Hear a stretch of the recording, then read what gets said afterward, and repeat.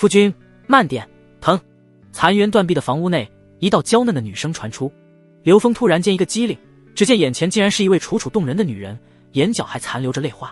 此刻的她很害怕，身体微微颤抖，玉璧一般的肩胛上渗出淡淡的血迹，破碎的衣服衬在身下，点点血迹在稻草和碎布间。不对，这个女人是谁？我怎么会和她同房？我不是在达尔喀森林的深处执行特殊任务吗？刘峰看着梨花带雨的姑娘，茫然四顾，他不知所措，不由得身体一动。眼前的少女眼角泪水滴落，身体微微颤抖，语气恳求地说道：夫君，你慢点，晴儿会好好侍奉夫君，晴儿不会反抗的，晴儿会出去找吃的，一定让夫君先吃，晴儿吃得少，不会让夫君饿肚子。少女不但要配合刘峰，心里还在担忧，她目光闪动，死死地抱住刘峰哀求。刘峰不知所以，突然间前世的记忆涌现，原来他是穿越了，如今是在大黎帝国的边境，一个叫四洼村的地方。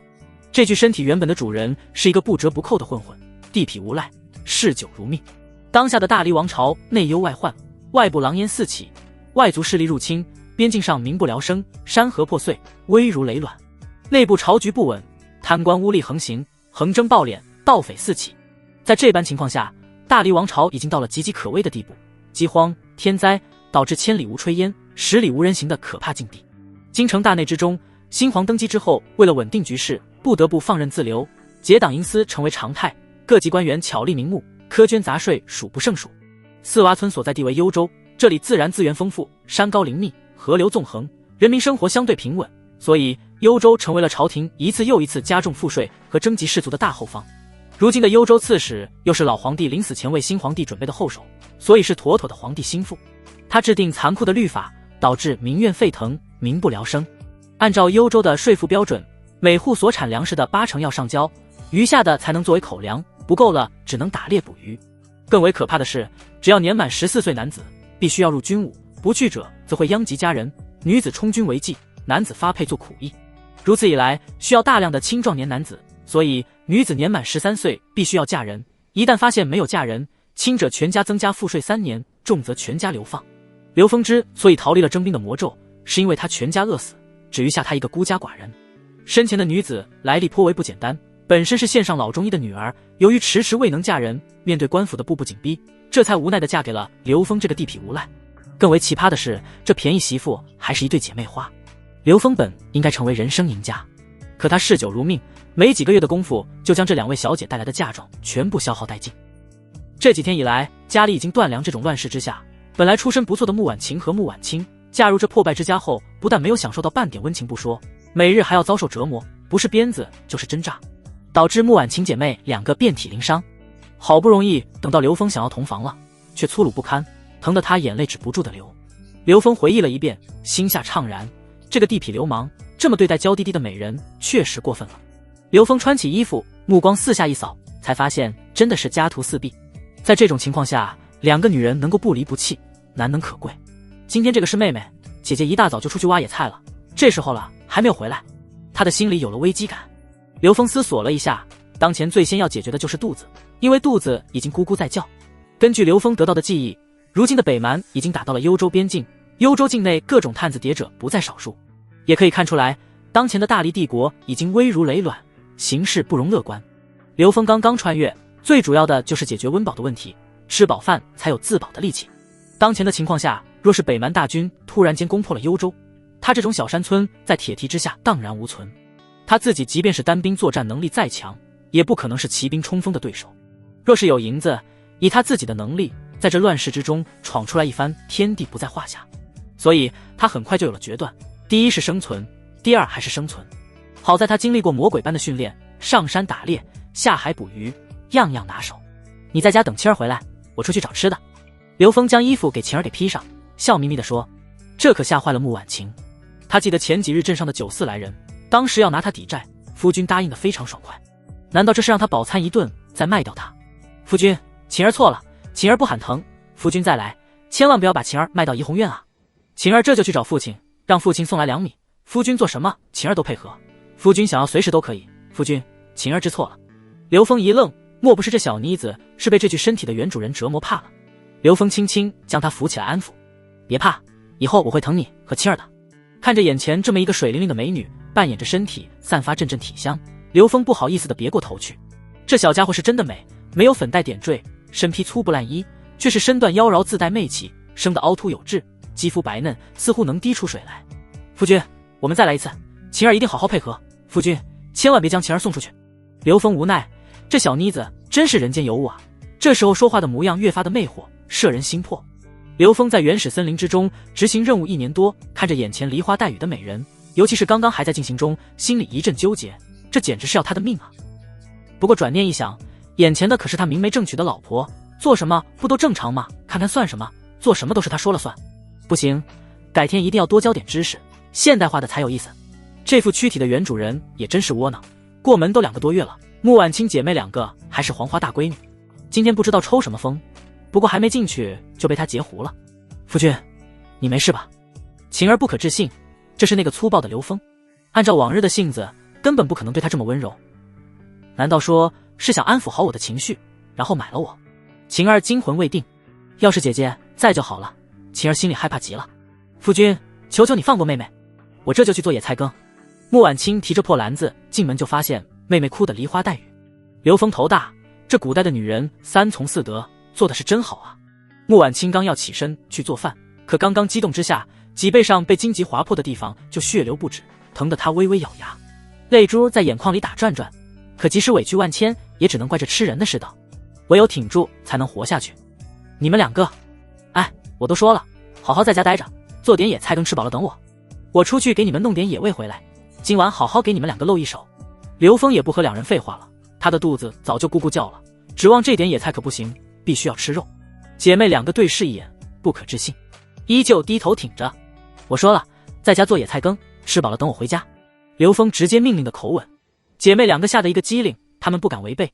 以前的刘峰喜怒无常，动不动就是拳打脚踢，最可怕的就是针扎。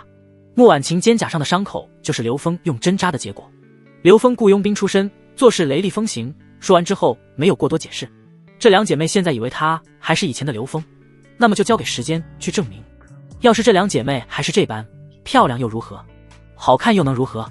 他不稀罕，在丛林作战多年，他很清楚世界的规则，一点不好就是尸骨无存，这个乱世也是一样。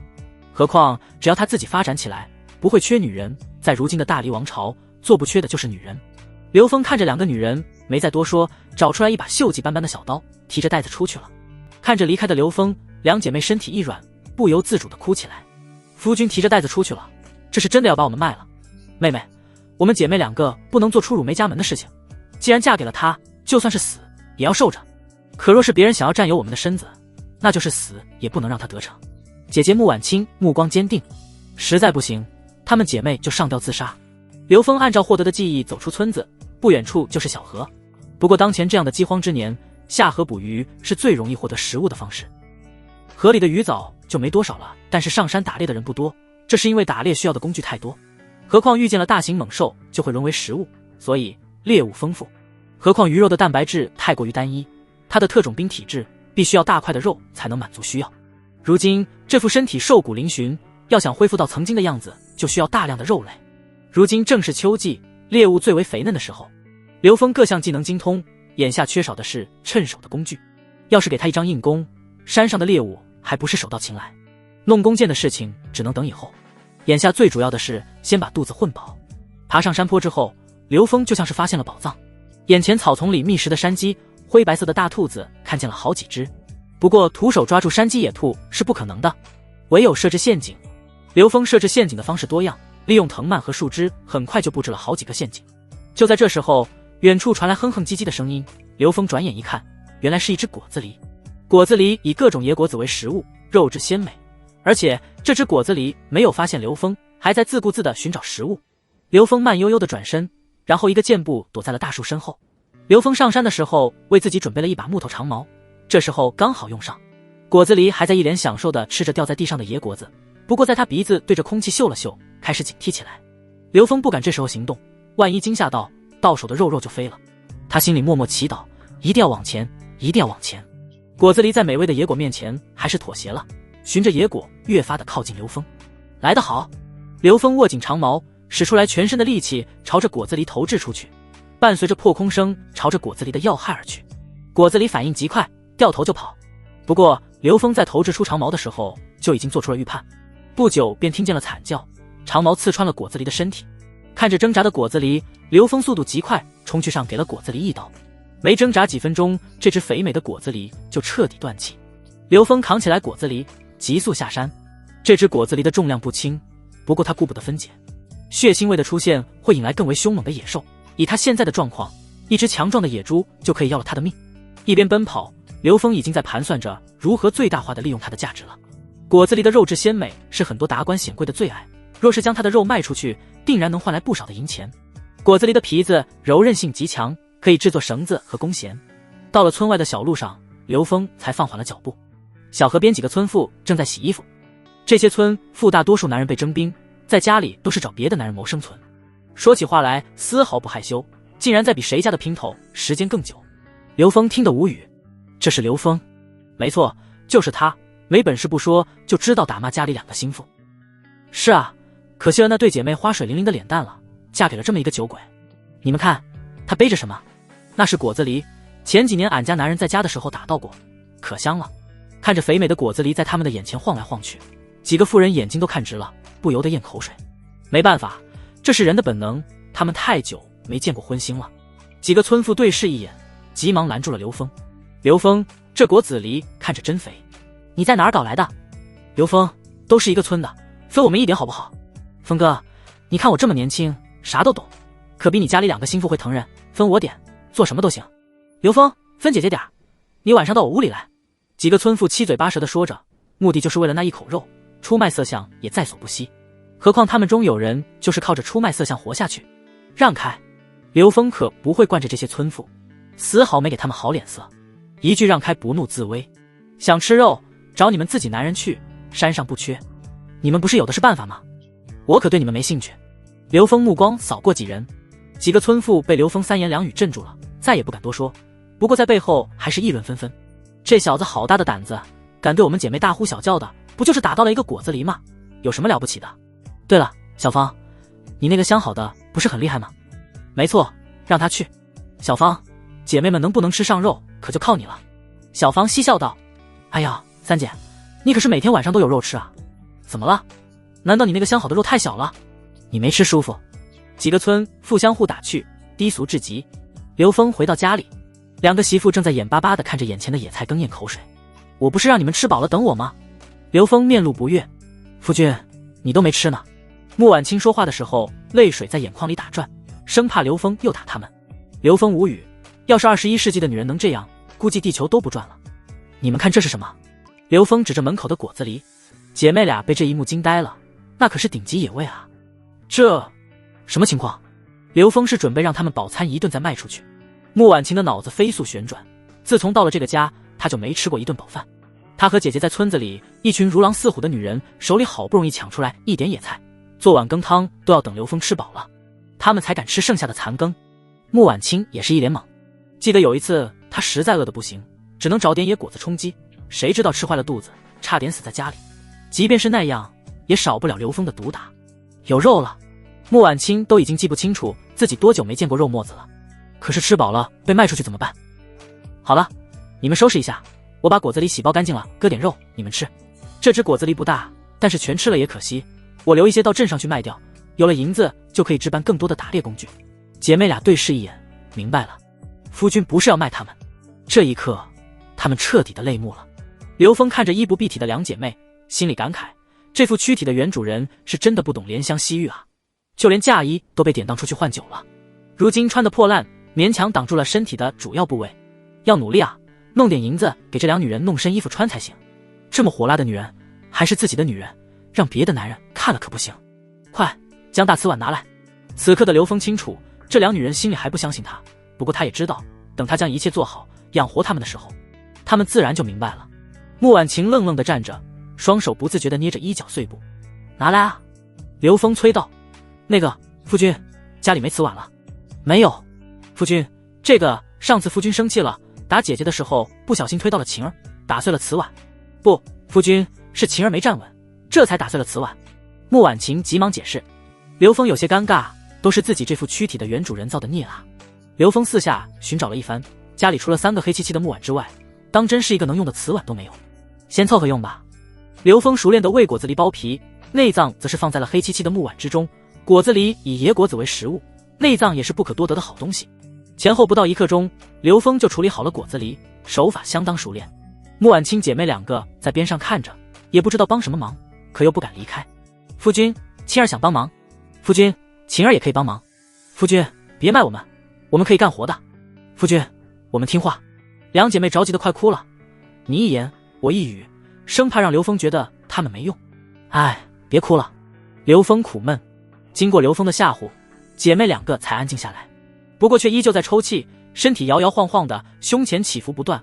刘峰头大，这和引诱有啥区别？刘峰就好奇了，真不知道这副身体原主人是怎么忍住的。这么2个小美人，任谁都抵不住啊！刘峰心下一喜，他可不会让自己明媒正娶的老婆得不到滋养。别的不说，吃饱了先办事。对女人，身体上喂饱可比肚子喂饱重要多了。睡好了，什么问题都没有。姐妹2个按照刘峰的安排去灶台生火，殊不知刘峰正想着怎么样才能和谐进行晚上的活动呢。刘峰看着那娇滴滴的姐妹俩，突然间觉得自己妥妥就是人生赢家啊！这小日子要是过好了，可比整天钻老林子杀人快活多了。刘峰很快就将肉分割的差不多了，内脏什么的留着，然后用竹条将一部分肉挂起来，以备不时之需，大多数的则留着拿到镇上卖出去。当他准备好之后，姐妹俩已经在灶台边上忙活了。几个破木碗中放着肉和内脏，不久厨房里便飘出来香味。肉做好以后，姐妹2个不敢有任何非分之想。夫君快吃。穆婉清将筷子递给刘峰，姐妹俩站着不动，等着刘峰吃饭。这是这副身体原主人立下的规矩，必须要等他吃饱了，2姐妹才能动筷子。过来，一起吃。刘峰突然间说道。穆婉清姐妹俩愣住了，这是什么操作？他们配上桌吃饭，看着刘峰那严肃的表情，2人不知所措，坐也不是，站着也不是，生怕一不小心又被毒打。夫君，今日夫君打猎辛苦，我们怎么可以吃？谢谢夫君。生怕妹妹说错话，穆婉清急忙补充。刘峰简直是服了。刘峰二话不说，对着2姐妹脸颊上一人一口。夫君，晴儿已经不害怕了，吃完了夫君就可以做。穆婉清有些不适应，他们过门几个月了，除了今天刘峰粗暴的想要，还从没有这么温柔的亲过他们。脸红什么？夫君叫的顺溜，亲一口就脸红了。刘峰故意皱着眉头。2人被刘峰一人亲了一口，不知所措。刘峰指着自己的侧脸，示意他们一人亲他一口。2人扭扭捏捏地往前探了探身子，一抹雪白被刘峰尽收眼底。2人亲过刘峰之后一动不动，等着刘峰的处置。刘峰则是慢悠悠地转到了2人的身后，对着他们的嫩臀就狠狠的一巴掌。这一下是惩罚你没有听夫君的话，吃了野菜羹；一下是警告，以后再犯继续打。啪，又是一道清脆的响声。2姐妹只觉得身体不受控制，腰细酥软，差点没站稳。这一下是惩罚你们对夫君的话阳奉阴违，没有认真做。紧接着是第3下，妹妹穆婉晴不由得发出声音：啊，绵长酥软。姐姐我……穆婉晴脸色红透，不好意思地叫着姐姐。她不知道自己怎么了，竟然不觉得疼，反倒是有一丝快感，不由得双腿一紧张。穆婉清也同感，但是她咬牙挺着。穆婉晴双拳紧握，期待着下一次。她的脸已经红到了脖子根。她看着刘峰，不知道为什么，突然间觉得这个男人真的很好。不过瞬间她又否决了自己的想法，或许只是夫君今晚心情好。穆婉晴突然间有了一个大胆的想法，不管会不会把她卖出去，女人的贞洁最重要，即便是死也要做一个女人。突然间抱住刘峰，眼角带泪，哽咽着说：夫君，求求你和晴儿还有姐姐圆房吧。夫君，你就是打死我们姐妹都可以，但是你不能不要我们姐妹。我们完璧之身如何在村子里立足，娘家父母也抬不起头来。既然今日刘峰的心情好，那么就趁热打铁，要是被卖出去都是完璧之身，他们死了都不值得。刘峰一脸茫然，到底是古代的女人，这思想觉悟简直是没得说。刘峰也明白幽州的律法森严，若是女子出嫁未能怀孕，那么娘家依旧有罪过。或许这就是姐妹俩着急的主要原因吧。刘峰看着姐妹2人邪魅一笑，一个个来，必须要圆房。你们谁先来？姐妹俩又无语了，不知道刘峰究竟要做什么。依旧是穆婉晴说道：夫君，晴儿侍奉夫君，今天夫君都试过了，晚上会成功的。穆婉晴红着脸，她觉得自己好大胆，好期待。刘峰看着2个水灵灵的女人，性格分明，老大温柔内敛，老二活泼大胆，心里莫名的期待，这要是一起该是多爽。坐下吃饭。姐妹俩不敢迟疑，乖乖坐下，但是不敢动筷子。刘峰将热好的野菜羹混入肉汤和肉汁中，分给两人。两人不可置信地看着碗里大块的馊肉。穆婉清看着碗里的肉说道：“夫君打猎辛苦，我们吃不完这么多，不想打屁股就快吃。”两姐妹捧着木碗小口吃起来，时不时地偷瞄一眼刘峰，做好随时听候吩咐的准备。可观察了几次，刘峰都是一脸淡定，吃饭的速度贼快，转眼间碗里全然没有了，也不给两姐妹思考的空间，转身到了破败的院子里四处张望。刘峰这么做很简单，这顿饭要是姐妹两个吃不好，那晚上可没力气，体验感多差。这么娇滴滴的小娘子，肯定要好好疼爱才对。雇佣兵出身的刘峰习惯每天晚上坚持训练，这是保持体能的必要条件。这副身体虽然瘦弱，但是底子还行，只要营养跟上，勤加训练，要不了多久就可以达到完美状态。刘峰正在锻炼，突然间耳朵一动，这是他当兵以来的习惯，随时保持警惕。一阵急促的脚步声朝着这边走来，刘峰才吃了一顿饱饭就练上了。难道你不行？自家婆娘都搞不定？要不这样，哥几个帮帮你如何？你家两位小娘子，哥几个可是喜欢的紧呢。李老二双手抱在胸前，邪魅的笑着走过来。说实话，穆家两姐妹她可以垂涎欲滴啊，那娇滴滴的小身段，要什么有什么，声音更是婉转，那一副欲拒还迎的小姿态，看一眼都冒火。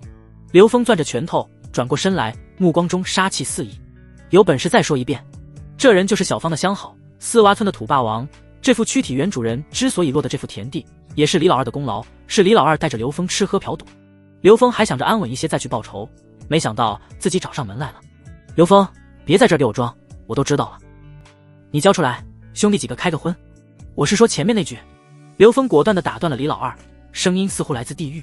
李老二微微一愣，这才看出来刘峰的眼神不善，顿时心里起火。刘峰，别以为打到了一点肉就忘记了自己姓什么，敢跟爷这么说话。今天你要是不把果子狸交出来，老子要你命！你家两个娇滴滴的小娘子哥几个换着来。李老二身后跟着的两个混小子目光不善地看着刘峰。呵呵。刘峰冷笑一声，眼神之中凶光乍现，接着就是一拳挥出，这一拳正中李老二的咽喉。李老二惊恐地捂着自己的喉咙后退了几步，没等他反应，只觉得胸口好像被千斤巨石击中一般。李老二如同断线的风筝，狠狠地砸在院边的土墙上，没等他缓口气，刘峰已在眼前，只听见咔嚓一声，刘峰已经扭断了李老二的脖子。见李老二惨叫都没来得及发出来，就被躺在了地上。两个混小子害怕了，他们还没有见过杀人，何况是这么狠辣干净的杀人手段。在他们的眼中，扭断了李老二脖子的刘峰就是来自地狱的恶魔，太可怕了啊！两个混小子转头就跑，但是刘峰已经动手，只听见几声骨头碎裂的声音，两个大汉就已经倒下了，脖子已经完全变形。此刻扮演的木门边上，穆婉清姐妹俩已经被完全的吓傻了，手中的木碗掉在地上，发出沉闷的声音，碎为两半。听见声音，刘峰走过来捡起那碎裂的木碗，一脸可惜。极度惊吓让两姐妹站在原地，根本不知道怎么挪动脚步。她们姐妹两个挨过刘峰的不少毒打，但是刘峰会杀人，她们没见过，也不敢想。哎，本想着快点，还是被看见了。刘峰摇摇头，姐妹俩毕竟是柔弱女人，看到这种场面，害怕也是情理之中。刘峰本想去安抚一下，没想到穆婉清率先开口了。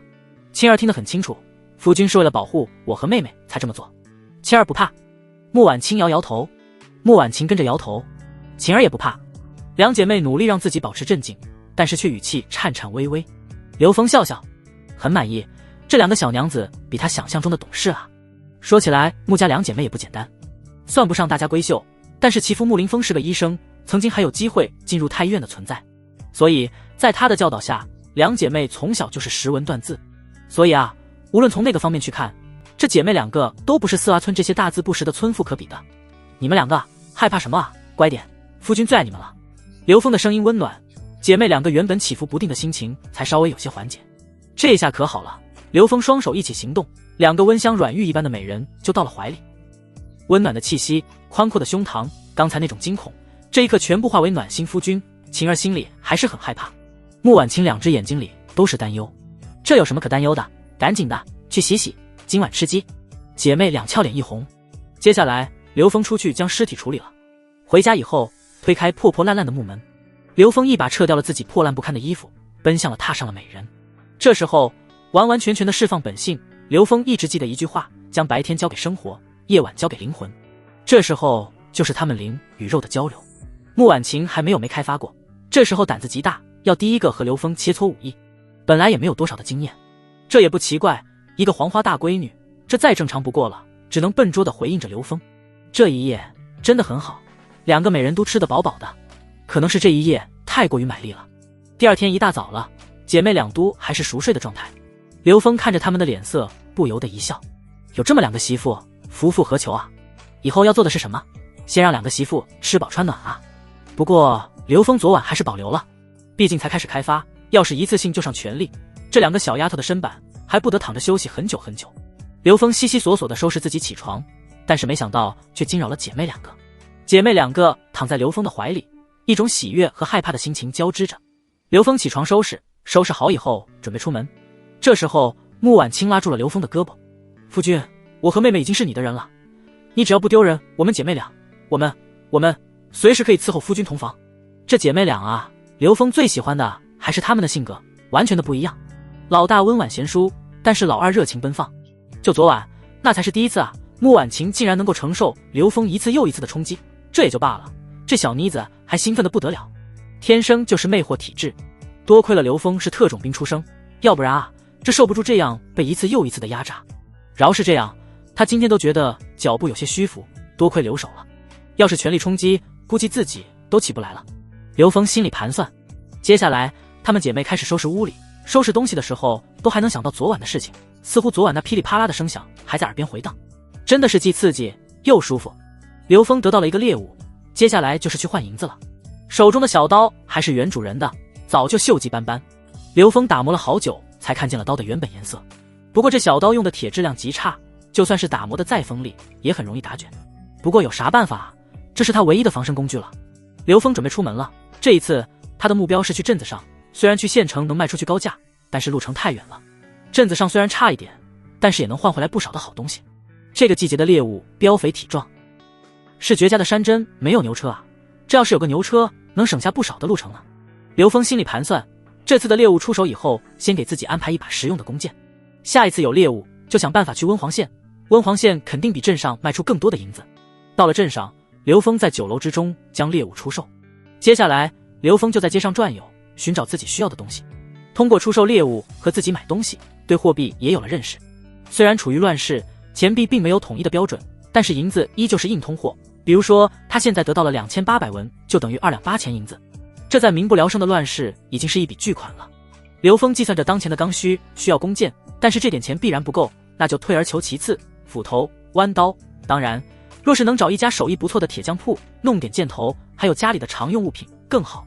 刘峰找了一圈，终于在街道西边找到了满意的铁匠铺子，在里面挑选了一番，但是也发现了大问题，这些铁制品大多数质量很差，没办法，受限于熔炉炼铁技术的约束，找到高质量的铁器根本不可能。刘峰在铺子里找了一番，找到了一把不错的斧子，寒光闪烁，极为锋利。斧子看着笨重，但是非常的实用，既可以用来当作武器，也可以在日常生活中使用，打猎砍树。刘峰又选择了一些箭头，即便是没有硬弓，树枝也可以做弓箭，所以箭头至关重要。当然其他日常用得到的铁制品也不能少。想到自己家里2个女人，衣服破破烂烂的，现在没办法给她们置办绫罗绸缎，但是扯几匹花布还是可以的。接着又采购过冬需要的棉花，当然纯棉买不起，还添加了芦花和稻草，最重要的锅碗瓢盆，这些全部购置好之后，刘峰算了笔账，自己的500文钱已经花出去了。虽然打猎可以很好的维持基本的肉食，不至于饿肚子，但是身体所需要的有些营养还是跟不上，所以买点米面回去，怎么着也要熬过这个冬天。到了春暖花开以后，就可以开荒种田，维持更好的生活。到了米店之后，才真正的明白了为什么古代的粮食就是根本了。即便是杂粮米都要恐怖的30钱一斗，干净的白米高达100钱，细面也要60钱。杂粮米吃起来味道很差，难以下咽，但是为了生存，还是咬牙买下了。白米和细面同时购置一些，最后才去药铺。上山打猎难免磕磕碰碰，何况家里2个女人身上都有伤，要是恢复不好，留下了病根子，那可怎么办？他还想着琴瑟和鸣，夜夜笙歌呢。昨晚虽然很不错，但是由于2女人身上有伤，还很虚弱，很多动作都没有试试。这种事情他作为一个男人可受不了，哪有吃饭吃不饱的道理。刘峰出来卖货，回去的时候采购的非常多，一个人带不回去。在镇上吃了饭以后，又在店小二的帮助下雇佣了一辆跑货的牛板车，回去的路上有了牛车，虽然快不上多少，但是速度比人快多了。天还没黑，刘峰就到了家里。刘峰进村就和明星回老家一样，引得村民们一个个的围观。刘峰上山打猎的事情，村里人早就知道了。昨日几个村妇索要不成，反被刘峰一通嘲笑。这些个村民长期以来缺衣少食的，现在看见了这么多的食物，一个个的无比眼热。可是除了跟在牛车的屁股后掉哈喇子之外，能做什么？晴儿，晴儿，你们的命可真好，有这么一个能干的男人，以后的日子是不用发愁了。我们这可怎么办啊？是啊，两位姑娘，我知道你们心地善良，多少的施舍一点，我们这些街坊邻居真不容易啊。你还记得不？上次你们挨饿，还是我分给了你们一些野菜，还有我给过你半个野菜团子呢。如今你们日子好过了，可怜一下我们吧。两姐妹懵逼，看着牛车上满满当当的各种吃食和日常用品，看得两人目不暇接。夫君真的太好了，有了这些东西，以后完全不愁吃喝了。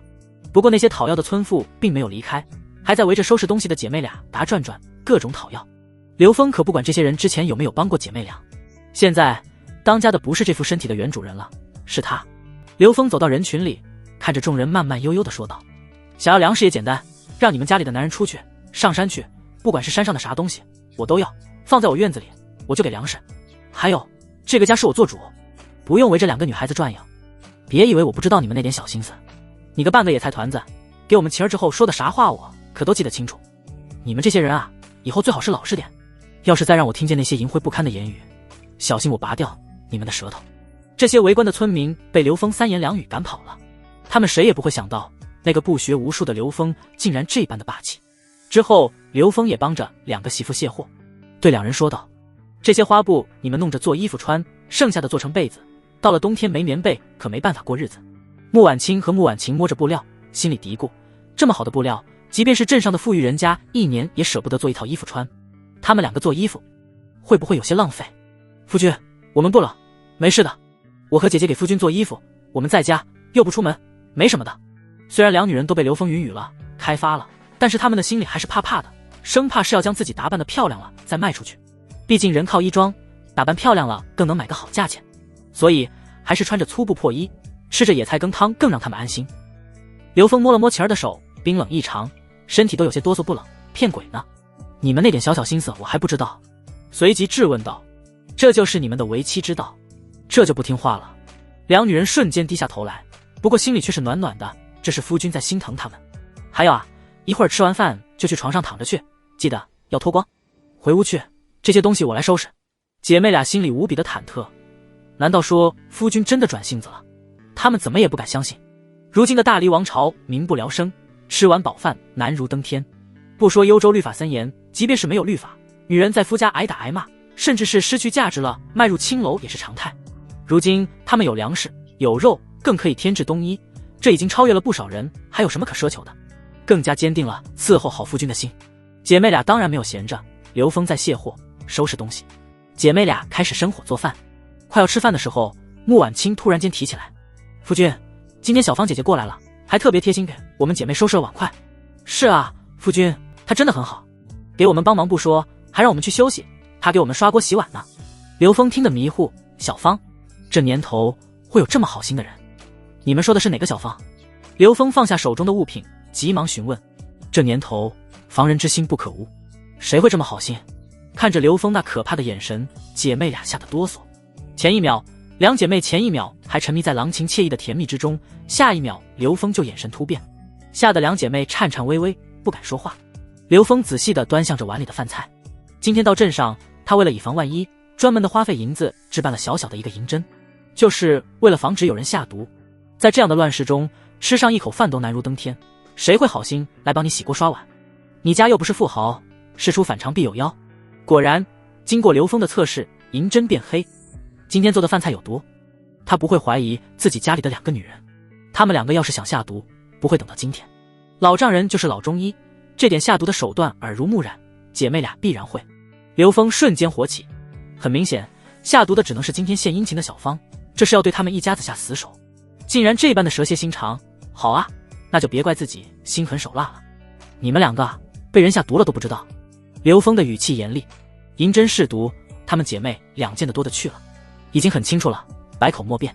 刘峰黑着脸两姐妹吓傻了，跌倒在地，两人抱在一起，泪眼婆娑，生怕刘峰又去拿棍子。对不起，夫君，我们真的不知道有毒。夫君，嫁鸡随鸡，嫁狗随狗，我们姐妹俩要是对夫君有二心，断然不会等到今天。夫君，我和妹妹任你处置。夫君，这一次你就是打死我们，我们也不会有任何的怨言。青儿眼角带泪，却刚强了起来。看着姐妹俩的样子，刘峰是又气又觉得无辜。这两个丫头啊，真的是太单纯了，完全不知道什么是人心险恶。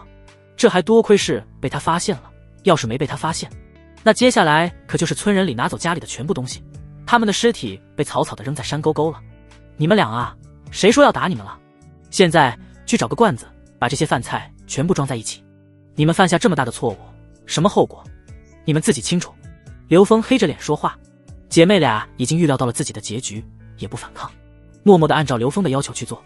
这时候，穆婉晴突然间鼓起勇气：“夫君，我们姐妹两个死了，你要照顾好自己。”夫君，谢谢你，这几天我们姐妹终于过了几天像人的日子。说着，姐妹俩开始抽噎起来。夫君，晴儿死之前还想伺候夫君一次。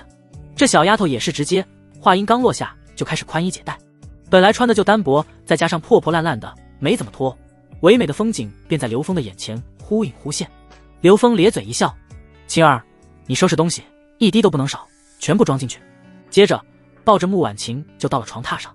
本来就没什么衣服，刘峰大手一挥，没几下的功夫全部丢在了一边。晴儿已经被准备被刘峰无尽的摧残了，但是他却笑着，笑得非常灿烂。可是他却想错了，刘峰没有做那种事情，反倒是将他翻过，慢悠悠地给他上药。这让穆婉晴又惊又喜，自己的夫君真的不一样了。之后是穆婉清，姐妹俩就这样享受着刘峰对他们的爱。雪白的美丽脊背上，刘峰来回的擦拭药膏。你们不知道，村子的关系很乱，小芳为了一口吃的，做了村里泼皮无奈的姘头，我杀了他的姘头，这是来想方设法的报仇了。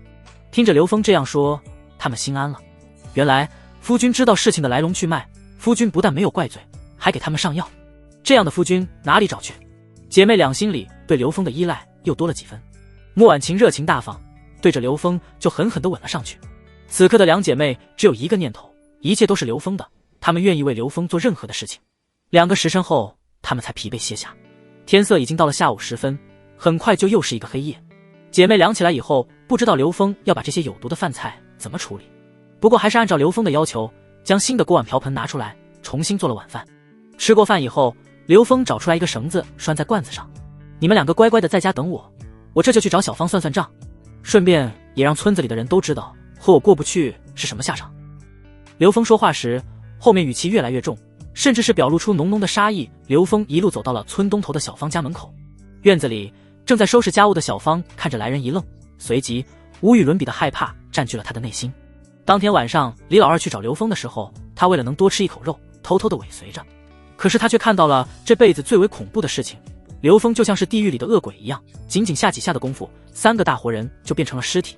他当时想要去报官，可害怕刘峰会杀他，何况这样的世道，报官没有真凭实据死的就是自己。想了一晚上才想出来，利用2个单纯的小媳妇杀刘峰这一招。杀了刘峰，他再偷偷的拿走刘峰家里的所有肉。本以为自己的计划天衣无缝，但是这时候刘峰出现在这里，说明他的计划失败了。乱世活着不容易，你能活下去更不容易。我没有和你计较的必要，但是你下毒想要我的命，那么对不起，你必须得死。刘峰眼神冒着杀意，一步步的走向小芳。小芳被这气势吓得一步步后退，跌倒在地。反应过来后，急匆匆的朝着外面跑去。匆忙之下被脚下的石头绊倒，刘峰也没有客气，胳膊像是铁钳一般，死死的锁住了小芳的脖子，毫不客气的将其甩出去。对待这样的人，只能以其人之道还治其人之身。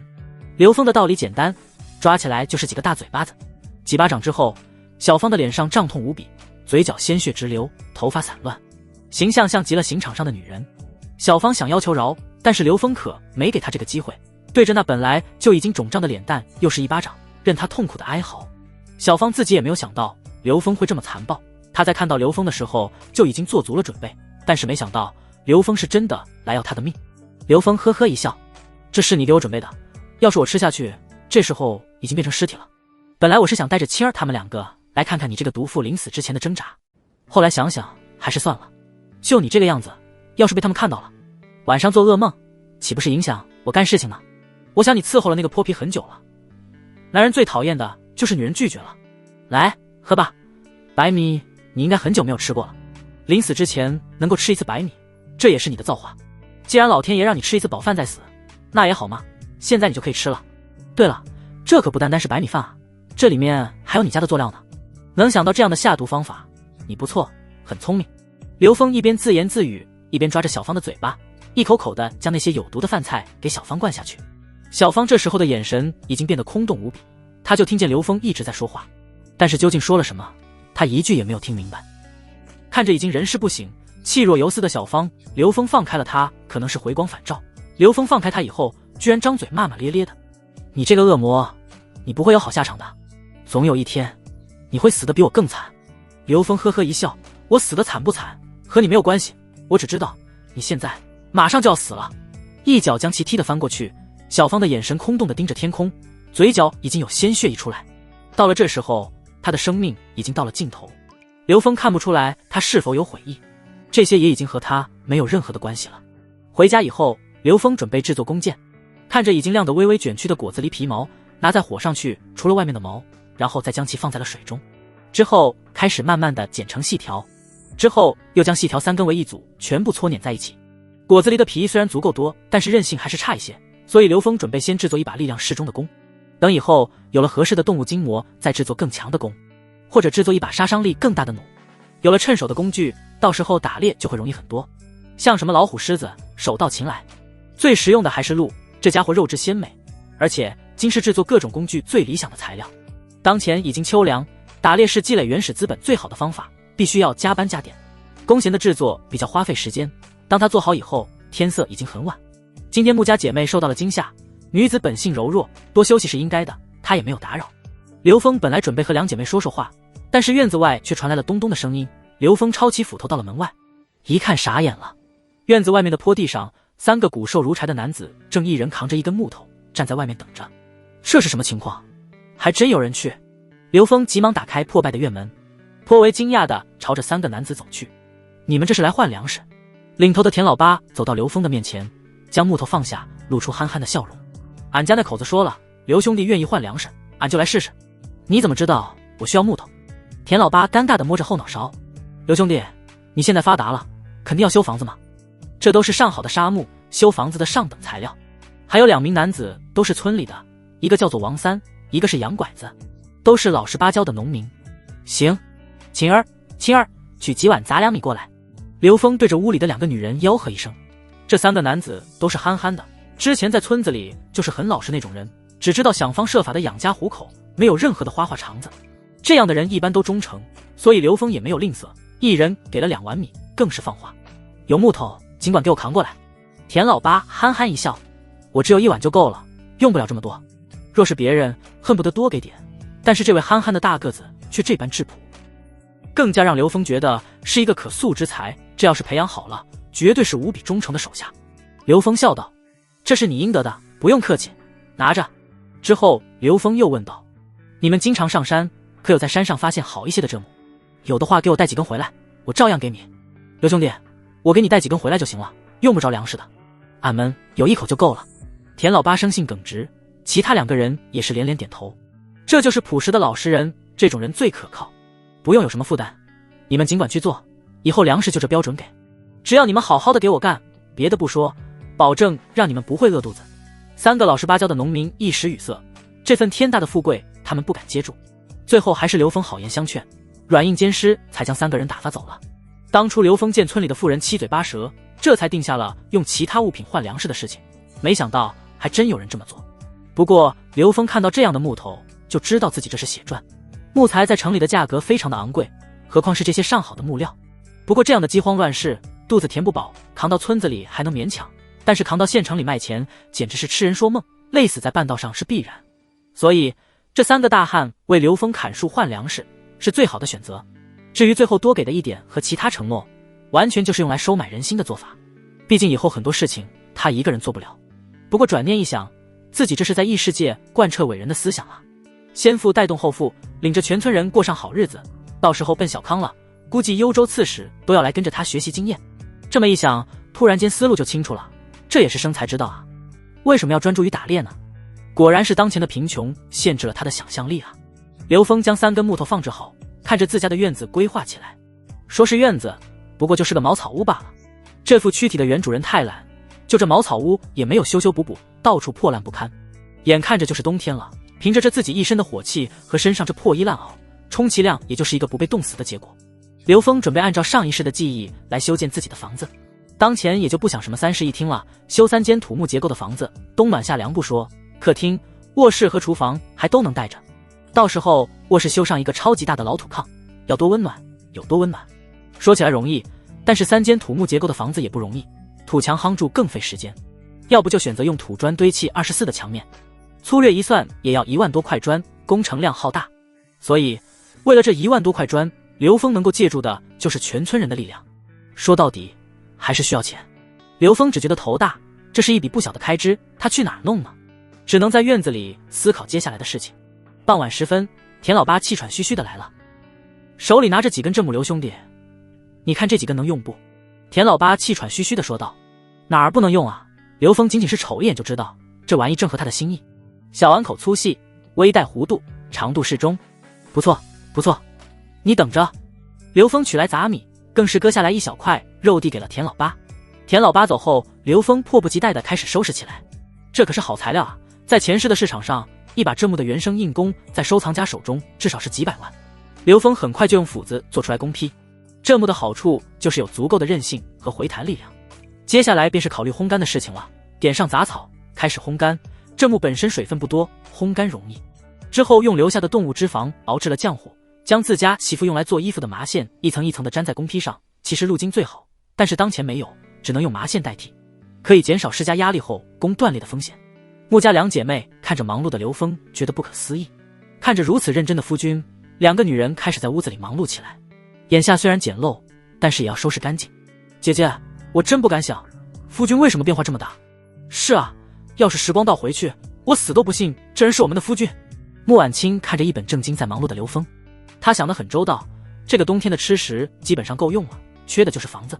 他们盯着刘峰的眼睛都冒着光，这样的好男人，晚上被掌柜多少次他都愿意。眼前这个男人是他们的男人，是他们依靠一辈子的男人，是天地间最好的夫君。田老八放下镇木走后，刘峰没有急着上床工作，他需要将箭矢做出来，有箭头，但是木质的箭杆也很重要。好在箭杆所需要的材料不缺。姐妹2个则是在屋子里微弱的灯光下做着棉被。穆婉清沉稳安静，眸子如同秋水一般，脸上带着淡淡的笑意。穆婉晴则是活泼可爱，时不时发出来银铃一般的笑声。或许是感觉到了刘峰的目光，穆婉晴娇躯一颤，脸蛋微微一红，在淡淡的光晕下散发着别样的魅力。刘峰不得不感慨，都说少妇的腰，杀人的刀，古人诚实不骗人啊。刘峰心神荡漾，这哪能忍啊，弓箭已经做好了，不干活还等什么？说着就朝着里屋走去，还不忘说一句，晴儿快进来。刘峰乃顾得上怀李穆婉清的求饶。一晚上又是大战300回合，精疲力尽。第二天早早的刘峰就带着弓箭上山了。刘峰出门的时候嘴里都还在骂骂咧咧，因为俩女人没让他尽兴。俗话说牛都是累死的，自己倒没啥，可架不住媳妇受不住啊。他的意识占据这副身体有几天了，就没一次是让他满意的。自己媳妇啥都好，就是身子骨弱。刚开始他还理解，毕竟自家娘子有伤在身，但是现在伤已经好的差不多了，还是受不住穆婉清，甚至萌生了要给刘峰纳妾的想法。谁受得住这样的牛啊？刘峰总结了一点，原因就是自家娘子身子骨太弱了，需要赶紧给补上去，不然以后的日子幸福从哪里来？幸福日子必然是日多了才幸福。心里想着，刘峰已经到了半山腰，他发现了淡淡的血迹，周围有大量的打斗的痕迹，但是却不见任何的碎肉和骨头，能够将猎物吃的尸骨无存，那就只有一种可能，捕猎的是大型猛兽。随即四下观察，手中的弓箭蓄势待发，他可不敢招惹大型猛兽，即便是全盛时期也不敢放松，更别说现在了。大型猛兽他拼着重伤也可以干掉，但是依现在的情况，一旦受伤那就是等死。毕竟医疗水平有限，这也是村民很少上山打猎的原因之一。这些瘦骨嶙峋的村民，一没武器，二是体弱，即便是一头野猪都可以要了他们的命。现在的情况越谨慎越好。刘峰四下确认安全以后，这才继续上山。大约半个时辰之后，逐渐到了森林深处，周围开始出现需要几个人环抱的大树，森林幽深，河谷之中不断有野兽的声音传来。刘峰这才发现自己已经到了原始森林的边境。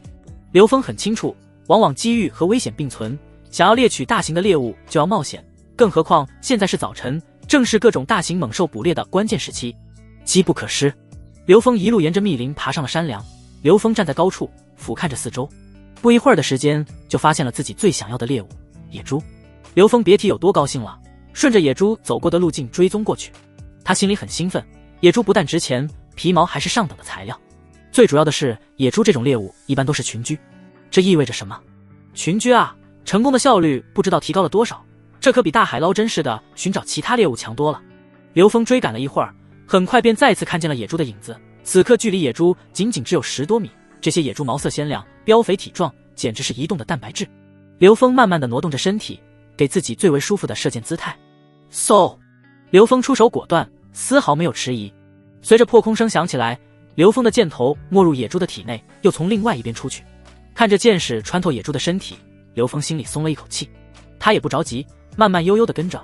只要是被一箭贯穿，这头野猪已经是他的猎物了。这时候需要的就是追击，速度会让他们的心跳加快，血液流动加快，可以加快野猪死亡的速度。刘峰雇佣兵出身，本身速度就快，这时候跑起来比野猪还快。一边跑一边模仿老虎狮子的声音吓唬他，野猪仓皇逃跑，血流如注。刘峰甚至准备给他再补一箭。血迹会吸引来其他的猛兽，他必须要快。刘峰瞅准机会，搭弓瞄准，看着角度不对，刘峰猛然间在身边的大树上借力，凌空跃起，犹如展翅大鹏一般拉出满弓。这一箭角度刁钻，犹如一道黑色的流星一般激射而去，直接从野猪的心脏穿过，定在了对面的树上。心脏破碎，野猪的身体鲜血喷涌而出，没几步的功夫就支持不住了，轰然倒下，抽搐了几下就完全断气。刘峰飞奔到身边，看着快流完的血，差点把自己气得吐血。这么好的东西，这简直是在暴殄天物。这是第一次，下次一定注意。刘峰自言自语，他不敢耽搁，要是被大型的猛兽盯上，那可就麻烦了。猎物带不回去不说，自己都有可能玩完。所以急忙回家，将野猪扛到下坡之后，砍下来2根木头绑在一起，将野猪架上，拉着往回走。回村的时候，吃过早饭的村民才准备下地干活，迎面就撞上了村长王长生和夫人，正带着自己的长弓下地。看着刘峰身后架子上拖着的野猪，顿时就傻眼了。之前就听说了这个不学无术的小子突然间转性子了，打回来一头果子狸，置办了过冬的物资，还在筹备修房子的事情。当时的王长生还不信，狠狠地训斥了自己的夫人一顿，让他不要道听途说。但是眼前的一幕让他觉得自己的老脸生疼。老爷，你看那猪头多好啊，我们可很久没有吃过猪头肉了，要不买下来吧，刚好给老爷补补身子。老爷，你可都很久没有雄起过了，说不定吃点猪头肉就好了。村长夫人说到这里的时候，掩面一笑，尽显媚态。王长生是村长，日子过得不错，成婚很早，但是成婚10余年，夫人都没有生下一男半女，无奈之下才又娶了现在的夫人。若是娶一个寻常姑娘也就罢了，怎奈王长生看上了县城怡红院的姑娘，卖了几亩好地才娶回来。怡红院的姑娘一个个都是高手，撩拨的王长生做起了不早朝的君王，日日夜夜耕耘不歇，时间久了，身体是彻底累垮了。如今在夫人面前彻底的抬不起头来，整天被埋怨不说，即便是王长生自己都不好意思，这下被夫人又当着外人的面说出来，只能黑着脸走向了刘峰。3条腿，这猪头你带着去镇上也没人要，这样吧，看在一个村的份上，我吃点亏，猪头给我砍下来如何？当然，我不白拿你的，银子照给，我看就给你3钱银子吧，也足够你买几袋杂粮米回家了。看刘峰没搭话，接着说道：你小子别不识好歹，我可是村长，我还能骗你不成？3条腿是以前刘峰在王长生的家里做工的时候被起的外号，最先是一个工友发现，因为太大，刘峰一路上从山上急匆匆地赶回来，山泉水都没有喝上一口，这时候早就满头大汗，刚好趁着这个空档将衣服脱下来擦擦汗。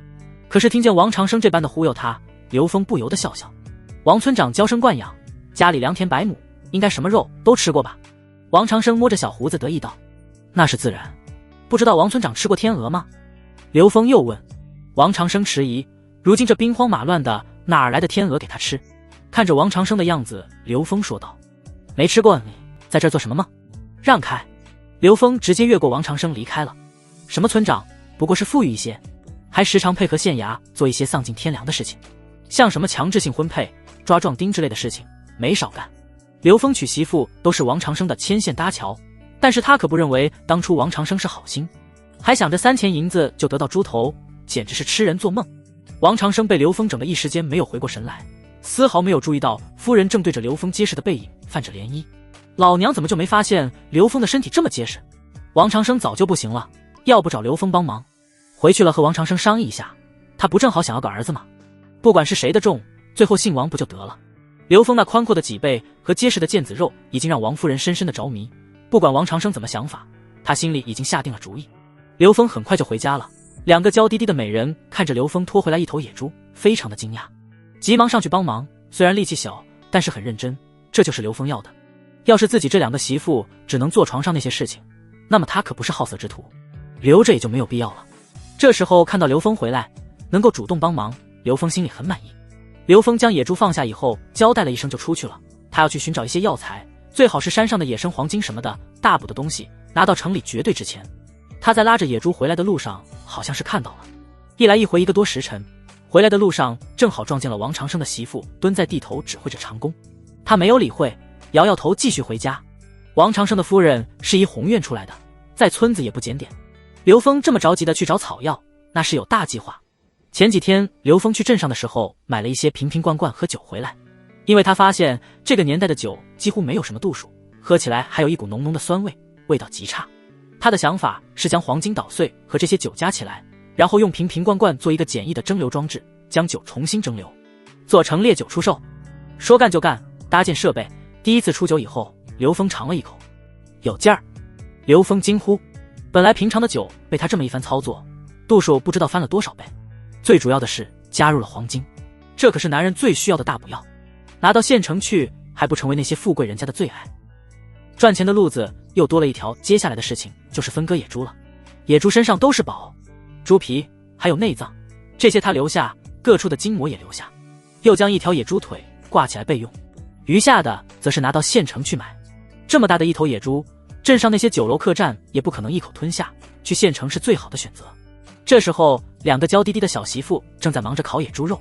刘峰将去县城的一切都准备好以后，美滋滋的野猪肉已经烤好，一边吃着肉一边喝着粥，别提多美了。但是等他吃完后却犯难了，近300斤的野猪肉，好几坛子自己弄出来的黄金酒，这么多东西想要运到县城可不容易啊。唯一的办法就是牛车，但是整个四洼村都是穷苦人家，有耕牛的都是大户了，耕地的时候都怕把牛累着，又怎么舍得拉车？思来想去，唯有求助王长生，但是早上又把王长生数落了一顿，这下可难办了。没办法，只能当一回冤大头了。王长生在村子里是出名的王八皮，家里的长工短工干活的时候都盯着，生怕干得慢了。可能花钱最多的事情就是将这位怡红院的头牌给娶回了家。但是王长生的好处也在这里，只要是银子使得足够多，还真给你办事。王家是村子里的大户，就在村里的大路边上，房子阔气，青砖带瓦，没个几代人的积累根本修不出这样的房子。四洼村有砖房的都没有几家，大多数都是茅草屋。王长生这样的可是独一份的富裕。刚走到王长生的家门口，就看到了一个鬼鬼祟祟的男子正在门口往里面看，样子猥琐至极，手还不断的在下面摸索。王长栓，刘峰一看就看出来，这是王长生的堂弟，看着那样子，刘峰就觉得恶心。王长栓看到是刘峰，急匆匆的离开了，走到门口敲门，开门的是管家王三，刘峰便拉着王三聊起来了。一听刘峰要借用府上的牛车，王三瞬间变脸，3条腿，这事儿我可做不了主啊，老爷什么性子你又不是不知道，你要借车，到时候草料钱、磨损钱、牛流汗都要钱。牛！刘峰早就料到了这一幕，果断拿出来20文铜子儿。王三先生一愣，接着又诉苦，这老爷不在家，我没办法。什么没办法？离了他这家还就不赚了。我做主。或许是被外面的声音惊扰，房间的门打开，此时的王夫人已经换了衣服，一件碎花的布料穿在身上倒是别有风味。她的头发有些水泽，脖子上的淤青明显可见，看来又挨打了。不过这女人挨打没什么奇怪，毕竟生活不怎么检点嘛。见到来人是刘峰，他急忙用手挡住脖子的淤青。王夫人，刘峰欢喜，急忙迎上去。若是王长生在家，此事可能还难办，但是这位夫人话好说。王长生虽然抠门，被称为王八皮，但是对夫人极为疼爱，只要是少花钱，做什么都可以。王夫人看刘峰的眼神充满了意思，尤其是刘峰那传说中的第3条腿，她更想见识，便招手。随我进去说。刚刚进门，王夫人便将门关上了，目光之中秋水盈盈，朝着刘峰靠上去，并且已经开始将自己的碎花衣服推到了肩膀的位置。刘峰，大家都是乡亲，你今天帮姐姐一个忙，这牛车你拉走去用，分文不取。帮忙？没错，只要你答应我一个很小的条件，以后用得上什么，只管来给我说。看见王夫人这样的做法，刘峰心里已经了然。帮什么忙？刘峰，我家老爷身子骨不行了，我想给他生个儿子。王夫人还在靠近刘峰，一股成熟女人的味道扑面而来，让刘峰觉得刺鼻，这味道真的太上头了。这位王夫人本来不过是一红院的姑娘，能够勾搭上王长生给她赎身，必然是使了不少的手段。不过这几年下来，她早已经没有当年的姿色。再说了，这位王夫人的身段也不是非常的出众，这种女的此刻白嫖她都没有多少的兴趣。刘峰，就帮我这一次。看着迫不及待靠过来的王夫人，刘峰急忙躲闪，顿时计上心头。夫人，这样吧，我这人不喜欢直接来，我们养养感情如何？怎么养感情？这个也简单，就是办事之前吧，我喜欢先玩玩游戏，比如蒙上眼睛，比如穿点薄一些衣服，这样我觉得更有感觉。作为怡红院出身的他，早就玩过这些。那张涂满了廉价胭脂水粉的脸顿时一红，扭扭捏捏地说道：没看出来，你还挺会玩啊，等你哦，快点啊。王夫人朝着里屋走去，还不忘给刘峰一个媚眼。看着王夫人走进里屋，将帘子放下后，这才松了一口气。刘峰二话不说先出门。管家以为牛车的事情已经商量好了，所以已经拉着牛车在院子里等着了。刘峰在管家手中接过马车，就像逃命似的出了王家大门。他可不在意最后被王夫人发现耍了他，发现又如何，反正快乐的是你王夫人。这时候你想和谁搞去和谁搞，即便是拉着管家进去恩爱了也没啥，反正这样的事情谁好意思说出去，说不定两人以后还能多交流几次。俗话说嘛，男女之间只有0次和无数次。刘峰赶着牛车回家，将所有的东西全部装上车。家里的事情由2个娘子做，他只管赚钱。这一次去县城，即便是有牛车，也要明天才能回来。走之前看着破烂不堪的门，又将门修缮了一番，毕竟自己不在家，2个如花似玉的美娇娘在家他不放心。出门的时候已经是下午，到了县城以后，考虑到自己对县城并不熟悉，所以花了10枚铜钱找了一个领路的小厮。野猪肉送去了县城最大的酒楼，黄金酒拿到了药铺，这一趟下来赚了40多两银子。最后余下的一些零碎物品没地方收，刘峰正郁闷的时候，却被路过的商人高价拿走。仅仅是这一趟，刘峰就得到了50多两银子。他怎么也没有想到一头野猪会这么值钱，更没想到自己的黄金酒这么受欢迎，价格还不低。这些钱全部拿出来，足够在镇上置办一个家了。银子刘峰分开装好以后，直奔米店。县城里可有扒手，他可不敢将银子装在一个地方。到了米店，出手就是50斗杂米。之后又在县城找了一家铁匠铺，他需要的武器实在太多了，反正价格不贵，所以刻意的挑选了一把长枪之后，其他的只要用得着全部带走。牛车很快就被填满，眼看着天色已黑，正准备找个地方休息，却发现前面不远处很热闹，走近一看，才发现这里是县衙。原来是几个战场上下来的伤残的士兵聚在这里。按照大黎王朝的律法，士兵战死，当地县衙要给30两银子作为抚恤金，伤残都有相应的补助标准，还可以定期到县衙领取少量的粮米度日。他们这些人在战场上没死成，回家后第一件事情就去县衙。刘峰一眼就看见了在人群中的穆少光，这是自己2位娘子的哥哥。现在的他颇为狼狈，腿已经断了，拄着拐杖勉强行走，还成了独眼龙，完完全全的成为了废人。刘峰可是得到了这部分记忆，穆少光上战场是在他成婚之前，满打满算也才4个月啊。哪怕刘峰是血海中滚过来的雇佣兵，看到这样的场景也是心里一冷。当真是天下兴亡，最后受苦的都是老百姓。如今前线战事吃紧，要不了多久战火就会蔓延到这里，自己需要及早做打算了。他没有继续耽搁，急忙去集市上购买了粗盐等物品，转身又到了家畜交易市场。如今大黎政令放宽，普通人也可以自由买卖耕牛，但是为了防止人们杀牛卖肉，所以牛肉的价格又被定得非常低。家畜市场常年做牲畜的买卖，这么做也是稳定市场的方式之一。刘峰次来要的是牛和鸡。这几年举国都是饥荒，家畜市场上的家禽吃紧，即便是一头瘦骨嶙峋的牛都要不菲的价格。刘峰花了10两银子才拿下一头瘦骨嶙峋的牛，要知道10两银子足够一个普通家庭生活3-5年了。之后又将目光看向了笼子里的鸡崽子，最后还不忘买下一辆崭新的牛车，算账付款。许氏老板很久没见到这么阔气的大主顾，最后自动送上了不少的草料。刘峰没有停留，果断选择成夜回家。第二天一大早，当穆家两姐妹看到外面的鸡崽子时，激动得说不出话来，两人抱着刘峰就上嘴。能不激动吗？这样的饥荒乱世，鸡崽子和牛都是一家子里的希望啊！老大穆婉清二话不说就去割草喂牛了，老二穆婉晴则是赶紧给鸡崽子安家。如今自己有牛车了，刘峰赶紧去将王家的牛车还给人家。何况王长生的性子，要是不还回去，很快就上门了。到了王家，看见是刘峰，王夫人脸色瞬间就变了。要是眼睛能杀人，刘峰都不知道死了多少次。不用多说，事情已经败露，王夫人最后和谁云雨不得而知。回家以后，刘峰开始收拾牛车，毕竟这可是他以后的依仗啊，一定要精心。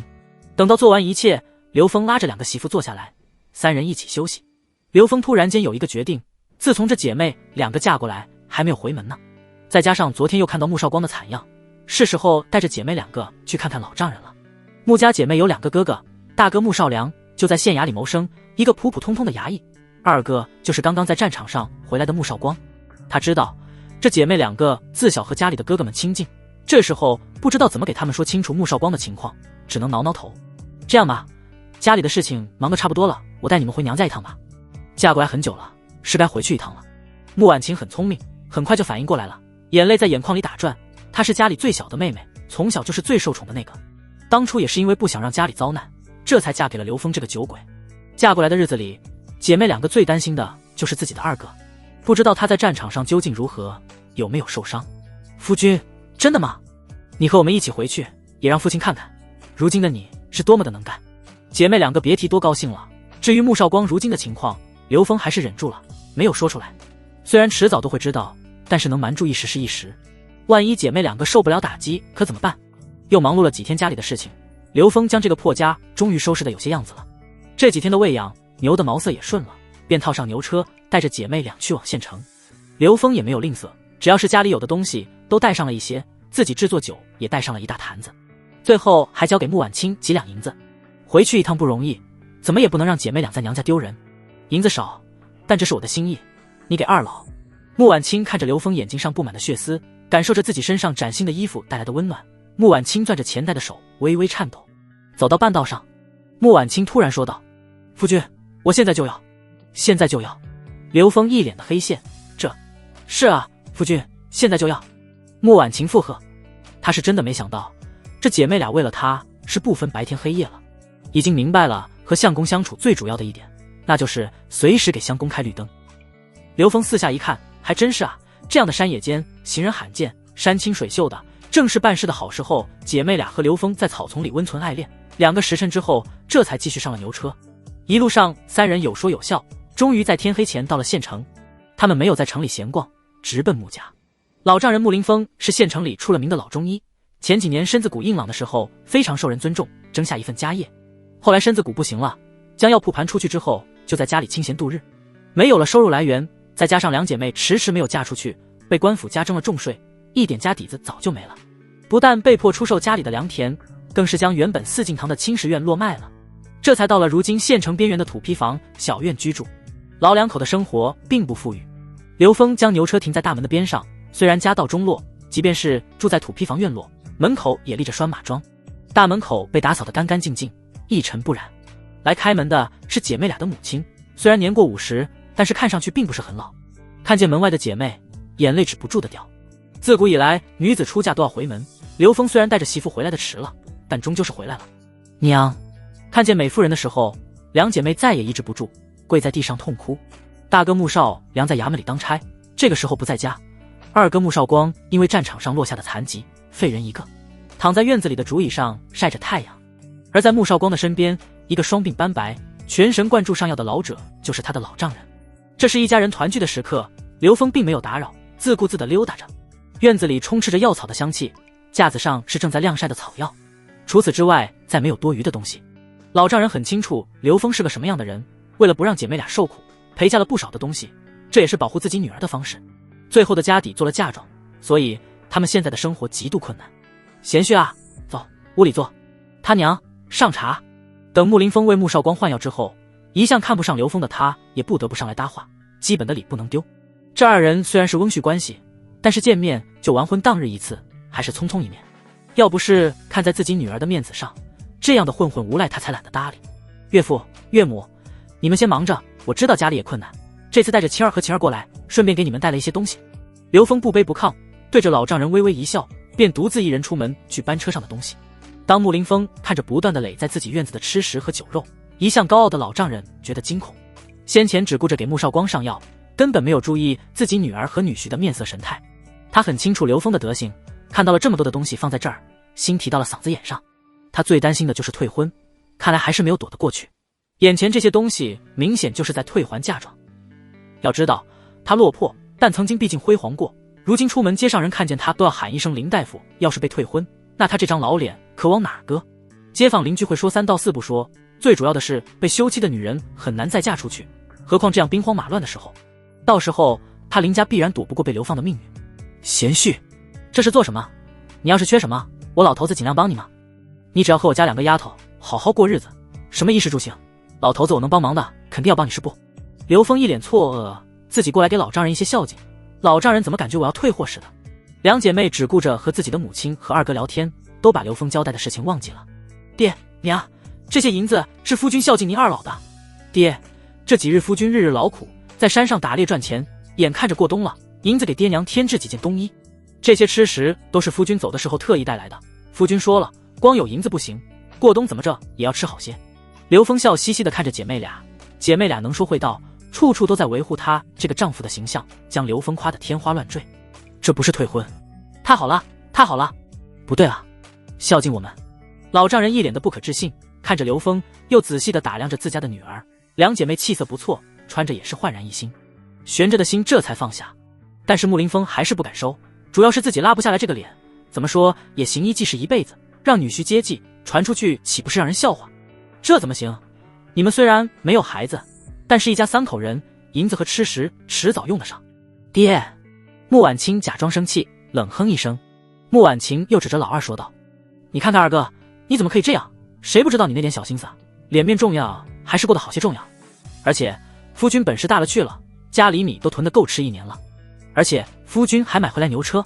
是啊，爹，夫君都在这办修房子的木料了。什么？够吃一年？还有牛车？”老丈人不可置信，这还是那个不学无术的女婿吗？老丈人不可置信地跑到外面看了一眼，双手止不住地颤抖。这可是牛啊，在大黎王朝，马匹属于军需用品，民间一般不让使用，也只有那些镖局、特殊的地方才能有几匹马。牛就是普通黎民百姓最重要的物品，有一头牛已经是大户人家了。一辆牛车，这要是传出去，那该多让人羡慕自己啊！自己女婿这么出息了。好啊，好啊！老丈人转身看着刘峰，一连说了几个好字，不知道是不是因为激动，眼睛里还噙着泪花。好女婿，好贤婿，是老夫看错了，老夫眼拙啊！穆林峰走到刘峰身边，拉着刘峰的手：“老婆子，去准备几个小菜，女婿这般出息，我一定要和女婿喝几杯。岳父大人，小婿运气好，做了一些酒，还加了黄金等中药，岳父大人要不要尝尝？不过这酒可劲儿大，岳父大人少喝点。贤婿，你这是质疑老夫的酒量吗？不敢，不敢，小婿哪敢啊！”穆婉清抱着酒坛子，穆婉晴端着几个小菜走进来，刘峰已经被老丈人推上了主位。穆婉晴为两人斟满，没等刘峰解释，穆林峰端起瓷碗就干了。穆林峰只觉得自己的喉咙被火烧一般，一股浓烈的刺激感直冲百会穴，接着就是咳嗽。怎么可能？嘿嘿，我还没见过这么烈的酒。老婆子，快点拿水，水！刘峰无奈的一笑，他都已经提醒过了。现在是古代，现在的酒都是简单的蒸馏工艺，甚至没有蒸馏工艺，大多数都是几度的米酒。刘峰用新时代的技术蒸馏，虽然设备简陋，但是多蒸馏了几次，度数绝对是在40以上。这在古代想都不敢想，要是能一口闷，那才见鬼了。好烈的酒啊，贤婿！老丈人穆林峰喝水以后缓和了一些，急忙发问：“岳父大人，这是小婿自家酿造的，这种酒劲儿大，一般人饮下几杯便会醉倒，不过用途广泛，药用也没问题，对细菌有净化作用。贤婿，这酒还有这等功能，能够消除邪气，净化皮肤。”“是的，岳父大人。”听着刘峰的回答，穆林峰陷入了沉思，心中越发的诧异。酿造此等药酒，必须要懂得药理。穆林峰惊讶地看着刘峰：“岳父大人，和您相比，我就是小孩子过家家，懂点皮毛而已。”刘峰回答得非常的谦虚。谁知道这时候已经喝得醉意渐浓的老丈人却是哈哈大笑：“哈哈哈哈！好啊，天意啊，天意！我穆林峰有这样一个女婿，我知足了，吃饱喝足了。一家人闲聊起来，母亲又询问起来两姐妹的肚子。看着两姐妹的肚子还无起色，满脸愁容。娘，我们知道了，你着急什么啊？穆婉晴娇羞地说道。随后刘峰又问起来战事，老二从战场下来，知道的肯定更多。如今战场上尸横遍野，北蛮大军已经到了幽州边界，很多探子、谍子都已在幽州潜伏。这个冬天若是战事得不到控制，来年怕是整个幽州都要覆灭了。穆少光锦瑜的眼睛里充斥着担忧。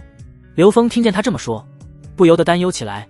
如今的局势刻不容缓，手头上的银子大多数都已经花出去了，余下的一点钱肯定不足以支撑起他做更多的东西。若是到时候被北蛮攻破了幽州防线，他们这些升斗小民能做什么？除了等死之外，就是被北蛮奴役。为了长远的发展，就必须有足够多的银子。对，赌坊回去了就这座。刘峰心里盘算。晚饭后，穆林峰给女儿女婿安排睡的地方，刘峰则是忙着喂牛，牛可是最重要的。因为这次出来要过夜，家里还需要照顾，所以走之前就让田老八在他院子里守着。毕竟屋子里的粮食和家禽都需要人守着，这样的乱世最不敢赌的就是人性。像什么夜不闭户、路不拾遗，那都是骗鬼的。要是没人看着，估计明天回去屋顶上的茅草都被人抱走了。老丈人穆林峰虽然年近60，但是下午喝的酒可不一般。安排好房间之后，拉着老婆子就进房了。此刻的穆林峰可是燥热难耐，要不是碍着女婿在，早就忍不住了。两姐妹看得掩面直笑。姐妹俩看着如今的刘峰，是打心眼里欢喜。谁家的女婿能够这般孝敬自家的岳父岳母，刘峰已经是天花板了。穆婉清姐妹俩也喝下了不少的酒，这时候两人只觉得肚子里火烧火燎的，一股莫名的冲动直上天灵盖。刘峰刚将自己的牛和牛车安置好，姐妹俩一人一只手拉着刘峰就朝着房间里走去，哀求着刘峰快点。第二天一大早，吃过早饭以后，刘峰带着姐妹俩在县城里转悠了一番，午后赶着牛车朝着四洼村而去。进村以后，刘峰就发现了不对。自从经历了小芳的事情后，刘峰就多了一个心眼，出远门会让田老八来看家，走的时候还特意的在门缝上别了一根树枝。眼下树枝已经落在了地上，所以必然有人来过。晴儿，晴儿，你们等着。刘峰匆忙回家，没有携带什么武器，也没有武器，目前随身的就是斧子。刘峰将斧子拿在手里，看着两个媳妇在树后藏起来后，这才慢悠悠地朝着家门走去。刘峰不敢大意，轻轻地推开房门，只见自己的头顶上寒光一闪，一道刀光已经直扑面门而来。刘峰反应快，用斧子挡住之后，顺手捏住了持刀之人的手腕，接着就是一脚，又是一拉，这人一脚被扔出了屋外。刘峰刚刚松一口气，侧面又是一道刀光袭来，力道比之刚刚的更加雄厚。刘峰侧身避开，闪身进入院内，接着院门直接被关闭，一个手持长刀的汉子从门后出现，堵住了刘峰的退路。他的目光嗜血，看着刘峰就像是看着猎物一般。屋子里面眨眼间又出现4名持刀的大汉，刘峰一看就知道了这些人的来历。带头之人只有一条手臂，但是单手力大无穷，单手刀更是厉害。这人是赌坊94的2号打手，据说失去的一条胳膊就是以前收赌债的时候被赌徒弄掉的。自那以后，他的性情大变，出手毫不留情。因为赌坊和94的老板是同一人，又时常在幕后，独臂就成为了明面上的话事人。刘峰，不错啊，这日子一天比一天逍遥，牛车都有了。怎么，自己日子过好了，也不想想兄弟几个？独臂呵呵一笑，手一挥，这些持刀的汉子围成一个圈，将刘峰包围其中。我记得你可是娶回家2位如花似玉的小娘子啊，水灵灵的姑娘，比起来一红院的小梅都要水灵。我记得你答应过，要是还不上赌债和酒钱，就让你媳妇抵债的嘛。钱可以忘记还，但是这么重要的事情可不能忘记哦。刘峰很清楚独臂心里的算盘，既要钱，还想要人。走的时候，说不定连他这个破家都要一把火烧了。这时候的独臂这么自信，必然不止出现的这么些人，周围肯定还有后手。毕竟他来这里，肯定是听说了自己的一些事情。按照独臂谨慎的性子，冒险的事情他不做。不过，这也就是他的一厢情愿罢了，认为包围了刘峰就可以让刘峰就范。但是他们不知道的是，这些土鸡瓦狗来，多少都不是刘峰的一合之敌。实际上，他们进入这个院子埋伏的那个时候起，就已经死了。独臂，让你的人都出来吧，就这么几个可不够啊！好大的口气！既然你想死得快点，那我就成全你。4狗，出来吧！这4狗是独臂手下最厉害的4个人，一般不出手，出手必然是让敌人尸骨无存，这也是他们被称为4狗的原因。怎么样，今天你必死！独臂洋洋得意，但是刘峰要的就是这样的效果，所有人都在明面上杀起来更容易。刘峰被10人合围，可他仅仅是环顾四周，就已经有了明确的进攻计划。说时迟，时则快，刘峰脚步用力，几乎呼吸间已经到了独臂的面前。独臂万万没想到，这个曾经一无是处的废物，现如今竟然这般狠辣。眼见着斧子已经到了面门，急忙举刀格挡。噌的一声，一道寒光，独臂唯一的手已经被齐刷刷的斩断，鲜血如注。独臂一边哀嚎一边后退，可是刘峰出手，岂有半途而废的道理？只见他手腕反转间，斧子已经翻过，直接削掉了独臂的半张脸。周围打手看得直咽口水，这人太可怕了。一个打手举刀朝着刘峰砍来，但是刘峰仅仅一个转身，就给这人的脖子留下一道血线。还有2名打手快步朝着刘峰冲来。刘峰呵呵一笑，眼见着长刀即将削下来他的侧脸，刘峰一个侧身，手中的斧子就像是长眼睛一般，仅仅是一个呼吸间，这人持刀的手臂已经掉在了地上，鲜血犹如喷泉一般喷了离得近的几人一脸。这间隙，右侧一名打手的长刀在刘峰的后背砍下，刘峰斧子置于身后挡住之后一脚踹去，这人倒飞而出。其余的打手齐刷刷的一起上，刘峰双拳难敌4手，一个鲤鱼打滚脱离了战场，抓起来周围的架子扔出去格挡，随后又翻身进入战场，手中的斧子耍得得心应手，转身间已经将身后的打手一斧毙命。随着刘峰不断的攻击，余下的5、6名杀手完完全成为了待宰的羔羊。噗嗤，咣当，嗖，各种血肉翻飞的声音不绝于耳，院子里惨叫不断，但是也仅仅是持续了片刻，惨叫声戛然而止。所有的打手全部死亡，院子里都是零碎的血肉。刘峰咧嘴一笑，他看着横七竖八的尸体，在独臂的尸体上将斧子上的血迹擦干净，这时候的斧子已经有些钝了。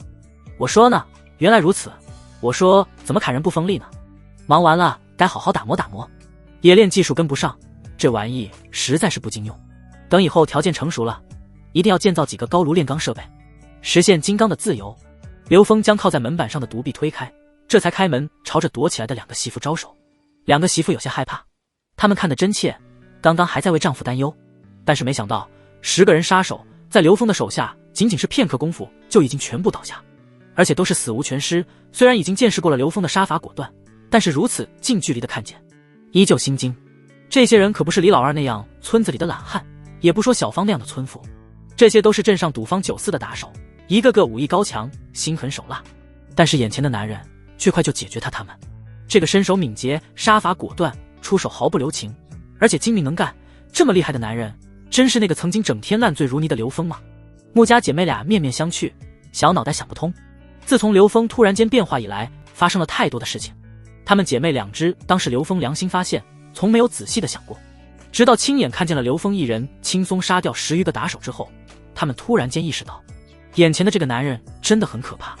夫君，你是不是以前很厉害，因为厌倦了厮杀，这才在四洼村隐居啊？穆婉清摇晃着脑袋问道。对啊，夫君，你是不是某个杀手组织的首领，就像是书上说的那样，讨厌厮杀，但看江湖，这才避世不出？穆婉清同样问道。刘峰一脸苦笑，这2个丫头估计是小人书看多了。刘峰用穆婉清递过来的手绢将脸上的血迹擦了擦，丢给穆婉清之后笑道，不许问，故作神秘。穆婉清闻着手绢传来的刺鼻的血腥味，看着刘峰的背影，眼珠子不停地转。穆婉清反倒是镇静了许多，他们进入刘家之前就已经知道刘峰不学无术，父母早亡，没成想这个本来他们以为是火坑的婚姻，如今却越来越甜了。刘峰一直都在隐藏，活生生的就是避世高手的人设啊！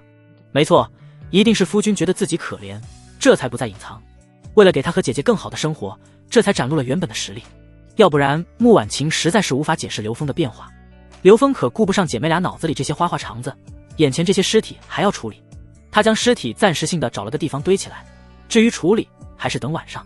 又将院子里的血迹和打斗造成的破坏修复了一下，之后刘峰就找来了田老八帮忙收拾了一下家里，顺便将田老八他们扛来的木头往整齐放了一下，同时也找田老八了解了很多的事情。虽然刘峰本来就是村里人，但是曾经的刘峰不学无术，村子里没有人和他来往，记住的也都是看到的，所以有些事情他还不了解。就比如说村子里有没有年轻可靠的后生，有没有精明能干但是守妇道的女人。田老八以为刘峰是需要帮忙修房子的人，自告奋勇的同时也推荐了其他人。刘峰将这些人的名字都记在心里。田老八走了以后，刘峰又做了其他的家务活，给牛搭起来牛棚，一直忙到了晚上才结束。吃完晚饭以后，本以为要睡觉的姐妹俩都已经准备好了，却发现刘峰又拿着一个奇奇怪怪的东西出来。这东西造型奇特，上面还有弓的影子，但是却多出来一个不长不短的后座，上面有刚好放下一个箭矢的凹槽。穆婉清看得一脸懵，她从来没有见过这么奇怪的东西。这个是当初在县城的铁匠铺定制的，去娘家的时候才顺道拿回来，本以为是牛车的铁制配件，所以一直没有多问。可如今已经是大半夜了，夫君拿出来这个做什么？难不成是要修理牛车？那也不对啊，这时候修理牛车做什么？又不用。穆婉清忍不住问：夫君，这是什么东西？样子还奇怪。刘峰慢悠悠地将已经晾干的鹿筋拿出来，鹿筋是刘峰在县城买来的，这么一点鹿筋就花费了1两银子。之后刘峰绑上了弓弦，对着微弱的灯光开始校对。这你就不懂了吧？这可是战场上的利器，这玩意叫做弩，杀伤力极大。刘峰打造的时候就和伙计说了，一定要杀伤力足够，所以铁匠铺打造了一把硬弩，单靠手臂的力量根本没办法拉开，需要借助双脚的力量，所以这把弩很大。铁匠第一次见到刘峰图纸的时候，和穆婉清一样的反应。他们也不知道这玩意叫什么，不过刘峰也不傻，他找铁匠的时候找了3家分开打造不同的部位，回来后自己组装，要不然自己的技术可就泄露了。通过本次武器的打造，刘峰基本上可以断定，要么大黎王朝并不知道弩这种杀伤力极大的武器，要么就是朝廷严格管控，民间禁止弩的流通。要是大黎王朝并没有这种武器，那可就是天大的商机。一把弩的制作成本并不高，但是可以卖出高价。当然，刘峰手搓弩箭可不是为了引起他人的注意，最主要的目的还是为了打猎。按照弩的杀伤力，带着它上山，什么野猪狮子都是手到擒来。更重要的是，必要时候也是自保的利器。刘峰可没有只顾着自己家里这2个娇滴滴的小媳妇可没忘记，给他们一人制作了一把适合他们姐妹俩的小弩。不过今晚是没时间给他们展示了，只能等晚上吃饱了再说。刘峰想起来这几天太忙了，自从在老丈人家里狠狠地来过一发之后，都好久没有宠幸过自家媳妇了，当真是罪过啊。刘峰将弩收拾好后，又拿出来自家的箭囊，这才准备出门。你们2个早点睡，锁好门，我要出去。穆家2姐妹虽然见过了尸体，胆子大了许多，但是深更半夜的在家还是有些害怕。他们已经习惯了刘峰的冲击，更是习惯了监视的闭关。夫君，太晚了，明天去可以吗？夫君难道是要去怡红院？夫君，我和姐姐没有让夫君满足吗？夫君，别去了，晴儿明天就去找他们拜师学艺，将那些招数都学会。夫君不要去怡红院好不好？穆婉晴拉着刘峰的手臂，不断地往刘峰的身上靠。此刻穆婉晴可怜兮兮的样子真的很让人怜爱。穆婉清虽然没有说话，但是一双泪汪汪的眼睛看着他，让人忍不住就想要照顾一番。刘峰苦笑，这2女人当真是祸水啊，要不是自己道心坚定，这会儿必然败了。你们2个在想什么？夫君出去是有正事要办。刘峰将弩箭放上了牛车，这才转身解释，大晚上的我一个出去，你们说说，我不拿武器怎么办？再说了，今天干掉了这么多打手，他们的同伙会善罢甘休吗？还有啊，他们这么晚都没有回去，赌坊酒肆的老板必然已经知道了他们遇害的消息，我要是不把这个后患解决了，我们以后还能有安生日子吗？刘峰在2女的脸颊上亲了一口，笑呵呵地说道，乖乖等我，天亮我就回来了。穆婉清姐妹俩这才点点头，将刘峰送上牛车。刘峰扬鞭出发，几个呼吸间已经消失在了夜色之中，只留下牛儿的鼻息声。姐妹俩看着刘峰离开的方向，心里一阵失落，今晚又是他们2个睡。姐姐，夫君什么时候才会蹂躏我们啊？晴儿，晴儿，你个小浪蹄子，等夫君回来，我让你一个人伺候夫君。别，姐姐，我一个人。晴儿脸一红，想起来牛一样的刘峰，不由得摇头。她是既渴望又害怕，渴望被冲击，但是又害怕一次又一次。不过很快，姐妹俩又担心起来。赌坊一般都是晚上最热闹，她在县城长大，看过那些赌坊的打手当街要债，把人打得半死不活。今天来了10个人，个个都是凶神恶煞。姐姐，夫君这样一个人去，会不会？穆婉清很担心，她怎么可以让夫君一个人涉险？没事，夫君敢去就有自己的想法，我们做好家里的事情就可以了。听见姐姐的话，穆婉清心里舒畅了一下，但目光仍旧留在刘峰离开的方向。几个时辰之后，刘峰到了宏源赌坊，这是镇上最大的赌坊之一。赌坊的占地面积极大，房子装修的金碧辉煌，外人一眼就可以分辨出来。刘峰没有从正门进去，他不打没有准备的仗。此刻，刘峰慢慢地摸上了屋顶，揭开瓦片以后，观察着里面的情况。刘峰想的可不是杀人放火，他观察的是那些赌客输掉的银子去向。当前北蛮已经打到了外面，银子比什么都重要，所以这一次他要干一票大的。赌坊的老板姓李，刘峰见过一次。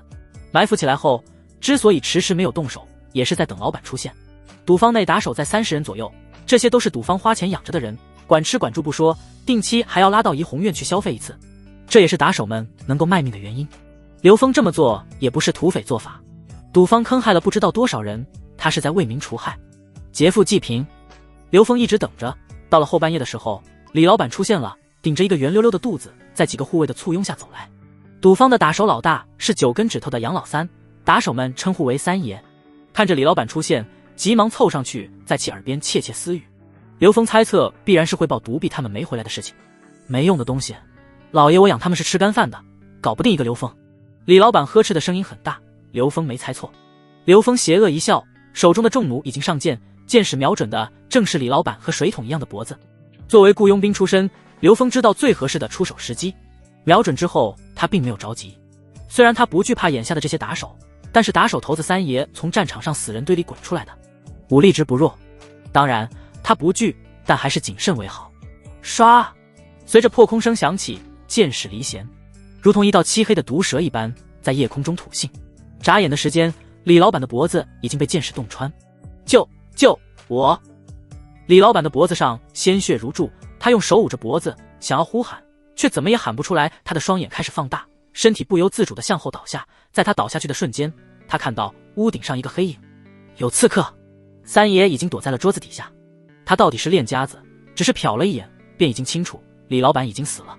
本以为躲在桌下就安全，可是他还是失算了。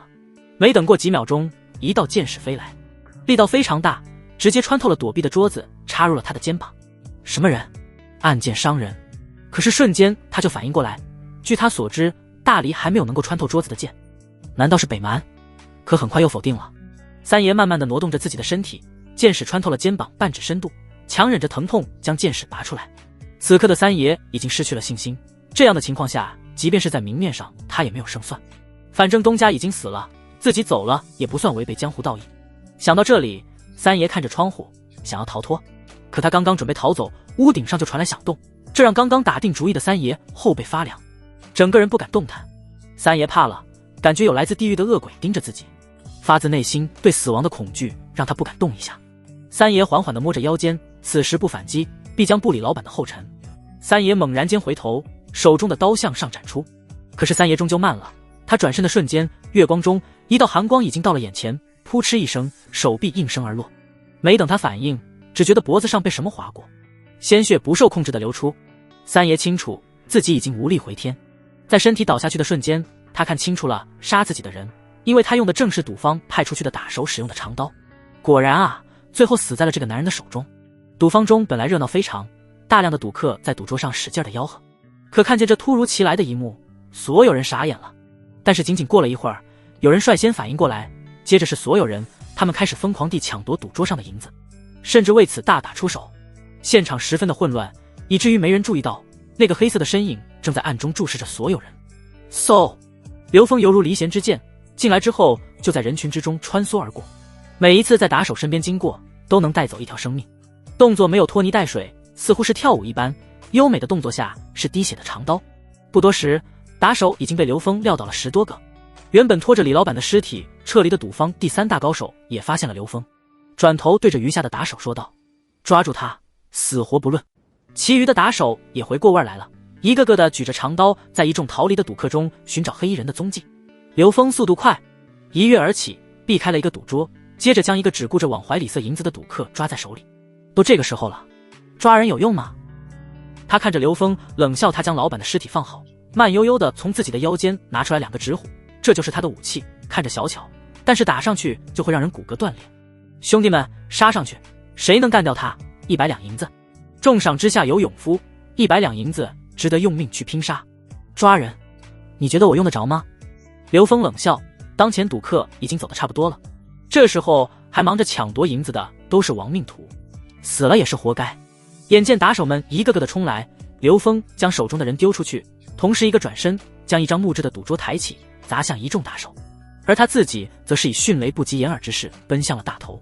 刘峰来之前就已经计划好了，镇上赌场虽然打手众多，但大多数都是充人数的，并没有多少武艺。真正厉害的独臂和三爷已经被他杀了，当前赌方能够威胁他的就只有大头一个。大头为人阴冷，不择手段，看着杀向自己的刀，大头并没有躲避，而是抓起来身边人挡刀，而自己的拳头早已经蓄势待发。在刘峰砍向他的瞬间，拳头挥出，刘峰急忙将挡刀之人杀死。感觉到腹部传来的劲风，刘峰这才发现大头的拳头已到，侧身才勉强避开了这致命的一击。接着就是一脚，大头也不一般，刘峰一脚踢来，他及时后撤，卸去了大部分的力量。大头准备反击，但是拳头刚刚举起，就听见扑哧一声，长刀已经贯穿了他的腹部。你究竟是谁？刘峰的速度太快了，大头根本没有反应的时间。他凭着最后一口力气朝着刘峰挥拳，可胸口又是接二连三的钢刀入体的声音，大头彻底被捅了一个透心凉。大头开始眼神变得涣散，身体不由自主的摇晃，在倒下的时候还在问：你究竟是？你们不该骚扰我。刘峰将大头一脚踹出去，彻底的解决了他，然后转身看着余下的打手。啊，太可怕了，是恶魔！此刻所有的打手全部冷汗直流，一个个的看着刘峰，似乎堕入了地狱一般。啊，不要杀我！惨叫声此起彼伏，没多久，整个赌坊之中已经再也没有声音。刘峰走出赌坊的大门，就在这时候，一个小喽啰拖着重伤的身体拼命地跑向了外面，而在那黝黑的黑暗中，一道和黑夜一样颜色的身影正在握着硬弩。叭，箭矢飞出，那道在黑暗中拼命往前的身影应声倒下。没过多久，镇上最大的赌坊突然间起火，连带着酒肆一起燃烧起来，烈酒爆炸的声音一声接着一声的传来。清晨，镇子外的小树林里，一辆牛车缓缓地朝着镇上的方向而去。回去的路上，刘峰车赶得非常的快，很快就到了四洼村。此刻的四洼村正在忙碌之中。进村以后，刘峰就发现了不对，整个村子的人都带着农具和木棍朝着一个方向而去。刘峰不明所以，抓住一个人问道：出什么事情了？动物下山了，成群的动物，地里的庄稼全毁了。刘峰，你会打猎，去帮大家吧，这么下去这个冬天不知道要饿死多少人了。这人一边说一边叹息。这时候最着急的还是王长生，整个村子大多数的地都是王长生的，这些村民只不过是在为王长生种地。村民担心的是属于自己的口粮，王长生担忧的是一季的收入。刘峰心下盘算，这对于他来说就是天大的好事情啊，不用上山就可以得到猎物，何乐而不为呢？刘峰急忙赶着牛车回家，回家之后开始收拾自己的打猎工具，这些是他生存的依仗。很快，弓箭、斧子、长枪都放在了院子里。刘峰背上箭囊，挎上木弓，腰间别着斧子，手中是长枪。准备好一切之后，准备出发。说知道穆婉清和穆婉晴却一定要跟着，因为他们不放心刘峰一个人去，生怕刘峰出一点点的事情。他只能带上姐妹俩，奔向动物所在地。如今的大黎王朝饥荒连年，像四洼村这样的村子本就贫困，更是艰难。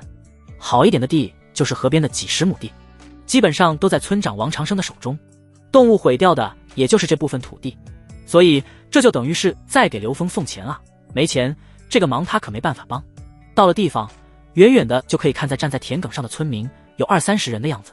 河边的良田里有8头野猪，其中领头的野猪异常的庞大，少说都有500斤，正在美滋滋的吃着新鲜的蔬菜。也难怪动物会下山，这个季节山上的果子都已经掉落，本来是这些山上野兽的口粮，但是饥荒逼的村民饥不择食，所以和野兽抢夺食物。野兽没有东西吃，肯定要下山祸害。都愣着干什么？快点啊，上！你们都是聋子吗？这样，你们只要杀了野猪，这些野猪肉分给大家一半。我王长生说话算话。王长生着急的跺脚，嗓子都快喊出毛病了，也没有任何的作用。刘峰询问后才知道，下来了不少的动物，那些小型动物都已经被赶跑了，现在就这些野猪，大家没人赶上，又都不是傻子。野猪王太可怕了，他们没有趁手的工具，就这么杀上去，简直就是找死。何况刚刚3个逞能的长工想要邀功，不听劝告冲上去，仅仅是一个照面，3个年轻汉子都挂彩了，要不是跑得快，命都丢了。谁敢去？找死吗？你们看，是刘峰，刘峰来了。看见是刘峰，众人激动不已，脸上都是希望的笑容。就连那些村子里的妇人看见刘峰都眼里冒着星星，一个个的聊着面红耳赤的话题。一头果子狸置办了诸多的物品，一头野猪将家里的生活置办得好好的，2米数不胜数。这样的男人谁不眼馋？尤其是听说了刘峰一件射杀野猪的事情，更是将他当做了剑神。刘峰，这都是你的错，要不是你猎杀野兽，也不会让野兽下山，都是你的错，毁掉我这么多的良田和蔬菜，你必须要解决野猪，然后赔钱。王长生朝着刘峰冲来，刘峰一笑，一个侧身，王长生就跌倒在水田里，整个身上都被黑色的污泥染黑，狼狈之极。什么狗屁逻辑？难道野猪是我叫下山的？就你这个态度，我还不管了。等这些野猪吃饱了，我再动手，到时候看谁的损失大。刘峰一声冷笑，将手中的长枪往地上一插，背过手去，看着旁若无人的看着啃食地里蔬菜的野猪王。王长生艰难地爬起来，心里对刘峰已经恨之入骨，但是他能怎么办啊？自己的蔬菜已经被毁掉了大半，这都是入冬前送到城里的酒楼换银子的。王长生只得低头，你是剑神，你厉害，求求你干掉这些野猪。刘峰，我的态度已经给你了，你也该动手了，不要得寸进尺。刘峰依旧没有动手的打算，这让王长生更加的着急，就差双膝一软了。刘峰，我求求你了，你救救我。你要什么？你现在就说。好，这也简单，这么多野猪，我一个人必然不行，我需要帮手。刘峰说道。这个简单，这些人都是我家的长短工，你随便用。王长生拍着胸脯说道。不，我是说，一会儿给我帮忙的人，每个人都要给银子30文，少一个大子儿都不行。王长生脸黑了，他看着这多人，差不多要1两银子了。还有，要是有人受伤，再加10文钱。王长生气得跺脚，白花花的银子要是就这么出去了，这和要他的命有什么区别？好，刘峰，算你狠，你不就是为了银子吗？我就是不让你得逞，你们不上，那我自己去。王长生撸起袖子，夺过长工手中的棍子，就下田了。王长生慢慢地靠近野猪王，可是他在野猪王面前就是个渣渣，一个眼神就让他不由得后退。可是这么多人看着，他还是鼓起勇气朝着野猪王砸去，棍子应声而断。野猪王猪嘴向上一拱，王长生被轻松地顶飞出去。这还没完，野猪王飞奔而来，獠牙刺入王长生的后背，瞬间鲜血狂飙。多亏了王长生被野猪顶到了田埂上，要不然今天铁定活不下去。忍着剧痛，一瘸一拐的到了刘峰的身后。好汉，我知道错了，你说的我都答应。王长生几乎是咬着牙说出来的。还有，野猪肉全部归我，都听你的，都听你的。王长生摆摆手，一脸无奈。刘峰这才心满意足，拔出长枪，站在高处说道：各位，王村长说的都听见了，你们愿意挣钱的都可以帮忙，但是有一点，一会儿野猪怎么杀，我说了算。还有，野猪肉全部归我，不过我也不是绝情之人，每个人都可以分一部分肉带回家，愿意的就过来。这些王家的长工短工都是王长生压迫过来的，这么好的事情谁会有异议？虽然刘峰占了大多数好处，甚至是霸道，但是刘峰说到做到，这一点从扛去木头就给米枣已经证明了，要比王八皮这个铁公鸡强多了。不说别的，田老八自从给刘峰做一些事情之后，现在每天能吃饱饭，还能见着荤腥子，谁不羡慕？本来村子里很多人早就想效仿田老八他们3个了，但是每次去的时候刘峰都不在家，两姐妹又不敢擅自做主，生怕自己家里的食物不够，木头都砍回来好几根了，可就是见不着刘峰的人，他们正着急呢。刘峰的口碑已经竖起来了，村子里都清楚刘峰说话算话，说一不二，刘峰高兴了还能多给1斗米，更是给肉。今天就是他们表现的机会，一个个的像是打了鸡血一般汇集在刘峰四周。不过他们也没有认识到本质，刘峰之所以待见田老八几人，是因为这几人老实可靠。刘峰看着田老八3人在列，吩咐道：野猪凶猛，我们不可以强行攻击，一旦惹恼了野猪，我们都得死。刘峰，那怎么办？田老八问道。很简单，我们要智取，想方设法将他们先从地里驱赶出去，只要是到了林子里，野猪的行动受限，到时候树上草丛里到处都可以埋伏起来对付他们。田老八，你和王三各领着一些人去引诱野猪，记着，这东西皮糙肉厚，一般的武器根本没办法伤害他们，你们要做的是挑逗，让野猪暴躁，引着他们撞树撞石头，等他们晕头转向的时候，用石头猛砸脑袋，就这样来来回回的折腾，等他们精疲力竭的时候，我会给他们致命一击。你们可懂我的意思了？懂了。众人齐刷刷的点头。那就开始。刘峰安排结束以后，目光看向了田里的野猪王，这是最棘手的问题。刘峰的目光盯着野猪王，他直接开始拉弓射箭，想着一箭洞穿野猪王。因为当前他和野猪王的距离非常的近，这么近的距离下，别说是皮毛，就算是骨头都可以一箭射穿。嗖！随着破空声响起来，弓弦回弹的痕迹清晰可见。刘峰的剑法非常精准，一剑直入野猪王的眉心。众多妇人看得目瞪口呆，直夸刘峰厉害。随着剑矢入体，野猪王瞬间觉得疼痛异常，但是并没有倒下，反倒是头顶剑矢朝着刘峰冲来，獠牙闪着黑漆漆的光，看着十分瘆人。不过这一剑完全的伤害了野猪王的头部，剑矢深入颅骨很多，野猪王没跑出去几步就栽倒在了田里，只余下了微弱的呼吸。也就在刘峰干掉野猪王的瞬间，无数大小不一的石块朝着其他的野猪砸去。刘峰观察一番，洋拐子，带着他们去堵住退路，不能让野猪过河。三组人马分工合作驱赶野猪，弄得野猪晕头转向。刘峰则是不慌不忙地提着弓箭，看见那一头力竭，立马张弓射箭。就这样，一头头野猪在刘峰的箭矢下全部成为待宰的羔羊，没多久的功夫全部倒下。在众人难以置信的目光中，田老八已经指挥众人将野猪全部抬到了一起。不过有一双眼睛却始终在盯着野猪。刘峰啊，我们都是一个村的，何况那天你用我家牛车也没问你要多少钱，今日野猪这么多，分我一半。说话的正是盯着野猪若有所思的王长栓。这小子那天刚刚和自己的嫂子来了一次，还得多亏刘峰的功劳。不过这也是一个不学无术的家伙，仗着家里不愁吃喝，整日游手好闲，比曾经的刘峰不知道混蛋了多少倍。要是别人怎么着也要顾及一下伦理纲常，这家伙倒好，有机会毫不客气，嫂子都敢睡，见过不要脸的，没见过这么不要脸的。刘峰打心眼里看不起这家伙，别和我套近乎，你是少爷，我只是一个玩命养家的泥腿子而已，和你的关系没那么近。刘峰皱着眉头，看到利益就出来，什么玩意儿？王家老二脸色一变，抓着刘峰的胸膛笑道：刘峰，别忘了，你可有把柄在我手上，我要是说出来可对谁都没好处，你这是在威胁我吗？刘峰淡淡一笑，眼神变得锐利起来，脸色一变，杀气四溢。看着刘峰的眼神，王长栓不自觉地松开了手。什么把柄他会在乎？睡自己嫂子的可不是他，和他有个屁的关系。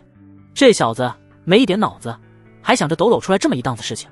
当日去借牛车，王夫人要和他搞，他用计策离开了。刘峰也是事后好几天才清楚，当日和王夫人搞的是这个堂弟。看着刘峰那副模样，王长栓虽然后退了几步，但还是警告：刘峰，今日你要是不按照我说的做，你等着，会打猎就了不起啊，我会让你付出代价。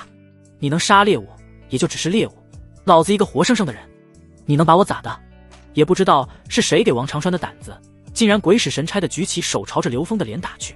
刘峰冷笑一声，这可是你自找的，别怪我。随即瞬间捏住了他的手腕，刘峰用力，只听见骨头碎裂的咔嚓声，手腕的碎裂让他感受到了剧烈的疼痛，直接跪在了地上。刘峰可不会留情，接着就是一巴掌，这一巴掌朝着肩头拍去，强大的力道瞬间让他的肩头骨骼错位啊！传来了一声声剧烈的嘶吼，这一幕让周围的人一愣，即便是王长生都还不知道发生了什么。刘峰不管众人的目光，径直走到了野猪堆前面。他拉开距离之后，手中的长枪抛出，在空中几个翻转之后，刘峰稳稳地接住了枪尾。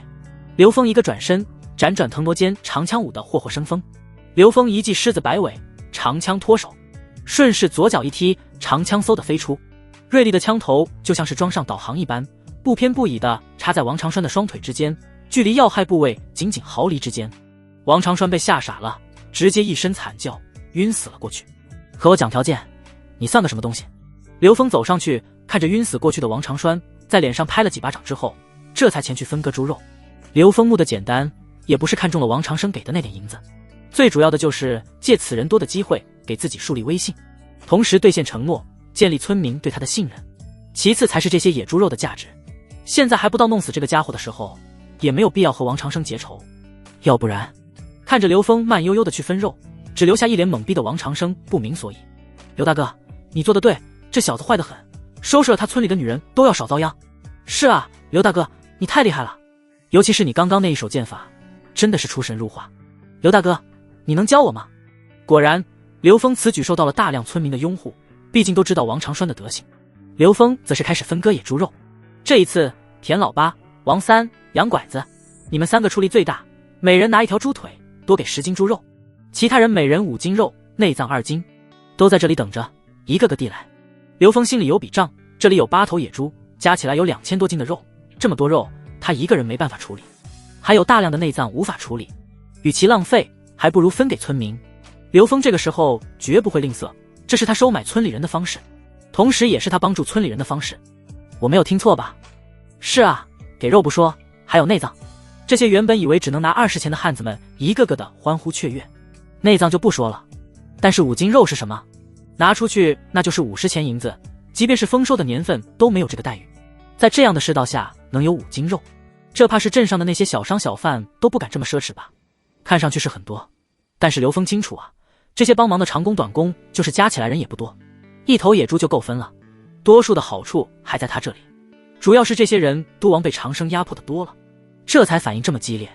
刘峰分肉更是顾及所有人的感受，力求公平，就是内脏都只给村民想要的部分，绝不强迫。所有人都对刘峰佩服的五体投地，刘峰就是他们的救世主一般。田老八3人怎么也不会想到有这样的好事情。当他把猪腿扛在肩膀上的时候，其他人都露出来羡慕的目光，可他们也没办法，谁叫这3个人有这么好运气呢？人家第一次扛木头的时候就被刘峰认可了，这就叫去的早不如去的巧。你要是第一次就去，今天刘峰必然也会记得你。有的人也在庆幸，虽然没有田老八他们3个那么幸运，但是如今也算是跟着刘峰了，只要自己好好表现，以后就会有吃上猪腿的机会。猪肉分完以后，村民一个个地都回去了，刘峰留下了田老八3人。这么多的野猪要全部收拾完，可是一个大工程，所以就让他们3个留下，等收拾完了一起弄个杀猪饭吃。刘峰让3人在这里守着野猪，他则是带着2个媳妇回家了。野猪要弄回家，就需要把牛车赶过来。刘峰想着这些野猪的价值，心里就是欢喜，脚步都加快了不少。即便是野猪比不上雄鹿那么值钱，可是鹿难遇见啊，这次这么多的野猪，便宜点怕什么，架不住量大啊。刘峰很高兴，但是当他走到自己家门口不远的时候，却心生警惕，一拍脑门，这次大意了，没留下看家的人。这是乱世，什么德行的人都有，何况他这段时间突然从一个不学无术的混混变得精明能干，很多人都在眼红。何况他家里米面和肉堆积如山，更是有牛和牛车，有人打他的主意再正常不过。好在回家以后发现一切如常嘛，这才放心，慢慢悠悠地套上牛车，前往村外的河边拉野猪，来回拉还要分割。刘峰带着3个人收拾到了凌晨，才将野猪收拾完毕。这3人质朴老实，做事情踏实，刘峰很喜欢。忙完之后，给3人一人给了一小坛子黄金酒和一些杂粮米，但是3人推脱，说是刘峰已经很照顾他们了，帮忙都是应该的。最后还是在刘峰的生拉硬拽下，才将黄金酒收下。当夜刘峰几乎没怎么睡觉，第2天早上天还没亮的时候，刘峰就出发了。2个时辰后便到了镇上的集市。此刻早已经残破不堪的赌场外，此刻站着10几个身穿工服的人，他们正在清理残垣断壁之中的焦黑尸体。在接到镇上出事的消息以后，县衙立马就派人前来。穆少良前1天就出发，现在才到现场。他是县衙派来查案的，一起来的还有2人，其他人则都是镇长手下的差役。刘峰不慌不忙，赶着牛车径直地在围观人群前面走过。穆少良看见是刘峰，礼貌性的举手打招呼。刘峰用微笑回应，指着牛车继续往市场上去。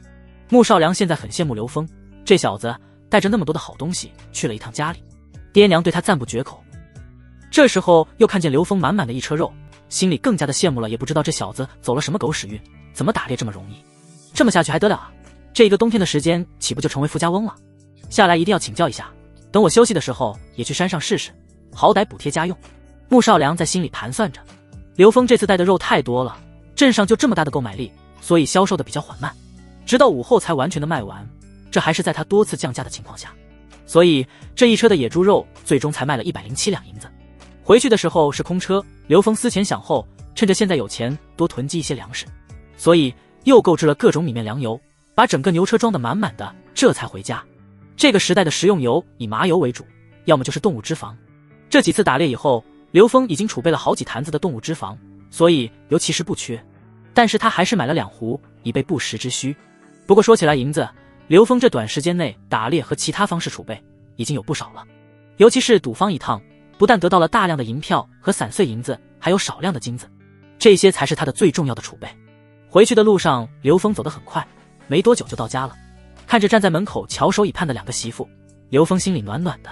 家有贤妻，夫复何求？刘峰带着2个媳妇进院子，又将车上的东西全部卸下来。坐下来以后，刘峰喝了木婉亲递过来的茶，将自己得来的宝贝给2个媳妇看。青儿，青儿，你们看这是什么？穆婉晴看着手中的银票若有所思，突然间哭出来：“夫君，以后不要丢下我和姐姐了。你昨晚忙了一晚上，我们真的好心疼。夫君，钱财对我们姐妹并不重要，日子过得苦一些也没事，我和妹妹能接受。夫君以后不要再做这么危险的事情了。”“是啊，夫君，让我和姐姐担忧。”刘峰苦笑，这姐妹俩真是奇葩，居然不爱钱，古人到底是质朴啊。刘峰的语气变得温柔起来，有这么善解人意的老婆，当真幸福。别哭，别哭，夫君这次把赌坊和酒肆坑害我的仇报了，以后不会晚上出去了。昨天回来以后就去清收拾野猪，都没来得及和你们说。以后我晚上就睡觉，再不忙了，不然谁来宠幸你们姐妹俩啊？夫君你坏。晴儿嘻嘻地笑着。对了，青儿，我把那些当票都给你了，你还留着吗？夫君，你是要把地赎回来吗？青儿不解地问道。这副身体的原主人为了能够去喝酒赌钱，将家里的地契和其他值钱的物品都典当出去了，就连姐妹俩的嫁妆都没有放过。穆家给的嫁妆本身也没多少，所以刘峰也不在意，但是地必须要拿回来。刘峰想起来当初的举动，就想笑多混蛋啊。不过还好，青儿仔细，那些当票还收着。穆婉清姐妹两个拿着锄头在院子里的一块石板下挖了起来，不久以后就挖出来一个布包，布包里面正是差点被刘峰毁掉的当票。当票是几张皱巴巴的纸，已经湿了。刘峰接过之后摸上去软绵绵的，心里五味杂陈。可能是原主人记忆的缘故，他竟然有些哽咽。刘峰的土地都在县城的德源当铺典当地，开当铺的和开赌坊的差不多，赚钱的地方就是这些再也赎不走的物品。晴儿，夫君过几天去城里将我们的赎回来，以后啊，我种田打猎，你们两个缝补做饭，我们安安稳稳的过日子。你们等着看，夫君会带着你们过好日子，让你们两个也做地主婆。夫君啊，我没听错吧？穆婉晴激动地瞪大了眼睛，心想夫君是不是累坏了，说胡话了？我们才不要做什么地主婆，日子能过下去就好了。穆婉清秀外慧中看得清楚，刘峰能做到这一点，但是他没有那么大的野心，日子能过就已经满足。刘峰看着姐妹两个的表现笑笑。晴儿，走，我们一起数数现在有多少钱。两姐妹嘻嘻一笑，虽然不爱钱，但是数钱还是爱的。银票差不多1000两，银子有600多两，再加上其他的散碎银子和一些散碎金子，总数目在2000两以上。夫君怎么会这么多？夫君，我不是在做梦吧？当数清楚之后，两个女人惊讶无比，这么多钱，这已经算得上是村里的首富了。就算是王长生家，也不可能有这么多的现银。刘峰站起来盯着村子的中间，那里是整个村子位置最好的地方，也是最为平坦的地方。刘峰掂量着银子的分量，够他干事业了。第一步就是建造砖窑。刘峰在做雇佣兵的时候，常年在山里见过很多制作砖头的砖窑，所以建造的方法他懂。人手村子也不缺，只等开工了。吃过午饭以后，两姐妹忙着家务，刘峰则是坐在院子里的老青石上计划着。下午的时候，刘峰有些疲惫，早早的上床休息了。没成想这一睡不要紧，醒来的时候已经天黑了，也不管3七21了。两个如花似玉的老婆就在身边躺着，别的事情都是小事情，怎么着也该好好疼爱老婆才对。谁先来呢？刘峰纠结，或许是刘峰的动静太大，惊醒了穆婉清。夫君，你怎么醒来了？刘峰嘿嘿一笑，直接压了上去。穆婉清嗯了一声，只觉得全身像是被电击中一般。夫君，我……青儿想。刘峰被青儿的语言挑逗，更加的无法控制，很快就进入了正题。这时候晴儿也醒来了，看到两人的举动，嘿嘿一笑，也不管刘峰啥感觉，反正就像是蛇一般缠了上去。刘峰感受着晴儿的舌头，心情无比激动，简直不要太销魂。不知道多少次之后，刘峰才长舒一口气，沉沉的睡去。当他醒来的时候，姐妹两个已经准备好了饭菜和洗漱的热水。穆婉清一边伺候着刘峰，一边和妹妹说：晴儿，我们考虑一下，给夫君纳妾吧。这……晴儿迟疑了一下，想起来昨天晚上的风花雪月，不由得脸红。是啊，夫君太能干了，就像是牛一样，不知道疲倦。刘峰听得一愣一愣的。晴儿这是什么操作？难道他真的太厉害了？不应该啊，不都这样吗？不对，王长生是例外。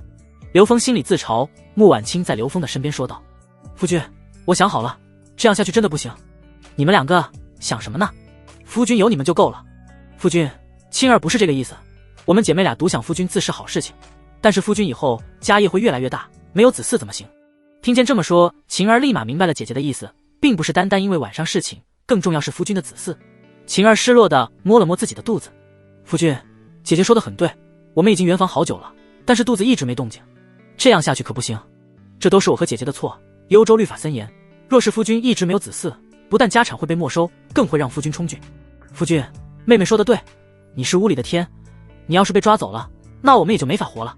所以夫君还是纳妾的好，这样一来，不但分担了伺候夫君的事情，还可以为夫君开枝散叶。刘峰看着不断劝说自己的姐妹俩，微微一笑。这两个小妮子，处处在为他着想，又怎么会不让人爱呢？想起幽州的律法，刘峰就来气。为了兵源和赋税，官府想尽了办法。说起来，她们姐妹两个都是残酷律法下的受害者，若非是她意外来到此处，占据了这副身体，姐妹俩的命运可能就是沦为男人的玩物，甚至更惨。再看看如今的穆少光，他们两个害怕也合情合理。穆婉清之所以提出来，是出自内心的真诚。刘峰的为人他已经看清楚了，值得他和妹妹做任何事，所以这个家无论如何不能被战争残害，所以下定了主意，一定要给刘峰纳妾。看着刘峰只是笑，穆婉清心一狠，拉着妹妹跪在刘峰的面前。夫君，是我们姐妹两个没用，夫君这次要听我们的，我已经给夫君物色好了人选，绝对忠诚可靠，知书达理。什么？你已经有了人选？刘峰瞪大了眼睛，肯定和回娘家有关。穆家如今艰难，必然也担心因为没有子嗣而遭受官府的制裁。夫君，我和妹妹以前也是县城的半个小姐，曾有一闺中密友，为人知书达理，秀外慧中，而且精明能干，一定可以成为夫君的好帮手。是啊，她真的比我和姐姐都好。你们两个想这么多干什么？即便是没孩子，夫君也不会去充军，放心吧。刘峰安抚道。夫君，不行，虽然夫君厉害，但是双拳难敌四手，还是小心为上。夫君，我已经想过了，我的这位朋友至今仍待字闺中，家世也不差，但是他心高气傲，一般的男人根本看不上，死也不嫁。我想只有夫君这样的男人才能配得上他。刘峰头大，青儿当真是脑子聪慧，以后绝对是当仁不让的当家主母。夫君，今天我便写一封信，说明情况。看着自己两个媳妇，刘峰只能无奈地答应下来。青儿找来笔墨纸砚，开始书写。晴儿则在准备早餐。刘峰伸着懒腰走出了院子，一出门就发现外面站着4个16、17的男子，看见刘峰出来，有些紧张地低下了头。这4个都是村子里的人，你们这是？应该是刚刚忙着在屋子里说话，没有注意到院子里，也不知道他们来了多久。刘哥，我们都是来拜师的。刘哥，我爹说了，你现在就是村里最厉害的人。对，我们要跟着你学本事，打猎，养活家人。几个人你一言我一语，但目的明确，每个人的身边都有一个袋子。刘峰走上去一看，里面五花八门，什么都有，但都是这些家庭能够拿出来最珍贵的东西。刘峰也不客气，晴儿，收下东西。刘峰对着忙碌的晴儿吩咐一声，既然是拜师礼，多少都要收，这是规矩。今日若是不收这份礼物，即便是交给他们手艺，他们自己也不会安心。好，你们报家门吧。王典、张宏大、李龙、王飞。刘峰记起来，之前田老八给他推荐过王典、张宏达和李龙，这3个都是村子里后生之中踏实肯干的主，老实本分。至于王飞，刘峰是第2次见，在收拾野猪的时候和田老八一对，当时他就有意的留意了这些后生的情况。这个王飞虽然是个瘦竹竿，但是反应比较灵活，不过也很投机。刚刚的拜师礼中就属他的最为敷衍。刘峰从这里就可以看出，这是一个善于投机、小心思重的人。这样吧，我收下了你们的拜师礼，但是拜师就算了，我不需要你们给我磕头。何况打猎是一个危险的事情，练习射箭也并非一朝一夕能够成功。我这里还有几把弓箭和一些制作好的陷阱，你们拿去，打不了大型猎物，但是弄个山鸡野兔的绝对够用。不过有一点，这些东西你们不能白拿，打到了猎物必须要给我1/3，这是我这里的规矩。你们若是能够这样坚持到开春以后，这些东西就是你们自己的，我这个规矩也就不存在，如何？李龙最为聪明，一下子就明白了其中的味道。这就等于是白送，他们往年冬天也是顶着大雪在山上找东西吃，坚持到开春有何难？好，谢谢刘哥。本来这些弓箭他也没多少，不过田老八后面又拿来了几根这木，所以就削出来几个弓胚，只需绑上绳子就可以使用了。弓这东西，村子的村民只要是会点手艺的都能做出来，所以送也就送了。不能送的是弩，那才是他压箱底的宝贝。何况弩箭的杀伤力太大，精准度又高，要是这种技术传出去，那么他也就失去了底牌。刘峰没有迟疑，让几人等着，自己则是在屋子里拿出来弓胚，又将弓弦也全部上好，这才开始分配。刘峰觉得王妃不可靠，所以将差一些的给了他。之后，刘峰又将做好的弓箭给了一人一支。当然，这些弓箭并没有铁质的箭头，但是射杀兔子山鸡绝对够用。刘峰想要嘱咐几人一句，但是他们拿上弓箭之后非常的兴奋，没等刘峰说出来，便已经跑出去了。屋子里的穆婉晴正在收拾4个人的拜师礼，一一分类，然后放好。不过有一个东西晴儿却不认识，圆溜溜的，上面还带着泥土，明显也是野菜的一种。但是想到之前村里有人误食毒野菜中毒的事情，晴儿就担心不认识的东西必须要搞清楚。夫君，这是什么？晴儿拿着圆圆的东西问道。这不会有毒吧？这是葛根。不对啊，葛根不会这么小，这是红薯。刘峰兴奋了，怎么会有红薯？红薯拥有各种人体所需要微量元素，口感鲜甜，一个就能顶上一顿饭。这玩意要是种下去，1亩地的产出比其他农作物不知道要强上多少倍。这东西要是能量产，可不得了，完全可以养活100万大军啊！要知道在前世，他记得这玩意还是一个商人貌似从国外带回国的，培育量产之后，让整个国家的人口得到了爆发式的增长。在那以后，就再没有发生过大面积饥荒。晴儿，你快看看还有没有？刘峰激动地说道。因为他手中的这一个异常的光滑，几乎没有芽点，所以只适合蒸熟，并不适合育苗。晴儿继续在布袋中翻找，终于在布袋的底部找到了一个。这个并不大，而且已经有出芽的迹象。晴儿，赶紧的将这个找地方保存下来，一定要保存好，这叫红薯，冬天怕冻。夫君，这有什么用啊？晴儿不解地问道。这可是好东西，味道非常的鲜甜，而且产量高。开春了，我们将它种起来育苗。对了，这个你待会就煮上，到时候你就知道这玩意有多好吃了。真的？晴儿不可置信，眼神中充满了狐疑。他可不信这么一个圆溜溜的东西真的有夫君说的那么好吃，那是当然。不过红薯再怎么鲜美，也不及晴儿和青儿鲜美多只啊。刘峰坏笑。晴儿放下手中的红薯，正准备去做别的事情，却被刘峰一下子拉在了怀里。看着刘峰的眼神，晴儿脸一红，有些不好意思的将头放在了刘峰的怀里。刘峰只觉得胸前被什么挤压着，有太多的不可控。看着刘峰坏坏的表情，穆婉晴立刻就明白了刘峰的意思，举起小粉拳捶打着刘峰的胸膛。夫君，你做什么啊？大白天的。夫君太坏了，这么羞人。夫君让晴儿都不好意思了。刘峰哈哈一笑，什么白天晚上啊，只要他想，随时都有。随即抱着晴儿走入了里屋。刘峰很喜欢这个小妮子，只要是躺下，妥妥的就是魔鬼。虽然承受能力还是差点，不过是真的很销魂啊。青儿写完书信之后，看着缠绵的两人，一脸无奈。夫君太能干了。看着正在满脸红晕的穆婉晴，又看看一脸秋水的穆婉清，刘峰索性也将穆婉清拉在了身边。穆婉清矜持一些，但是架不住眼前诸多的因素。试问一个正常人，谁能忍？开始议论起来。直到下午时分，刘峰才懒洋洋的起床。这是他这么多次以来第一次感觉到疲惫，所以多睡了1个时辰。直到太阳西斜的时候，两个媳妇才揉搓着散乱的头发起床，脸上的红晕依旧在，酥酥软软的准备着晚饭。今晚的主食是小米粥，再加上刘峰让蒸熟的红薯，这个怎么吃，姐妹俩也不知道，只能按部就班的蒸熟以后等着刘峰。刘峰坐在餐桌上以后，美美的饭菜已经到了眼前。刘峰示意姐妹2尝1尝红薯。穆婉清小心翼翼地掰下来一小口红薯，慢慢悠悠地放入了嘴巴。这么好吃。穆婉清感觉到了一种前所未有的软糯，在唇齿间游走的那种细腻的甜味充斥着味蕾。这东西真的太好吃了，她还是第一次吃到这么好吃的东西。穆婉清看着姐姐也尝了一口，惊呼道：这也太好吃了吧。见姐妹俩喜欢吃，刘峰将自己的一半也递给了姐妹2个，独自喝着小米粥。姐妹俩几次拒绝，但都被刘峰给瞪回去，这可将姐妹俩感动坏了，眼睛里噙着感动的泪水，忍不住感叹，果然是吃不饱穿不暖的年代，一顿饭胜过所有啊。要在他生活的新时代，拿着几百块请客吃饭，人家还不一定给你面子，即便是吃完了，背后都要说你小气。所以吧，人啊，真的是不能吃太饱。白米粥加上几块野猪肉，刘峰吃罢以后伸着懒腰，准备在村子里转转。当初为了换银子喝酒，刘峰的地已经全部典当出去了，村子里很多吃不上饭的也会出此下策，所以几乎每家每户都有一部分当票。对于他们来说，想要赎回来无异于痴人说梦，干脆自己给点银子拿过来。地主的标配是什么？必须是土地啊。所以刘峰打算将村里的地全收了。刚刚走出院门，就看见几个人颤颤巍巍地走过来。走近以后，发现这几人不是别人，正是要拜他为师的4个人。刘哥，求你救命！是啊，刘哥，你看这。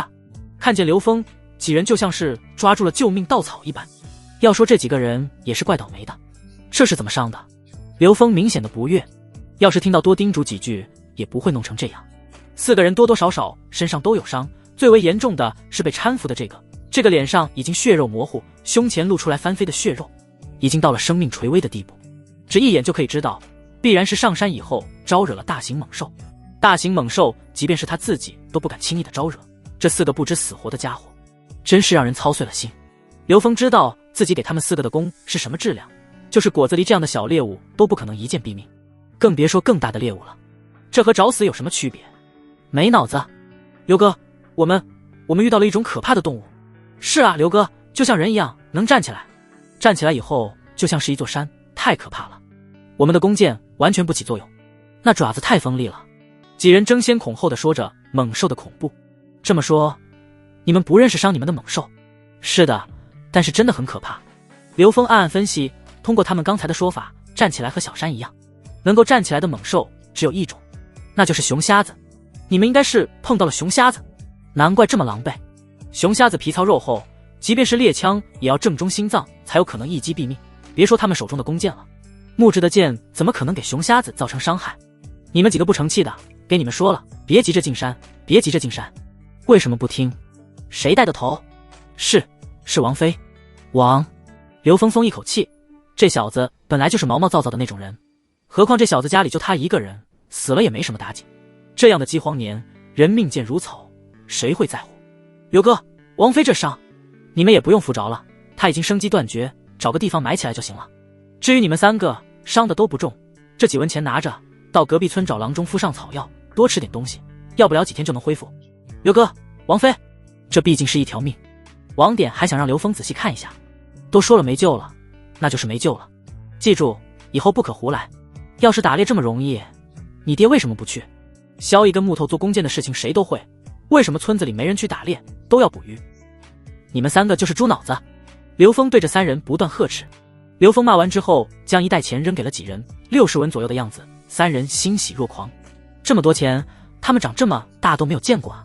几人对刘峰感激的不得了，在王长生家做短工的时候，给点银子扣扣锁锁，有时候还扣钱，受伤了也不管。但是刘峰，他们明明是自己不小心伤的，却给银子让自己治疗，这才是真正的好人。刘哥，熊瞎子这玩意我们听说过，早年间大旱的时候，山上没吃的，下山伤人的事情也有。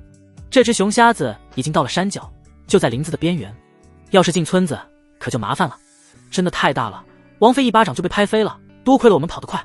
王典说着情况，刘峰眉头紧皱，这东西的确是个麻烦，这个时代的大型猛兽数量太多了，确实是生存威胁。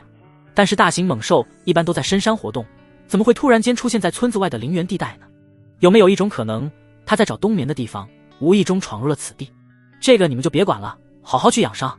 熊瞎子的事情我会处理。刘峰突然间想起来红薯在那里找到的，他要搞清楚。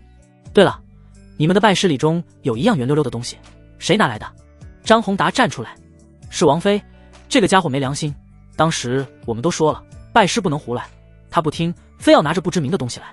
刘大哥，那东西不知道有没有毒，我们都没见过，你最好别吃。刘峰呵呵一笑，村民果然都是朴实善良，这东西也不知道哪里出现的，不过既然有了，就要培育成功。你们知道是从啥地方挖出来的吗？这个就在山上，但是那地方比较危险。刘峰知道了位置，那就好办了。打发了几人之后，早早的上床休息，少不了又是一番战斗。第二天一大早，刘峰很早就收拾好了自己的工具，他顺着王典几人指的位置一路进山。当时他们4个为了猎物一路向前，走了有2个时辰，就在山里的河谷中发现了熊瞎子。这地方和刘峰猎鹿的地方完全是相反的方向，这边的河谷并没有上次猎杀野猪的河谷那么幽深。刘峰在河谷中找了很久，但是一无所获，只有一些粪便。会不会是熊瞎子已经离开了？熊瞎子的杀伤力太大了，刘峰并不放心，不说村里的别人了，他还要上山打猎呢。留着这样一个祸害，他怎么打猎？要是进村以后伤害到自己的媳妇，那可怎么办？所以他继续沿着粪便和足迹在河谷中搜索，搜寻许久都没有熊瞎子的踪迹，这才放心了下来。于是他决定去山后看一看，便将弓箭全部备上，只留下斧头开路。一路朝着河谷前行。刘峰翻过一个山头之后，眼前又是一条河谷，有着孱弱的水流。刘峰继续往前，远远的看见前面不对劲，有一团黑乎乎的东西，似乎还在流血。难道是熊瞎子？刘峰警觉起来，反手拿起自己的弓，搭上箭，缓缓地向前靠近。近一点之后，才发现躺下的是一匹马，此刻已经咽气，看上去死了有一天的时间了。这马并不是人为饲养的马匹，因为没有马蹄铁和缰绳这些东西。这匹马的死状很凄惨，像是被巨大的力量撕开了肚皮，内脏已经被吃的所剩下的不多，皮肉也被啃掉了一部分。这是什么情况？难道是熊瞎子所为？可为什么只吃了一小部分呢？刘峰站起来，他仔细地观察着周围的情况，目光缓缓扫过，一切如旧。刘峰又往前了几步，在一块巨石上眺望，果然发现了问题。在巨石的下方，赫然躺着一个死人。这个人的衣着颇具兽性，身上是羊皮的坎肩，脚上是牛皮鞋子，看上去并不是大黎之人。刘峰突然间意识到了什么，因为上次去丈人家的时候，穆少光就提到过，如今北蛮已经打到了幽州边境，蛮人探子已经深入了幽州境内。难道说这人是蛮人的探子？这装扮确实是蛮族的装扮。草原上物资匮乏，所有的日常用品都要用牛羊的皮毛制作。如今的大黎帝国处在四面楚歌的境地，周边好几个国家对大黎帝国虎视眈眈，其中最为强大的就是北蛮。北蛮人擅长骑兵作战，而且不管男女都能上马杀敌，异常凶悍。如今的幽州相对来说物产丰富，在这样的饥荒年，幽州这样的富庶之地就是北蛮眼中的香饽饽。北蛮物资匮乏，如今入冬在即，南下幽州劫掠不可避免。这一切让刘峰有了紧迫感。如今他还没有准备好，浓浓的危机感已经袭来。但是他又仔细地擦看了一番，这人的穿着并没有明显的北蛮的标志，而且按照北蛮的习惯，探子即便是翻山越岭的探查消息，也应该去天雍城才对，而不是这里。所以最终刘峰判断，这人并不是北蛮探子，而是土匪。这名土匪的伤口可以明显的看出来是被动物的利爪所伤，但是究竟是什么动物，他无法判断，毕竟拥有这样利爪的动物太多了。具体的死因已经无法确定，但是从伤口判断，肯定和某种大型动物有关系。由此可以确定，这一带的确有大型猛兽活动。刘峰推断，这名土匪是发现了野马，想要将它驯服，但是在追击野马的过程中遭遇了大型猛兽的攻击。刘峰仔细地观察着四周的情况，虽然地上的马蹄印杂乱，却可以清晰地发现不止一匹马的马蹄印。难道说野马和土匪都不止一人？刘峰顺着散落的马蹄印开始追踪，要是搞到一匹马，那可就发达了。这世道可没有比马更加珍贵的东西了。很快就到了河流的源头，为了以防万一，刘峰并未着急地前往河流的源头出水口查看，而是本能地躲在一块巨石后，探出脑袋，慢慢地观察周围的情况。水流是从悬崖上的石缝之中流出来，长期的冲刷让下面形成了一个不大不小的深潭。周围的树木参天，地形奇特，各种矿物质形成的吸水石挂在崖壁上，悬崖上的石洞内各种钟乳石造型奇特，静谧悠远。马蹄印就是在这里消失的。刘峰小心翼翼地挪到另一边的巨石后面，果然发现了他想要的东西。眼前的山崖一侧，一个黝黑的洞口前面正拴着一匹通体黝黑的骏马。既然这匹马已经被拴住了，那也就是说此地肯定还有一个甚至更多的土匪，毕竟能拴住一匹野马还是需要一些本事的。刘峰距离马匹有着500步的距离，这么远距离之下，他不敢大意。他不知道土匪究竟有多少人，要是人多，自己只能想办法周旋。他先将自己的弩悄悄地准备好，选择合适的位置放下之后，静静地等待。刘峰等了很久，耳朵里都是悬崖上水流冲击深潭的声音，久到他有些烦闷的时候，山洞内出现了一个人。这个人个子不高，身穿兽皮。这人从洞内出来以后，并没有急着离开，警惕地观察四周，确认安全之后，这才坐在了水潭边。接着拿出来腰间的水袋，灌满了水之后，摸出来几块羊肉干啃了起来。这就是机会啊，此时不出手，更待何时？嗖！刘峰果断地扣下了发射器，弩箭像是一条毒蛇，直冲这位土匪而去。不过土匪的反应异常的快，这位土匪实力不差，对箭矢的声音非常敏感。再说刘峰在巨石的后面，距离土匪距离稍远，这就给了土匪一丢丢的反应时间。虽然刘峰的弩箭杀伤力足够大，但是土匪在听见了声音之后，也不管箭矢飞来的方向，急忙趴在了地上，又顺势滚动了几下，就这样糊里糊涂的就避开了这致命的一箭。虽然没有给土匪造成致命伤害，但是这一下也让他心有余悸。土匪急忙朝着马匹跑去，他的武器都在拴马的地方，而且这名土匪不傻，到此处的时候就已经摸清楚了周围的地形。这里三面环山，只有河流的方向是缓坡，所以这一箭只能是这个方向射来。刘峰知道自己的位置已经暴露，他悄悄地转到了一棵大树下。这棵大树枝繁叶茂，正适合伏击，顺着树枝几下就藏在了浓密的树干上。马儿嘶鸣的声音顺着河谷传来，刘峰拨开树叶看去，此刻的土匪正趴在一块巨石后，手中的弓箭已经蓄势待发。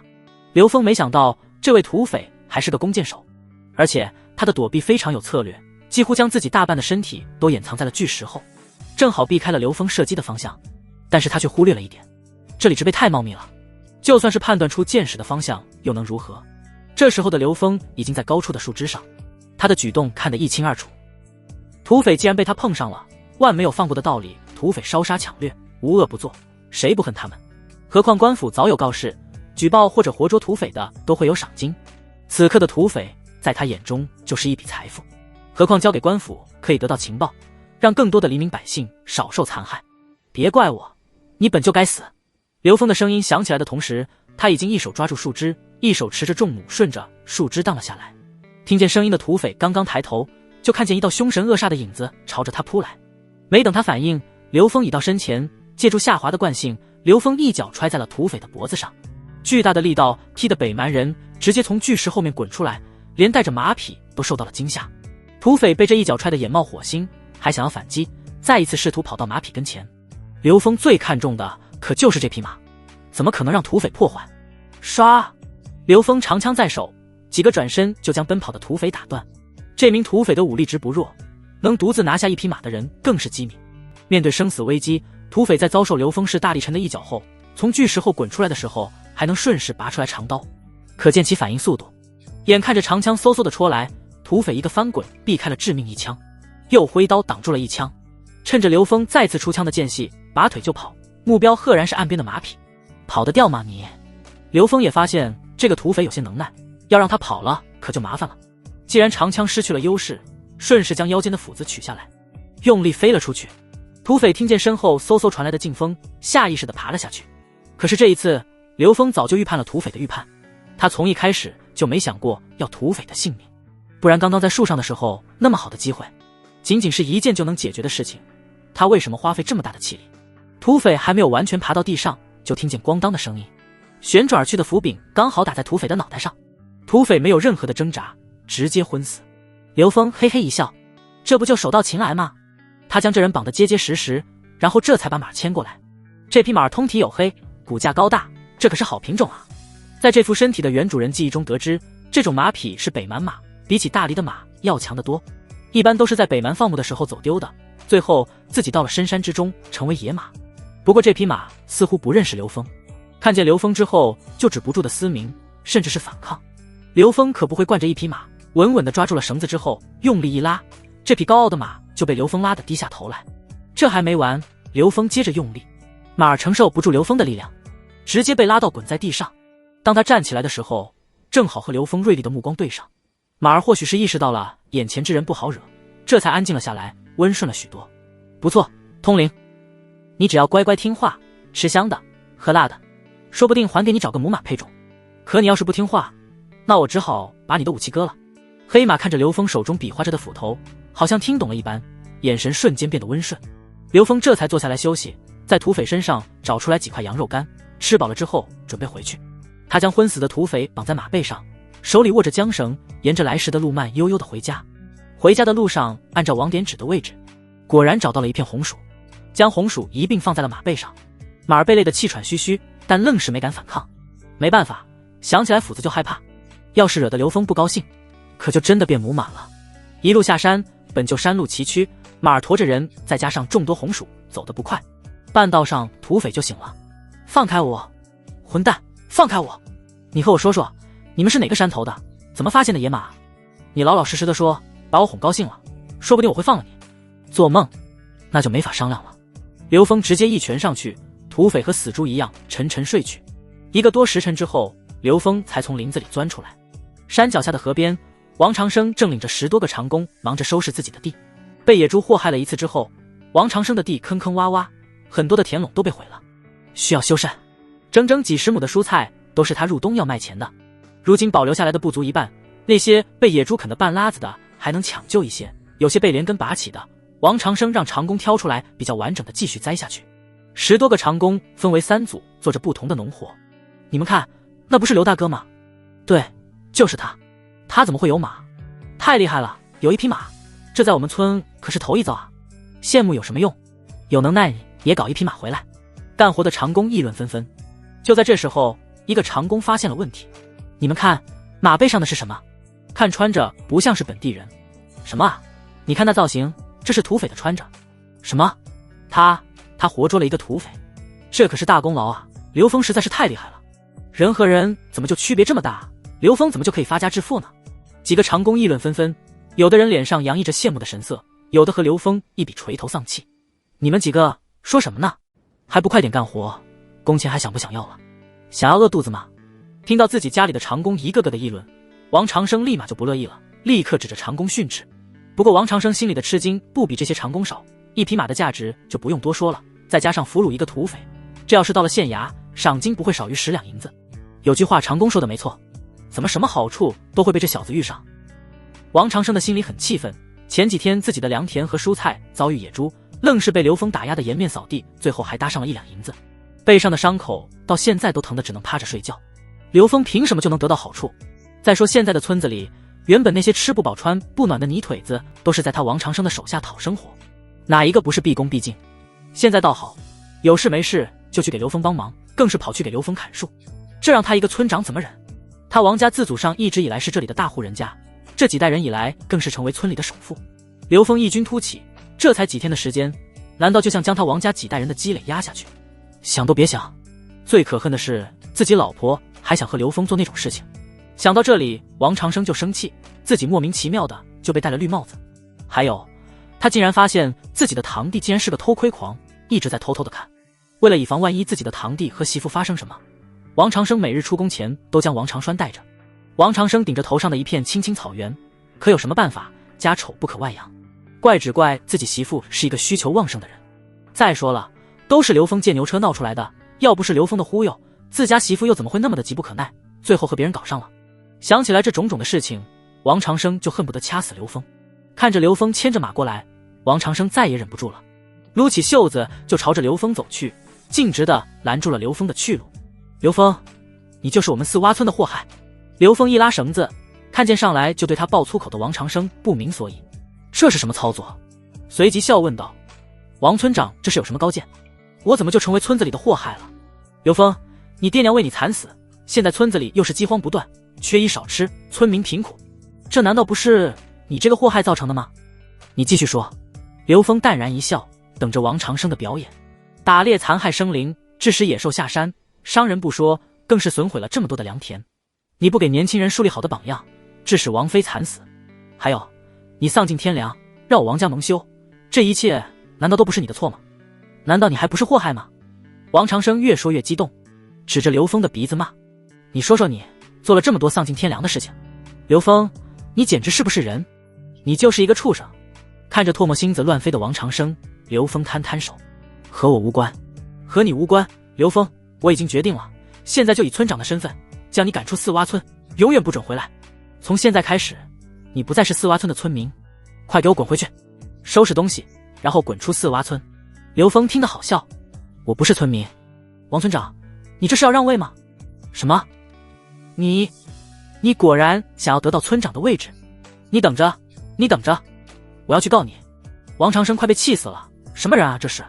他甚至断定刘峰就是为了他的村长之位。当王长栓在他的逼问下将家里的丑事抖落出来的时候，王长生就已经确定刘峰这是要破坏王家的家风，让村里人对王家失望，这才他就可以名正言顺地得到村长的位置。所以当时王长生并没有惩罚自己不成器的堂弟，只是骂了几句，之后又将王夫人关在屋子里毒打了一顿，正在商议休妻的事情。这样有乳门风的女人断然不能留在家里，万一这个放荡的贱货和村里人好上了，王家可就彻底的颜面扫地了。王长生还在庆幸，多亏自己提早洞穿了刘峰的奸计，也印证了自己的猜想，要不然还真的让这个祸害害苦了王家。要是因为家里不守妇道的贱货而影响王家几代人的积累，他王长生就是罪人。你没病吧？让开！见王长生闹起来没完没了，刘峰失去了耐心，伸手往前一推，王长生体弱，被这么一推就跌倒在了水田里。瞬间火冒三丈，指着刘峰呵斥：“我是村长，我是这个村的老大。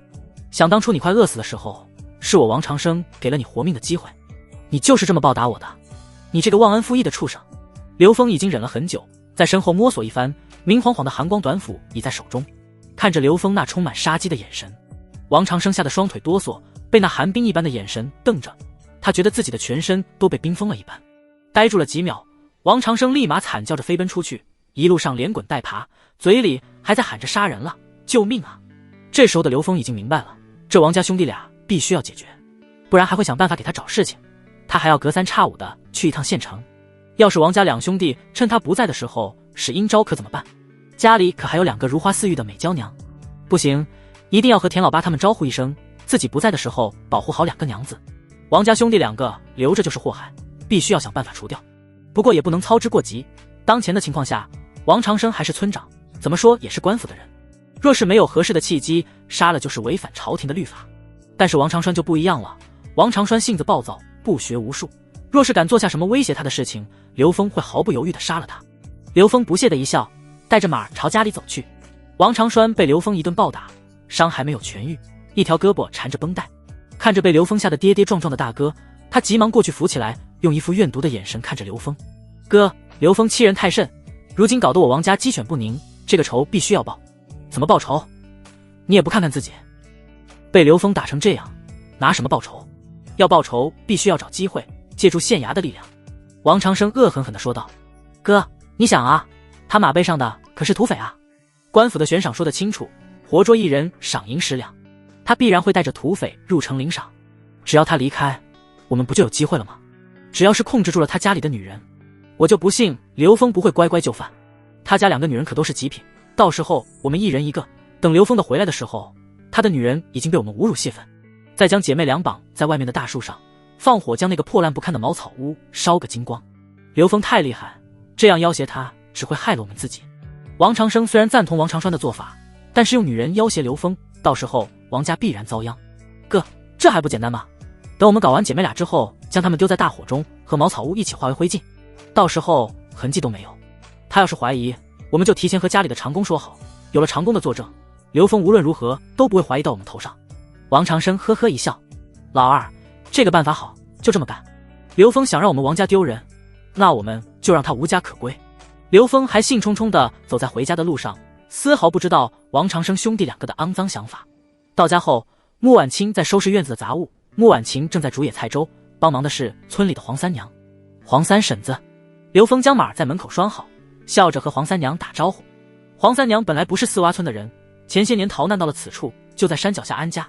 她为人和善，做事情也老实，之所以刘峰放心她，主要还是因为这副身体的原主人以前打的姐妹俩下不了床的时候，都是这位黄三娘在帮忙照顾，甚至有野菜了偷偷让姐妹俩吃点。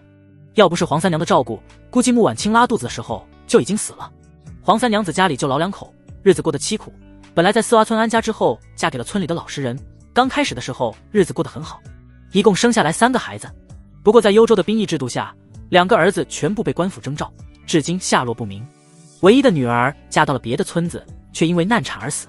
或许这就是黄三娘一直照顾姐妹俩的原因。黄三娘子身边无子无女，把这可怜的姐妹2个当作女儿对待，也合情合理。刘峰也不拒绝，只要是黄三娘愿意，姐妹俩有人照顾，他何乐而不为。夫君。看见刘峰回来，穆婉清放下手里的东西，急忙走到刘峰的身边，看着刘峰的目光都是爱意满满。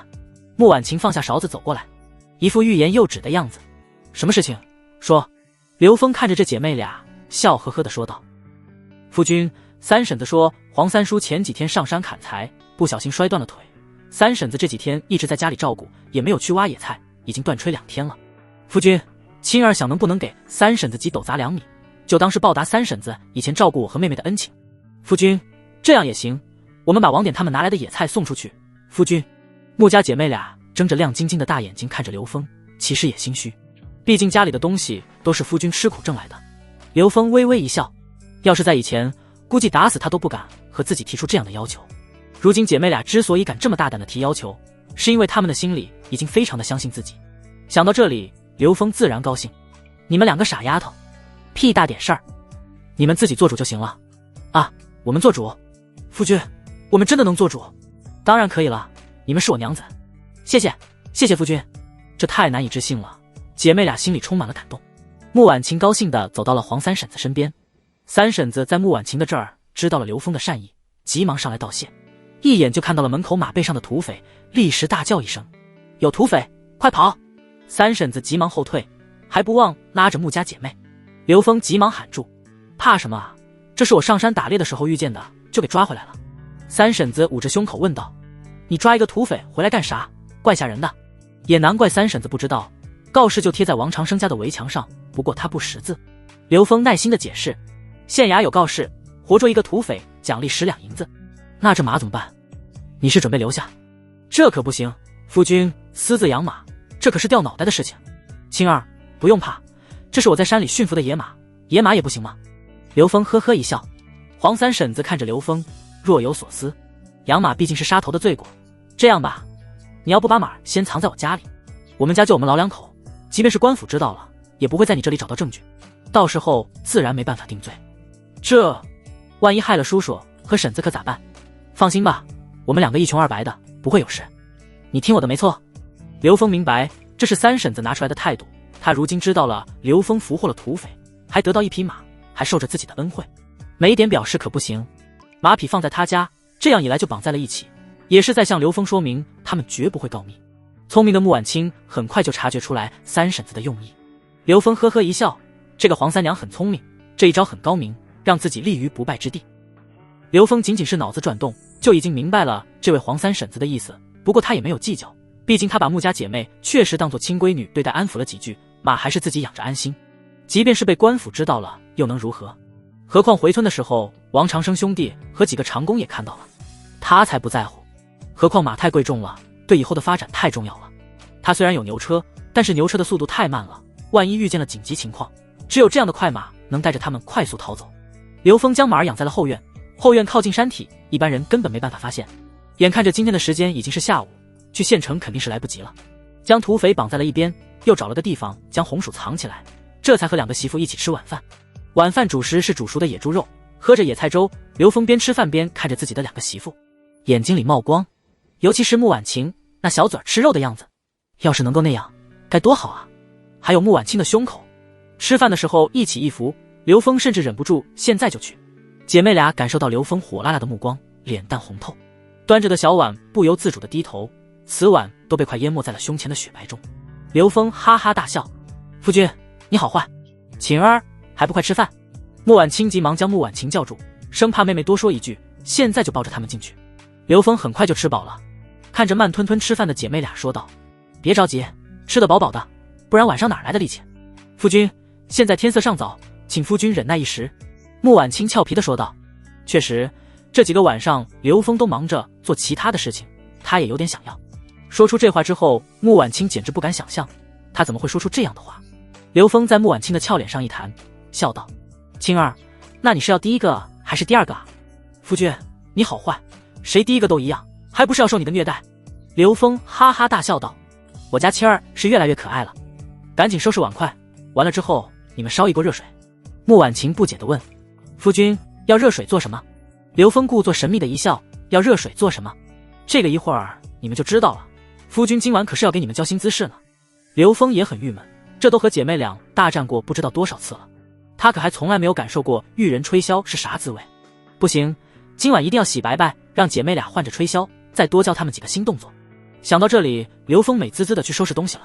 姐妹两个一头雾水，不过收拾好碗筷之后，还是按照刘峰的安排烧好了热水。家里最大的桶就是前几天让村里的木匠做出来的大木桶，本来是预备下给猎物脱毛用的，现在没有趁手的木桶，只能充当临时的浴桶了。看着姐妹俩在浴桶中拥挤的样子，刘峰下定决心，明天就去找王木匠，做一个可以容纳他们3个人沐浴的大浴桶。夫君，我洗好了。穆婉清站在里屋的门口，用自己的衣服挡着下半身。刘峰往后面挪动了一下，还不快来？刘峰拍着床。这时候穆婉晴也过来了。夫君好冷啊。他可不矜持，直接钻进了刘峰的怀里。刘峰左拥右抱：青儿来。夫君这样真的可以吗？青儿看着刘峰有些害怕，因为他从来没听说这样进行床上事的。青儿当然可以了，你试试就知道了。这事情嘛，怎么着也需要刘峰仔细的指导。毕竟这都是新时代带过去的知识，就算是古人开放，也没有开放到这样的程度。瞬间只觉得整个人都被包裹一样。是，这才是威武男人该有的快乐。晴儿，你好棒！晴儿不甘示弱，妹妹晴儿也不多承让。一夜无话，总之两个媳妇是完全的臣服之后，他才歇下来。天刚刚微微亮，刘峰就赶着牛车出发了。走之前特意和穆婉清交代了一声，让黄三娘过来陪着她们姐妹。本来保护姐妹两个的事儿，田老八必然最合适，但是姐妹俩死活不同意，觉得刘峰走了，让别的男人守着他们算什么事儿？所以黄三娘就是最好的选择。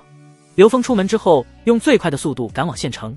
如今天色尚早，他要赶在天黑之前回来。土匪被捆在牛车上，刘峰早就发现这家伙醒了，但是却没有任何的声音，狡猾至极，在牛车拐弯的时候找准机会偷袭刘峰。刘峰看他这么不老实，直接打断了一条胳膊。到了城门口之后，刘峰直接懵逼了。之前赶着牛车进城，无非是简单的检查，出城甚至是不检查。但是这一次，当城门口的守卫看见土匪的时候，一个个的如临大敌，瞬间将刘峰包围。刘峰说明了来意之后，城门守卫护送着刘峰到了县衙门口。不过刘峰来此是为了领取赏银，再加上穆少良在，所以衙役对刘峰没有过多的为难。妹夫，你真的是越来越厉害了，土匪武艺高强，不知道你是怎么抓到的。穆少良陪同刘峰将土匪押到了县衙的地牢门口，对刘峰一脸崇拜。妹夫，县衙主管刑罚的是典狱大人，他会接收土匪，到时候给你个批条，赏银在主簿大人处领取。赏金可不是一个小数目，我们这些衙役一个月才是几百钱，你这一下子顶我2-3年。刘峰呵呵一笑，大哥，话可不能这么说啊，你能干衙役，那说明你的武艺也不差。再说了，衙役还有其他收入，我可都懂。穆少良打个哈哈，有什么啊，净瞎说，我这3脚猫的功夫怎么和你比啊？不过我虽然武艺平平，不过我要是遇见了土匪，也不会手下留情，直接打残了带回县衙领赏。大哥，你这就谦虚了，我可是听亲儿说了，你自幼习武，依我看，单挑3-5个土匪不在话下。被刘峰一阵吹捧，穆少良喜笑连连，急忙摆摆手道：妹夫，哪有这么厉害啊？没有没有。穆少良的武艺也就是一些花拳绣腿，在真正的高手面前一文不值。他这么说也是让自己这个大舅哥高兴一下，没想到这小子还不好意思了。穆少良真的是太单纯了。就在两人闲聊的时候，地牢的大门被打开，咯吱的声音异常刺耳。紧接着一个身材魁梧的大汉出来，这人满脸的胡擦，腰间陪着一把比寻常的衙役大1号的长刀，看上去个子极高。刘峰站在他的面前都要抬头，全身都是肌肉，整个人不怒自威，眼睛就像是老虎一般锐利有神。这个人本来是县里的屠夫，干着杀猪的营生，后来被官府征召去战场上，没成想这个杀猪的在战场上悍不畏死，杀死了不少的敌人，更是被提拔到了禁军做教头。后来受伤，本以为活不成了，没成想送回来后奇迹般的活过来了，这才被上级推荐为县里的典狱。大人，这是土匪，这位则是生擒土匪的四洼村村民刘峰。看着自己老大那气场，穆少良急忙上去汇报，顺便引荐了自己的妹夫。陈典狱往前走了几步，直接压过了刘峰一个头，体型更是刘峰的2倍，和一座小山一般，满满的压迫。虽然刘峰在秦家锻炼，但是终究时间不长，要是在他巅峰的时候，身高虽然比不上陈典狱，但是肌肉力量绝对是他的好几倍。陈典狱看着刘峰，满脸的狐疑，这不就是出了名的酒鬼刘峰吗？看着比以前结实了，但是这样的酒鬼能够抓住土匪，莫不是来骗赏钱的？当即眼睛瞪得滴溜溜圆。你就是刘峰？回大人，正是在下。刘峰略微的放低了姿态，毕竟这是古代，尊卑严格，因为一点小疏忽错过银子可就亏大了。陈典狱没有说话，只是往前走了几步，巨大的手一下子就将土匪提起来，感觉就和拎起来一个小鸡崽子一样轻松。观察了一番之后，嘀咕道：没错，是土匪，他们这身土匪的味道，化成灰我都认识。随后话锋一转，看着刘峰问道：你可知道，在我大黎王朝，通匪是重罪，幽州更是定下通匪者凌迟处死的条文。刘峰没想到这陈典狱还想给他扣个大帽子，随即眼神一冷，不卑不亢地迎着陈典狱的目光：陈大人，你是觉得这土匪不是我抓的，还是觉得我刘峰没这个本事？陈大人是认为和我土匪私通了？看着刘峰这样顶撞陈大人，穆少良瞬间一冷，心里10万个草泥马。妹夫啊妹夫，你这是做什么啊？得罪了他可就什么都没了。再说了，你别害我啊。妹夫，你怎么这么冲动？不要觉得陈典狱好糊弄，陈典狱可是有大功劳的，要不是受伤严重，早就是将军了，又怎么会在这里做个小小的典狱？陈典狱武艺高强，整个县城还找不出来对手。你要是将他惹怒了，可怎办啊？这时候，穆少良已经急得冷汗直流，脑子飞快地运转，想着如何才能保下刘峰的同时，还能不迁怒于他。不过穆少良的担忧多余了。陈典狱不但没有怪罪，反倒是用诧异的目光盯着刘峰。陈典狱对自己很自信，自己这一身的杀气，一般人根本不敢正视，即便是老虎狮子，他都敢徒手对付。衙门里这些衙役看见他哪一个不是吓得低着头，大气不敢出。但是眼前这个酒鬼竟然丝毫不惧怕。好，有几分胆色，不过有没有本事抓住土匪，你说了可不算。你去把王捕头叫来，若是打不过王捕头，也就绝对打不过土匪，赏钱就不能给你。陈典狱又挥手让人搬来大1号的椅子，坐在大牢里面等着。呵呵，真以为我是为了赏钱而来？刘峰颇为不屑地扭过头去，冷冷一笑。他将这个土匪带过来，无非是希望通过审问后能够得到对官府有帮助的信息，为黎民百姓带来好处。银子他现在不缺，这点银子还不值得他出手证明。算了吧，银子可以不要，我无非是想让你们通过审问得到有用的信息，让老百姓少受土匪的祸害。出手证明，门儿都没有。陈典狱再一次露出不可思议的表情。这个刘峰给他的感觉太冷静了，冷静的不像是一个普通人，这样的感觉他只在自己的将军身上看到过。就算那时候将军很冷静，但是也没有刘峰这般的冷静。况且对于贫苦人家来说，即便是奖励最低的5两银子，那也是一笔可以在安家的巨款。但是刘峰却表现得这么无所谓，难道他真的不在乎？他还是那个酒鬼吗？不对，他这是欲擒故纵，和我玩心机。刘峰，我倒要看看你怎么收场。很快捕头就被带来了，这人个子中等，眉心间有一道刀疤，走起路来大摇大摆。到了地牢内，顺手拿起来边上的木棍，这东西古代叫做杀威棒，专门用来给犯人上刑的。通常情况下，一顿杀威棒打下来，犯人即便是不死，也要丢半条命。捕头拿着木棍，突然间目光锐利起来，棍子一挑，一根木棍朝着刘峰飞来。刘峰伸手接住，这让捕头微微一愣，这一棍有些力道，这小子能接住，显然有几分本事。陈典狱很自信，这位是他亲自提拔上来的捕头，也算是他的半个弟子。若是在战场上，一个人单挑3个土匪不在话下。本来想着让刘峰知难而退，没想到这小子真敢接棍子，这就让陈典狱很不爽。既然如此，那就让你吃点苦头。随即手一挥，捕头到了陈典狱的身边。陈典狱小声的交代：记住，别留手，但是不能杀人。捕头点点头，握着棍子站在了刘峰的面前。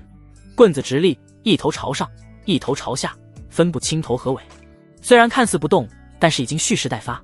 刘峰一声冷笑，手中棍子往前一探，前手压，后手抬，盯着捕头。看见刘峰这架势，陈典狱眯着眼睛，心中不免疑惑。这是典型的棍法起手式，前手下压便于挑，后手抬起便于打。难道说这小子真的有料？两人谁都没有先出手，而是围着中心慢慢的走起来。忽然间，捕头突然手动，木棍朝着刘峰劈来。刘峰瞬间反应，一个侧身避开，随后起棍格挡。捕头虽然厉害，但是终究眼界有限，真正和高手实战的机会更少。刘峰一棍扫来，顿时急忙后退，已经失去了先手。吃亏之后，捕头心不死，继续进攻，棍法变枪法，往前直直刺出，又瞬间换手，用力击打。不过突然间的变招虽然让刘峰猝不及防，但是也失去了很多力量。刘峰避都不避，直接起棍一顶。捕头手中的棍子回弹，一个不慎，捕头反倒是被自己的棍子击中了面门。刘峰顺势一棍，捕头已经倒下，晕死过去。看见捕头被轻易的击败，在场的其他衙役下意识的后退了几步，看刘峰的目光越发的奇怪。好，陈典狱嗖的一下站起来，看着刘峰的目光中多了几分欣赏和赞许。不出手则已，出手就是一招制敌。这刘峰绝对是个狠辣之辈，是我看走眼了，真没想到四洼村这样的山沟沟还有你这样的高手。这样吧，我这里正缺人手，不知道你愿不愿意来。陈典狱对刘峰生出一种惜才之感，这样的人才埋没在山野之中，真的可惜了。自己手下衙役捕快上百人，但是真正能够抗事儿的真没几个。要是有了刘峰，那就是真正的如虎添翼。穆少良本来还在震惊刘峰那一棍子的威力，听见陈典狱的话，急忙上前。这可是天大的好事情啊！妹夫，还愣着干什么？快点谢恩啊！要是进了县衙，就有了铁饭碗。我能进县衙，都是爹花了大价钱才成功，这还得益于我爹和县老爷有点交情的情况下。你这简直是天上掉馅饼的好事情，这么好的机会，可一定要把握住。确实如此，做了衙役虽然无法大富大贵，但是等于吃上了皇家饭，高人一等。这样的好事情应该没有人会拒绝，尤其是如今这样食不果腹的饥荒年。何况陈典狱上过战场，杀敌立功无数，更是和上面的几位将军称兄道弟，即便是县太爷都对陈典狱礼遇有加。要是刘峰跟着陈典狱，那他的地位一下子就提高了，甚至比现在的自己都要高。多谢陈大人，不过我一个山野村夫，并没有此等大志向。刘峰将手中的木棍往出一丢，稳稳地落在墙角。一个衙役还不如自己回去打猎来的实在。即便是做典狱的位置，刘峰都还要好好考虑。作为男子，生来自当凌云志，敢笑皇朝不丈夫，最不济也要守着家里娇妻吗？开枝散叶，官府有什么好？难道比他打猎种田抱着姐妹花的日子更逍遥？笑话！陈典遇见刘峰对自己的招揽这般不屑，瞬间上火。他亲自招揽，还敢拒绝？这小子好大的胆子！陈大人，陈大人，您消消气，这小子一定是被狗屎迷住了，让我好好劝劝他。穆少良顿时就急眼了。虽然衙役的薪资少，但是县衙会管他们的吃饭和住宿，逢年过节粮油米面样样有。这样的好事情，刘峰为什么要拒绝呢？你这是干什么？陈典狱的面子都敢驳。穆少良转身游说刘峰，甚至给恨铁不成钢的给了刘峰一脚。他是真的着急，这样的机会可遇不可求，这辈子可能就这一次。刘峰，你可想清楚，我两个妹妹总不能一直在山沟沟待着吧？你要是做了衙役，到时候搬进城里，这是多风光的事情。刘峰明白穆少良的用意，他是关心自己和两个妹妹，所以不计较穆少良替他随即说的。大哥，人各有志，你别再劝了。穆少良还想要继续劝说，却发现一个衙役急匆匆地来到了陈典狱的身边。陈大人，县太爷的外甥。陈典狱这才反应过来，前几日县太爷亲自打招呼，想把自己的外甥送到典狱处当差。我听说人快到了，要是被县太爷知道你把位置给了别人，县太爷的面皮怕是挂不住。这衙役小声的嘀咕，但是声音却刚好被穆少良和刘峰听见，显然是故意为之，是在警告他识趣的快走。穆少良再不敢多说什么了，他可不敢和县太爷掰手腕。什么乱七八糟的，我老陈做事情还要他说啊？陈典狱虽然气愤，气得破口大骂，但是终究要顾及县太爷的身份，官场上不比别的地方，讲的就是一个人情世故，最终还是点点头。好男儿志在四方，你有这份心，值得赞赏，我这就给你签字，你去领取赏银。刘峰发现陈典狱是一个性情中人，刘峰微微一笑，将这人记在了心里。这样的人武力之高，只要是驯服了，忠诚度更高。若是以后他发达了，必然要招到自己的麾下。离开地牢的路上，穆少良还在怪罪刘峰。这么好的机会，只要是刘峰第一时间答应，即便是后来县太爷不悦，那也说得过去。等到刘峰拿走了赏钱之后，穆少良都还在为这件事感觉可惜。不过对于刘峰而言，这就是小事一桩，他绝对不会记在心上。赶上牛车，匆匆忙忙的回家了。刘峰刚到了路口，就看到田老八站在路上，很着急的样子。看见刘峰，田老八急忙上前：刘峰兄弟，你总算是回来了，家里出大事了。听见田老八这么说，刘峰的心里顿时一紧。家里出事？难道是自己的两个媳妇出事情了？可再一看，这三人都是灰头土脸的样子，身子骨最弱的杨拐子脸上还有擦伤，难不成是家里进贼了？刘峰急忙下牛车：出什么事情了？刘兄弟，不得了啊，还是你自己回去看看吧。杨拐子摇摇头。刘峰不敢迟疑，几个箭步就到了家门口。进门之后，就看到院子里一片浪迹，照顾姐妹俩的黄三娘蓬头垢面的倒在地上，她的身边正是被王长栓吓得瑟瑟发抖的穆家姐妹俩。仅仅是看一眼，刘峰便已经猜出来事情的来龙去脉。王家这是彻底触碰了他的逆鳞，既然想死，那就不要怪他。我们三个来送木头，走到路口就听见院子里的动静，走近一看才知道是王长栓想要抢走两位穆姑娘，要不是三婶子拼命护着，两位姑娘早被抢走了。穆家两姐妹看见刘峰回来，瞬间眼神清明起来，姐妹俩钻进刘峰的怀里，呜呜的哭起来。刘峰看着姐妹俩的样子，一脸的心疼，尤其是看到姐妹俩的胳膊上被绳子勒出来的痕迹和手上的伤口，心里的怒气值已经到了顶峰。伤害自己媳妇，就等于是跑到21世纪刨开了他家的祖坟，必须死。怎么样，伤得重不重？刘峰关切地问道。夫君，我们不碍事，多亏了三婶，你快去看看三婶怎么样。那个混蛋用木棍一直毒打三婶，吓死我和姐姐了。刘峰转眼就看到还沾着血迹的棍子，这是他用来给牛拌草料的棍子，心中的愤怒又增加了几分。三婶，让你受苦了。我没事，主要是这两个丫头本来就弱，这才养出来点模样，又被这样糟蹋。三婶摇摇头，表示自己没事。但是刘峰看得出来，三婶这时候嘴角有血迹，脸色也不好，要是有内伤就麻烦了。刘峰果断拿出来2两银子给田老八，让他们将三婶送到隔壁村郎中那儿看一下，顺便让他们看看自己的伤。要不是三婶护着，要不是田老八3人出现的及时，今天就真的出大事了。刘峰打心里感激他们。刘兄弟，哪儿需要这么多银子啊？田老八本性耿直，赶紧去。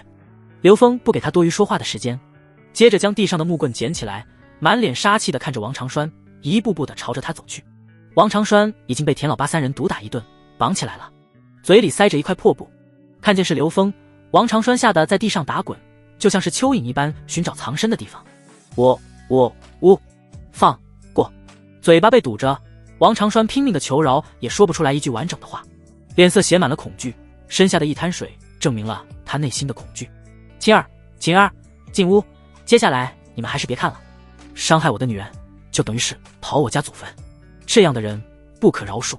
刘峰语气平淡，但是透露着浓浓的杀意，仅仅是几句话，却让王长栓感到了彻骨的寒意。王长栓的喉咙里挤出来撕心裂肺的嘶吼，和蚯蚓一般努力地朝着门口爬去。他早已经尿湿了裤裆，身上污秽不堪，爬过的地方都带着痕迹。刘峰这会儿可不会仁慈，他看着蠕动的王长栓，心里只有一个字：死。刘峰一脚踩在了王长栓的后背上，像是踩住了蛇的7寸一般，即便是他奋力的挣扎也无济于事。刘峰第一棍子打在了王长栓的脑袋上，王长栓脑袋鲜血爆射而出。刘峰又是一棍子，王长栓昏死过去，他的脑袋已经和血葫芦一样，看不出是血还是头发。刘峰冷笑：这么让你死了，怎么可能？接着举起棍子瞄准了王长栓隐私部位，势大力沉的一棍子下去。啊！一声刺破云霄的惨叫声再次挖村响起，剧烈的疼痛让王长栓在地上不停打滚，嘴里的破布脱落，要不然还听不见这样美妙的惨叫声。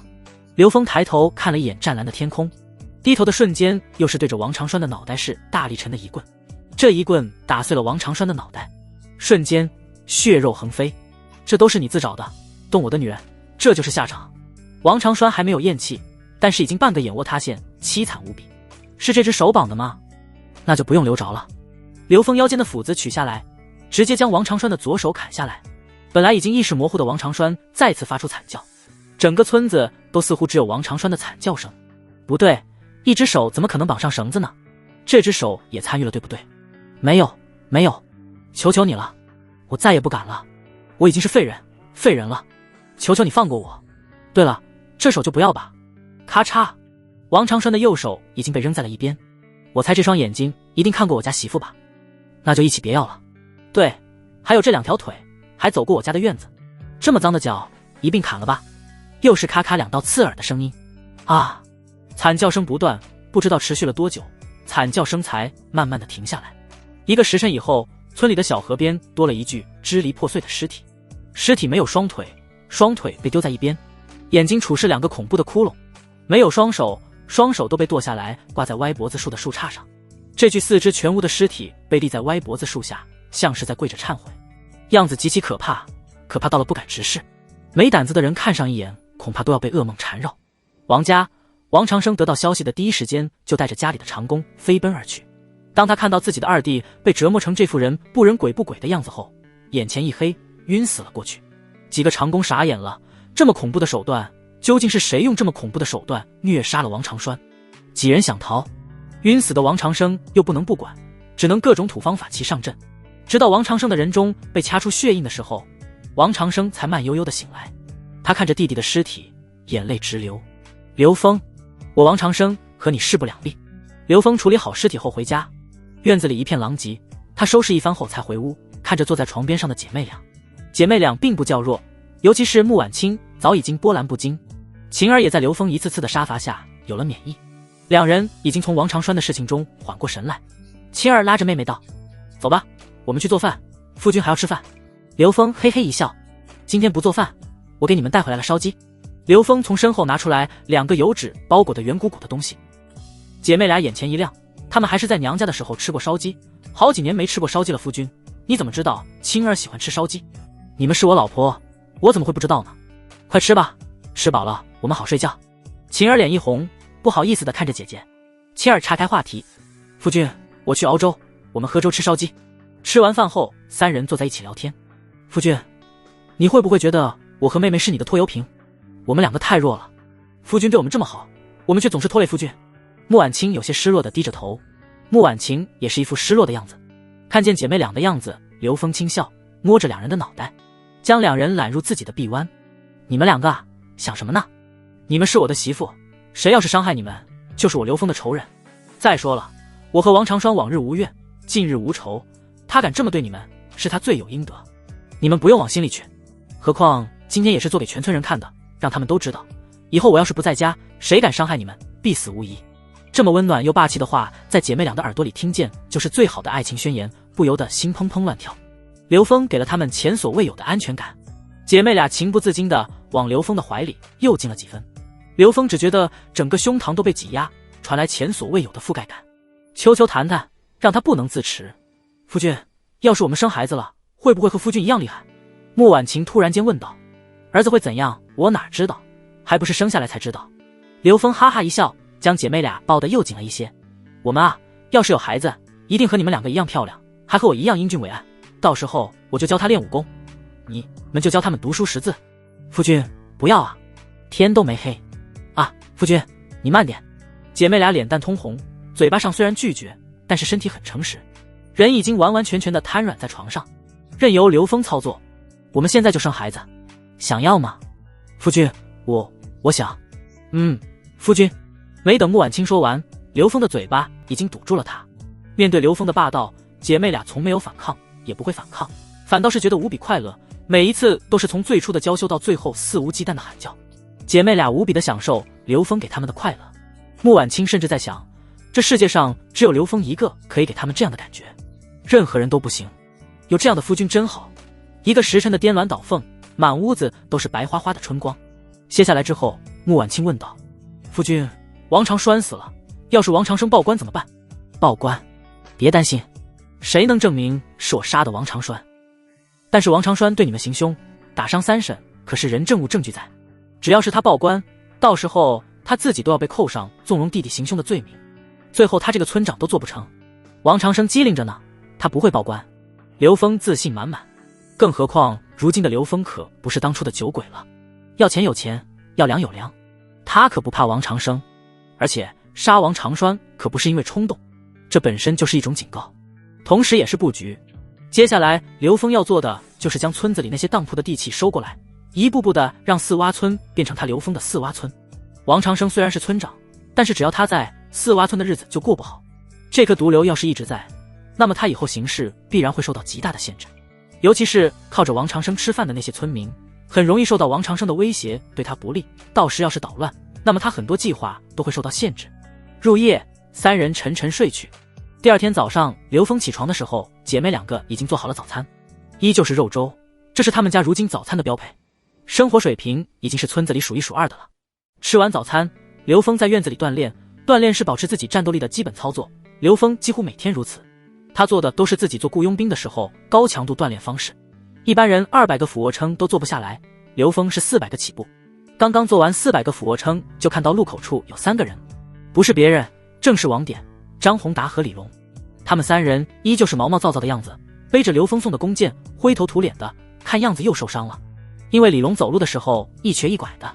这3个混小子，我交代了多少次了，不要上山，不要上山，就是不听。干啥去了？刘峰瞪着3人，语气冷漠。3人知道自己私自做主，低头回答，声音小到几乎听不见。李飞死了，多多少少和他们3个有关系，他们想给李飞报仇，便偷摸的进山了。这一次他们不但没有发现熊瞎子的痕迹，反倒是遇见了一只吊睛白额的老虎。老虎有伤，所以他们便动手了，不过依旧被老虎追着逃命，能够虎口脱险，这几个小子真是命够大的。刘峰感叹，师傅，老虎身上的伤很重，伤口很长，应该是刀伤，我们几个慌乱之下爬上大树才躲过一劫，不过查清楚了老虎的巢穴所在地。师傅你要是出手，老虎必然手到擒来。3人坚定地说。受伤还是刀伤？刘峰能想到的就是上一次进山他发现的北蛮人，其中2人死了，还有1人被他活捉，极有可能就是他们和老虎搏斗伤了老虎，而且当时死去的北蛮探子和战马都有被利爪撕裂的痕迹。老虎价值昂贵，要是能搞回来，必然又是一笔不菲的收入，价值肯定要比之前的雄鹿还高。即便是刘峰现在不缺钱，但是这样的好事情也不想放过。刘峰猜测，老虎当初干掉了2个北蛮人和1匹战马，老虎必然是想要将战马吃完，结果被这3个小子给撞见了，这才一番搏斗，躲在树上之后，还意外的看到了巢穴所在。好，既然有这样的事情，我去看看。不过你们3个将我的话当作耳旁风，要是不给你们一些惩戒，你们以后还会听我的吗？师父，我们再也不敢了。听见刘峰冰冷的语言，他们害怕了。你们将弓箭全部留下。师父，别啊，别啊！3人快要哭了，没有了弓箭可怎么办？虽然每次进山都狼狈，但是也确实打到了不少的山鸡野兔，极大的改善了生活。放心，只要你们按照我教给你们的方法，每人做出来20支箭，检查合格后，弓依旧给你们。师父，我们知道了。3人有些气馁。刘峰也明白，他们3个是为了给李飞报仇，便开始给3人分析起来。给兄弟报仇，这没错，说明你们重情义。但是你们现在的手段能做什么？没有本事就进山，和自杀有什么区别？刘峰狠狠地将3人教育之后，刘峰开始盘算着进山的事情。时间还未到正午，这时候进山时间来得及。这一次也可以确定一点，熊瞎子在这一带只是路过，老虎的领地意识极强，不可能和熊瞎子和谐共处。只要是灭掉这只老虎，以后上山打猎几乎没有能够威胁他的猛兽了。刘峰收拾好东西后，和姐妹俩交代了一声，就进山了。必须要赶在天黑以前回来。季节的变换让白昼的时间变短，要加快速度。不到1个时辰，刘峰就到了目的地。刚山来，刘峰就发现了异常，巢穴外面有着长长的痕迹，还有一些血迹和碎肉，看样子像是老虎将猎物拖回了巢穴。拖着猎物回巢穴，难道说有诱惑？因为老虎一般情况下都是猎杀以后就地进食，并没有储藏食物的习惯。作为一只受伤的老虎，还要将猎物带回巢穴，只能是一个原因，有小崽子。刘峰没有着急，爬在大树后面仔细的聆听，果然听见了稀稀疏疏的声音。幼虎低沉的叫声格外明显。巢穴是一个山洞，远远的看去漆黑一片，他不敢轻易涉险。慢慢的退到一边，收集了一些干树枝，又将大量的干松枝刮下来塞在树枝中间，最后撕下来一块破衣服包裹起来，又做了一个备用的之后，这才摸到了洞口，用火折子点燃火把，小心翼翼地朝着里面探去。老虎受伤了，听王典他们的说法，伤得还不轻，拖着猎物回来必然会消耗大量的体力，所以刘峰不惧。为了以防万一，他还是将弩箭准备好，小心驶得万年船。刘峰走进洞穴，鼻息间传来浓浓的腥味，越往深，腥味逐渐的变成臭味，在深处以后，臭味越来越浓烈。刘峰走到一处断口，他小心翼翼的在侧面一看，果然下方就是老虎的巢穴。在巢穴深处，一只吊睛白额的老虎正躺着杂草中，看上去极度虚弱，它的全身都是伤口，皮毛已经被血染成了红色，生人的气味让他眼睛散发着浓烈的警惕，但是却怎么也爬不起来，只能无奈的低声嘶吼。见老虎已经是强弩之末，刘峰也不再害怕，跳入了虎穴之中。仔细一看，那匹已经散发浓烈臭味的死马就在这里，2只小虎崽正在相互抢夺。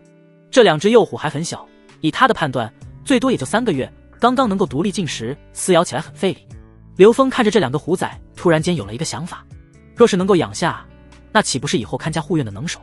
他可记得历史上平定了草原18部的那位将军就有饲养老虎的习惯，没事就带着妻子遛虎。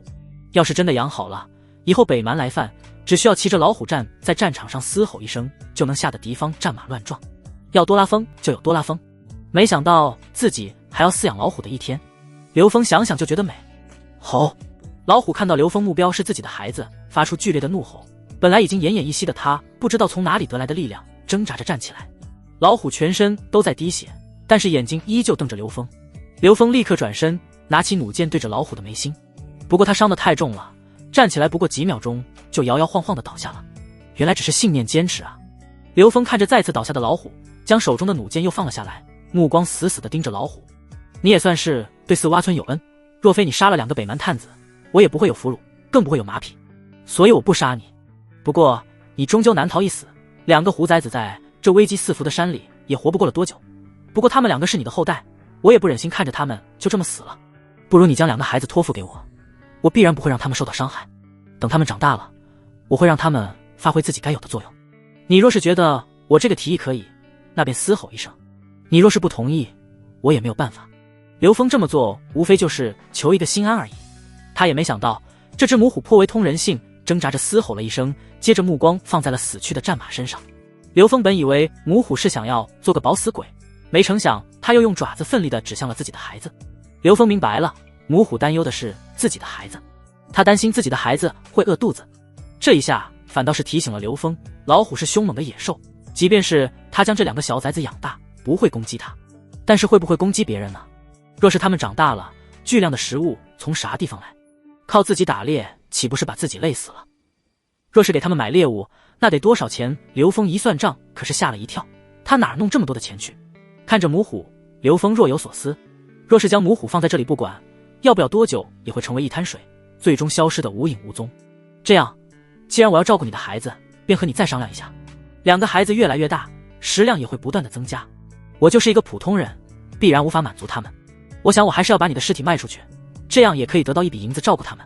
不过有一点你可以放心，你的皮毛我会留下来，也算是我最后的仁义。你要是同意，就表个态。老虎的目光之中露出复杂的神色，最后还是无奈的嘶吼一声。他已经接受了自己的命运，为了孩子，刘峰这才满意，对这个母狐有了更深的认识。不管是人或者动物，一旦成为母亲，就会变得刚毅。你不错，真的不错，我会在这里等着，等你自然死亡。我不知道你是因为疼痛发出的嘶吼，还是真的通灵，但是我内心佩服你，拼着死都要将猎物带给孩子，就凭这一点，你值得我等。说罢，刘峰便在老虎的身边坐下来，看着老虎在静谧中死去。约莫半个小时后，老虎咽气，刘峰这才在洞外做了一个木头架子，准备将老虎拉回去。这只老虎的体型非常大，少说都有400斤以上。刘峰又将马匹还完好的肉割下来，又收集了200多斤。当他准备好以后，已经是2个时辰后。小老虎还算乖巧，毕竟他们什么都不懂，只知道啃咬零散的马肉碎片。当被刘峰放上临时的拖车后，也没有挣扎。老虎毕竟是凶猛的野兽，刘峰可不敢就这么堂而皇之的将其带回去，所以又找了一些宽大的树叶将2个虎崽子遮挡起来。当他回到了村里的时候，天色已经完全的暗下来。已经将晚餐准备好的姐妹俩看到刘峰拉着猎物回来的时候，就像是蝴蝶一般小跑到刘峰的身边，姐妹俩一人一边帮着刘峰往家里拖。刘峰灵机一动，故意没说藏着小老虎的事情。穆婉清拉开叶子一看，竟然是2个圆滚滚的脑袋啊！姐妹俩吓得后退一步，花容失色。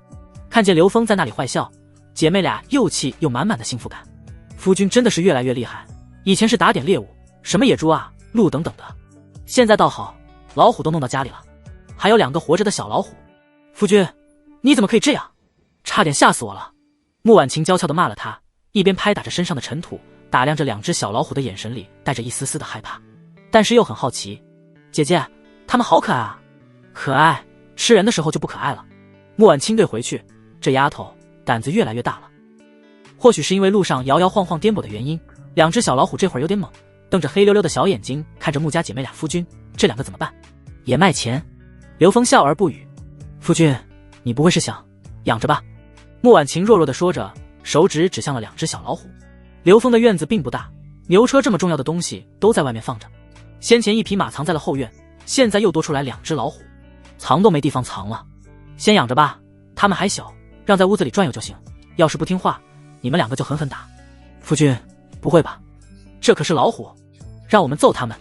穆婉清露出不可思议的表情，揍老虎这种事情，可是想都不敢想啊。没错，放心揍他们。刘峰握着拳头，一只手毫不留情地将其中1只虎崽崽提起来。果然，老虎凶猛，提起来之后，4个抓子空中乱舞，对着刘峰露出锋利的獠牙。刘峰可没有圣母心，对着小虎老就是一拳。小老虎的眼神瞬间变得温顺起来，但是依旧龇牙咧嘴。刘峰拳头再次握起来，第2拳打过去。这下小老虎知道了，只有温顺才会不挨打，乖乖地吊在半空中，再也不敢反抗。穆婉晴看着小老虎可怜巴巴的样子，急忙将小老虎从刘峰的手上抢过来。穆婉清也是如此，抱起来另外1只，生怕刘峰又动手。不怕不怕，我们不理他。穆婉晴将脸贴在小老虎毛茸茸的身上，温温柔柔地进了屋子里。果然啊，女人天性爱宠物。刘峰看着姐妹俩的样子，无奈的一笑。进屋以后，刘峰规划了一下，若是散养，万一跑出去就麻烦了，设置了一个简易的隔挡，这才将2个小家伙安置好。之后，刘峰便开始借助灯光收拾老虎的尸体。老虎的皮毛在古代被认为是身份的象征，所以虎皮万万是不能出手的。他要是将这虎皮作为床单，保暖还实用。刘峰收拾好老虎的尸体已经是子时，他又将各处的散乱银子收拾了一番，全部放在床下的小箱子里。他准备明天将村子里典当地契的当票全部收了。这次去城里买老虎肉和虎骨的同时，把土地全部赎出来。一夜无话，少不了3个人彻夜的鏖战。在刘峰的训练下，姐妹俩的技术越来越高，越来越懂得持久战。刘峰满意是满意，不过结果就是他爬不起来了，直到日头照过窗子的时候，才慢悠悠的醒来。穆家姐妹做好饭菜以后，就开始喂马劈柴。家里的小鸡崽子，还有牛和马都是姐妹俩在喂养。姐妹俩端着鸡食路过窗下，看着还眯着眼的刘峰，不由得小脸通红。穆婉晴想到刘峰越来越多的花样就绝修，每次都能弄出来不一样的感觉，让她和姐姐又羞又喜欢。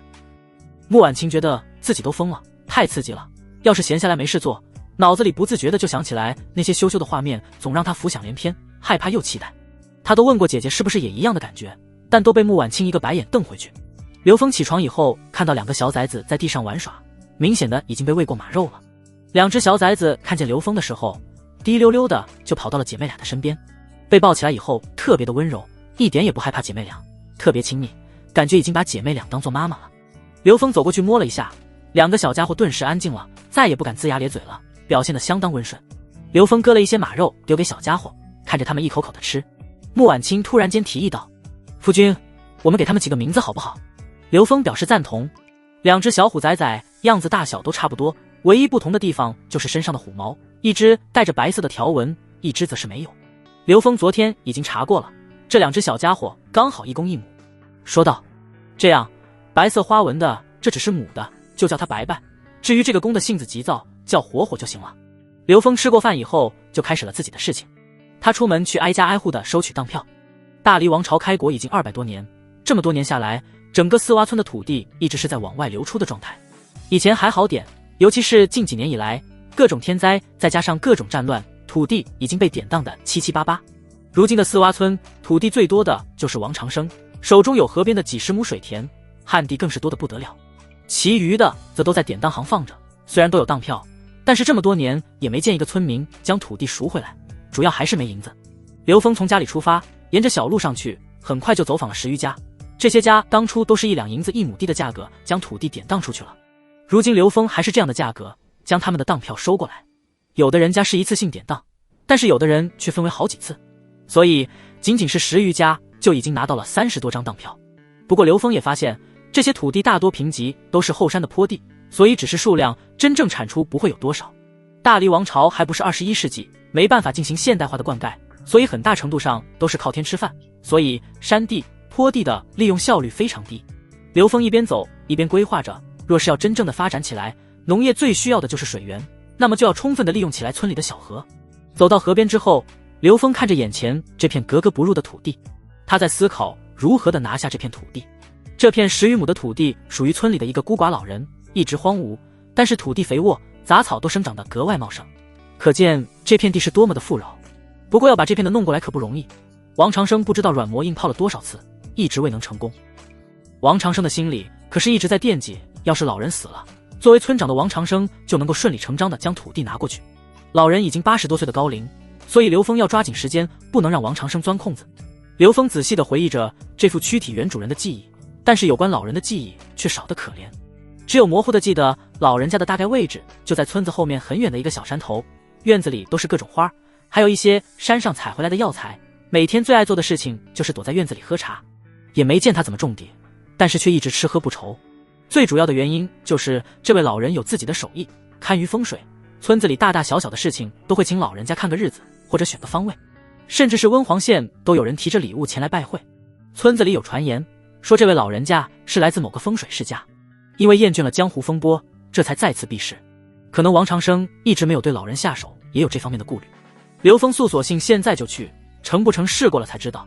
他沿着山道一路向上，周围都是菊花，这个季节正是菊花开放的时候，处处弥漫着芳香。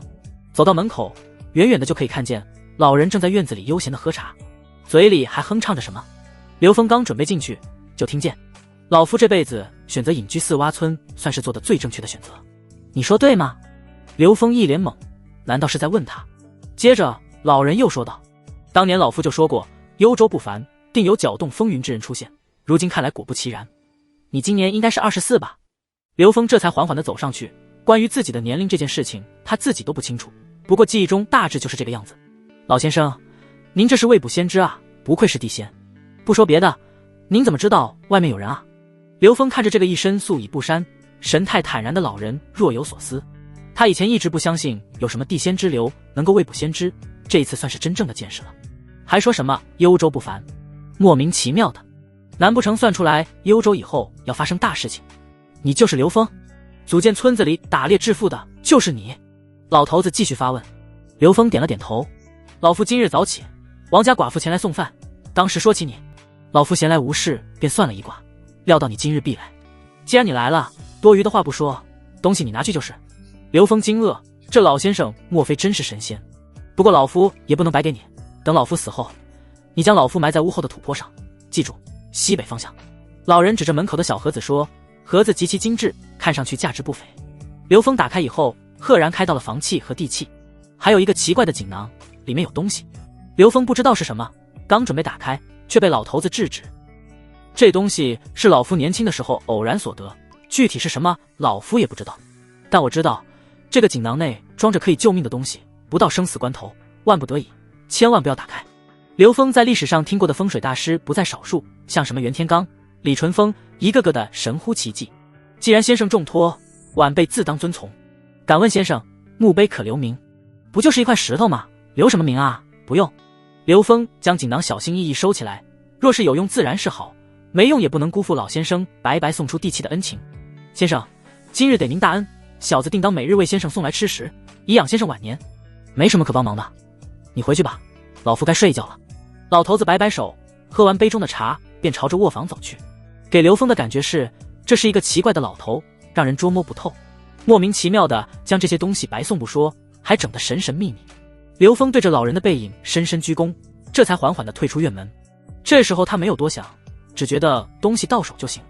若是老人家去世，他自会安排得妥妥帖帖，让老人入土为安。收拾好地契，刘峰又继续在村子里转悠，收下一下地契，午后才拉着牛车赶往县城。本来瘦不拉几的牛儿，这段时间已经被养得壮实了不小，所以去县城的速度也快了不少。如今即便是中午走，也能赶在天黑回来。路上，刘峰数着手上的当票，一共40多张，其中最好的就是老先生的10多亩地，总共加起来有100亩左右。刘峰的目标是在当铺手中将这些地全部拿回来，这样他就可以被称为地主了。其实很多年前的四洼村在这一带是数一数二的好地方，非常的富裕，每家都有10几亩地，一代一代的下来，这些土地被大户兼并，再加上主家自己的霍霍，也就所剩无几了。得到四洼村土地最多的就是典当铺，他看着手中的当票，想着对策，这些有当票的好办，按照规矩赎回来就行。同时他也明白，想要将那些年代久远已经当票遗失的都拿回来，必然要费一番功夫。刘峰将牛车赶得很快，没多久就到了当铺门口。这家位于县城中心的当铺异常繁华，古色古香，一看就是100年老店的派头。作为整个县唯一的当铺，做的就是这种垄断的生意。他以前可没少来，家里的一点值钱的东西都在这里放着。店铺的伙计和刘峰熟悉，看到是以前的穷小子刘峰，脸露鄙夷，不过还是笑脸相迎。这是当铺的规矩，进门的就是他们的衣食父母，进门就是爷。哎呀，这不是刘爷吗？今天是什么风把您吹来了？要当什么？典当铺的柜台很高，刘峰站在柜台前都要仰视才能看到伙计。古代的典当铺都是这样的安排，一方面是为了安全，因为一方面也是身份地位的象征。典当铺的地位就是高，是在提醒客人。刘峰也不废话，直接拿出一张当票。这些可是你们开出的当票。刘峰也不傻，递上去的只不过是半亩地的小票。听见这话，伙计的脸色瞬间就拉下来了。刘峰，你这是有钱了，要赎当。当票倒是没错，不过看着有些年头了，你要赎回去可以，但是这价钱可就不是当票上写的这个价了。这一点刘峰清楚，当票都有相应的时间限制，在这个时间内赎回来没问题。不过典当土地这种东西的时候，一般都会无限期的加时间，死当除外，而且还会适量的降低成本，无非是为了吸引更多的人来典当土地，这样当铺赚的会更多。不过当铺也清楚，土地就是农民的命根子，到了典当土地的地步，谁又能拿钱赎回去呢？所以才有了各种规矩。没事，规矩我懂，麻烦你仔细算算，当时是7分土地，当了700贯钱，现在赎回来要多少？伙计也不墨迹，手中算盘打得震天响。过了一会儿，笑眯眯地说道：“也不多，一共1两8钱银子过点，抹去零头，1两8钱银子。你现在就要赎回去？现在就赎？不过这利息怎么这么高啊？都翻了1倍不止。”那是当然了，利滚利，这是当铺的规矩。刘峰没有说话，摸着自己的钱袋子，按照这个算法，这100亩地全部拿回来，少说也要300-500两银子。他妈的，当铺是真的坑人啊！算了，舍不得小钱，怎么挣大钱？就这样吧，反正银子都是赌方拿过来的，花掉也不心疼。好，那你就继续算算这些吧。啪！刘峰将厚厚一沓当票全部放在了柜台上，这些我要全部赎回，你算快点，我等着。这下伙计的脸瞬间不知道变换了多少次。掌柜的早就有规定，土地赎回要想方设法的阻拦，少了还好说，毕竟不是每个人都有能力赎回去。可要是这么多一次被赎回去，他要是办了这个事情，掌柜的必然会杀了他。想到这里，伙计计上心头，笑眯眯的对刘峰说：“没想到你真的发达了，我这就帮你算算。”他随手接过当票，瞬间脸上露出狠辣之色，以极快的速度将当票全部撕碎。你怎么敢损毁客人的当票？难道你们就是这么做生意的？刘峰真的没想到这一点，一个伙计竟然胆大包天，再加上柜台太高了，他想要阻止都没机会。看见刘峰的眼神，伙计知道大事不妙，急忙后退了几步，大喊道：“当票！这位兄弟，你什么时候给过当票？这里可是当铺，闹事对你可没有多少好处。”刘峰目光如刀，看得伙计头皮发麻，快来人啊！有人闹事，快将他轰出去！话音未落，柜台两边的通道里就出现了6-7个手持木棍的汉子，将刘峰包围其中。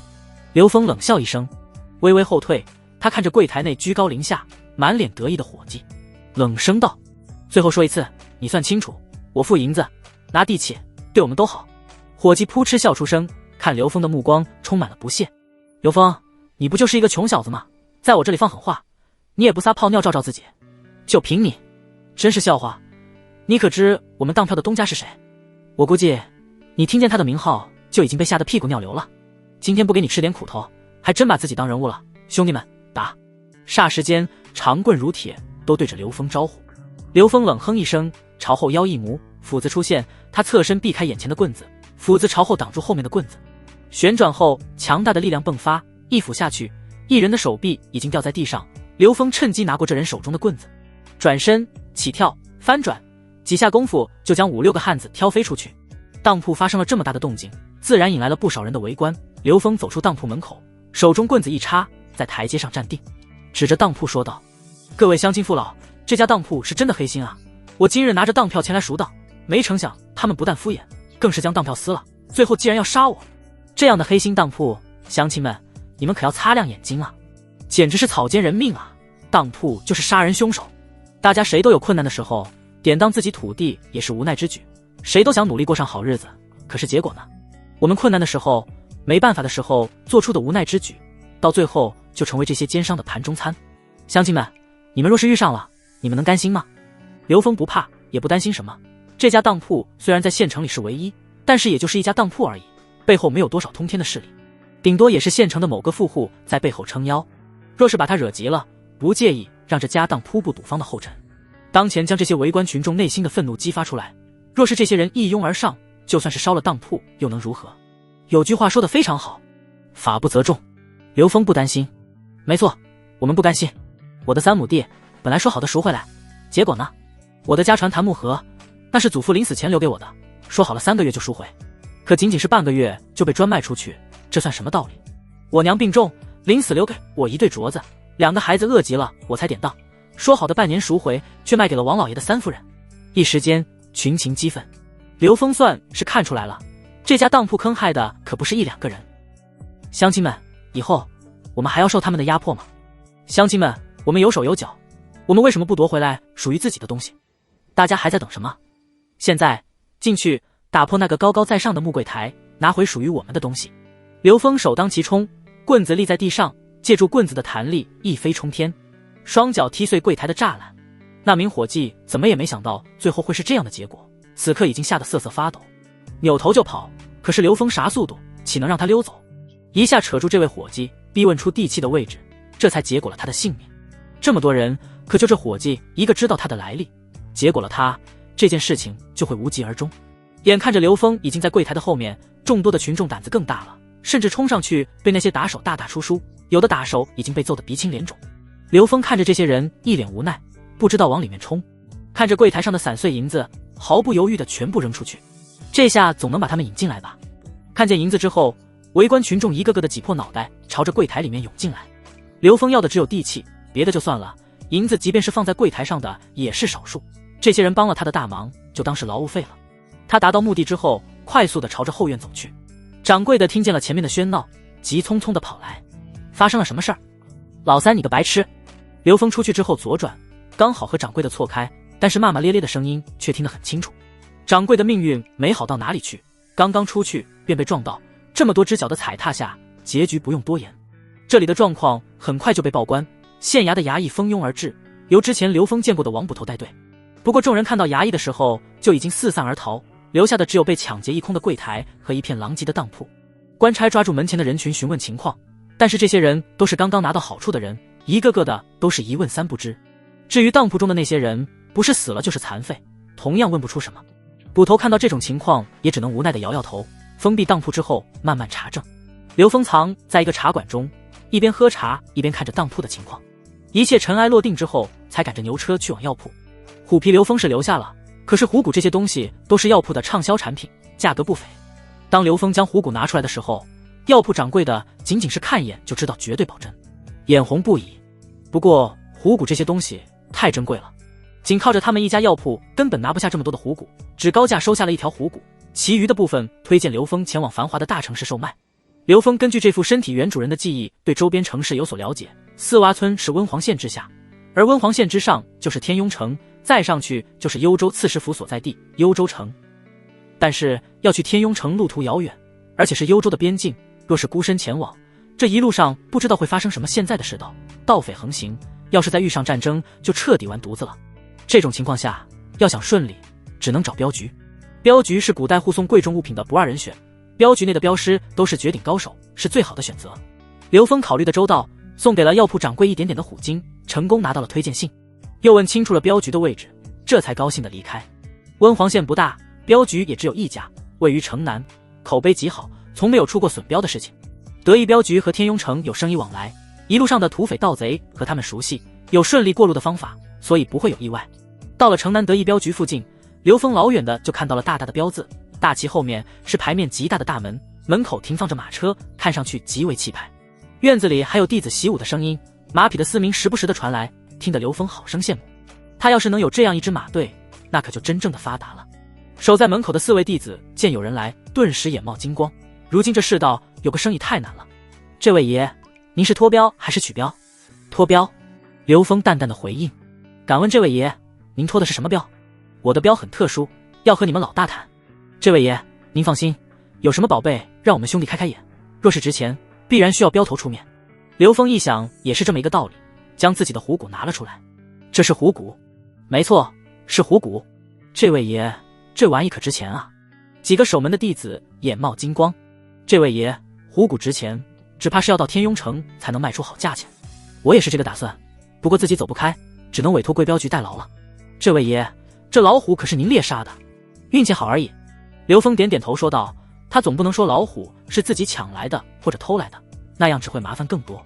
了不起，年纪轻轻有这等本事。几个守门的镖师竖起大拇指夸赞。这些守门的镖师也不简单，在家了才守门，寻常也是常年出门走镖，跟着镖局走南闯北的主，见识不凡。看到刘峰年纪轻轻就能拿下老虎这样的猛兽，自然敬佩。这位爷，请随我来，我这就去请总镖头和师爷。自从幽州边境战火再起之后，镖局往西边的路就断了，很难接到生意。如今镖局能有生意，对他们来说就是活菩萨，绝不可怠慢。何况这位爷脱镖的物品还是这么重要的东西，一头虎骨少说几千两银子，这样的大活儿，即便是太平世道都很难遇到。走进镖局之后，院子的空地上20-30个镖师整齐列队，正在练习拳法。指挥他们的是一位女子，这女子英姿飒爽，巾帼不让须眉。她的身材高挑，体型匀称，最主要的是那一身紫色的劲装，完美的勾勒出身体的曲线，火爆到辣眼睛。女子用枪一收一刺之间，扎起来的长发随风舞动，眸子清澈透明，却带着坚毅，鼻梁很高，典型的瓜子脸，未施粉黛，淡雅素美。可能是常年跑镖的缘故，皮肤并不是闺中小姐的白嫩，更多的是一种活力，整个人散发着一种刚柔相间的韵味。仅仅一眼，刘峰便已沦陷。带着刘峰的镖师牵着牛车在前，刘峰在牛车上跳下来，目光便一直在女子的身上。他出枪收枪都是干净利落，眉目间的阴气凝聚，灵动的身体和长枪融为一体，好似仙女在凡间舞动。女子感受到了刘峰的目光，似乎不悦，手中的长枪突然间刺出，赫然对准刘峰的面门。唰，劲风袭来，寒光闪闪的枪尖似乎要将刘峰刺穿，最终在眉心处1厘米的位置停下。刘峰不慌不忙，只是微笑，自始至终淡然洒脱，眼睛都没有眨一下，有几分胆色。女子冷哼一声，目光落在了镖师牵着的牛车上，这才反应过来，眼前的男子必然是客人，顿时不知所措。当下立刻故作矜持，对着拉车的镖师喊道：“怎么回事啊？小姐，这位也可不简单啊！你看这是什么？整整一头老虎啊！什么？小姐，这位也可是年少有为啊！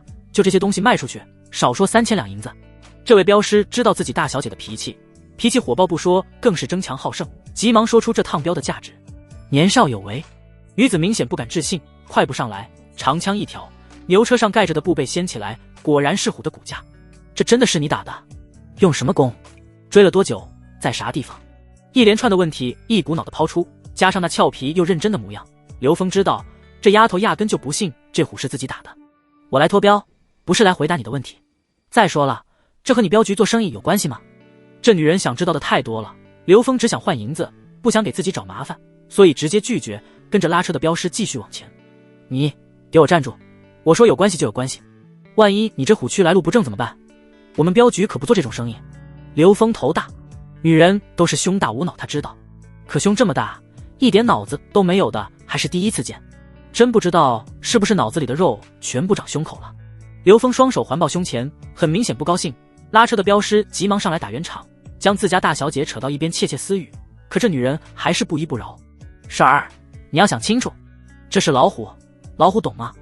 前天我们出镖遇上老虎，10几个兄弟围攻，都让老虎跑了，他一个人怎么可能？月儿怎可对客人无礼？就在这时候，正堂内走出一位气宇轩昂的中年男子，他仪表堂堂，嘴边的胡子黝黑，方方正正的大脸带着不悦，整个人就像是一杆枪一般，气势沉稳内敛，一看便知这位武艺不凡，是常年押镖的老镖师。他的身边还有一个穿着长衫的男子，这人颇瘦，身体有些佝偻，但是眼睛非常有神。总镖头季师爷。水儿见这2人出来，好像漂流的鸭子遇见了浮萍，立刻前去对这总镖头介绍。这女人的担忧其实并不是没有道理，但是对于镖局来说也没有多大的问题，镖局压黑镖的事情也做，一般只要来客人就没有拒绝的道理。贵客临门，让我小小的镖局蓬荜生辉，在下午3通，这位是我们镖局的季师爷，敢问贵客尊姓？刘峰微微一笑，自报家门以后，将脱镖的事情说了一遍。当这位总镖头听见所脱的镖竟然是完整的虎骨，和师爷对视一眼，心中欢喜，立刻有了计划。贵客放心，我们行走江湖，和天庸城内各大药行都有联系。既然贵客相信我们定然为你争取最大的利益。只不过镖局的规矩，这差价，不知道贵客。那是自然，镖局的规矩我懂。刘峰答应的果断。那好，等季师爷看看，估价后我们细聊。看着自己爹爹这边聊得差不多了，武香月迫不及待地走过来。爹爹，武三通手一挥，直接打断了他说话。贵客，对不起，小女子冒犯了贵客。武三通太清楚自己的女儿了，古灵精怪，整天就知道舞刀弄枪，哪有一个大家闺秀的样子。看着刘峰的身手好，肯定又萌生了和人家一较高低的打算。自己的女儿，做爹的最了解，从小就是如此，各种女工一样不会，反倒是刀枪剑戟样样精通。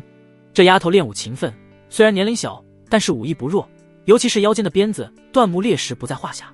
武香月平时没什么爱好，最大的乐趣就是比武，整个镖局的镖师都和她交过手，整个温黄县能够打得过这丫头的一手数过来。要说整个温黄县最能打的，可能就是武三通和县衙的典狱陈不疑。不过这2人虽然是温黄县数1数2的高手，毕竟年纪大了，武香月一直不服气。对于武三通而言，镖局赚的就是押镖的辛苦钱，既然这是一趟不明来历的镖，多收钱便是，镖局不会和钱过不去。有时候打破砂锅问到底，只会增加和客人的隔阂，所以无论如何都不能让自己女儿这个时候犯浑。看见武香月急的在地上团团转，刘峰觉得好笑，故意挑衅，竖起眉头瞪着他。武香月气得直跺脚，刘峰却转身去看季师爷那边的情况。你给我站住，你敢挑衅我！武香月怒意更盛，可看着武三通的眼神又很无奈。爹！武三通再次挥手挡住了要撒娇的武香月，刘峰转头又给了武香月一个不服过来的眼神。这下武香月彻底的忍不住了，趁着武三通不注意，腰间的鞭子瞬间出手，快若闪电，刘峰只觉得一道凌厉无比的风潮自己袭来。刘峰早就防着这一手，这么脾气火爆的丫头，要是能忍住，可就不是本性了。刘峰不慌不忙，可反应过来的武三通可吓坏了，自己家姑娘的一鞭子下去，那可是能要人命的。但是阻止已经来不及了。刘峰呵呵一笑，手掌一翻，手中的斧子便被甩出去，以一种极其刁钻的姿势飞出。只听见吧的一声，斧子已经精准地将鞭子缠住，斧子继续旋转间，武香月手中的鞭子竟然脱手，被斧子钉在了一边的柱子上。这一下可让众人开眼了，别说是一脸失落的武香月，就是武三通这样的高手都是一脸的惊愕。这是高手，绝对的高手，一般人怎么会有这样的手段？父女俩都是练家子，这时候心里不约而同地生出想要与之一较高下的打算。可武三通毕竟老练沉稳，不会表现出来，但是武香月可就没有这般城府了。何况这个人他很感兴趣。爹，我要比武招亲。此话一出，震惊四座，感情这丫头是看上这位客人了。不过众人转念一想，这是好事情啊。按照幽州的律法，武香月早就过了该结婚的年龄，要不是武家家大业大，年年交银子，不然早就被流放全家了。武香月性子高傲，武三通给她选择的女婿没有一个能入得了她的眼，一来二去，到了18岁依旧没有出阁。虽然顶着官府的压力，但是又能如何啊？夫人遵循女儿的心思，就只能一拖再拖。为此每年要交给官府大笔的银子，武三通也无可奈何。没成想今日自家女儿提出来这样一个想法，可武三通心里也担忧，毕竟自己女儿对眼前之人并不熟悉，要是赢了，自己女儿嫁过去，这日子能过好吗？要说王公贵族贵胄子弟也就罢了，刚刚刘峰自报家门说得清楚，就是一个农家子弟，而且是否婚配也一无所知。武三通一想，这事情还需要从长计议。月儿，你可不能意气用事，这个人虽然本事不弱，但是一个乡野之人，怎么能配得上你？你这样意气用事，吃苦了怎么办？爹，难道你会让女儿吃苦？武香月反将一军，武三通哑口无言。爹，这不还没比吗？比过才知道。不过他要是真的打得过女儿，女儿就愿意，我不就信这样一个高手会一直籍籍无名下去？一切皆有可能，对不对？武香月微笑。武三通被女儿说得不知所措，季师爷将这一切看在眼里，听在耳中，愣是憋着没笑出来。突然间问道：贵客，看你年龄不大，不知可否婚配？已婚，夫人已有2位。刘峰淡淡的回应。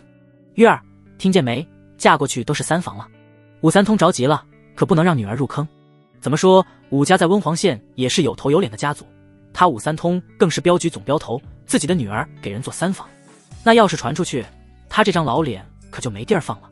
何况他们镖局在县里唯一的一家，上至官老爷，下至富户，那些见不得人的东西都需要他送出去。县太爷都有和他结为亲家的打算，可自己女看上县太爷家那个弱不禁风的公子哥。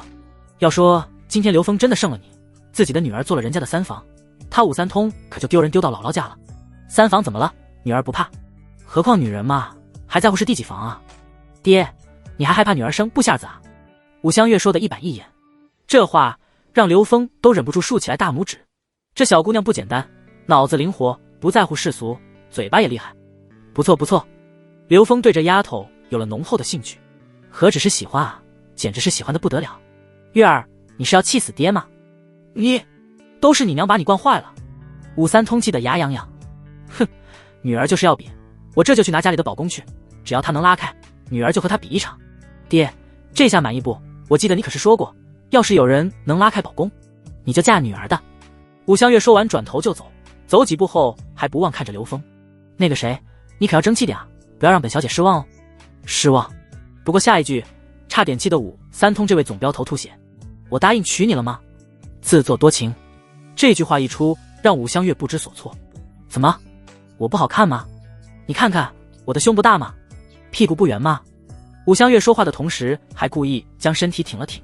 武三通气的脸色铁青，别人家的女儿都是大家闺秀，他怎么就生了这么一个女儿啊？刘峰则是认真的打量着她，武香月确实很美，五官精致，身材火辣，这样的模样丝毫不比自家娘子逊色。美倒是美，也确实挺大的，但是这有用吗？我是男子汉，岂能由你胁迫，说比武就比武？再说了，我刘峰身边可不带着花瓶，我怎么就是花瓶了？武香月反驳，本姑娘文武双全，这世界上就没有本姑娘不敢做的事情，何况娶了本娘的好处的可多的去了，能有什么好处？刘峰撇嘴，你要是娶了我，整个镖局都是你的。武香月看着武三通嬉笑，武三通气的鼻子都歪了，别人家的女儿都是小棉袄，自家的倒好，还没嫁出去就算计老爹了，何止是皮夹克，完全就是漏风的小坎肩。刘峰思考片刻，这姑娘若是娶了，的确是一大助力。不说别的，她不在家的时候，将没有人敢对她家图谋不轨呢。你去娶吧，本姑娘这就去。武香月蹦蹦跳跳的前去拿家传宝弓了。刘峰想得远，这姑娘可以保护家里，更重要的是镖局，这几十号人个个都是走南闯北的高手，熟悉三教九流。他想要做大做强，有这么一个镖局作为助手，定然事半功倍。武三通这时候看刘峰的目光都变了，刘峰能够感觉到眼中的不悦，也可以理解，谁叫他一个上门托镖的客人和武香月看对眼了，这样的事情只要是父亲都会不高兴，人之常情。这时候技师也已经将虎骨的价值评估结束，站出来笑道：贵客，虎骨很不错，质量上乘，但是缺少了虎皮和一只爪子。虎皮我自家留着做床垫，爪子不久前被药铺拿走了，我来托镖还是药铺掌柜的推荐。技师爷反应过来后不淡定了，虎皮做床垫，技师爷不敢想象这该是一个怎样的大财主才能这么阔气。呵呵，好，不过好在其他的都算完整，3000两银子打底。按照镖局的规矩，我们收取1成的佣金，不知道贵客什么打算？1成。刘峰觉得肉疼，要是按3000两银子计算，就需要300两银子，像这种县里的镖局，全年的收入都不会超过1000两银子，这一单就要赚1年1/3的收入，这也太黑了。武三通也一脸诧异，怎么会这么贵？这样的镖收个100两都是漫天要价了，难道是技师爷有意为之？贵客，听我给你仔细说，300两银子听起来是很多，但是也合理。贵客想想，运出去是一回事，我们还要花费银子打点，不然又如何卖出一个好价钱？贵客，当然事情也有转机，要是贵客拉开了保弓，那可能就是100两。要是贵客比我赢了大小姐，是不是就可以免费了？刘峰这下算是明白了，这也是技师爷的算计，要是刘峰拉不开保弓，这趟货就是来路不正，收300两也在情理之中，毕竟担着风险。技师爷不必多说，不管结果如何，这银子我照付。至于多出来的，就算是聘礼了。聘礼？而且一次性200多两银子的聘礼。武三通傻眼了，这小子是真大气啊！现如今的大黎王朝民生凋敝，人丁短缺，早就没有聘礼的说法了。尤其是幽州各种促进生育的律法出来以后，生下女儿就等于是白送。刘峰不但手握这么多的银子，还出手大方。不错，这年轻人不错。想到这些，武三通心里对刘峰又高看了几分，但是也仅仅是高看，这样就想让他嫁女儿还远远不够。弓来了，弓来了！武香高高兴兴地从正堂出来，这边发生了这么热闹的事情，镖局里在家的镖师基本上都来围观了。在众人的目光中，武香月打开了手中的乌木盒子，一把通体散发着油亮的宝弓出现。此弓颜色暗红，做工精细，一看就不是凡品。此弓名叫破水，是我武家祖辈传下来的，以正木作为弓胚，附上了2层自然死亡的高龄野牛角质，最上层则是整头鹿的鹿筋。满弓之下，足足有5弹之力，可射出500步的超远距离。武三通仔细地介绍着这把弓的来历，其实也是为了让刘峰知难而退。5弹的弓确实世间少有。刘峰微微一笑，他正想要试试自己如今的力量呢。打断武三通的介绍之后，刘峰缓缓地拿起弓，中指和食指搭上弓弦，缓缓用力，铮铮，弓弦发出铁击的铮鸣，弓身颤动，瞬间就开了一半。围观的众人全部屏气凝神，静静地等着结果。无论是武三通还是那些镖师，目光都汇聚在刘峰的手上。许久，刘峰也只拉到了2弹之力。弓是凶器，像这种5弹之力的弓，平时根本无法正常使用，毕竟这样的弓拉开一次都需要极大的力量，又怎么可以满足战场上连射的需求？所以这把弓最大的作用就是训练力量。按照以前的体魄，拉开这样的弓手到擒来，但是这副身体太弱了，即便是他一直做体能训练，如今也只拉到2弹。难道这就是我如今的极限？刘峰心里自问，这样的弓弹力太大，要拉开必须是一鼓作气。我看这位兄弟就到此为止了，这已经不错了。你看看弓身的弯度，少说都2弹之力了，换你，估计2弹之力都拉不出来。切，我又不娶大小姐，拉弓干嘛？再说了，大小姐那脾气，娶回家还能生孩子？是啊，也只有武功高强的才行，不然结婚了一准儿被大小姐打残。几个镖师在不远处小声的议论，武三通则是松了一口气，武香月则是一脸幽怨，不应该啊，怎么会拉不开？小兄弟，没事，拉不开也正常，这把弓本就硬，我练了20年也远没到拉满弓的状态。哈哈，这把弓在整个温黄县就没人拉得开。哈哈，武三通看着女儿的吃瘪样子，再看看没拉开宝弓的刘峰，笑得别提多高兴了。刘峰并没说话，刚刚他拉弓的时候使用的是蛮力，不过是为了测试一下如今他的真实力量而已。这样的硬弓要拉开还是讲求技巧，需要的是巧劲。你不会是故意的吧？你要是故意这样，本姑娘可就看不起你了。堂堂男子汉大丈夫，难道还惧怕我一个小女子吗？见自己的老爹笑得这么开心，武香月心里更不服气，使用了激将法，随即走到刘峰的身边，拉着刘峰的胳膊，带着恳求撒娇说：“大哥哥，我知道拉这样的硬弓费力，我这就去给你泡茶，等你休息好了再试一次好不好？”季师爷站出来道：“依我看，这位兄弟已经尽力了，不过再试一次也无妨。”武三通双目一瞪，怎么自己的人反倒是帮着刘峰？不用休息，一把弓而已。这话一出，围观的弟子可不乐意了。好大的口气！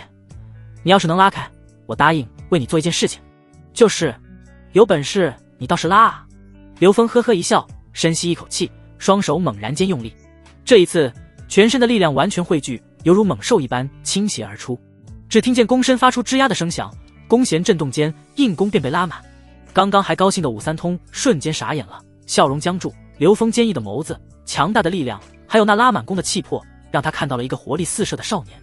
遥想当年，他武三通少年得志，年少有为，武力值很高，在父亲的支持下参加大黎王朝科举，武举考试，刀剑无眼，腿上中了一箭之后名落孙山。若非如此，今日的他必然也是一名名动四方的将军。此弓不错，不错。刘峰缓缓地放下弓，呼出一口浊气，接着将目光转向了一边惊愕的武三通。武总镖头，接下来该当如何？瞬间时间却好似3秋之远，武三通不知如何作答。一边的武香月笑嘻嘻地说道：“今日你虽然成功拉开宝弓，但是比武也不可少。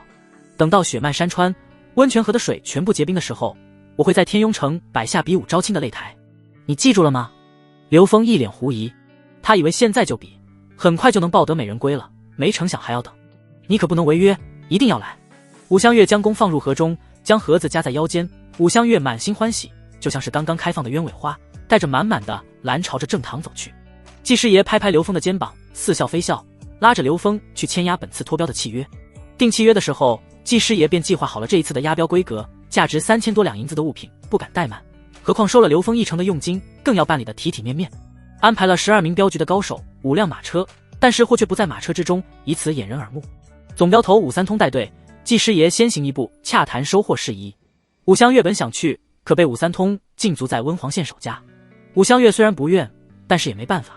镖局的精锐尽数出去了，若是没人留守，那可不行。刘峰将定金交了之后，留下联系方式，便离开了。回来以后，银子自然会有人送到四瓦村。离开的时候，武香月对刘峰很是不舍，专门将刘峰送出镖局，在大街上走了一段，恰好遇见了唉声叹气的穆少良。当铺被洗劫一空，这个案子惊动了县太爷，现在整个温黄县的衙役全部在外办差大哥，怎么这副模样啊？刘峰站在牛车边，笑着问道。穆少良苦笑，坐上牛车，躺下来说道：“温泉县也不知道得罪了哪路神仙，之前是大沽镇赌坊被人洗劫，这才消停了没几天，县城的当铺光天化日之下被人洗劫一空，无一个活口。这下好了，县太爷下令必须抓到凶手。”看见穆少良这副模样，刘峰故作诧异地问道：“还有这种事情？衙役全部出动了，能惊动县太爷，这当铺不简单。当铺本就是县太爷的产业，由他的外甥经营，这事儿查不清楚，我们就没有安生日子了。不对啊，我记得那天在典狱司不是让他外甥要进县衙吗？那算什么外甥啊？县老爷这样的外甥7、8个。”刘峰顿时就懂了，为啥古代都是门阀士族了。一个县太爷这么多外甥，安插在县里各行各业，再加上其他亲戚，一个县基本上跟着县太爷姓了。今天多亏了遇见大舅哥，要不然他回去贸然拿着地契拿地，必然会引起衙役的关注，只能等这件事情尘埃落定才可以动。到明年春耕的时候应该差不多了。你们查的怎么样啊？有线索没？穆少良摇摇头，有个屁的线索啊，这么久了啥消息都没有。要是平时悬赏告示发出去，抢着到县衙提供线索，这次就奇了怪了。我估计啊，县城之中参与的人不在少数。目击者说当时人山人海，为首的人更是神秘，一点痕迹都查不到，不知道是哪个杀千刀的，抢东西也就罢了，还拿走了账本。要是有账本，还可以知道丢失的东西是哪些，还可以在市场上查。这个案子一点头绪都没有。刘峰当时没拿别的东西的原因就在这里，那些金银珠宝的都有出处，是实物，可地契就不一样了，就是一张纸，怎么查对不对？听大舅哥说了这么多，刘峰是彻底的放心了，账本早就被他拿走了，就在牛车的坐垫下面。这下你们可要受累了，大哥，忙得差不多了，去看看晴儿和青儿，让他们给你炖野味，好好的补一补。对了，肉不肉的我倒是不在乎，我听说你酿的酒很不错，能不能给我点？穆少良一脸的坏笑，那可是鹿血黄金酒，什么功效？是个男的就知道，滋味好着呢。何况穆少良也结婚没几年，年纪轻轻的，必然要伺候好自己的媳妇才对。刘峰完全表示理解，酒不缺，有时间你去村里拿，就怕你喝不下。两人又聊了几句，刘峰准备回去了。第一件事情就是收好地契，接下来便是拉上田老八他们干大事了。时间已到深秋，是该修房子的时候了。第一步就是烧制土砖。土砖厂的位置，刘峰都选择好了。村外靠近山坡的那块地方是一片无主的荒地，旁边就是山间下来的溪流，用土和用水都方便。但是考虑到当前的条件，砖窑的修建只能是最古老的方式，借助土层后的断崖向下挖掘，然后在下方开出窑口。干活的事情就让田老八负责，制作土砖所用的粘土则由河底的淤泥和黄土混合，这样做出来的土砖性价比更高。在20世纪的农村，烧制土砖是很多人发家致富的路子。他年少时见过，记得是将粘土晒干，然后筛选，将其中多余的碎石挑拣干净，之后才加入水长时间的浸泡。浸泡透以后，加入水和稻壳开始踩泥。踩泥是最重要的环节，必须要赤身裸体的在泥里踩，踩成粘稠的泥浆后堆成泥山，之后才能制作砖坯。烧窑要看窑里土砖的数量多少，一般需要4-5天的时间，这期间不能断火，需要大量的柴火。人手宽裕的情况下，烧制一窑土砖需要大半个月的时间，人手不足则会更久，3-2个人干至少要1年。按照刘峰的打算，彻底上洞之前必须要烧出来2窑。本来他计划的是全部用来修房子，但是今年肯定不行。有2窑的土砖，刘峰修建过冬的土炕，还有其他的用途。至于房子，只能是采取土木结构。回家之后，刘峰吃完晚饭便和2个老婆开始了例行公事，少不得满屋子都是女人的声音。直到深夜，这才满足的释放出最后的存货，高高兴兴的躺下。刘峰感觉自己的2个老婆比以前更厉害了，尤其是坐上去扭屁股的时候，好几次差点让刘峰破防。好在他足够坚韧，不然早让自己媳妇笑话了。第2天一大早，刘峰便让田老八将村子里能干的后生集合起来，不分男女他都要，每天给10贯钱的工钱，饭管饱，即刻开干。至于王家，王长生一大早起床，等着长工去地里干活，但是却发现往日早早就等着长工，一个人都没来，气得王长生破口大骂。问过管家之后才知道，长工都到了刘峰家。好好，刘峰，你是诚心要和我对着干，我倒是要看看你有多大能耐，有多少钱粮养活这么多人。王长生心里气急，带着2个家丁就朝着刘峰划定的砖窑选址跑去。他就不信了，整个4瓦村的人给他干活，每天的开销看起来不多，但是时间久了就是天文数字，即便是他王家的几代积累都扛不住这样的开销。因此王长生已经心里确定，刘峰为了能够做村长，准备和他耗财力。可刘峰不过就是打猎换来了一点银子，大部分都用来储备家里的粮仓了，能有几个钱？自己3代人积累，房屋田产不计其数，钱花出去了无所谓，终究会回到他手里。刘峰能吗？带着全村人跑土，我倒要看看你能做出什么稀奇古怪的玩意。王长生到地方的时候傻眼了，刘峰已经让人在地上抛出来一个深坑，另外一拨人正在河里挖着淤泥，一群妇女在准备柴火。王长生哈哈大笑。刘峰想要烧砖，他一眼就看出来，土砖的价值很高，一块最低都要1贯钱，但是土砖不同于青砖，土砖属于那种富人看不上，穷人买不起的状态，基本上没什么用。而且刘峰当前的土窑规模不大，1窑5000算，1个月出2窑也就10两银子，抛去全村人的工钱和吃饭等其他开销，基本上不赚钱，说不定还要倒贴。最主要的是，土砖这东西在4娃村根本卖不出去，即便是县城也基本没有销路，真要赚钱就要大规模烧，专门供给天庸城的贩子。想到这些，王长生笑得更开心了。他看出来了，刘峰就是一个没脑子的傻蛋。老爷，您不阻止吗？手下的仆人问道。为什么要阻止？刘峰喜欢折腾，就让他折腾啊。再说了，很快就入冬了，地里也要不了这么多人干活。王长生摸着自己的山羊胡子，露出高深莫测的笑容。他觉得当前村民不过是为了刘峰的钱，等刘峰没钱了，这些村民还要在他手下讨生活。4天以后，砖窑完成，制作砖坯的一批人也做出来了5000砖坯，装入窑中之后，一批人上山砍树，好的木料刘峰修房，差的烧窑，一批人继续制作砖坯。王长生有事没事的就来转转。手中端着紫砂壶，身边的仆人备着热水，有时候更是抬个椅子坐得远远的看着，一看就是好几个时辰。王先生本来就没事做，每次在砖窑边上看一圈，就好像看到了刘峰的银子出去了一般，心里别提多美了。他们在做什么？王长生指着挑选木料的田老八问身边的仆人。我听说刘峰要盖房子，他们将好木料挑出来，扛到了刘峰那个破院子。听说刘峰已经将院子的围墙都拆了，坪上都被刘峰当做了地基，一边盖棚子一边搭架子，还有的人在挖地基。盖棚子！王长生立马从躺椅上跳起来，很惊愕。不行，我得去看看去。正在指挥着众人干活的刘峰丝毫没有注意离开的王长生，殊不知这一次惹火上身。不多久，王长生就到了刘峰的家门口。刘峰的破院子已经不见了，眼前是平整的地基，很大，坪上的土路已经被碎石完全覆盖。那棵本来在很远位置的大树此刻成为了大门口的景观，更被精美的花坛包围其中。院子的围栏全部焕然一新，更是开了大门和侧门。侧门进去的棚子下，牛车和牛都在这里。原来棚子是为了养牛使用。王长生露出来很懂的眼神。棚子的旁边还有一个用竹子编制的鸡舍，里面的小鸡已经有碗口大小，正在快乐地啄食着各种野草和杂粮米。不对啊，后面的棚子是干嘛的？王长生疑惑地看着后面，快步地走去。到近处便听见了棚子里传来窸窸窣窣的声音，好像还有马的嘶鸣。更离奇的是，这棚子搭建的比其他棚子更加坚固，全部是原木立柱，一根接着一根，面积很大。但是这个棚子太严实了，在外面的王长生根本看不到里面是什么情况。王长生急得不行，仆人提醒道：老爷，上树看啊。王长生看着院子外面的大树，心里着急，压根没想起来让仆人去看，自己使出浑身解数爬上了大树。他一定要知道刘峰在这里藏着什么，这么大的棚子一定有什么见不得人的东西。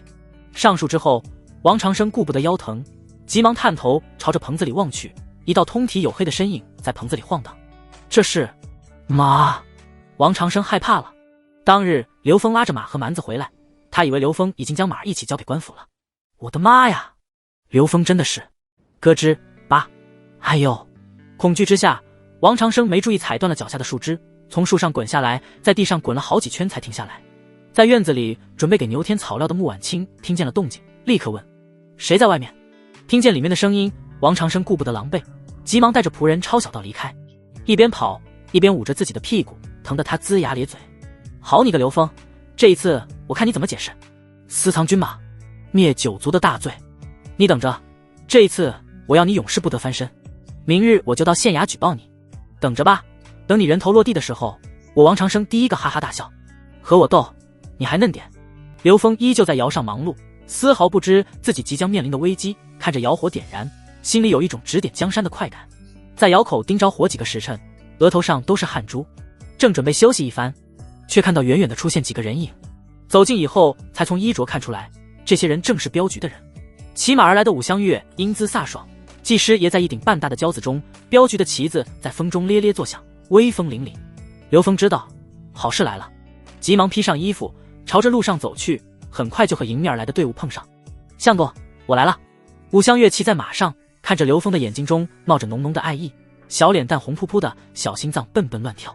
看着刘峰，不由自主地喊起来相公。这几天镖局镖师基本上都出了院门，武香月带着几个弟子守家，差点憋出来毛病。自从见识了刘峰拉满弓的样子之后，只要是闲下来，眼前就是刘峰仰身拉弓的姿态和那张帅气迷人的脸。这几日没见，武香月可谓是思念至极，看见刘峰的瞬间，心里那股久久的思念便全部溢出来了。这丫头真是胆大。轿子里的技师也苦笑，哪有一点大家闺秀的矜持姑娘，这相公可不能乱叫，要是被我家两位娘子听见了，我晚上可怎么和娘子云雨？要是我不能舒服，五姑娘可要赔的啊。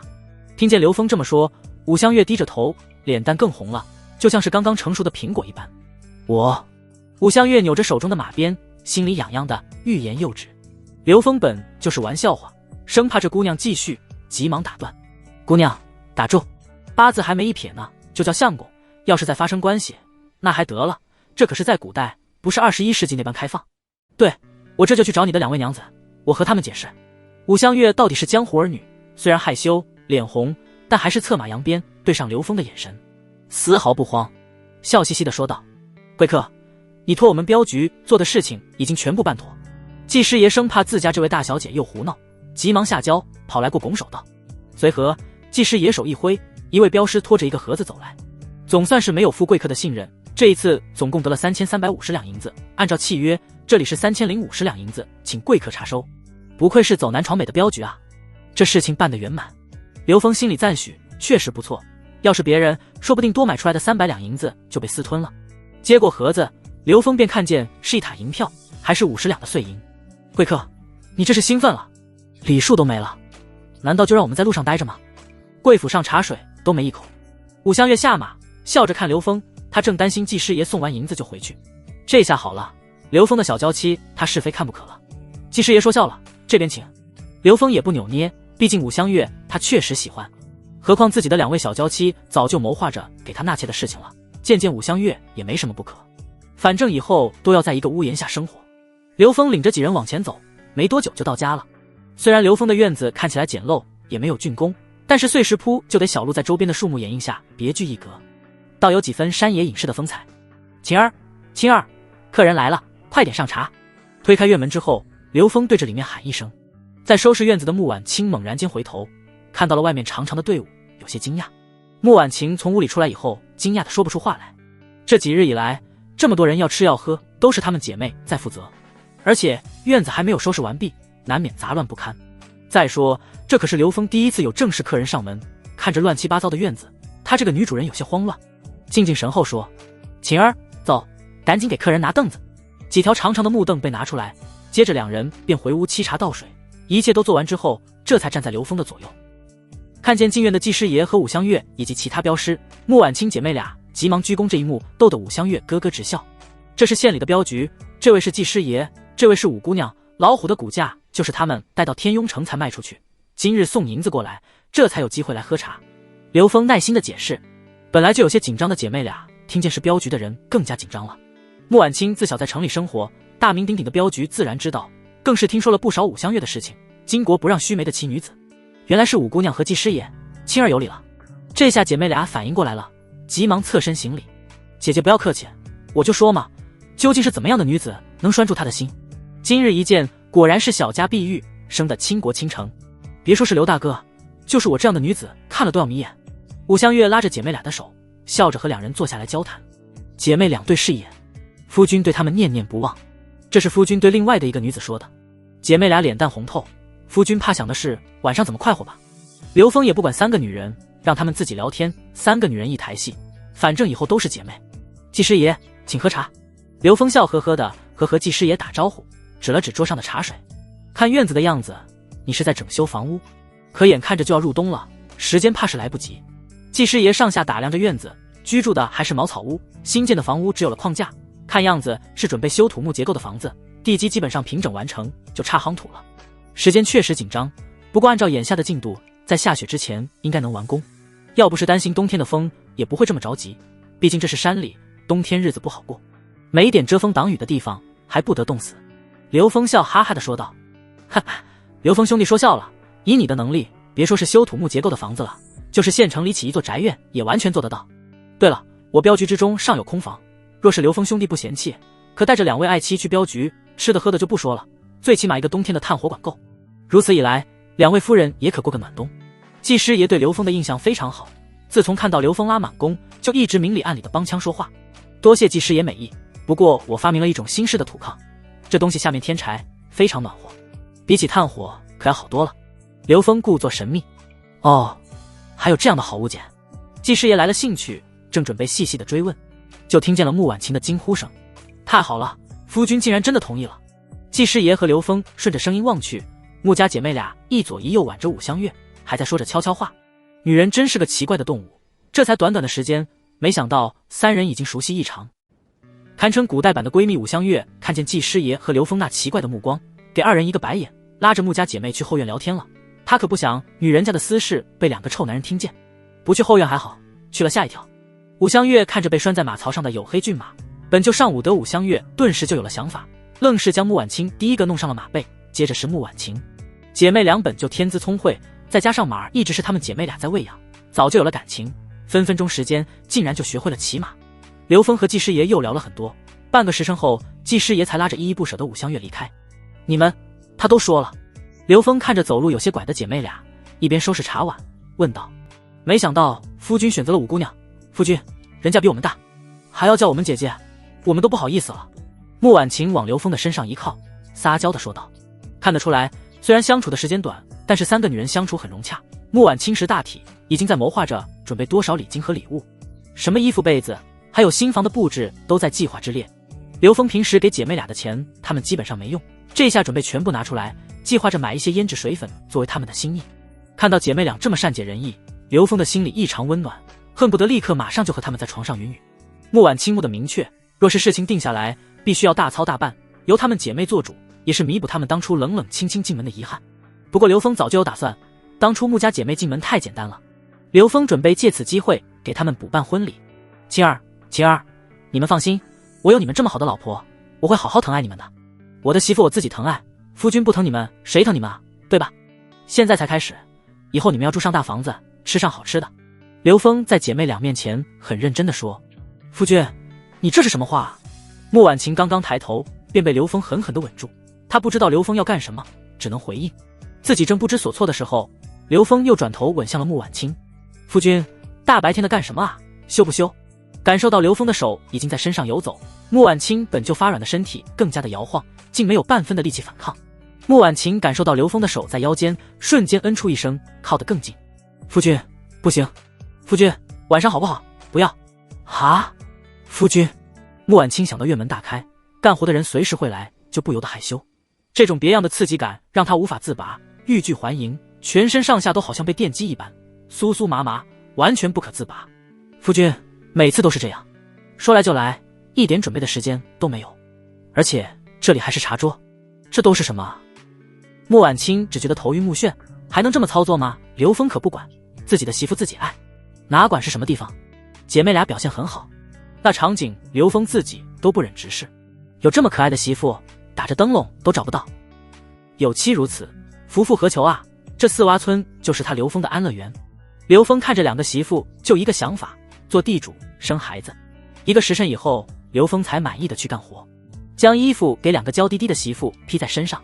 穆婉晴大眼睛转得滴溜溜圆，脸上的红云还没有散去。夫君，晴儿够了，晚上你和姐姐好不好？晴儿想好好睡觉。晴儿一边穿着衣服，一边给了晴儿一个意味深长的眼神。那可不行。刘峰笑嘻嘻地说道。夫君可还没够呢。穆婉清叹一口气，自己这夫君啊，真的是不要太厉害。夫君，要不你去把香月姑娘追回来，今晚让她留宿，这样就可以分担了。真的够了，再这样下去，我和妹妹都成荡妇了。刘峰哈哈大笑。荡妇怎么了？我就喜欢你们这样的媳妇儿，该做什么都做什么，快乐第一。刘峰笑嘻嘻地将2女抱在怀里，2只手好似有导航一般，精准定位。姐妹俩急忙求饶。夫君，晴儿错了，晴儿也错了，夫君，我们一定好好侍奉夫君，再也不说累了。刘峰看着姐妹俩的样子，满意的披上衣服。看着刘峰的背影，穆婉清姐妹俩瞬间又迷神了。这男人真的就是个祸害。穆婉清想不通的是，刘峰明明这段时间那么累，每天干那么多的活儿，为什么不但没有减轻，反倒是比以前更加的厉害？以前多次，现在一次都要好久好久，是真的害怕了。再这么下去，必然会被自己男人榨干的。不行，必须要让五姑娘早点嫁过来。五姑娘是练武之人，身子骨比她们姐妹结实得多，到时候就是3个人了。等夫君和五姑娘完事之后，她们姐妹再上，夫君肯定招架不住。刘峰出门站在院子外面，如今大局已定，只需要尽快将房屋完成，就万事大吉。刘峰走出去没多久，突然间看到远处走过来几个衙役，走近以后才发现带头的正是大哥穆少良。难道说当铺的案子这么快就有了结果？穆少良这是来喝酒的，上次可是说过要来拿几坛鹿血黄金酒。大哥，刘峰走上前和气的打招呼，却发现穆少良的神色不对。拿下！刘峰心里咯噔一下，瞬间脑子里转过多个念头，最终还是选择了不反抗，皱眉问道：大哥，出什么事儿了？干嘛抓我？有人举报你私自养马，还是军马，这是杀头的大罪，县太爷有令，我不得不遵守。妹夫，事到如今，你就乖乖的跟我去一趟。你抓过土匪，这是大功，只要你老老实实的交代军马的来历，到时候军马上交，说不定县太爷会从轻发落。咣当，几个衙役已经将穆家给他套上，拉着他走向了院内。兄弟们，搜，找出军马即可，不要损坏其他的物品。穆少良在院子里打量了一番，满脸不可思议。当初自己的2个妹妹嫁过来的时候，这院子破败不堪，落脚的地方都没有，可是现在却焕然一新，有着一种素雅的美感。屋子里准备晚餐的穆家姐妹听见了外面的动静，急忙出来，一眼就看见了刘丰北带上枷锁，指挥抓人的竟然是自己的大哥穆少良。啊！穆婉清当即就吓傻了，眼前一黑，倒了下去。晴儿！穆婉清急忙呼喊：“妹妹！”穆少良伸出手，却停在了半空中。他心里不愿意这么做，可他带着县太爷的命令，只能秉公办理。大哥，这是怎么回事情？你需要给妹妹一个说法。夫君犯什么罪了？要带着这么沉重的枷锁？穆少良拦住想要去刘峰身边的姐妹俩，低声在耳边说明情况。刘峰却很淡定：“晴儿，晴儿，别担心，带上那个东西去县衙救我。”刘峰说的就是锦囊，当初老先生说过，危急时刻可以救他的命。穆婉清聪慧，立马就是明白了刘峰的意思，立刻回屋去找那个黄色的锦囊了。马就在后院养着，根本用不着搜，一会儿就被牵出来了。刘峰没有解释，既然县衙接到了举报，那么就是四洼村的人干的。知道他养马的人并不多，但是也不排除是知道的人大嘴巴说出去。既然人证物证齐全，刘峰就没有解释的必要。反正自己的是野马，战马和野马样子又一样，这时候如何裁定，还不是县太爷一句话。他能想到的就是黄三婶，但是他不信会是黄三婶举报，毕竟一荣俱荣的事情，余下的人中嫌疑最大的就是王长生了。要是刚刚穿越的那时候，刘峰这时候早就干倒几个衙役，带着姐妹俩跑了。但是如今不一样了，有了武香月这个牵绊，更何况刚开始在四洼村有了根基，就这么放弃了，不划算。如今只能寄希望于锦囊，要是锦囊还不行，那就只能破财消灾了。刘峰前脚被带走，后脚穆婉清就哭了。好在穆婉清冷静，急忙带着锦囊和家里能找到的全部银子，跟在后面去了县城。穆婉清打算通过大哥穆少良使银子打点，再找到武香月，让他出面，或许能帮夫君度过此劫。至于锦囊能救人，他压根儿就没想，毕竟就这么一个东西，他不信会有这么大的能量。2个时辰后，县衙大堂，堂下何人？家住何处？罪犯刘峰，温黄县四洼村人，所犯何罪？从实招来，饲养军马，杀头之罪。县太爷和师爷一唱一和，主位上的县太爷个子不高，坐在正大光明牌匾下，好似佛爷，手中的金堂木啪的一声巨响，饶有兴致地看着刘峰：“大胆匪徒，私藏军马，你可知罪？本官听闻你抓获土匪，大功一件，不成想你胆大包天，竟然干饲养军马，简直是罪大恶极。师爷该如何处置啊？”“大人，依律当斩。”“来人啊，传人证，念在你有功，让你死得明白。”“青天大老爷，小人王长生拜见大人。”王长生一瘸一拐地跪下，极具谄媚地跪在地上。“物证呢？马哪儿去了？”随着县太爷的声音落下，王卜头手一挥，马就被牵上了大堂。“大人，就是这匹马，小人为了看清楚，差点摔断了腿。”王长生指着黑马，激动无比。“当日刘峰活捉了土匪，回村的时候就是这匹马驮着，我家很多长工都可以作证。本以为刘峰将军马和土匪一并上交了官府，直到昨日小人才发现他竟然扣留军马，饲养在后院。刘峰果然没有猜错，是王长生出卖了他。刘峰想不通王长生是如何知道军马藏在后院的，可在他的心里，王长生已经是死人了。认证物证俱在，犯人刘峰私藏军马，判。大人，等一等。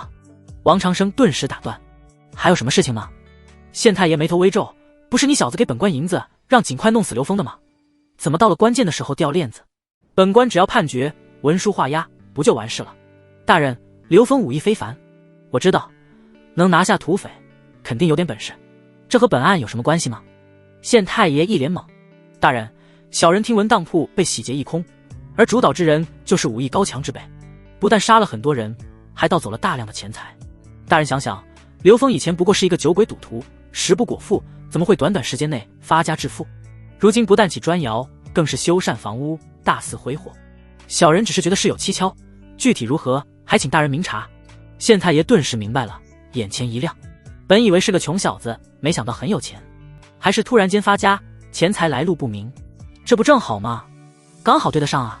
当铺的案子让他很头疼，至今都没有线索，几千两银子的缺口正愁没地方补上，若是将这小子屈打成招，不但案子破了，还能家产充公，岂不是一石二鸟？想到这里，县太爷只觉得自己太聪明了。刘峰可算是听明白了，王长生这样栽赃，无非是想要置他于死地。好家伙，还真的想得够远的。刘峰这下可不淡定了，虽然当初事情的确是他做的，但是没有人知道啊。如今这么一来，县太爷必然会打自己的注意。若真的如此，他家里的银子可都是赃款啊。已经不是花钱就能解决的问题了，因为真的这么做了，银子就在县太爷的口袋里了。县太爷似笑非笑，惊堂木拍得震天响。穆少良，犯人是你抓回来的？王长生说的可是真的？他真的在修房烧砖？穆少良心里咯噔一下，微微颤抖，给刘峰一个爱莫能助的眼神。回大人，王长生所言属实，但是据小人所知。闭嘴！本官问话，据实回答就行了，说那么多干什么？这里有你说话的份儿吗？既如此，犯人刘峰罪上加罪，罪加一等。依大黎律法，判处罪犯刘峰死刑，明日53刻，蔡氏口斩立决。慢着！就在这时候，一道红钟一般的声音传来，紧接着便出现了一道伟岸的身影。他站在堂下，目光正对上县太爷的目光。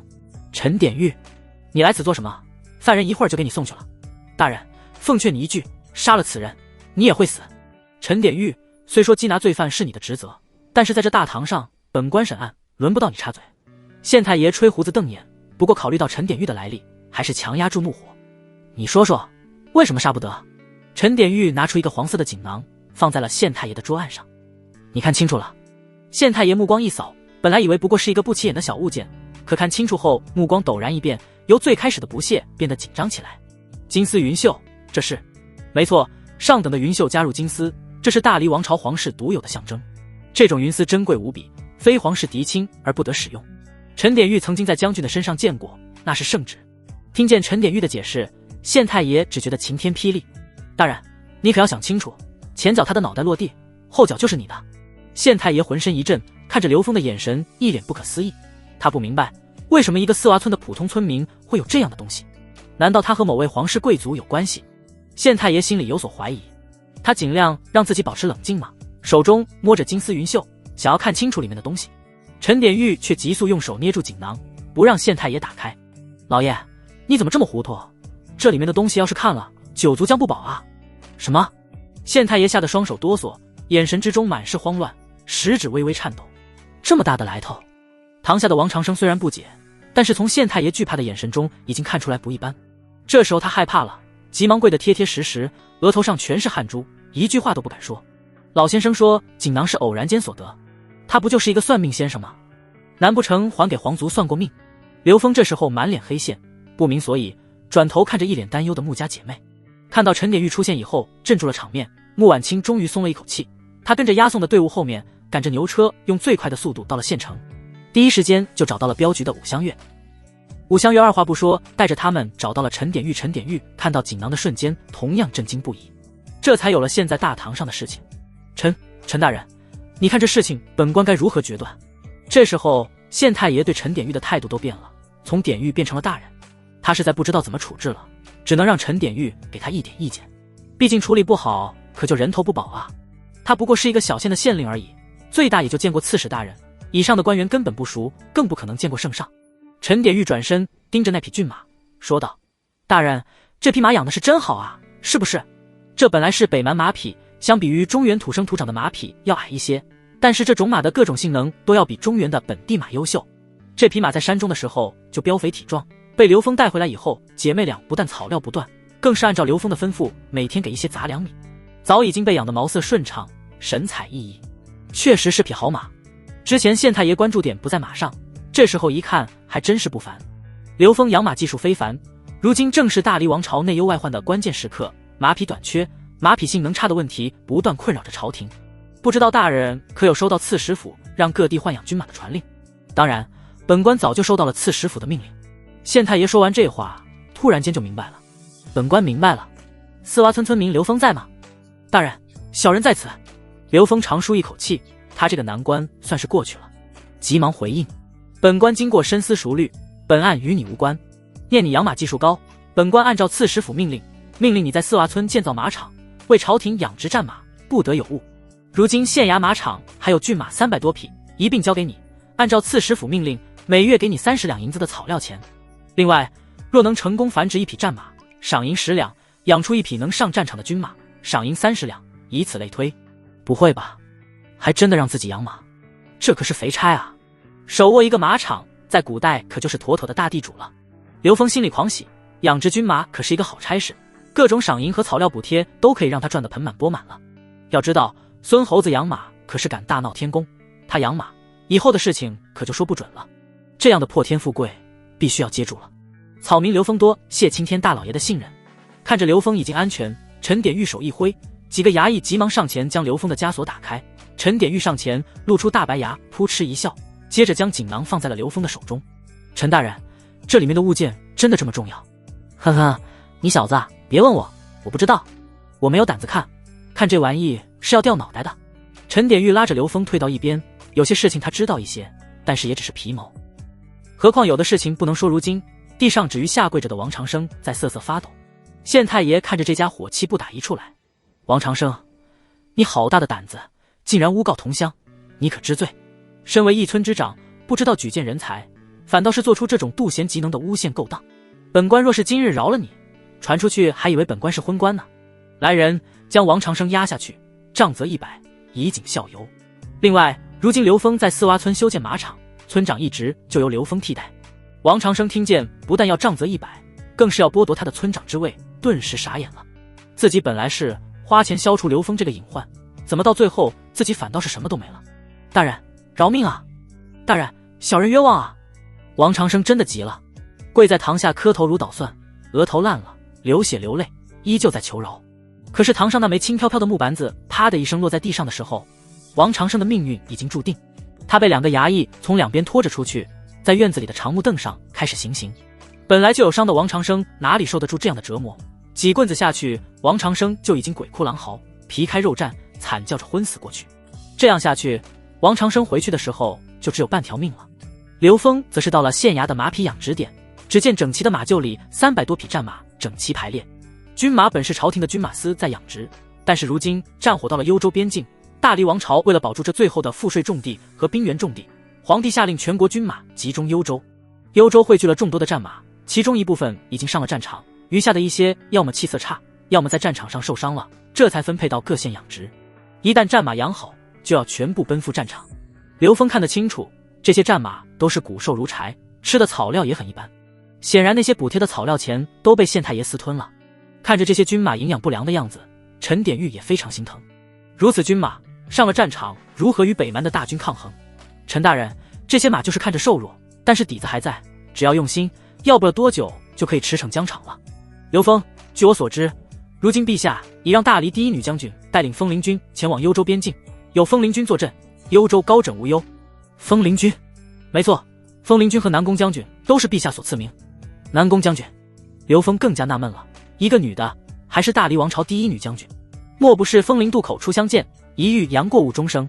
你有所不知，南宫将军武艺高强，天下人只知道将军，却从未有人知道他的本名叫什么。当年我在战场效命的时候，也就远远的看见过一次将军，那时候的他年仅16岁，已经是枫林军的大将军了。我记得他一身蓝色的铠甲，肩头缀着红色的装饰，身后的披风却纯白无瑕，头顶上的枫林军标志象征着至高无上的权力。自古以来都是男儿出征，女子守家，但是南宫将军巾帼不让须眉，手持长剑，即便是我看见了都不由得胆寒。陈典狱不断的回忆，说完之后拍了拍刘丰的肩膀，你小子年轻，武艺也不错，好好干，说不定你可以加入枫林军，大黎男儿都以加入枫林军为荣誉，你可不要让人失望。刘丰呵呵一笑，陈大人，我要是去了枫林军，只怕这位名冠天下的女将军就是我第4位夫人了。也就你小子这么大胆，要是这话被南宫将军手下的4大副将听见了，一定活刮了你。殊不知刘丰今日一言，不久以后就得到应验。陈典狱对刘丰很佩服，同时也好奇刘丰的来历，毕竟那个锦囊可不是什么人都能随便拥有的东西。刘丰和养马的马官做好交接，在一众衙役的协助下，300多匹军马全部移送至小河村。第2日，在田老八带领下，全村齐上阵，1天时间就搭建了简易的马场。县太爷为了军马的安全，安排了1名9品司救和3名衙役，以及30名士兵前来。刘丰没有地方给他们住，便全部安排在了马场边上的草棚里。9品司救觉得自己大小是个官，受不了，住了1夜便回去了。军马的养殖并不是容易的事情，刘丰发动全村的妇女为军马准备草料也捉襟见肘，只能拜托武香月以镖局的名义到处收购草料，准备马匹过冬的食物。过冬是最重要的环节，不但需要很多的草料，草料中更是不能少麦麸豆皮等营养物质。很快半个月过去了，时令来到了霜降，随着早晚的气温骤然下降，刘丰的第1窑砖成功出炉。第1窑砖除去一部分坏的，出窑4000多块，这么多砖块，刘峰这个冬天的需求完全足够。前来保护军马的衙役半个月轮换一次，第二次前来轮换的刚好有穆少良，正缺少人手的刘峰毫不犹豫地拉着穆少良和2个衙役给他干活。妹夫，这是什么玩意？这你就不懂了吧？这东西叫做火炕，可以和灶台连接起来，只要是火烧起来，整个冬天再也不用担心取暖的问题。人睡上去温度适中，光着身子也不会觉得冷。有了它，整个屋子都会是温暖如春的感觉。穆少良第一次见到这样的东西，表示怀疑。这么一个土砖垒起来的东西会有用？穆少良围着正在修建的土砖转了一圈，用手搓着不多的胡子踱步。这段时间以来，全村的人都在刘峰的手下干活，穆家姐妹俩负责做法。原来的灶台太差劲，熬粥根本不够这么多人吃。如今有了这个灶台，架上大锅，不但做饭更容易了，屋子里也会更加暖和。着急干嘛？修好了看效果。修建灶台和火炕用了2天的时间。2天以后，刘峰进城买来了一个烧纸的水缸，就安置在2个灶台的中间。灶台烧火以后，水缸受热，缸里的水也会变成热水。虽然没办法烧开，但是冬天用水最起码不会冻手。穆少亮从一爱上就在帮忙，一边帮忙一边学习。他想着，若是这么好用，回去了给自己媳妇也做一个。第3天的下午，火炕和灶台终于完工，房子也在田老八等人的努力下有了大致的框架。灶台点上火，有2天的时间就可以完全使用，而房子最多有3天就可以封顶。到时候将原本的茅草屋中能用的家具和被褥搬过来，茅草房推到，万事大吉。他计划等春暖花开以后，在原本茅草屋的位置修建一个仓库，内部修建地窖和机关暗室。最近一段时间，王典等人在刘峰的敲打下终于开窍，不但弓箭使用的娴熟，剑法突飞猛进，更是打到了不少的山鸡野兔。用不着刘峰上山，家里的肉食根本吃不完。等一切忙得差不多了，穆家姐妹才在刘峰的安排下为穆少亮接风洗尘。炖山鸡、熬肉粥，刘峰更是拿出来鹿血黄金酒，把酒言欢。实际上刘峰还有计划，上次他发现的是一个鹿群，所以等到大雪封山以后，他再去搞回来2只，就又是大把的银子，根本不需要为冬天发愁。刘峰，大哥给你一句忠告，养马还是要谨慎行事。穆少亮喝下2碗鹿血黄金酒以后，开始喋喋不休地说起来。温黄县虽然是小县，但是也不太平，近年来匪患猖獗，有3股势力最为庞大，官府几次派兵围剿，都一事无成。土匪是天外天的势力最大，其次就是高卢峰，还有下水寨。往年这些土匪都会在大雪封山之前下山劫掠，前几年的时候还只抢东西不伤人，但是这2年来饥荒严重，土匪也吃不饱，变得越来越残暴。刘峰端着酒碗，若有所思。土匪的事情武香月提起过，天外天和高卢峰镖局都有打交道，一般情况下走镖的时候交点过路费就可以相安无事。至于最南边的下水寨，就在村内小河的最下游，温黄县和淇水县的交界地带，镖局并没有什么交情。下水寨在2座县城之间的水道复杂之处扎下寨子，势力庞大，有数百人盘踞在此，个个都是杀人不眨眼的恶魔。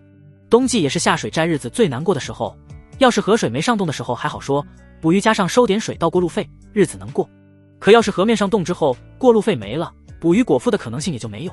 所以每年冬季下水寨都会犯下屠村，甚至会攻击运送军粮的马队。你可知道下水寨的具体位置？以前县太爷派兵征剿，我曾去过一次。温黄县地理位置特殊，境内水道密集，在下游全部汇合之后，形成了通往南边的水道。这股土匪就是盘踞在七水汇聚的滩涂上，距离此地很远。不过还是要小心，下水寨的人杀人不眨眼，唯利是图。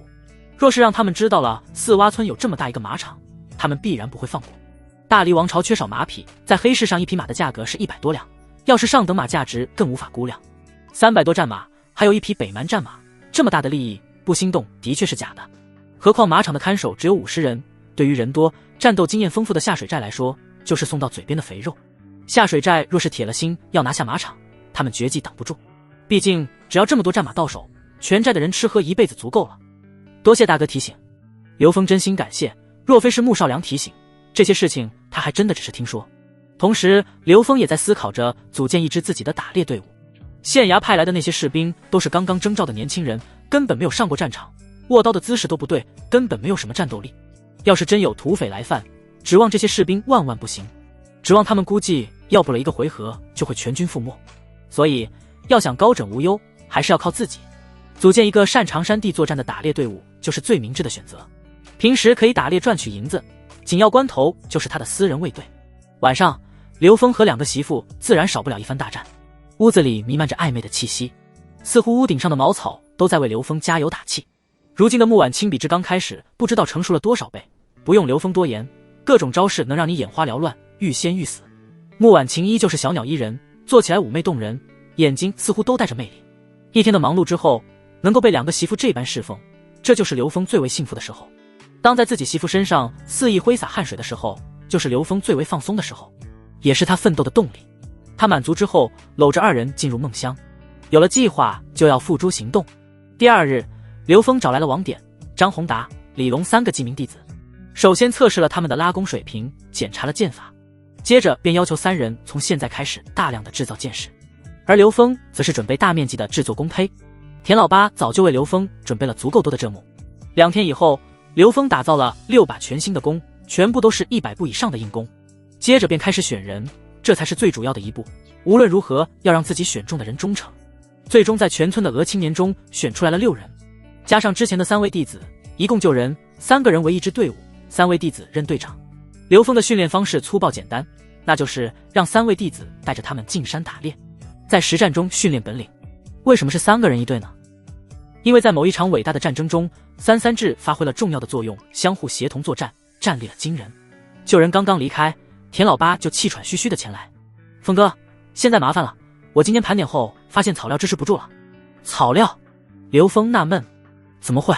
这2天刘峰一个人在家里制作工，完全没有管马场的事情，都交给了田老八。没想到这才2天就出了这么大的事情。峰哥，不知道德义镖局是不是出什么麻烦了？本应该昨日就送到的草料，到现在没送来，储备还有多少？刘峰关切地问道。最多2天。刘峰着急了，300多匹战马，每日的草料消耗相当严重。草料的事情，他和德义镖局定下了长期契约，马匹草料补贴有2/3花到了德义镖局的账房，由刘峰和技师爷定期对账。不会是武三通带着银子跑路吧？刘峰急忙前往马场查看情况。刘峰决定去德义镖局一探究竟。那匹北蛮骏马已经被他完全的驯服，起名乌锥。骑上乌锥，刚走出村子没多久，就遇见了德义镖局的车队。刘峰近前一看，发现领队的镖师个个带伤，神情萎靡。出了什么事？刘峰立刻询问，因为这次的押运队伍中没有武三通和武香月的身影，心里不由得一紧。峰哥，我们昨日就从淇水县出发，一路上都很平静，但是行至山口的时候遇见了熊瞎子。熊瞎子出现以后就无差别的攻击，总镖头为了护住草料和熊瞎子搏斗，身受重伤。要不是小姐拼命在熊瞎子的嘴里救下总镖头，只怕当时总镖头就会丧命。事情发生以后，小姐组织我们几个轻伤的护送草料，她则是带着总镖头回城养伤。刘峰听得咂舌，终究那只意外出现的熊瞎子还是出来祸害人了，看来必须要干掉他。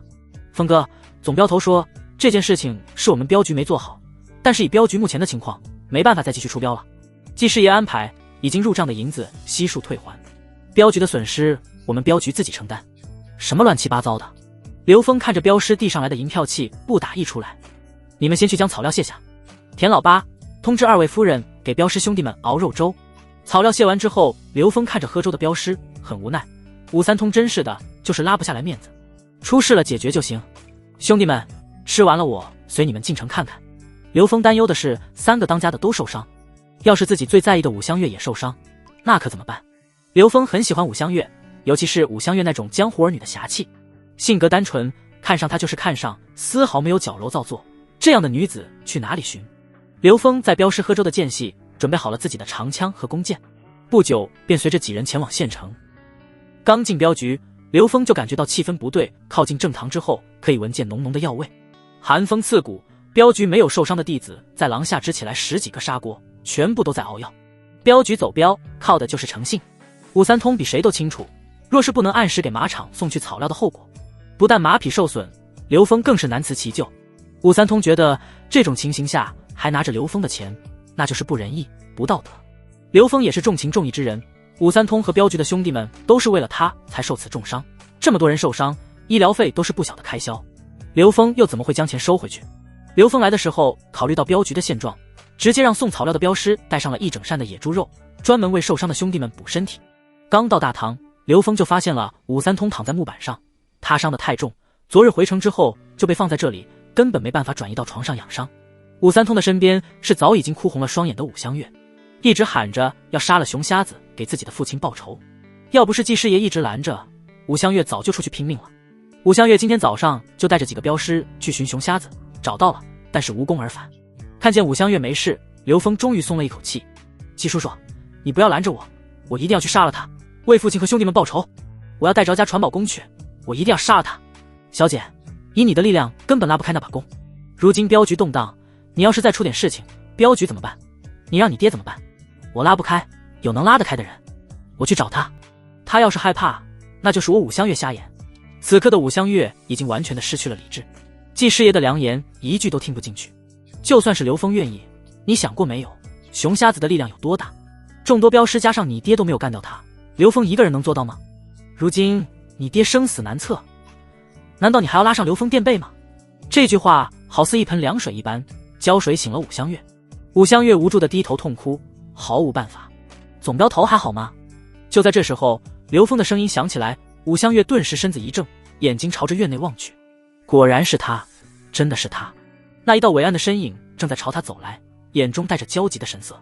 他来了，在他最需要的时候来了。刘峰快步走进正堂，目光落在武三通的身上，倒吸一口冷气。武三通伤得太重了，胸口的白色绷带上还在渗出血迹，腹部绷带面积最大，胳膊、腿上到处都是伤。最为严重的就是腹部被熊瞎子正面一爪子，若不是当时反应足够快，腹部一击就足以致命。武三通能够撑到现在，多亏了常年练武练就的一副好身体。总镖头伤得太重了，即便是华佗在世也于事无补。我们小地方的郎中最多就是延缓伤势的复发，让总镖头多活几日。是啊，能不能醒过来就看老天爷了。一旁两个郎中连连摇头。刘峰，爹爹怎么办？你一定要给我爹报仇。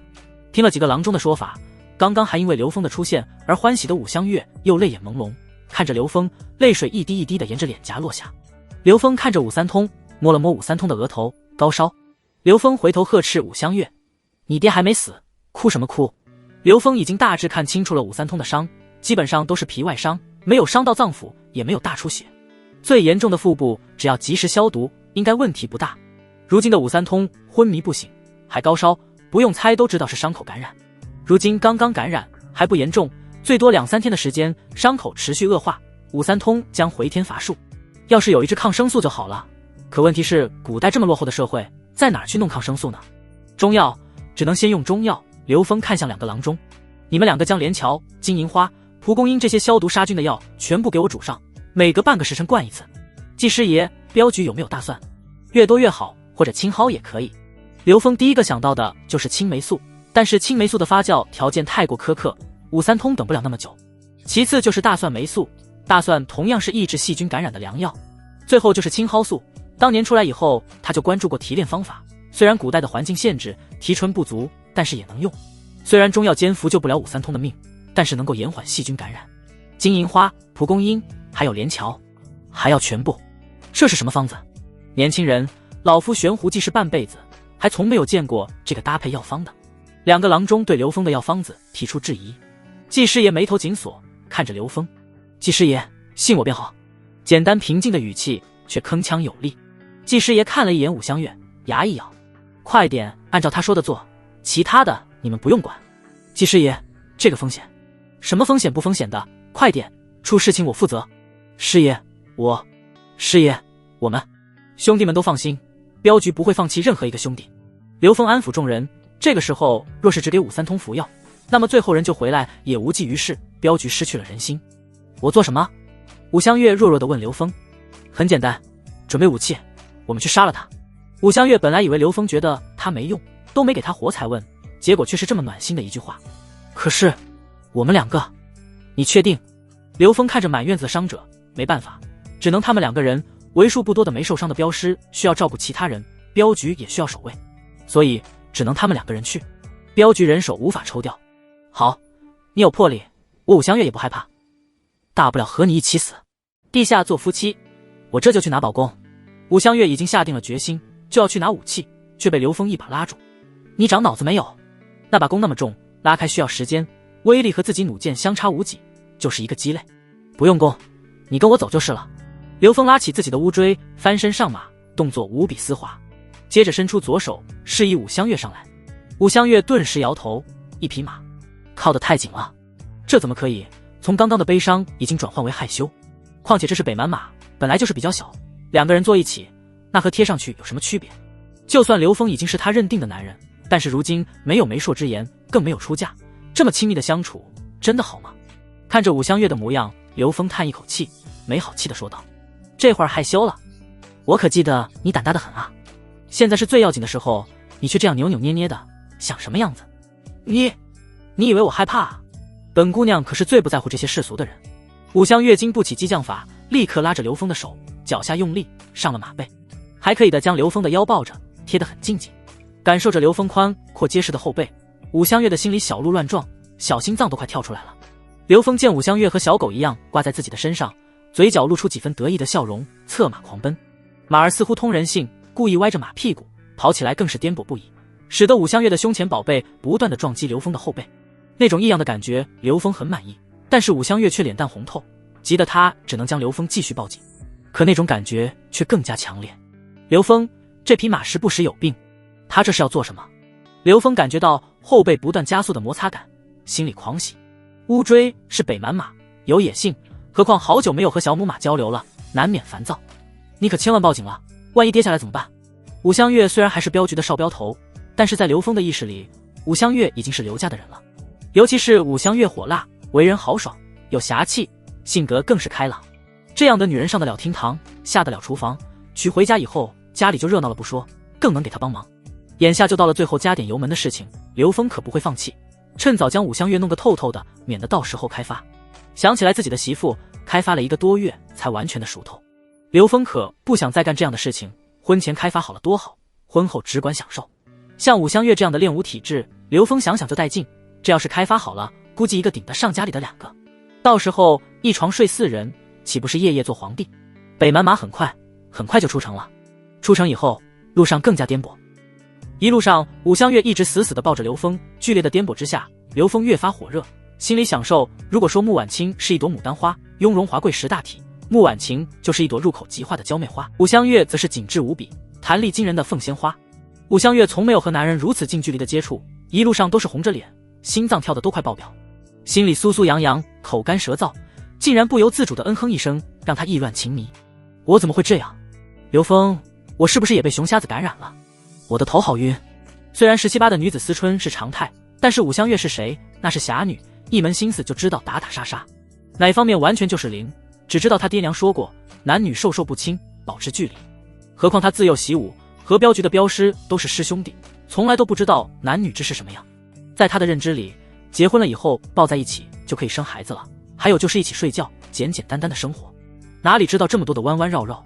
所以他是真的不知道自己究竟怎么了，不理解自己为什么会有这样的反应，害怕又享受。刘峰呵呵一笑，没有理会。1个多时辰以后，两人到了目的地，在武香月的指挥下转向一条小道。刘峰早就猜到，这只熊瞎子就是曾经杀了王妃的那一只，眼前这片茂密的丛林正是他的领地。上了小道没多久，便可以看到被熊瞎子撞翻的推车和散落在地的草料。刘峰考虑到一般的饲料根本满足不了马匹的需求，所以额外增加了很多蔬菜，什么青菜、绿豆，甚至还有萝卜。这些东西价格和草料差不多，甚至比草料便宜，但是营养价值高于草料，所以散落在地上的还有一些蔬菜和萝卜。难道说这只熊瞎子太饿吗？在他的新时代记忆中，熊瞎子饿极了的确是杂食性动物，蔬菜萝卜都在菜谱上。我们当时走的就是这条路，突然间遇见了袭击，熊瞎子应该还在附近。武香月指着不远处的一个空地，这里杂乱无章，打斗痕迹明显。刘峰下马以后将乌骓拴好，伸手安抚了一下马，看到他轻松的样子就已经明白熊瞎子不在附近，不然以马儿的警觉不会这么平静。这个你拿好，和我保持不远不近的距离，随时出手协助我。刘峰将自己的猎弓交给了武香月，自己则是双脚踏地，才将弩箭上好，又将长枪准备好，背上之后，这才摸着腰靠近杂乱的现场。到了近前，货车上那些本来完整的竹筐都被掀飞，青菜和萝卜有被啃食的痕迹，其他的东西只遭到了破坏。看来他并不是很饿，这也是好消息。这样一来，熊瞎子的战斗力还不是顶峰，只有在极度饥饿的情况下，熊瞎子才会不顾一切。那个时候的熊瞎子战斗力最强。你小心点，我们在明，熊瞎子在暗，稍有不慎就会丧命。武香月小声的提醒，两只眼睛四处观察，小声提醒他应该就在某个地方，这只熊瞎子很聪明，知道埋伏。刘峰知道熊瞎子应该是第一次伤人之后感受到了人的血味，这才袭击人类，不然不会这样。既然如此，刘峰就可以反其道而行之，将计就计。猎人最基本的能力就是布置陷阱，像熊瞎子这种大型猎物，最好的捕猎方式是陷阱。地上挖的大坑，在里面布满尖锐的木桩，杀不死也能困死。不过他们只有2人，而且时间非常紧张，想要挖出来一个足够的大坑根本来不及，只能另想办法。你去找一下藤蔓和木棍过来，做一个套索。套索？那不行，熊瞎子的力量太大了，根本困不住。武香月怀疑地说，我知道困不住，但是困住一时能给我们争取足够的时间。一会儿我来诱敌，你只要看见他进入套索，立马行动。套住以后他挣扎的时间你就往死里弄，知道没？眼下无论是什么方法都来不及，唯有套索这一条路。刘峰私下张望，选择了一棵韧性极高的树，两人合力将其拉弯，在合适的位置绑好套索，接着用树叶等伪装了一下，这才躲起来。果然没过多久，树林里就传来动静，守在远处的武香月紧握手中的长刀，紧张地盯着眼前。刘峰担忧武香月坏事，立刻悄悄地挥手示意他不要轻举妄动，自己则是提着弓弩钻出了隐藏的地方。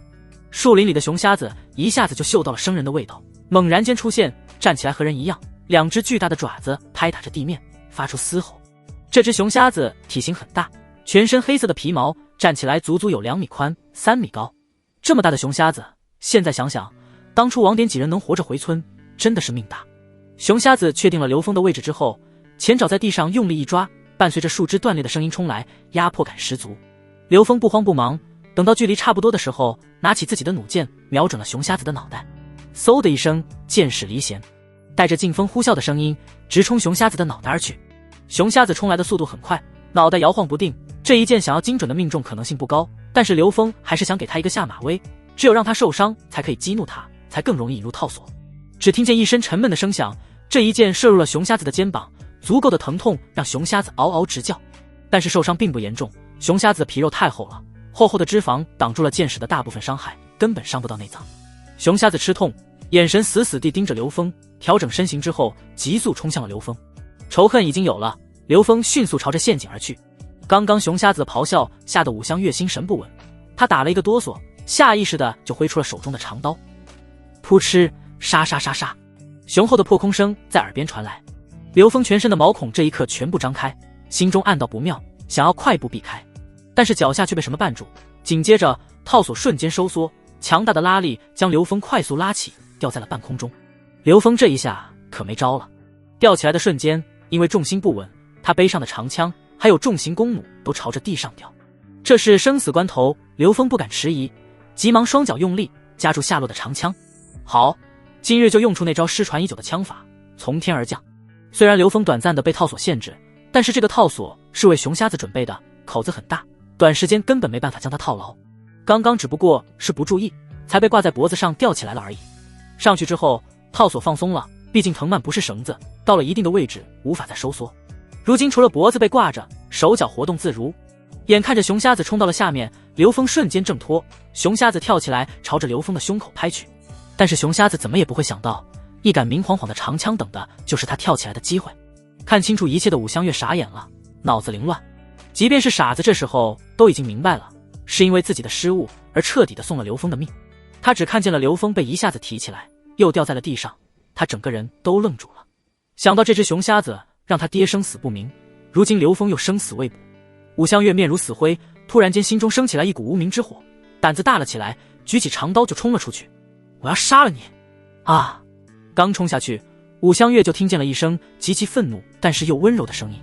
武香月举着刀愣在原地，立马就看到倒下的刘峰在熊瞎子的一侧爬起来了，还冲他笑了笑。这怎么？你？武香月仔细一看，一杆长枪正中熊瞎子的眉心。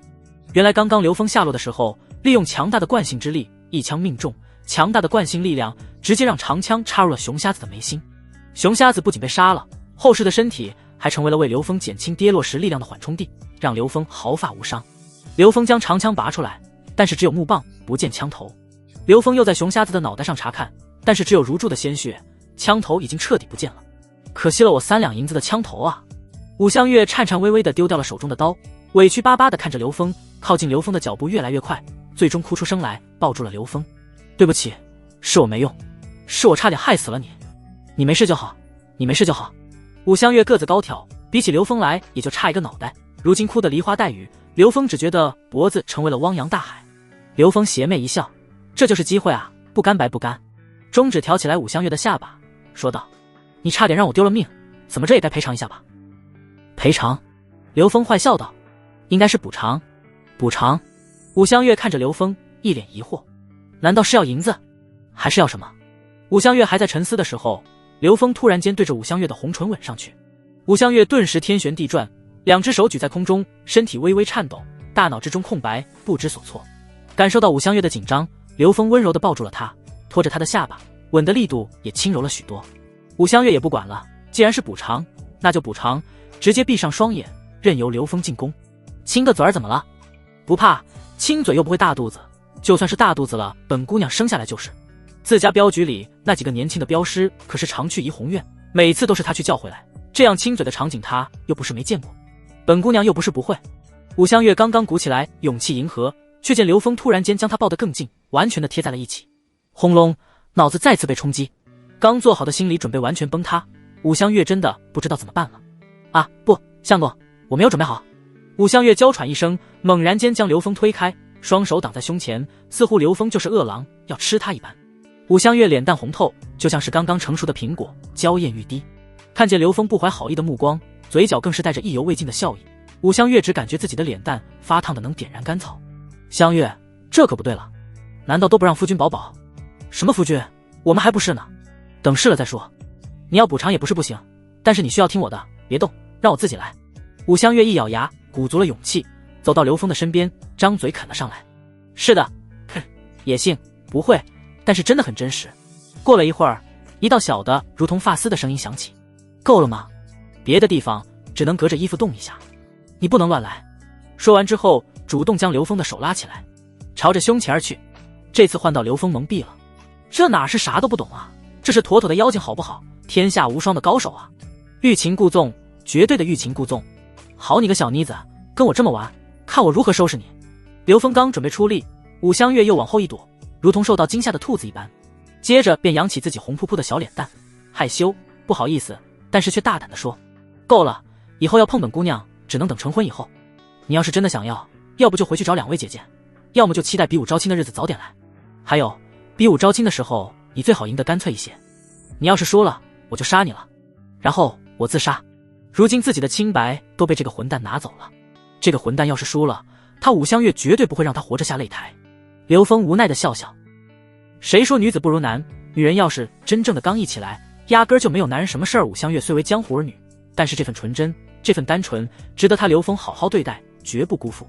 刘峰和武香月一同返回了镖局，回来的路上死活不上马，还是刘峰软磨硬泡之下才共同回来。一路上又少不得颠簸，武香月只觉得自己完全被刘峰得到了，什么都是他的，想起来就不由得羞红了脸，真是一个让人讨厌的家伙。他的胸前都是刘峰后背摩擦的感觉，好像蚂蚁爬过一样，不喜欢又舍不得这种感觉消散。小马儿表现得非常好，等回去奖励你10根萝卜，外加一匹小母马，到时候给你找个地方，你就放心的倒哈。乌骓马嘶鸣一声，险些没将刘峰从马背上跌下去。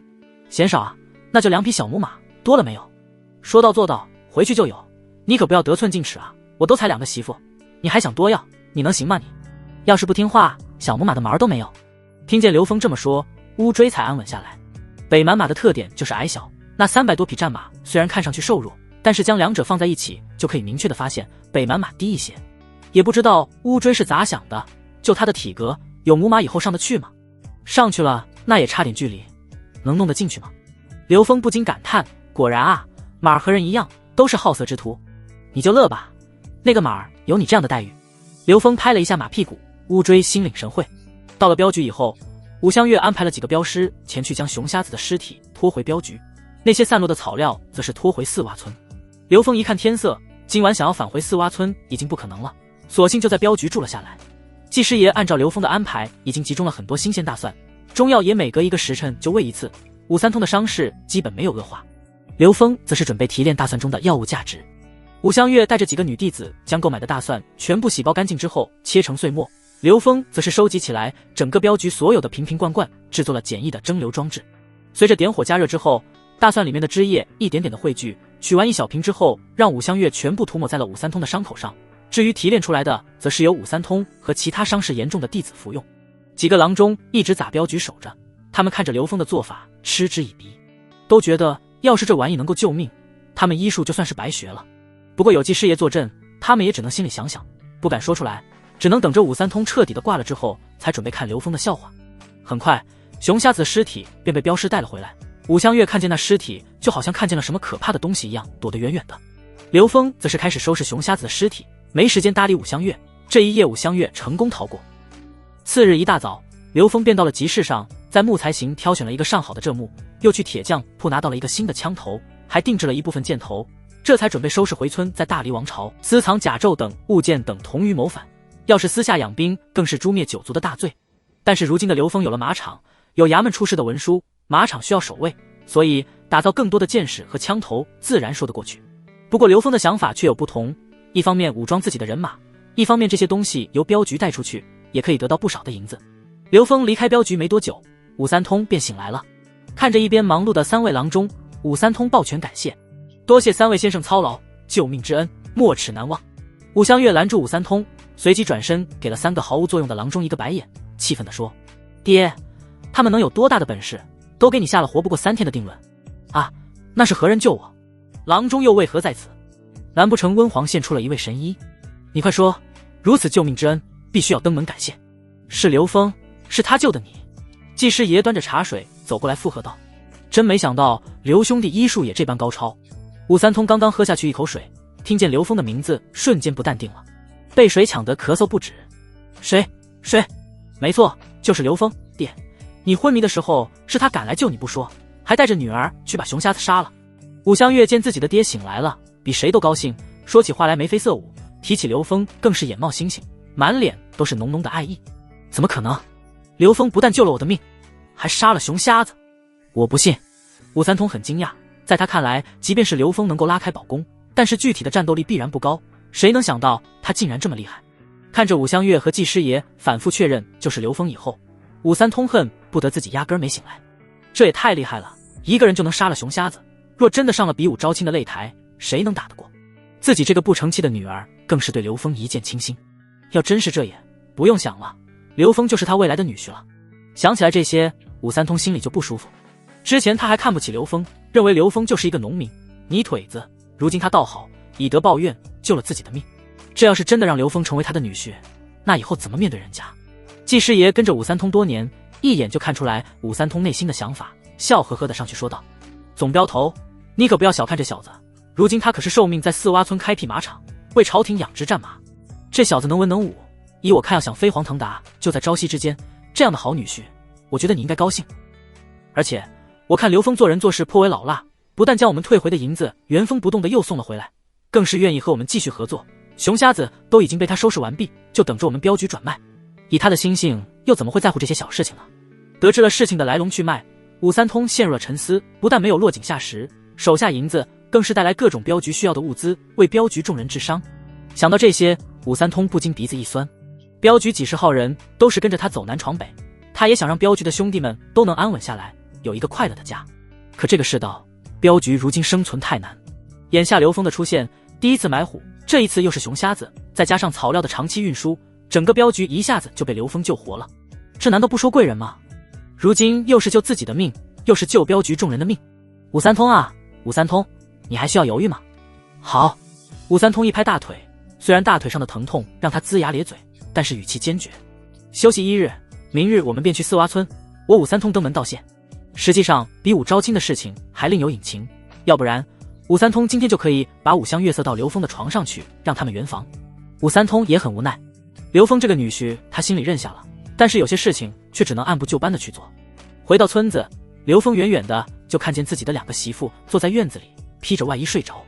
显然这2个傻丫头又在这里等了一晚上。眼下已经深秋，天气寒冷，姐妹俩冻得手脚冰凉。刘峰急忙将2人一次一次的抱回了床上，这才准备接下来的事情。刘峰准备去找一次王长生。刘峰在县衙上的时候就已经得到了县太爷的确认，如今的他就是村长，村子里人基本上都已经知道了这一点。至于王长生本人，在大堂上挨了100大板之后基本上废了，抬回来以后一直在养伤。算着时间，王长生应该能够动弹了，这才掐着日子上门。走到王家大门口，原本一尘不染的台阶积满了落叶，门闭得很紧，和之前的热闹场景形成对比。他的亲弟弟被刘峰杀了，妻子被他休了，家里的长工基本上都在刘峰手下干活，管家更是不知所踪。王家大院内如今只剩下一个做饭的老妈子和2个王长生收留的外来仆人。和之前的门庭若市相比，此刻的王家显得格外压抑。刘峰敲门，开门的是一位家仆，见到来人是刘峰，不由自主的后退，满是惊恐，毕恭毕敬地将刘峰请了进去。王长生趴在床上，看见家仆带着刘峰进来，看见刘峰的瞬间，王长生吓得哇哇大叫：出去，给我出去，我不要见他，我不要！县衙上的王长生对刘峰各种阴招，差一点就可以干掉刘峰。他知道刘峰的性格，如今他得是万万不会放过自己，这不，今日还是上门了。家仆看着王长生，摇摇头，如今轰走刘峰，他又怎么敢动手呢？刘峰笑笑，毫不客气地坐在床边，吓得王长生躲在了角落。王长生，我就问你一句，你可愿意活着？王长生不可置信地看着刘峰，好死不如赖活着，他心中的求生欲让他颤颤巍巍地开口说话：大哥，我愿意活着，只要活着，我愿意付出任何代价。我要的也简单，我要你王家所有的地契，我出这个数。刘峰伸出来一只手的手指头，500两。王长生的心脏剧烈地收缩了一下，他王家在四洼村积累了几代人，才有了如今的家业，地契和这座宅院加起来500两远远不够，差得太多了。500两？你是在做梦吧？我只出50两。刘峰依旧笑着，手一挥便给了王长生一巴掌，这才慢慢悠悠地说：你这是趁人之危，这是胁迫。王长生摸着火辣辣的脸，就差喷出一口老血了。可看见刘峰阴沉的脸，王长生就全身不自在，他害怕，更知道自己当前的处境，他除了认命别无选择。好，50两。我也明白，在你的眼中，我这条命可能都不值50两。话可不能这么说，你的命很重要。若是你的命值50两，那我的能值多少？应该是我的命只值50两，而你的很金贵，花钱卖命应该你出钱才对。我出50两，买的是地契。对，还有把你损失的缺口补上。什么缺口？王长生疑惑地盯着刘峰。当然是你买我的命时花出去的50两啊，这么快就忘了？刘峰淡淡一笑，我还想问问，这么多年你王家累积的财富不少，藏在什么地方？不说可是要受皮肉之苦的。看见刘峰那刀子一般的目光，王长生终于是明白了。刘峰，你怎么可以这么无耻？你分明看上的是我王家的全部财产，你给我50两不过是个说辞。刘峰，你他妈太狠了！怎么，50两不够？刘峰看着王长生，目光瞬间冷下来，伸手拿起来床头的一本书。刘峰的目光落在了王长生的屁股上，看见刘峰的举动，王长生瞬间脸色煞白，生怕自己多犹豫1分钟，那本书就会变成县衙大堂上的棍子，赶紧大声说道：别打！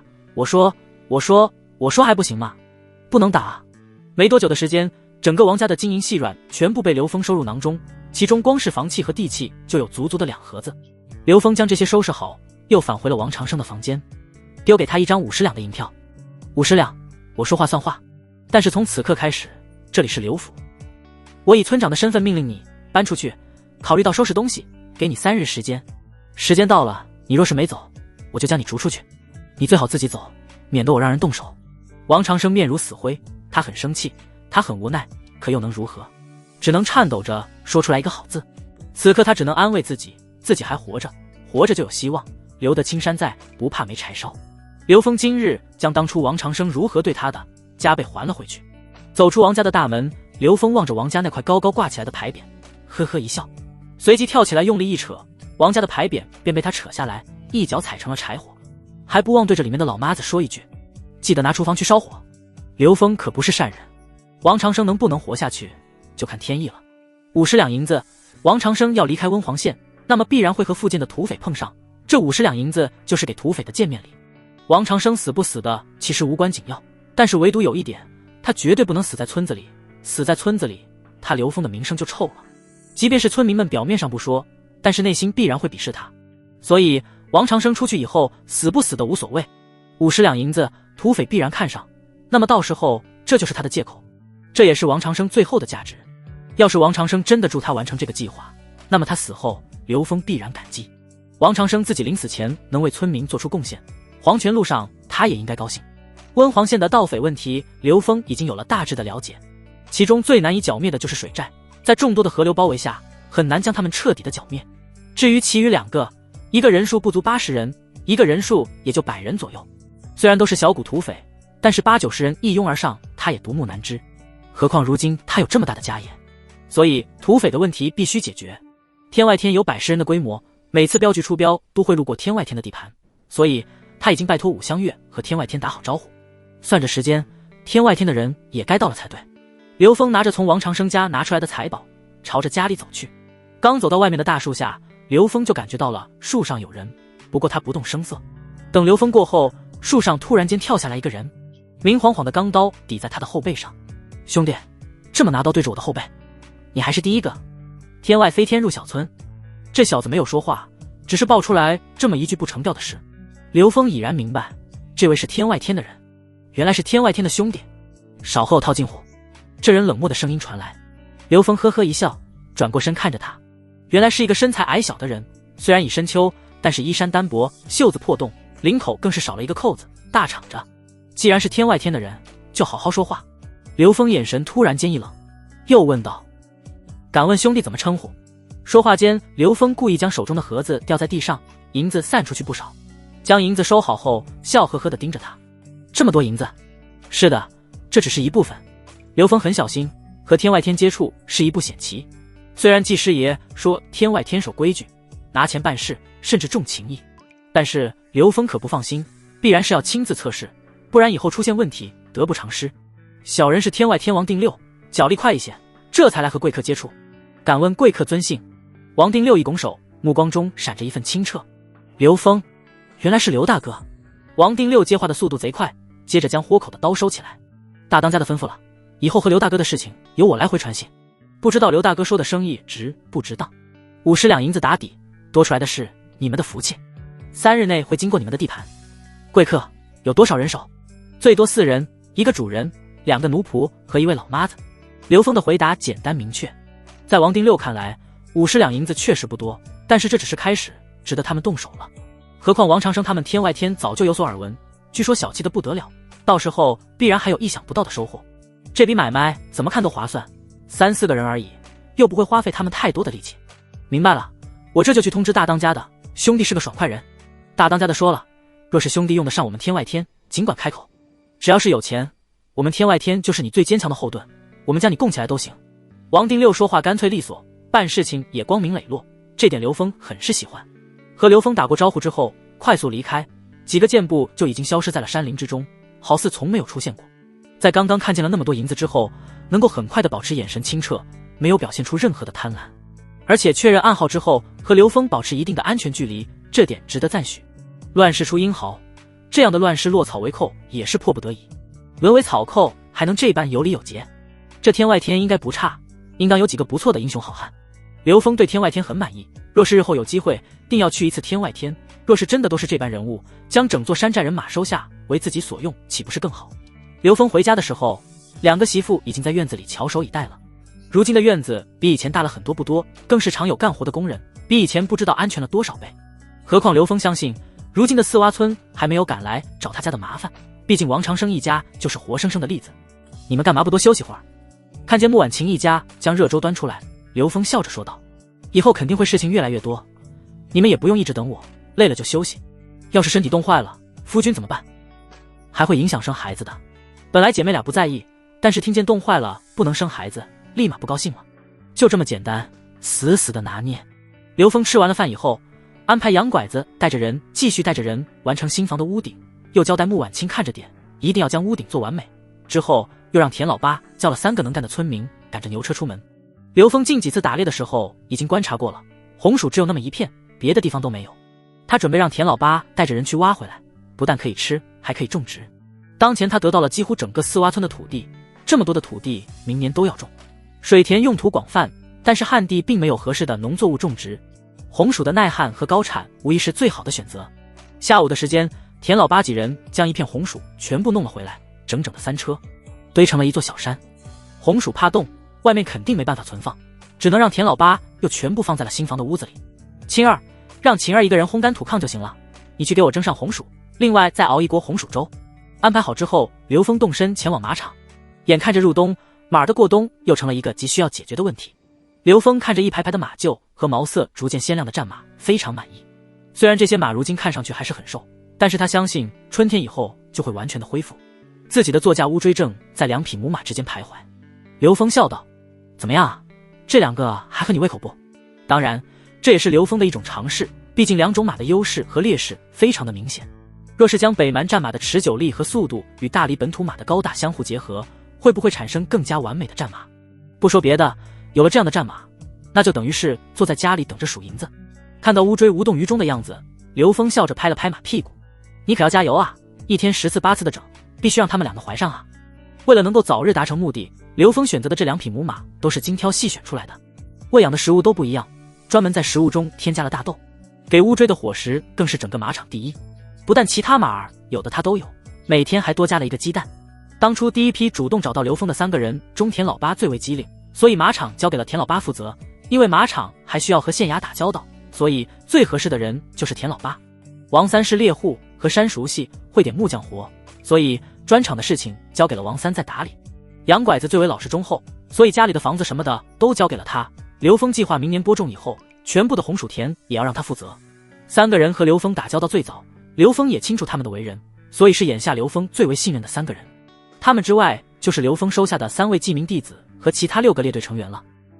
巡视完马场之后，刘峰又去了一趟砖窑。回来之后，姐妹俩已经准备好了红薯粥，红薯粥中还加入了很多野猪肉温好的热酒，被包裹在油纸之中，即便是到了地方依旧温热。刘峰不禁感叹，在操持家务这件事情上，姐妹俩当真不是一般的好。刘峰一个臂弯挽住一个，狠狠地亲了姐妹俩，做得好，你们2个操持家务最厉害，等我啊，夫君回来了宠你们。对了，夫君稍等一下。穆婉清小脸一红，有些不好意思地低着头。姐姐，你还害羞？夫君就是我们那个好友，你还记得吗？他已经回信了，而且说要去天雍城，想让我们一起去天雍城。一起去？有什么热闹吗？夫君，你忘了，冬天了，下雨以后就是大雪节了，这可是1年当中比春节还热闹的时候。刘峰一拍脑门，这副身体的原主人记忆中有，不过穷乡僻壤的丝袜村都是简单的过一下，哪里会像大城市那样热闹？大雪节是最热闹的时候，整个城市都会举办庆祝活动，一方面是为了庆祝1年的丰收，另外一方面是为了祈求来年五谷丰登，风调雨顺。姐妹俩这个闺蜜原本是温黄县人，后来随着父母搬迁到了天雍城，既然是大雪节，本身就蕴含着团聚的意思。本身刘峰就需要去一趟天雍城，因为在和武相约的约定中，下雪后他会在天雍城摆下比武招亲的擂台。既如此，那就到时候带着2个媳妇去一趟天雍城，也好让他们和好友团聚。刘峰提着篮子一路朝着老头的家里赶去。如今深秋，老头那些娇艳欲滴的花朵早已经凋谢，门口的落叶很厚，好像已经好几天没有打扫。推门进去，老头安详地躺在摇椅上。老头，这段时间太忙了，也没有机会来看你。今天给你带了1壶酒，还有软软的红薯粥。我知道你就好这一口。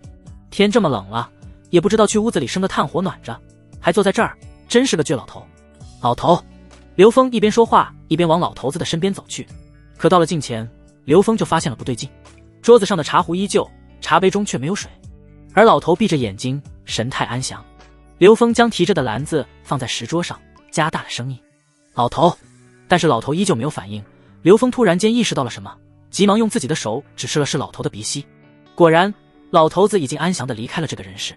刘峰站在老头面前，有些惋惜，他都不知道这个老头子究竟是什么人，他就这么离开了。不过很快就又释怀，能够如此安详地离开，或许是他最乐意的事情吧。刘峰记得老头当初的交代，按照老头的安排将他入土为安。寿材老人家自己早就准备好了，也没有什么祭拜仪式。虽然刘峰只要招呼一声，全村上千号人都可以前来当孝子，但是刘峰更清楚，老头不需要这些。安葬完老者之后，刘峰开始整理老头屋子里的东西，目光被一把小巧的匕首所吸引。这把匕首寒光闪闪，颇为不凡。拿着匕首比划了几下，刘峰拿出随身携带的小斧头与之对砍了一下。什么？这是蜀铁。看着卷起来的斧口，刘峰一脸震惊。这可是古代啊，蜀铁，这等于是削铁如泥的宝贝了。刘峰欢喜的紧纳，没想到老头死了，还留给他这样一个宝贝。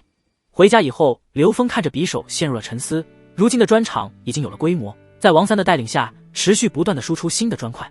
接下来他的打算就是修建新时代17、50年代那种高炉，大炼钢铁。对于他来说，当下家大业大，周围的土匪山贼是最大的威胁。接下来大炼钢铁就是为消灭这些土匪做准备。土匪虽然装备一般，但是人多势众，铁制的武器必不可少，指望买箭头和武器远远不够武装自己的人。看来我得去城里找一个手艺好的铁匠和木匠备用了。夫君，天冷，披上衣服。看见坐在院子里发呆的刘峰，穆婉清贴心地拿出来厚衣服。本来他是不想去打扰刘峰想事情，但是冷风刮得越来越大，他担心夫君受凉。刘峰放下手中的匕首，看见穆婉清的模样，轻轻地拉着她微微发红的小手。一件衣裳怎么够呢？夫君，你等我，我去把炭火点起来。穆婉清眨巴着水灵灵的大眼睛，认真地说道。炭火能干吗？有我2个媳妇暖和吗？刘峰拉着穆婉清的手一拽，穆婉清便坐在了刘峰的大腿上，那双大手在穆婉清的屁股上轻轻一捏，穆婉清立马嗯的一声，脸蛋瞬间微红，延伸到脖子深处。夫君，你怎么净想着那些事儿？青儿可不能冤枉夫君啊，天寒地冻的，想找个暖和的地方，这是人之常情啊。刘峰故意假装生气，一脸认真地说道。哼！穆婉清虽然嘴上说着不愿意，但还是很认真地解开了自己的扣子，贴着刘峰坐上大腿，火热的肌肤贴在他的脸上，伴随着一阵阵的清香，刘峰忍不住将头埋得更深。夫君，现在好点了吗？冷不冷我不知道，但是夫君觉得你恐怕要出汗了，还要加上晴儿一起出汗。哈哈！刘峰可等不及了，哈哈一笑，抱着穆婉清就朝着里屋走去，还不忘喊一声做家务的穆婉清快点。如此一来，这个夜晚恐怕吃饭的时间都没有了，注定又是一个不眠夜、春光无限好的晚上。这样的幸福日子，怕是所有男人梦寐以求的了吧？果然，一晚上不知道多少次缴械之后，这才消停，姐妹俩也彻底的失去了反抗的能力。第二天一大早，田老八就在外面喊，原来是镖局送来了新的草料。同行之人中还有总镖头武三通，虽然他的伤势还很严重，需要静养，但是考虑到刘峰做的种种事情，最主要的是救命之恩，所以特意跟着运送草料的车队前来登门道谢。刘峰起来以后，将洗脸的绸布搭在肩上，脸上还是水泽出去迎接。总镖头，伤势要紧。武三通呵呵一笑，拱手道，我这次来特意感激你的救命之恩。刘兄弟，这次要不是你，我这条命可就彻底完蛋了。兄弟，刘峰一脸的懵逼，自己可是和你女儿在搞对象啊。总镖头，不管从年龄还是其他方面，我都不敢当这个兄弟啊。武三通年龄大30岁就不说了，自己可是要和武香月过日子的，老丈人称呼自己为兄弟，再怎么说这也不合适对吧？刘兄弟见外了，你救的不只是我武三通的命，更是整个镖局的命。若是日后你和月儿两情相悦，喜结连理，那也没事，江湖儿女不拘小节，到了那时候，我是你岳父，你是我兄弟。刘峰简直是无语了，点点头后迎接众人进屋，叫穆婉晴准备茶水，两人便开始聊起来。兄弟，熊瞎子这几日我会让人拉到天庸城出手，到时候银子我镖局一分不要。这次若非是兄弟你的帮助，镖局就完了，镖局上下都记着兄弟好，我要是收银子，大伙儿会把我看扁的。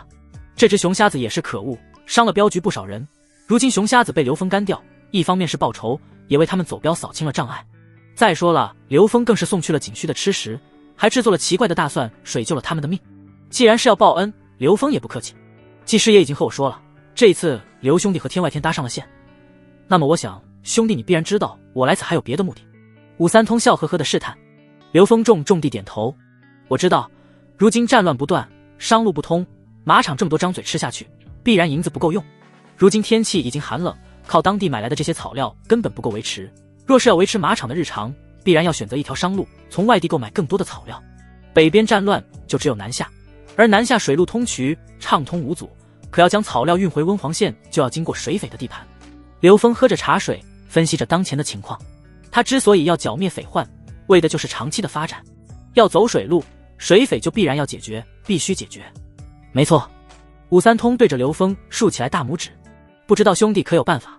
我倒是想听听总镖头的看法，毕竟你常年走镖，熟悉三教九流。武三通是镖局一把手，常年在外，什么人没见过，还是什么事情没经历过，土匪的情况非常熟悉，身边还有一个技师爷这样的智囊辅助，这一趟来从说话就看得出来，真心报恩，断然不会使坏。这个我的考虑是这样，从地理位置上，水匪所在的下水寨在七水汇聚的绿洲上，想要干他们只能引蛇出洞。第二步就是偷袭抄家。武三通说起来这个就异常的兴奋，作为参加过武举的人，他熟读兵书，自然知道其中的利害关系。刘峰点点头，示意武三通继续。我打算商好以后就走水路南下，以水匪的格局必然会出手，到时候我就以你的马场为筹码，换取草料的安全，这就是饵。水匪知道了这么多马匹的存在，而且距离他们不远，守卫又少，必然会大队人马来抢夺。而我就带着镖局的兄弟们半道上设伏，到时候什么陷坑、机关的全给他招呼上。这样一来，水匪必然元气大伤。武三通满意的摸着自己的胡须，笑意盈盈。等他们离开了老巢之后，再让天外天的人去偷袭他们的大本营，这样一来可保万无一失。这就是偷家，是个好计策。刘峰听完，面色平静的点点头。这计策可以用，但是并没有多少亮点，一旦让水匪察觉出来异常，就会前功尽弃。见刘峰说着好，但是表情却古井无波。武三通以为刘峰有什么担忧，立刻说道：县衙也有文书，剿灭水匪赏银1000两，我们可以以这种理由向县衙借兵，再加上我镖局的人，可保万无一失。到时候若是能在村民中选一些熟悉水性的人加入，我们的人手绝对够。到时候陷阱和机关，再加上天外天，100人的水匪绝对可以拿下。武三通喝一口茶，接着道：不过也有隐患，天外天十分讲道义，但是让他们出手，必然也要少说300两银子。可以和天外天商议，将水匪的财宝对半分，这样天外天要的银子不但会减少，而且保准能办成。刘峰微微点头，总镖头，此计好是好，但是前后各处借兵，介入的人太多，过程中难免出纰漏，而且一旦出现人员伤亡就要赔偿，我认为不可取。这么说，你有更好的办法？刘峰点点头，缓缓说道：费这么多人力物力的做什么？花点小钱就可以解决，不费一兵一卒，这怎么可能？水匪可是100多人，我不信。武三通满脸惊异，刘峰则是神秘一笑，凑到武三通的耳边悄悄地说了几句：啊，松枝和火油。武三通心里一哆嗦，眼神中由惊异变成了恐惧，接着又从恐惧变为期待，思索后一拍大腿：好，既如此，我会把你要的火油和松枝弄回来。可是选在什么时间呢？要不就今晚，早点解决了，早点南下吗？行，我这就让人去准备松枝和火油。此计太妙了，真是妙啊，我怎么就没有想到呢？好计。武三通沉浸在刘峰的胆大和心细中。刘峰又说道：总镖头，若是在外面走镖的时候见到了硫磺硝石等物品，一定要给我买回来，价格高低无所谓，见货我就要。武三通不知道刘峰的意图，但还是点头应下。水匪盘踞的地方位置特殊，水道纵横，这样的位置很难攻破。可刘峰有自己的打算，虽然水道纵横，但是要离开逃命，必然要离开老巢才可以，所以他计划在下游设置一道拦截，然后沿着汇聚的河流上游倒入火油和松枝，点火之后，整个水面都是熊熊烈火，水寨将完全被包围。这时候，水寨绝佳的地理位置就成为了他们的死穴，成为困死他们的牢狱。当然，也必须要给他们逃命的希望，这样才能万无一失。送走了武三通，刘峰将之前的9个人集中在了一起，他们按照3-3制训练，小有成果。虽然做不到百步穿杨，但是他3个记名弟子已经能做到100步之外百发百中，就是后面的6个人也可以做到箭无虚发。这9个人各有特点，王典善于谋略，负责整体的指挥和强攻；张宏达速度快，眼力好，负责侦察和支援，两翼突击。而李龙最大的优势是细心，所以殿后和射杀突发敌人的任务就是他的，相当于狙击手，带着2人负责狙击。3人小组中，作为刘峰弟子的3人不单是队长，更是主要的战斗力，其他的2人起到支援和辅助的作用。等战斗开始，水寨被强大的火焰袭击之后，疲于救火和逃命的土匪必然已经精疲力竭，到时候他带着9人暗中突入水寨，就是单方面的屠杀，剿灭他们，手到擒来。剑准备的如何？600，还有500多半成品，够用了。王典，去叫上田老八，我们即刻出发，做好准备，随时战斗。几个时辰后，水匪老巢附近，等到了傍晚时分，几条小舟陆陆续续的朝着水寨靠近，看样子是众多水匪拦截过往船只结束，回家了。刘峰带着众人在一片泛黄的芦苇丛中藏匿，看见时机差不多了，手一挥，田老八立刻会意，行动。田老八带着几个人悄默默地摸了过去。刘峰等人来此埋伏以后，就已经准备好了下游的拦截索道，全部是不易燃烧的湿漉漉的木头，就等着时机放下去。武三通更是及时将整个温黄县的火油和松枝全部集中在了一起，为了防止不够，更是想办法在县衙储备中拿出来军用火油30坛。这么多东西花了100余两银子，最后运到目的地的时候足足有2大车。武三通来了之后也没走，虽然刘峰让他回去养伤，但是武人好战的本性，他愣是要等着看这场大战。除此之外，刘峰还准备了几艘小船，还有大量的火把，这些就是他对付水匪的全部装备。你们3个抱着火油下水，记着，过去只有一件事，不由毁船。记住，毁船的时候切记动静要小，在水位线之上适当的距离，确保他们上船才会漏水。武三通对着身后几个水性好的镖师下达了命令，这几个镖师都是渔民出身，水下和鱼儿一样来去自如。几个镖师等到命令以后，扑通扑通地跳下水，朝着水匪的老巢而去。水匪没有大船，都是小快舟，这些船都是他们抢夺和自己取材制作，新旧不一，数量在40艘上下，全部都在水寨外的木质船坞中停靠。刘峰趁着夜色悄默默地上岸，不慌不忙地摸到了守卫的身后，手中那把削铁如泥的匕首在脖子上一划，没等那守卫出声，便捏着自己喷血的脖子倒下去了。另外一边的守卫反应过来之前，刘峰一记飞刀，同样无法避免被杀的命运。动手都记住，先浇火油，再毁船，火油烧在岸边，整个水寨要被大火包围。还有，船坞不能烧，这里以后就是我们的水寨了，自己家的东西要爱惜。看着水面上出现的3个镖师，刘峰下令。之后刘峰上了一艘小船，匕首在手，3两下功夫就凿出来一个小洞。几人分头行动，不到1刻钟的时间，40条小船全部被凿透。而这时候水寨中走出来几个微弱的火把，应该是来给守卫送饭或者换班。走！刘峰收拾好匕首，立刻带着3个镖师撤退。几人刚刚到岸边藏起来，便看见守卫死亡的位置，几人惊慌失措，顿时大叫起来。刘峰摸着自己湿漉漉的衣服，会心一笑。如今时机已到，田老八放拦截索，其余人倒油点火。好戏这时候才真正开始。随着一切准备就绪，整个水面上顿时亮起来上百个火把，就像是有千军万马将水匪包围一般。火把放在水面的火油上，发出来呲呲啦啦的声音，砰砰砰，火光霎时间照亮了整个水面。火油还在往水中倒，火油必须要铺满整个水面和水寨所在位置的岸边，这是一个需要时间的过程，根据水的流速，少说要5分钟。这个间隙，刘峰已经将自己的亲信招呼过来，这9人全部身背大弓，一身装扮可以说是全副武装，腿上都绑着小匕首。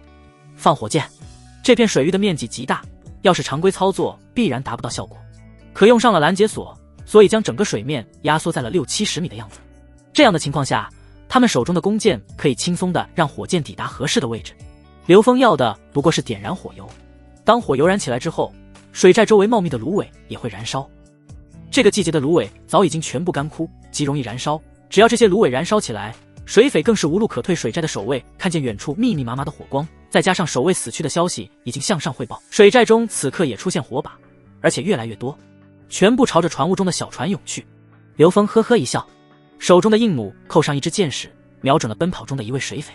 砰啪，扳机扣动，弓弦晃动，弩箭在夜色中就像是带着定位的毒蛇，疾驰而出，直接将这名水匪一箭贯穿。有高手，快点上船，不要拥挤，杀过去！杀！瞬间，整个船坞的水匪炸锅了。刘峰他们准备的弓箭手队伍，加上他不过是10人，让整个水面烧起来远远不够。因此，刘峰在看到前面的火油点燃之后，立马就下令开始射杀，因为这些箭雨可以让水匪自乱阵脚。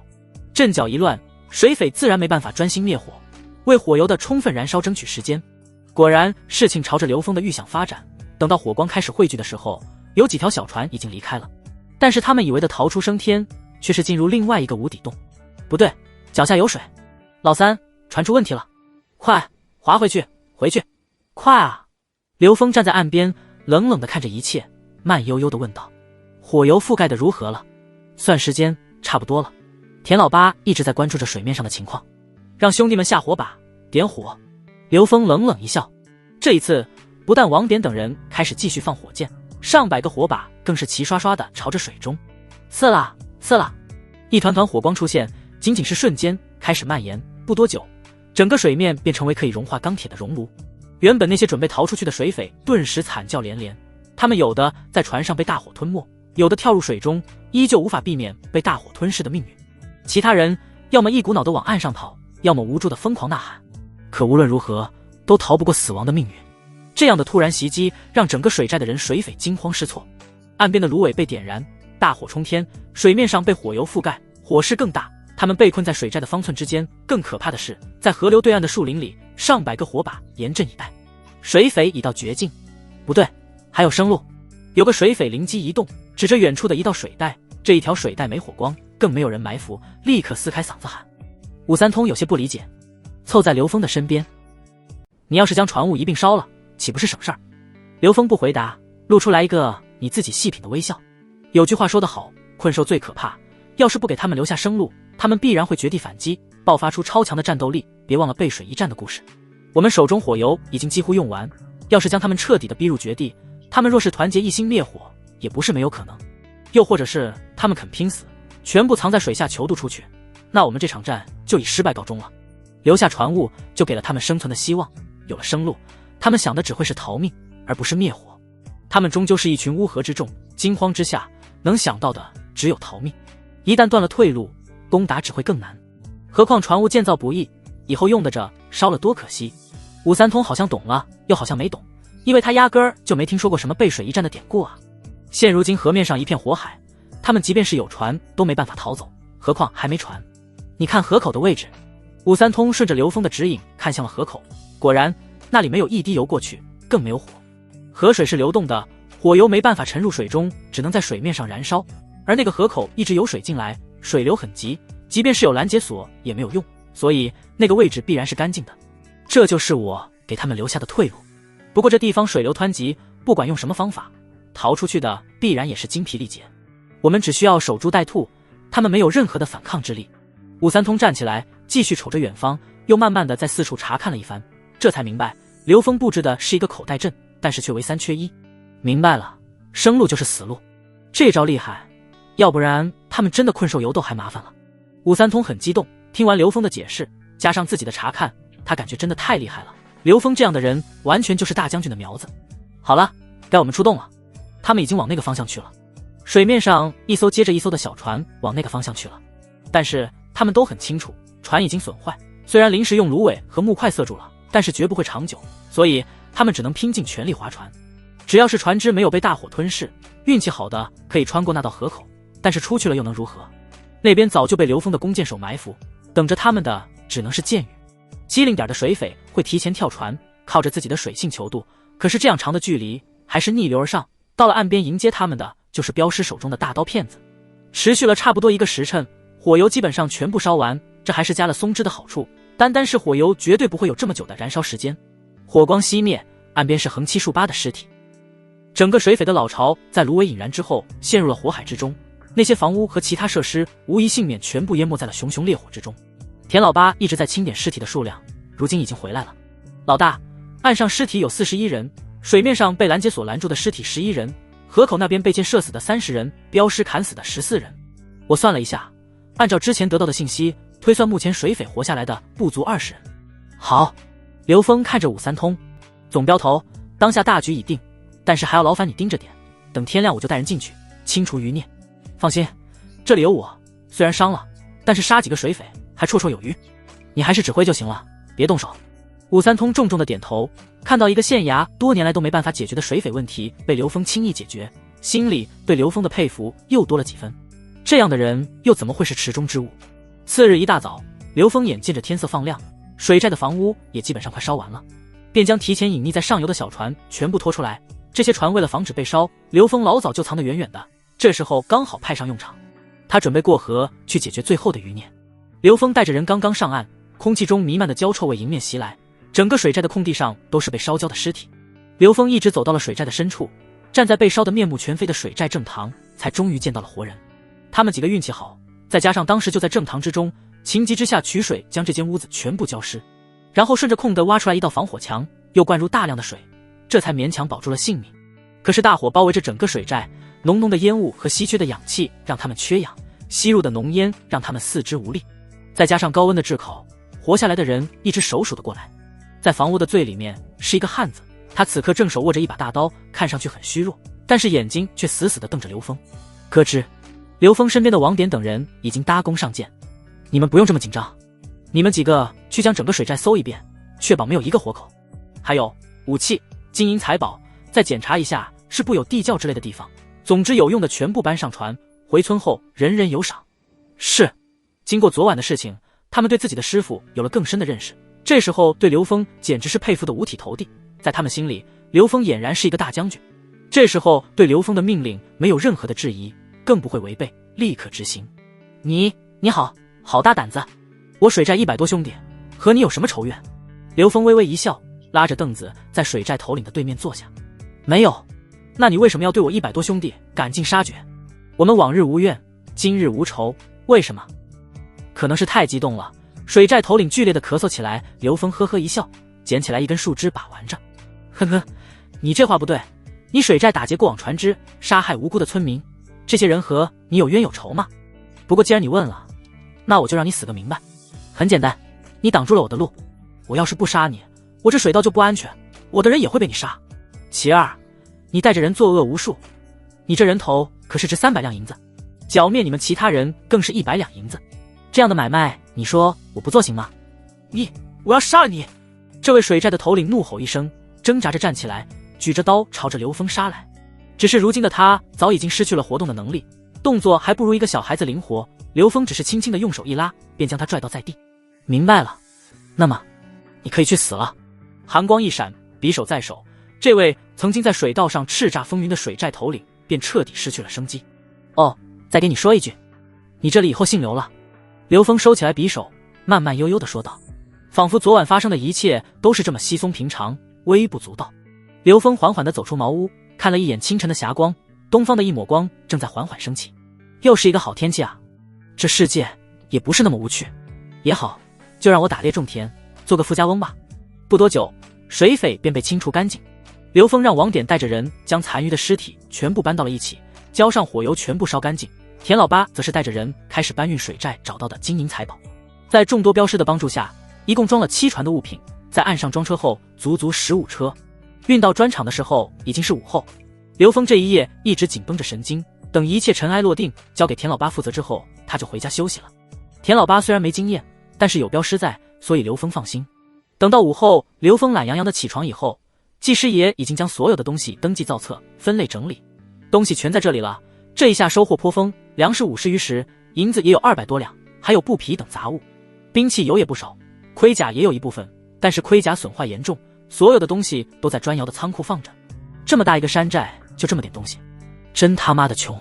刘峰听着技师爷的汇报，同时将账本翻了一遍，不由得鄙夷，好歹是为祸一方的水匪，太穷了。这么点东西，要是水匪没被他端掉，也就勉强够水寨众人过了冬天而已，还要省吃俭用才行。银子才200多两，王长生一个村长的家底都比这厚实的多。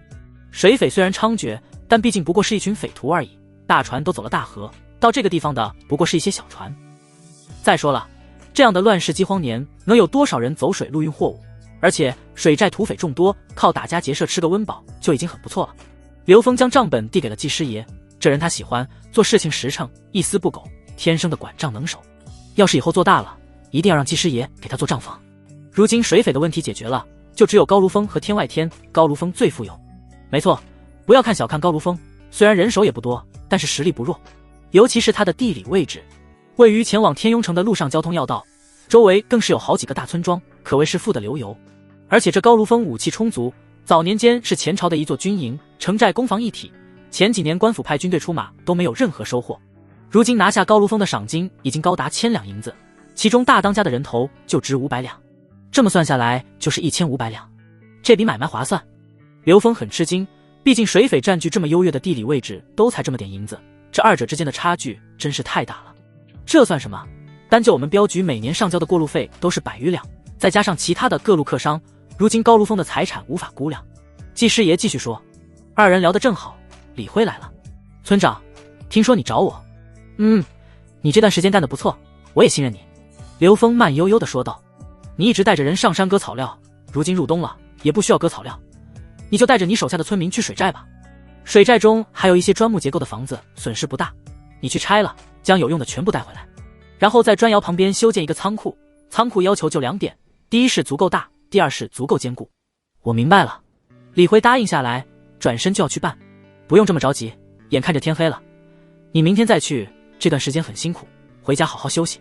李辉嘿嘿一笑，好，村长，我知道了。送走了李辉，刘峰的目光再一次回到季师爷这边。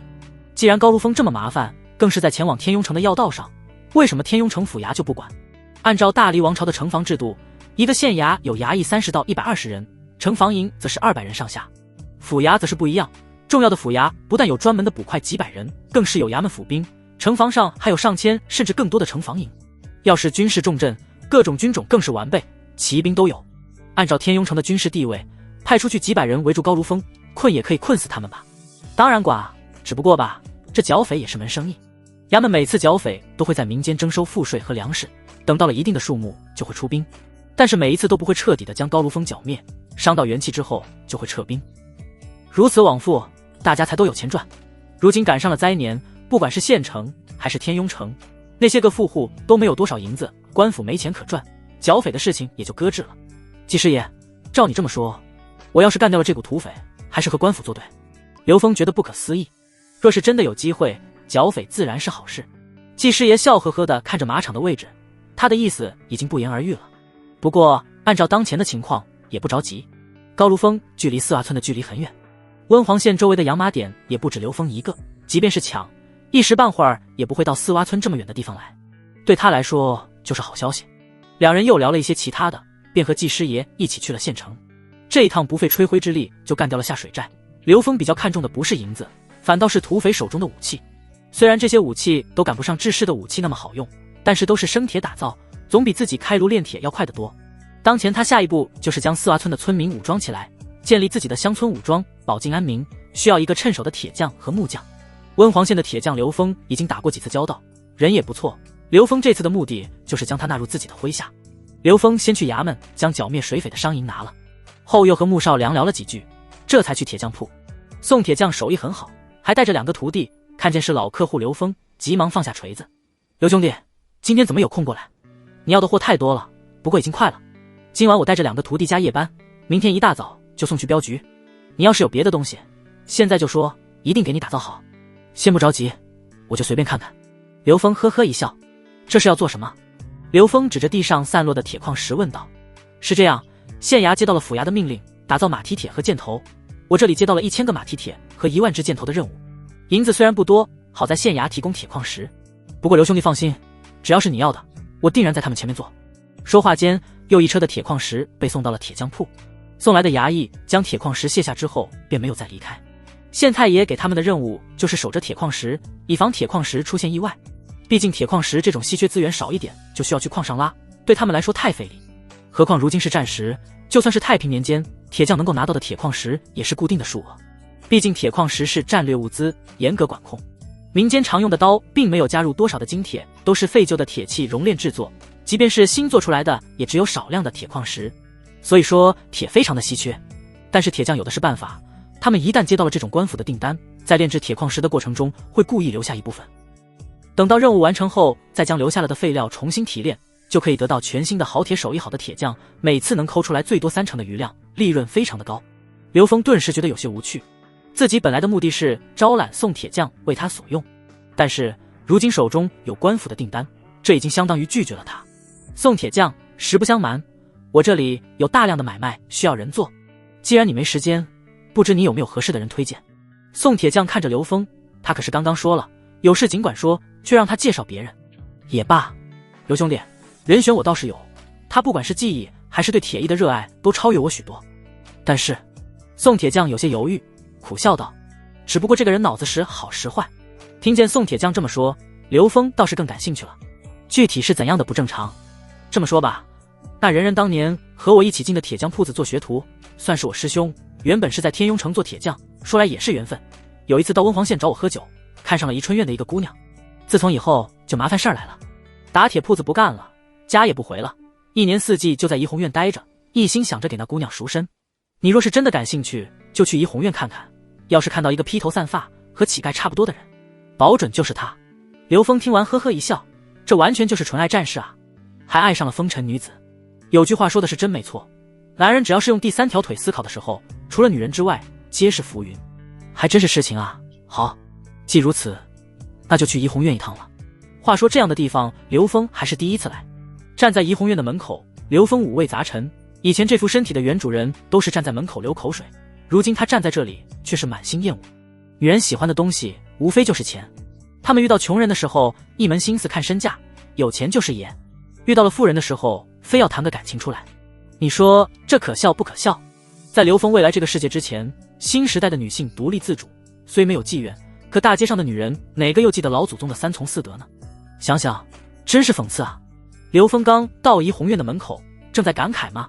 就看到了宋铁匠描述之人，果然是蓬头垢面，哪有一点手艺人的样子。2个门口的小厮对着他骂骂咧咧，在里面，一个浓妆艳抹的女人正拿着手绢，一脸的鄙夷。你也不撒泡尿照照自己，就你这样，你也配喜欢我？说的什么鬼话？就你这样的，还对老娘情深意重？你以为老娘的钱都是大风刮来的，让我自己赎身嫁给你？真是奶蛤蟆想吃天鹅肉，你也配？这位乞丐男子滚下台阶，鼻青脸肿，不过打铁的出身，身子骨硬朗，倒是没什么问题。立刻爬起来，沮丧着脸。如花啊，你当初可是说我们郎才女貌，百年好合的，怎么可以不认账？而且你自己赎身也是你说的，你说等你够银子了，就自己给自己赎身，跟我过日子的。我的银子全部花在你身上，沦为了如今这般废人模样，你就变脸了，这也太没良心了。如花嫌弃的捏着鼻子，颇为不耐烦。这能怪得了谁？你那点银子能干啥？我当初给了你1000多两银子，还不够你赎身吗？乞丐气得垂手顿足，满脸不甘心。你不会傻了吧？老娘吃饭穿衣胭脂水粉，哪一样不需要花钱？你每天待在这里，不需要饭钱吗？你既然没钱了，无法给老娘想要的生活，就滚得远远的，不要耽误老娘做生意。滚出去！这位如花姑娘在堂子里挥挥手，颇为厌恶，便转身朝着里面走去。刘峰看见坐在怡红院的门口外痛哭，便缓缓上前叫了一声：“张铁锤！”乞丐猛然间抬头：“谁在叫我？”“我在叫你。”“你是谁？你有银子吗？”“我就是来找你的。”刘峰笑着说：“好啊，没想到还有人找我张铁锤，赶快的给我10两银子，等我挣钱了再还给你。”张铁锤站起来，将头一摔，二话不说就在刘峰的身上摸索起来。刘峰可不惯着他，手一挡，隔开了张铁锤。张铁锤不乐意了，直接耍起来无奈，还往刘峰的身上摸索。刘峰怎么也不会想到，自己一个大男人还有被男人袭击胸部的一天，顿时觉得又气又好笑，也不再客气，给了张铁锤一脚，当即让他摔倒在地上。张铁锤也是有些拳脚功夫的人，倒下去的瞬间，身子空中一翻，一只手撑住地面，一个鹞子翻身便落在了一边，紧接着瞪了刘峰一眼，一只手撑着地面，双脚来回交错，朝着刘峰袭来。不错嘛！刘峰来了兴趣，后退一步，左脚往前一探，势大力沉的一脚刚好与张铁锤的小腿对上，张铁锤顿觉踢到了铁板一样。好强大腿功！刘峰接着给了他一拳，直接打晕。这边的动静很快就吸引到了怡红院的小厮，这些小厮准备动手，看到了刘峰从腰间取出来一锭白花花的银子。这位爷，这位爷，要是被这个臭乞丐骚扰，我们这就将他赶得远远的。两人本来是想给刘峰一点教训，但是银子出现，他们瞬间就变换了脸色，语气变得谄媚起来。那可是10两的银锭子，这样的大客户千万不能得罪。不用多言，我是为如花姑娘而来。这位爷，这边请，如花姑娘正好闲着。2个小厮伸出手，就等着10两银子落在他们的手上。刘峰话锋一转，指着张铁锤说，将他一并带到如花姑娘的房中。客官，我们这就办，这就办。两人看着晕晕乎乎蓬头垢面的张铁锤，费了好大的力气才将他抬了进去。随着刘峰和张铁锤进入厢房，很快几道精美的小菜和美酒便被摆在了桌子上。不多时，一道夹着嗓子的声音便透过窗户纸朝着屋子里传来：“客官，怠慢了，这位就是如花姑娘。”咯吱一声，门扉被打开，刚刚那位对张铁锤嗤之以鼻的如花姑娘出现在眼前，脸被团扇挡着。看见刘峰的目光一直在桌子上的小菜上，老妈子一个眼神，这位如花姑娘放下来团扇，露出自己绝美的容颜，正准备说话，脸色却瞬间僵住，因为她看到了迷迷糊糊的张铁锤正趴在桌子上。刘峰也是纳闷，自己不过是给了他一脚一拳，竟然将这位身子骨不弱的铁匠给疼迷糊了。这么弱的吗？如花心里忐忑，有想要骂人的冲动，但是想着白花花的银子，还是忍住了，爹声爹气地问道：“这位官人，可与这位奇人是旧日相识，素未谋面？”刘峰淡淡的回应一句，举起酒杯喝了一口。这是什么酒啊？真他妈淡如水。他对这位如花姑娘没有任何的想法，不过这桌子韭菜花的可是他的银子，要是就这么浪费了，多可惜。听见素未谋面几个字以后，如花姑娘只觉得自己的血液都加快了流速。这样的邋遢乞丐，怎么可以在这里打扰他和客人的雅兴？来人，将这个邋遢货丢出去，免得误了客人的眼。不用这么麻烦，坐吧。刘峰举起筷子，指着自己对面的位置。如花姑娘不知道这位客人的意图，但还是迈着小步子走到了刘峰对面。正准备坐下，刘峰却一脚将自己身边的凳子踢了过去。啊！如花姑娘哪里会想到这样，直接摔倒在地上，整个人冷在当场，许久没有反应过来。可刘峰的声音已经缓缓地传来：“你就在这儿坐着吧，不要有什么多余的心思。我对你们青楼女子没多少兴趣。”你……如花深吸一口气，只感觉自己脸上的胭脂水粉都要掉下来，心里更是憋屈。自己作为怡红院的台柱子之一，还没受过这样的待遇。可想到这位客官出手大方，还是压着自己的情绪，依旧笑脸相迎。真没想到客官还是一个这么有趣的人。就听客官的。如花心里的怒意值已经到了极限。当然，他能这么忍者，主要还是因为银子20两不多不少，但是值得他这么低三下四。要是以前那些有钱的客人，这会儿他早就趴在双腿之间舔食了。客人对他那一次不是满意的不得了。看刘峰的样子，素衣长褂，身子骨倒是硬朗，但绝对不是有钱的主。如花心里甚至在猜测，这人弄来20两银子进怡红院，不知道钱是怎么来的，买儿买女都有可能。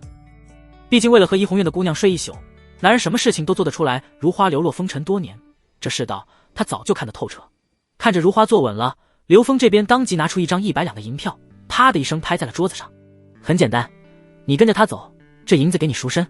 如花姑娘身子一震，手不断地摩擦着大腿，心里五味杂陈。眼前的可是货真价实的100两银票，这已经不上简单的20两银子了。相公有所不知，这位原本是天庸城的铁匠，是他一直对我死缠烂打，奴家并不喜欢他。相公，既然你愿意出银子，如花也不是薄情之人，相公这般仪表堂堂，若是愿意拿出来500两，如花就跟着相公走。如花没别的本事，但是此后一定跟着相公，只要是相公愿意，床子之事必让相公每日有不同的体验，享受无边的快乐。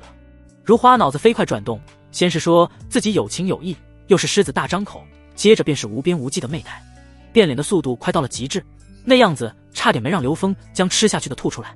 就在这时候，刘峰身边的张铁锤哼唧唧的醒来了，二人的目光交汇，如同是原子核碰撞一般，尖叫一声：“都给我闭嘴，坐稳了！”刘峰呵斥一声。刘峰见张铁锤还不安分，手中的筷子嗖的一声飞出去。张铁锤只觉得自己身后的柱子传来闷响，柔然的筷子竟然入木3分，正在温温颤抖。这么强横的力道，这样精准的把控，这该是多么厉害的高手！两人都被吓得不敢动弹，一脸惊恐地看着刘峰。我来问，你们回答，废话我不想听，明白吗？两人点点头，大气不敢出。刘峰重新拿起一双筷子，吃一口菜，又喝下一杯。本来他想法简单，把问题解决了，让张铁锤死心塌地地为他服务。既然这位如花姑娘这么不识时务，那就只能让他们知道后果的可怕。你为她赎身，可有什么难言之隐？好女子多如牛毛，为何非要娶一个流落风尘之人？这个我……张铁锤被刘峰的气质的吓到了，此刻的脑子很清晰。这位兄弟，你有所不知啊，如花与我自幼相识，是青梅竹马，自小就立下了非她不娶的誓言。我来找师弟叙旧，误入怡红院之后，再次见到了如花，当时就觉得眼熟，打听之下才知道就是当年的旧人。兄弟，你说看着自己的青梅竹马流落风尘，你是啥感觉？张铁锤还想继续说，可是想起来刘峰的那个眼神，还是乖乖的闭嘴了。这时候如花也终于稳定了情绪，看着刘峰的目光瞅着自己，这才开始说话。都是我骗他，如花不过是我流落风尘之后的名字，是他一遍又一遍地问，我这才说谎，这也不是我的本意。我给他说实话他不信，我也没办法。壮士，不，英雄，你可要相信我啊，他是救星。张铁锤小心地提醒一句。张铁锤真心的希望刘峰能够帮助这个可怜的姑娘脱离火海。这么说，你是看中了他的银子？刘峰瞪了一眼张铁锤，继续发问。虽然要承认是为了钱很难，但是如花还是咬出来一个字：对，他那个发小是李如花，而我叫李香莲，逃难到了温泉县。老妈子见我有几分姿色，这才将我收留。刚才送我过来的妈妈都知道，你可以将她叫来，她可以作证。放屁！如花，你又何苦如此？我不在意，我真的不在意。你只要跟我好好过日子，你还是我认识的如花。到时候我们再生上10个大胖儿子，我们一家享受田园牧歌的生活，不好吗？如花无奈地摇摇头。官人，你看到了吧？刘峰苦笑，还真是一个纯爱战士啊，这舔的也太没底线了。事情已经很清楚了，这位如花绝非张铁锤的青梅竹马。刘峰收起来100两的银票，腰间摸出来一锭50两的大银锭子，丢给了如花姑娘。行了，这些酒菜给我打包，多浪费啊！这么好的菜，我带回去慢慢吃。刘峰倒不是舍不得这么一点点吃的，也不是他小气，而是他曾经作为雇佣兵，深知一口吃的多么重要，浪费是多么的可耻。他已经吃饱了，这些菜都不错，拿回去还可以让2个媳妇尝尝，也可以让田老八他们改善一次伙食。送走了如花姑娘，刘峰的目光停留在了张铁锤的身上。这时候的张铁锤好似灵魂离体了一般，萎靡不振。你还要这样装傻充愣吗？其实刘峰早就发现了异常，张铁锤从一开始看着如花的目光就是复杂的，不但有爱惜，更有浓浓的不甘心和悔恨。这说明他的内心深处早就知道了如何并非他要寻找的良人，他只不过是为了让自己的内心不那么失落，他将自己对如花的全部思念都寄托在这里而已，完全就是自欺欺人。沙雕！刘峰一连给了张铁锤3个嘴巴子。我的如花，我的如花，我说过这辈子非你不娶，要保护你一辈子，可你在哪儿啊？是我没用，是我逃跑了，我该去啥地方才能找到你？10年了，10年了，我整整的找你10年了，你要是死了，你可以托梦告诉我啊。看见坐在地上嚎啕大哭的张铁锤，刘峰没有继续问，静静的等着他哭。他需要释放。刘峰给他递上去一杯酒。人，我帮你找，但是你现在这副鬼样子，就算找到了又怎样面对他？你这副乞丐模样，如何给他一个安稳的家？我这里有份活儿，你若是干，我帮你找人，我给你提供舒适的环境，管你吃住，给你银子，但是我有条件，我要给你找到了，你和他必须在我手下，我保证不会亏待你们，但是你也不能背叛。真的，你有这个能力找到他？张铁锤一脸的不可思议，看刘峰的眼神充满了怀疑。你只要跟我走，就可以知道答案了。再说了，你还有选择吗？为什么不选择搏一次？万一有一个好的结果呢？张铁锤一听是这么个道理，将手中的酒一饮而尽，缓缓点头。好，既如此，我愿意跟你走，但是有一点必须要说清楚，我干活看心情，要是不合我的胃口，我要走，你也不能拦着。刘峰笑眯眯的点头。如花白得了刘峰的银子，但是想要再面对刘峰也不敢，让小厮送来了小菜。小厮将刘峰和张铁锤送下了楼。出门时，张铁锤还是依依不舍地看了一眼站在楼上的如花姑娘。他心里知道，如花虽然不是他的青梅竹马，但是毕竟在怡红院待了这么久，没感情那是假的。兄弟，你说即便他不是如花，有赎身这样的好事情也该满脸欢喜才对，为什么他不喜欢呢？要是当初他答应，我的银子足够给他赎身，我更是可以打铁赚钱，给他一个安稳的家。刘峰满脸黑线，这些他哪知道啊？这时旁边的小厮扑嗤笑出声来。客官，别说赎身了，要出怡红院，除非是死了。你是不是知道些什么？不妨和我们细细说。小厮欲言又止，回头看了一眼楼上。刘峰呵呵一笑，将小厮拉到一边，给了他1两银子。小厮嘿嘿一笑，四下看安全，这才慢慢诉说。客官有所不知，在怡红院，姑娘们想要出去可不是一件简单的事情，尤其是像如花这样的头牌是摇钱树。说重点。刘峰不耐烦地打断。客官可知道怡红院之前有一位头牌被一个财主赎回去做了夫人，如今被休了，回来之后做了打杂的丫头，受尽欺辱，成了我们这些小厮把玩的玩物。还有像如花这样的正是赚钱的年纪，真要是出去了，妈妈会想尽办法祸害，让你不得安生。你看擦凳子的那位就是之前刚刚回来的，虽然是在擦桌子了，干起来还很正点。小厮还在回味着经过的快乐。我给你们说，擦桌子也就算了，客人想要随时都得伺候，这样的日子谁敢赎身啊？刘峰一看便知道这位是谁了，这就是王长生的夫人啊。呵呵，真是罪有应得。恰巧王夫人转身的瞬间刚好和刘峰四目相对，目光中对刘峰的怨毒不言而喻，手里的动作都停下来，恨不得上去杀了刘峰。眼神从怨毒变为仇恨，又变成一种担忧和害怕。啪！老鸨子突然间出现，对着王夫人的脸上就是一巴掌。你个贱货，还不快点干活！当初不听我的，非要嫁给什么财主，现在倒好，还是求着让老娘收留。老娘管你吃住，不是让你偷懒享福的。王夫人被老鸨子一巴掌扇飞在地，可她还是和木偶一般，久久不能回神。刘峰收回目光，将手中的食盒塞给张铁锤。每个人都有自己的命数，拿在你手中的东西，自己抓不住，也就没有任何的作用。听着刘峰说这么富有哲理的话，张铁锤似乎明白了一些什么，不多说，打开食盒就将最肥美的鸡腿塞进了嘴里。你个白痴，让你吃了吗？刘峰气得给了张铁锤一脚。张铁锤嚼着鸡腿，不少你说的，拿在手里的就要拿住。刘峰看着这个家伙，看得出来他就是在装傻。刘峰不计较，直接带着他去镖局。到了镖局之后，刘峰立马安排武香月找人的事情。在镖局镖师的配合下，魏如花画出来模糊的画像，同时又向张铁锤问清楚了家乡的情况，这才算是结束。离开镖局的时候，张铁锤凑到了刘峰身边：“这个兄弟，德义镖局很出名，走镖几乎遍布幽州。刚刚你让他们办事情，竟然是总镖头接待，还一口一个兄弟，还不要钱。而且那位大小姐对你言听计从，你们究竟是什么关系？”张铁锤是个铁匠，以前的时候和德义镖局有过联系，甚至铁匠铺的东西德义镖局都往外运输过。刚刚和镖局的接触，他就看出来了，这个刘峰绝不是一般人。什么关系？这个关系简单，兄弟和岳父的关系，懂了没？刘峰呵呵一笑，听得张铁锤不明所以。这算什么关系？还能这么论关系？接下来，刘峰带着张铁锤返回了四洼村，带着他在自己的马场等地方转了一圈。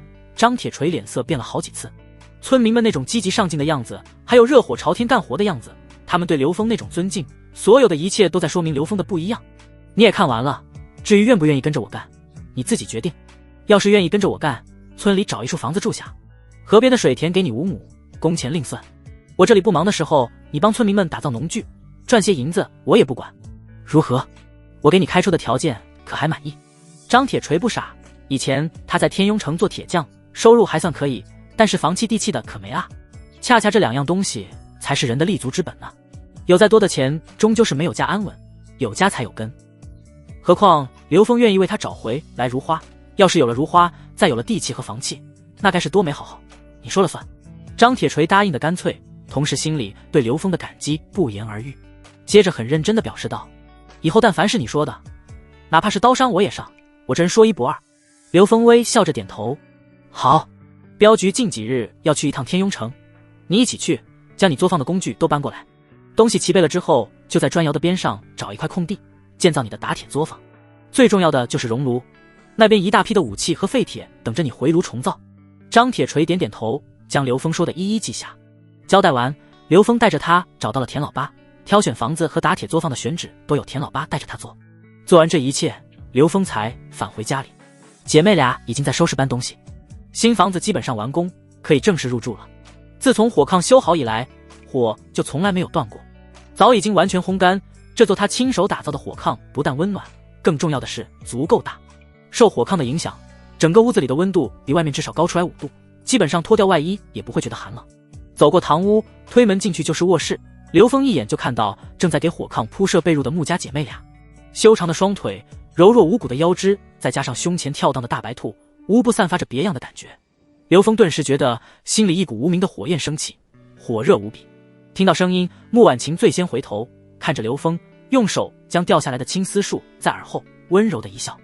穆婉清笑道：“回来了，夫君，我给你说啊，这屋子好暖和啊，住在这里整个冬天都不会觉得寒冷了。”穆婉晴很兴奋。刘峰将手中的食盒放下，走向了2个媳妇，轻轻地将2人揽入。夫君。不经意的动作，呼吸洒在穆家姐妹的侧脸，2人顿时有些羞。刘峰更进一步，2人则是更加的情真意切，转瞬间已经俏脸通红。夫君，别闹了好不好？穆婉清有些娇嗔地说。随着刘峰的手臂搂得更紧，姐妹俩更加的不好意思，脸蛋更红。怎么，铺床不叫我啊？晚上还要不要夫君疼你们了？我们3个人是不是更快呢？刘峰放开了2人，但是却紧紧地贴在他们的后背。姐妹俩感受到刘峰的温度，更加喜欢，眼神恍惚。夫君每次回来都这样，搞得他们做事情的心思都没有，满脑子都是那种画面。夫君，不能。穆婉清第一个站直身体，转身对刘峰说。穆婉晴也照猫画虎，不过她比较会撒娇，还不忘在刘峰的胸前用小拳拳捶几下。刘峰呵呵一笑，这2个丫头比起来以前的确是清秀了不少，还是吃肉管用，身材都比以前好了不知道多少。刘峰恨不得一直不下床。再看看怡红院那些姑娘，一个个的都是胭脂水粉贴出来的容颜，身材更是干瘪的和老黄瓜一样，毫无味道。夫君，我们还要干活，你不要这样，不然晚上睡哪儿啊？穆婉晴笑着说。刘峰更加有了欲望。穆婉清当即说：“晴儿，闭嘴！自己这个妹妹啊，真的是一点都矜持，只要是被夫君挑逗，立马就不淡定了。晚上也是这样，真的是啥动作都做得出来。她觉得羞耻的人家，反倒是觉得刺激，将她都带坏了。夫君，我们还要做正事。夫君这时候不要使坏，是吗？”刘峰坏笑一声，在穆婉清的后面捏了一下。穆婉晴不管了，转过身吊在刘峰的脖子上，毫无预兆的就吻上了刘峰。这小妮子，这才是我刘峰喜欢的女人。穆婉清一脸的黑线，虽然她也想，可是这么多事情没做完，床都没有铺好，可是只能乖乖的宽衣解带了。夫君也真是的，每次都要我们姐妹俩。刘峰可是激动的不得了，这可是新房第一发。1个时辰后，穆婉清和穆婉晴慵懒地躺在散乱的火炕上，脸上的汗珠一颗接着一颗。刘峰满意的拍拍两人大腿，媳妇，起来做饭啊。两人收拾了一番，这才起床。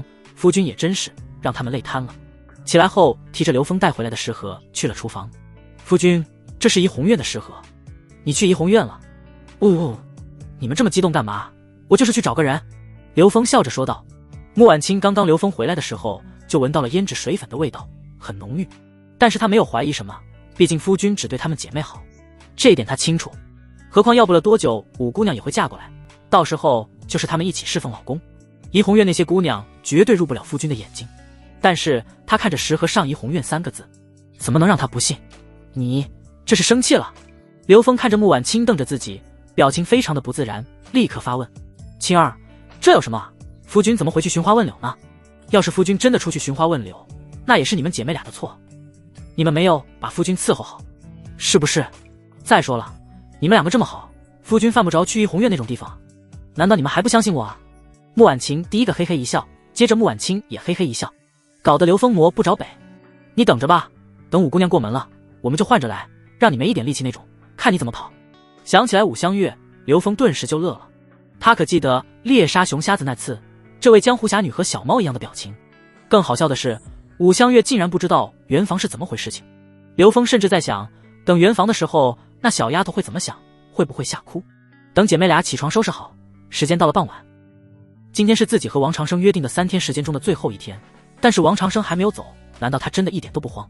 刘峰索性去看看，在马场巡视完之后，前往王长生的大宅子一探究竟。老远的就看见王家的大门上出现一个脑袋，接着便是一个仆人正驾着一架牛车出门。牛车拴在大门口之后，2个仆人又返回去将王长生抬上了牛车。王长生的屁股还没有好，只能爬着。一行4人在傍晚的最后一丝亮光中凄凉地离开了四洼村。刘峰看着几人，露出来诡异的笑容，从后面跟了上去。王长生挑选的这个时间很重要，傍晚，这是晚饭时间，明显的就是躲着村里人。这么好的戏，刘峰又怎么可以错过？4个人，一个是王长生，2个跟着王长生的仆人赶着牛车，背上背着锅碗瓢盆，还有一个老妈子坐在牛车边上，手中拿着一包东西，目光警觉。牛车上还放着一些蔬菜和粮食。有没有监视我们的人？趴在牛车上的王长生问身边的仆人。都这是时间了，大伙儿都在吃饭，村子里这么近，没有人会阻拦我们。不应该，刘峰不会这么好心，他不会让我这么简单的离开四洼村。老爷，您就放心吧，如今你散尽了家财，也算是破财消灾了。他一开始就看中了老爷的钱，如今你什么都没有了，干嘛还要和你过不去是不是？说的在理，不过还是走快点，只要离开了四洼村，我们就安全了。老爷，放心吧。随着一声清脆的牛鞭声，老牛在出村的土道上疯狂地奔跑。很快，几人就出了四洼村的地界，走上了官道。王长生松一口气，他还有银子，在别的地方照样可以东山再起。就在王长生做着东山再起的美梦的时候，一声透亮的哨声划破天际，紧接着官道上就出现了4、5个人影，将王长生几人围在中间，虎视眈眈地盯着他们。各位好汉，还请高抬贵手。钱，这是我的钱，只要你们放过我们，这些钱都给你。王长生急忙在胸前摸索，高高的将一张100两的银票举起来。这群人正是天外天的土匪，带头的就是和刘峰见过一面的王定六，他在夜色中用黑布蒙着脸，手中是明晃晃的长刀。钱，老子要的就是钱。但是嗖的一声，王长生只觉得自己的手腕一软，再去看，手已经掉在了地上。啊！凄惨的叫声响彻云霄，王长生的嘴里发出杀猪般的惨叫。王定六在带血的手上拿过来100两银票，在空中看了看，冷冷地说道：杀，一个不留。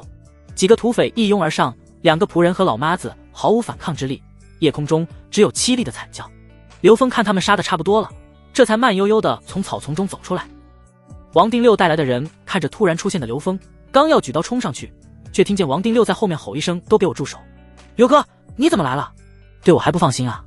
刘峰呵呵一笑，我就是开看看他死没死，没死可是觉都睡不安稳啊。他不紧不慢地走着，双手背在身后，走到牛车边上瞅了一眼。牛车上的王长生身中数刀，面目全非，每一刀都是命中要害。他身上本来还带着一些碎银子，王定六摸出来的时候还带着血。看见王长生已经彻底的死了，刘峰咧嘴一笑，又对王定六叮嘱：记住，弄远点烧了，不能被任何人发现。王定六点点头，这笔买卖做得很划算。本来刘峰说的是50两打底，但是这时候数了数，不但有银票250两，还有散碎银子和金银首饰，算下来300两开外，这可是大大的超出了他们的预料。所以王定六干起活来无比的卖力。这牛车怎么处理？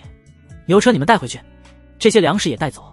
刘峰神色如常，如今的他可不是刚刚起步的时候了，一个牛车还看不在眼里，而且很多村民都认识王长生的牛车，带回去也是麻烦。再说了，他只是偷偷跟着没事，但是这时候出来就是坏了江湖规矩，要是带走这些东西，那也太小家子气了。既然是合作，要的就是共赢。王定六拱手感谢，看见刘峰转身就要离开，急忙叫一声：刘哥，我们老大让我给你带句话，你若是有时间可以上山一聚。是吗？不会是鸿门宴吧？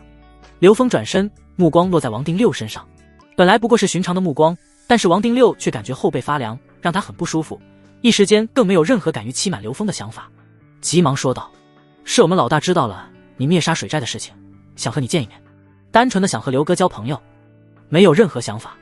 刘峰轻轻的哦了一声，心里在想，天外天的消息灵通啊，这么快就只知道了他灭杀水寨的事情。既然如此，那就明日正午村口等我。王定六点点头。刘峰离开后，他带着几个兄弟开始收拾现场。王定六没想到的是，他们走出去不远，便遇上了一群人。这些人一个个的面黄肌瘦，皮包骨头，身上的衣服几乎碎成了布条，只是勉强挡住了身体的重要部位，一看样子就知道是难民无疑。难民中有一个女子，眉目清秀，她用自己的拐杖拦住了王定六：这位大哥，请问前面是不是四洼村？刚刚事情全部办完，尸体装上了牛车，所以他们并没有戴着面罩，只是赶着牛车返回。结果一下子摸黑遇上了这么多人，身后的几个兄弟怕事情败露，已经摩拳擦掌，就等着王定六下令拔刀了。慢，你们是什么人啊？王定六伸手拦住后边的兄弟后问道：我们是难民，我是旧城的人，他是新城的人，我们都是逃难的路上聚集起来的。我们遇上了镖局，他们说这里有个四洼村，村长是个好人，来这里不愁吃穿。是啊，反正都要饿死，我们就死马当做活马医，过来看看。王定六仔细一看，这一群人有20多个，基本上都是青壮年，少数的妇女和小孩。这也能理解，这样的乱世，逃荒的人能活下来很难，老人基本上路上就死了，能走到这里的自然全部是青壮年。好，刘哥那里正好需要人手，刚刚我才和刘村长见过，你们加快脚步，说不定能赶上。王定六指了指村口的位置：大哥，你们这车上拉的是什么？车上自然是尸体啊，虽然被稻草掩盖，但是浓厚的血腥味还是往外扑。这些啊，都是刚刚宰杀的猪狗，准备送到县城去。真的？大哥，给我们一口吧。王定六这下不淡定了，牛车上全是尸体，眼看着这么多的难民围上来，几个土匪急忙护住牛车，王定六这才有惊无险地赶着牛车出去。路上，一个土匪不理解地问：六哥，那个人偷偷跟着，明显是对我们不放心，这是看不起我们天外天，你干嘛对他这般客气？王定六看着手中的鞭子：你懂个屁！你不想想，能够单枪匹马就灭了水寨的人，能是一般人？要是得罪了他，你以为我们天外天能好过？再说了，老大早就交代了，这样的人不简单，必然是人中龙凤，不可得罪，只能顺着。要是得罪了他，一旦他对天外天发难，我们拿什么挡着？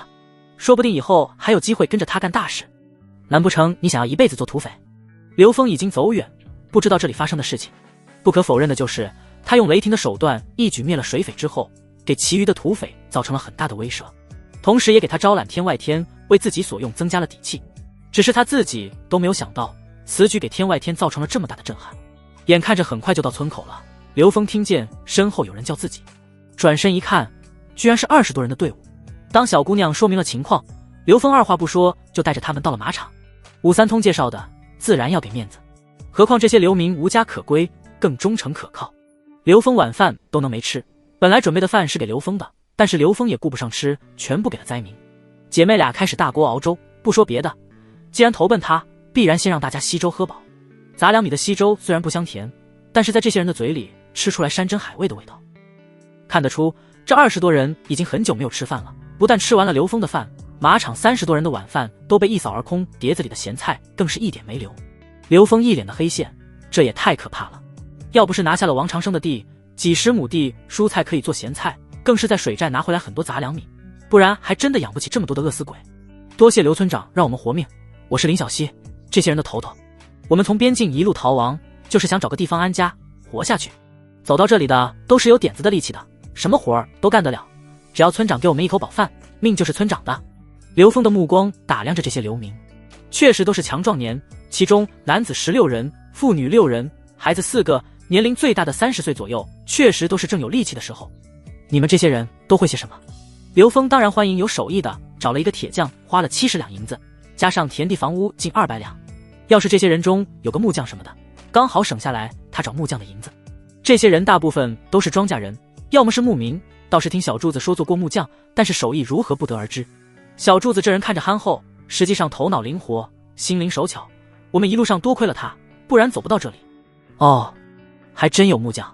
刘峰呵呵一笑，真是想啥来啥。村子里虽然有木匠，但是手艺一般。你们谁是柱子？林小溪立马嘻嘻一笑，指着一个高个子男子。柱子站起来，后个子很高，手里拿着木碗，不断地舔着碗底的稀粥，生怕浪费一粒米，嘴角都挂着米粥，脸黑的和锅底一样，看上去不太聪明的样子。刘峰惊讶，这样子能有好手艺？头儿，我还没吃饱。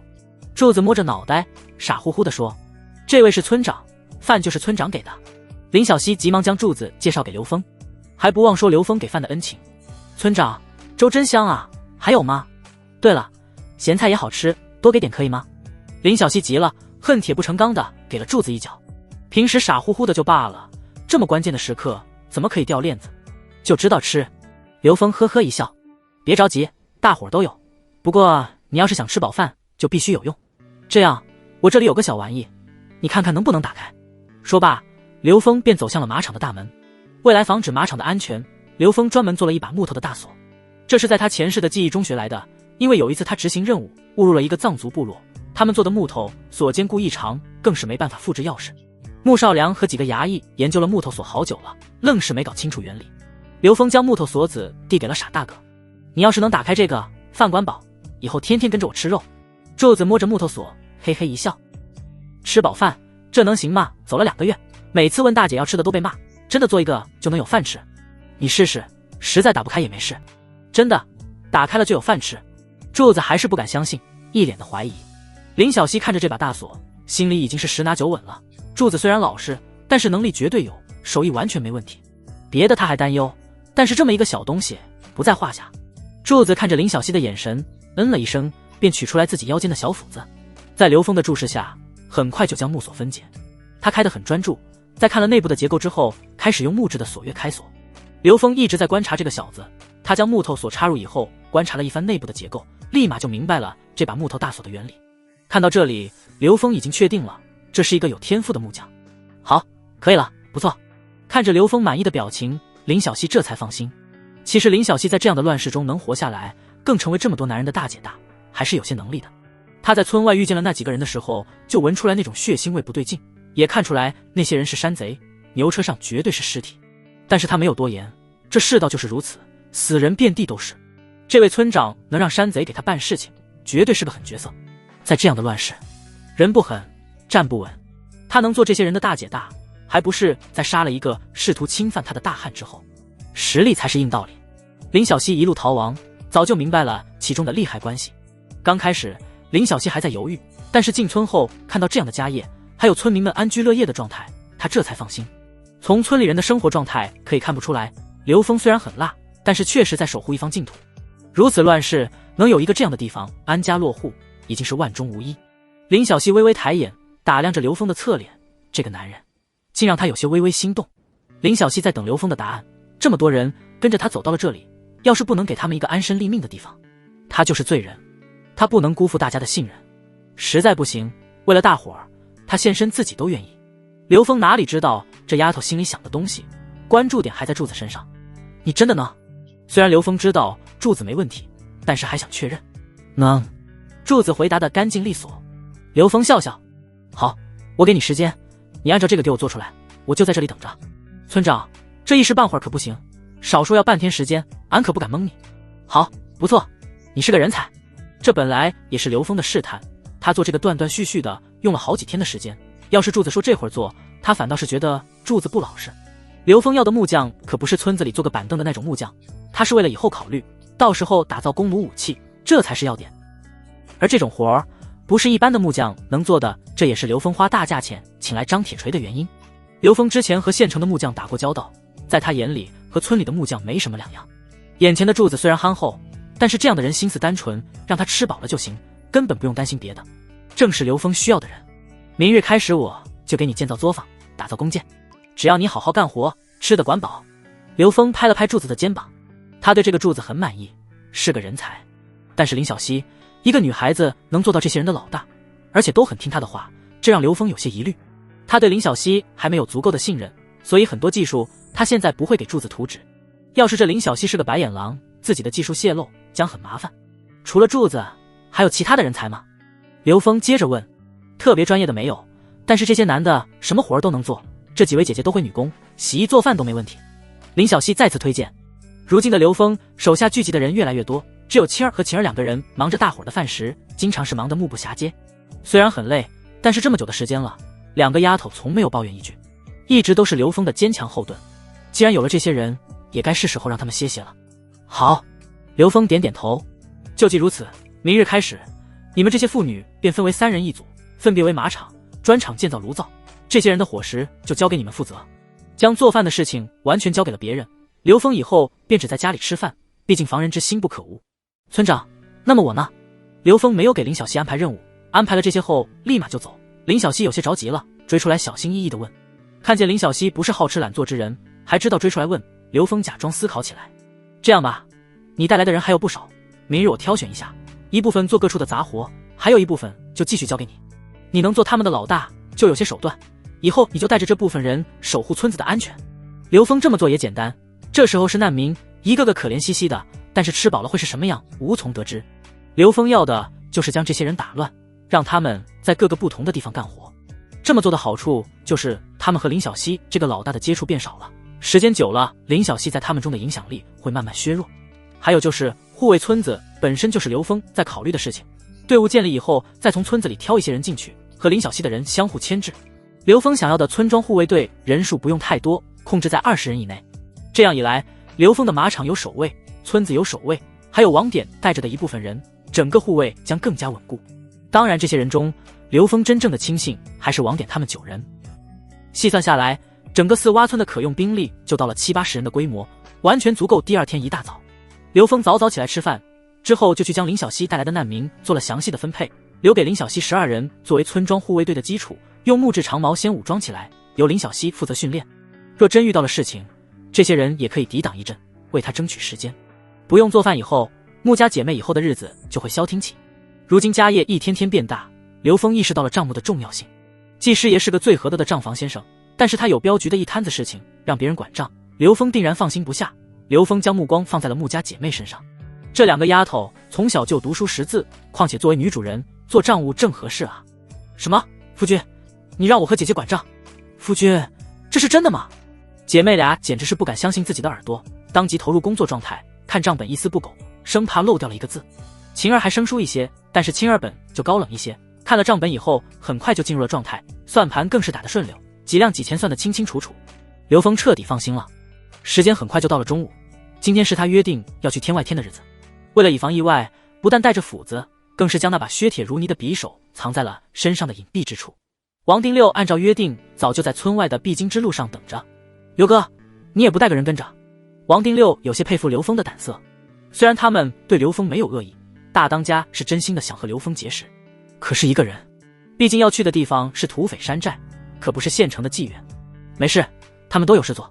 刘峰淡淡一笑，自己手下就那些人，身手好的人不多，最合适的就是带着林小溪，可是这么重要的事情，带着林小溪合适吗？何况不就是上个山寨，又不是去什么龙潭虎穴。刘哥，有胆色。王丁六直接竖起来大拇指，心里对刘峰的佩服又多了几分。手一招，不远处的小厮便将马牵到了刘峰面前。刘哥，请上马。王丁六将缰绳交给了刘峰，刘峰眉头不由得一挑，这是在炫耀吗？马可不是轻易能够搞到的东西。刘哥，别误会，老大说了，您是贵客，特意让我将他的爱马牵来嘛。这匹马名叫枣红，颇为通人性。此去天外天几十里的路程，老大也是担心你累着，不然老大可不会这么大方。刘峰点点头，看着王定六和另外一名小厮，这是要徒步跟着他跑回去的节奏。刘峰就觉得好笑，人怎么可能追得上马呢？对了，你们山寨现在有多少马匹？刘峰接过缰绳，随意的发问。刘哥说笑了，这就是我们山寨唯一的马匹了，倒是有几头骡子，不过也不是用来当坐骑的。王定六笑笑，既然是你们大当家的爱马，为什么不骑呢？刘峰奇怪地问道。刘哥，这事儿你到了就知道了。王定六苦笑一声，似乎有难言之隐。一路上也没有什么事情，不用着急。刘峰对这位天外天的大当家进行了多种猜测，最终得出结论，这位大当家是残疾人，没法骑马，不然怎么会放着爱马不骑？等到了天外天的山门外，刘峰感觉到了异常。这个山寨太干净了，干净到了一种不可想象的地步，全寨上下一片整洁，井然有序。更加让他觉得不可思议的就是山门到正堂的这一段路上，每一个石阶都被擦洗干净，迎接的山匪穿得干干净净。房屋的建造更是富有特色，不是杂乱无章，而是整齐有序，一座挨着一座，颇有一种世外桃源的个感觉。真的没走错地方。土匪的山寨是这样的，山寨内还移植了不少的鲜花和绿植。刘峰还以为自己误入了一座大户人家的宅院。看见刘峰惊愕的表情，王定六也是一脸无奈。没办法，他们都早已经习惯了。到了正堂，王定六冲上来拦住了刘峰。刘哥，稍等一下。话音刚落，两个小孩就拿着鸡毛掸子出来了，给刘峰弹去了身上的灰尘。这还没完，灰尘搞干净了，接着就是一个盘子被人拖着走出来。刘哥，请换上新鞋。刘峰差点没惊掉下巴，这是什么操作？难不成自己在上山的途中莫名其妙的又穿越了？刘峰换上布鞋，进门之后便看到了一个干净整洁的厅堂，在一张巨大的桌案后坐着一位眉清目秀的少年。这人气质出尘，书生模样，看见刘峰出现，急忙站起来整理了一下自己的衣衫，抱拳微笑。刘兄，一路上辛苦了。正堂内包括王定六在内也就5个人，书生坐在首位，左右4人，刘峰坐在了书生的正对面。在下吴江，被迫流落，落草为寇，成为了天外天的大当家。这位是翟让，我们的2当家。这位是翟山川，我们的3当家。这位是王定六，我们的步军首领。这位是张顺，我们的山寨保安队长。刘峰，四洼村村民。刘峰站起来拱手，简单的几个字就是自己的自我介绍。看着这几人，心里吐槽，屁大点的天外天搞得和水泊梁山一样，还3个当家，2个头领，本就没多人，感觉好像有千军万马似的。哈哈，果然是少年英才，不骄不躁。刘村长好气魄。翟让站起来端着酒碗，这人约莫有45岁，头发已经泛白，脸色不错，大个子，身子骨健壮，说话沉稳内敛，有一些上位者的威慑。小六子常说刘村长是个人物，胆色过人，竟然敢只身上我天外天的山头，佩服。我翟让喜欢的就是刘兄弟这般年轻英雄。这碗酒我先干为敬。那翟让喝酒干脆，说话干脆，举手投足间有一种江湖人士的侠气，一碗酒一口闷嘛，丝毫没有拖泥带水。余下的几位当家的都是举起酒碗和刘峰打招呼，同样是一口闷。唯有大当家吴江始终淡定，在众人之后才举起酒杯，但是目光中却露出对翟让的不满。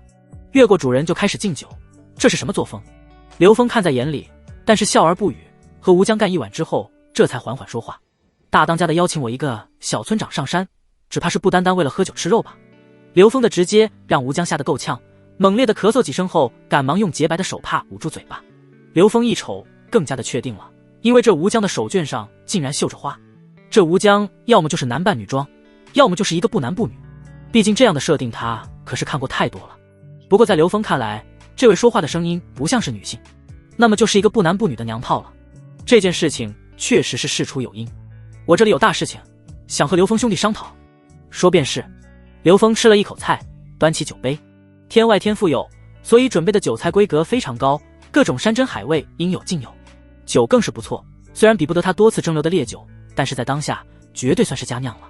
毕竟他造出的酒并没有大规模售卖，这个时代还没有发展出那么多各式各样的菜式，所以做菜其实很简单，就只有蒸煮炒烤这么4种做法，和新时代千奇百怪的吃法截然不同。不过虽然工艺简单，但是味道却也不差。吴江拍了拍手，王定六立刻起来，从后来拖进来一个人，翟山川也走过去站在了这人的身边。刘峰扭过头，是个蛮子。他缓缓地放下筷子，脑子里闪过无数的念头。天外天要投敌，这是他们抓来的探子，要拉着他投敌。如今的蛮子就驻扎在幽州边境，边境上的人早已经内撤，要么化作流民四处奔逃，要么在新的安置点落户。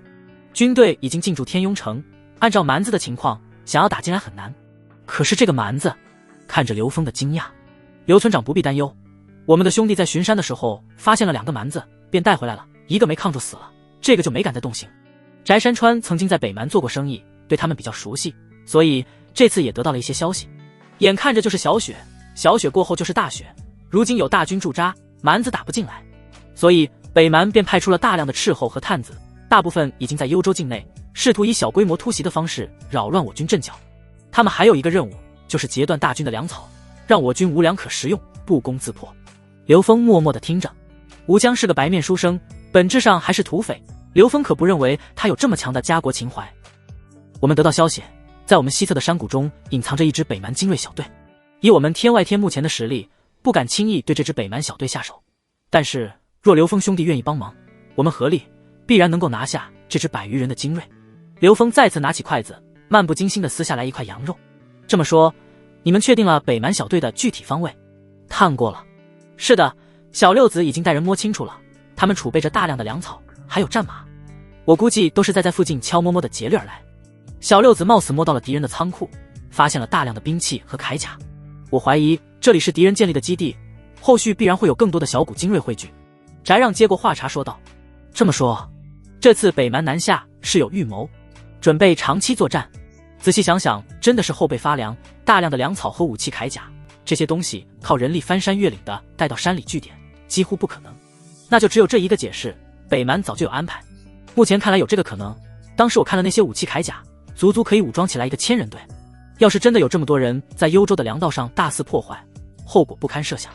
听完王定六的叙述，刘峰摆了摆手，家国情怀他有，但是这样空洞的喊口号的事情他不做。大当家的事已至此，这事儿我也知道了，我只关心一件事，事成之后。刘峰早把他们的套路看明白了，再怎么说也是土匪，无非是看中了那些东西，这才以家国大义劝说他入伙。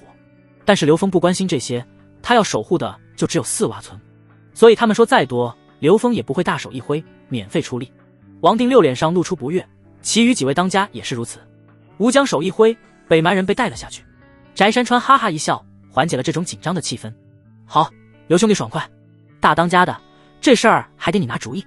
吴江呵呵一笑。刘村长，至于东西如何归属，我们几个也没有商量，刘村长可以先说说你的想法。听见吴江这么说，翟让哈哈一笑，举起来酒碗，嘴角裂开。好，大当家说的在理，刘兄弟，我干杯，你随意。吴江的脸色一下子就变了，握着酒碗的手微微颤抖。翟让，你给老子滚！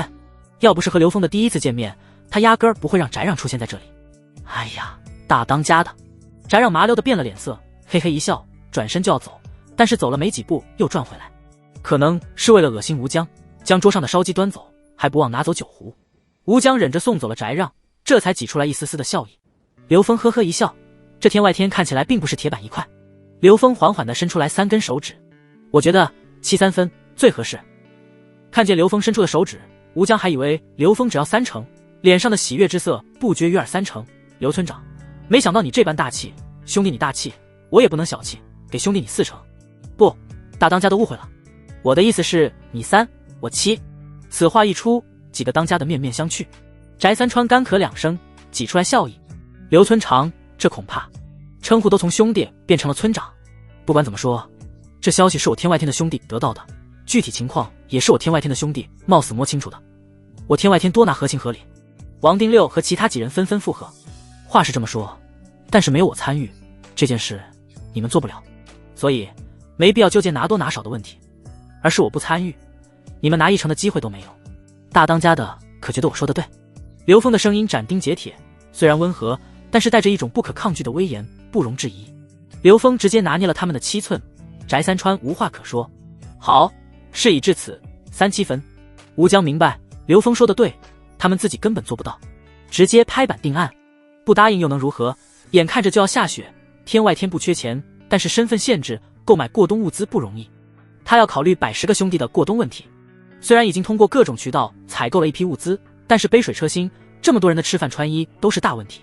何况如今饥荒年，打家劫舍根本得不到多少物资。何况天外天虽然都是土匪，但是这些年也知道贫困大众的不容易，所以很少干打劫老百姓的勾当，只能将目光放在这些北蛮物资上。他们几次想要偷袭，但是都没敢下手。吴江和几个当家的正担忧过冬事情，却听到了刘峰一人剿灭水寨的事情，恰恰刘峰还主动和他们天外天联系，这就是天意。吴江大喜过望。吴江和王丁六亲口说过，天外天能不能有更好的发展，刘峰就是关键。就算是他们天外天只能拿到30%，那也是一个天文数字，毕竟北蛮营地的物资数不胜数。好，既然大当家的这么爽快，我便放心了。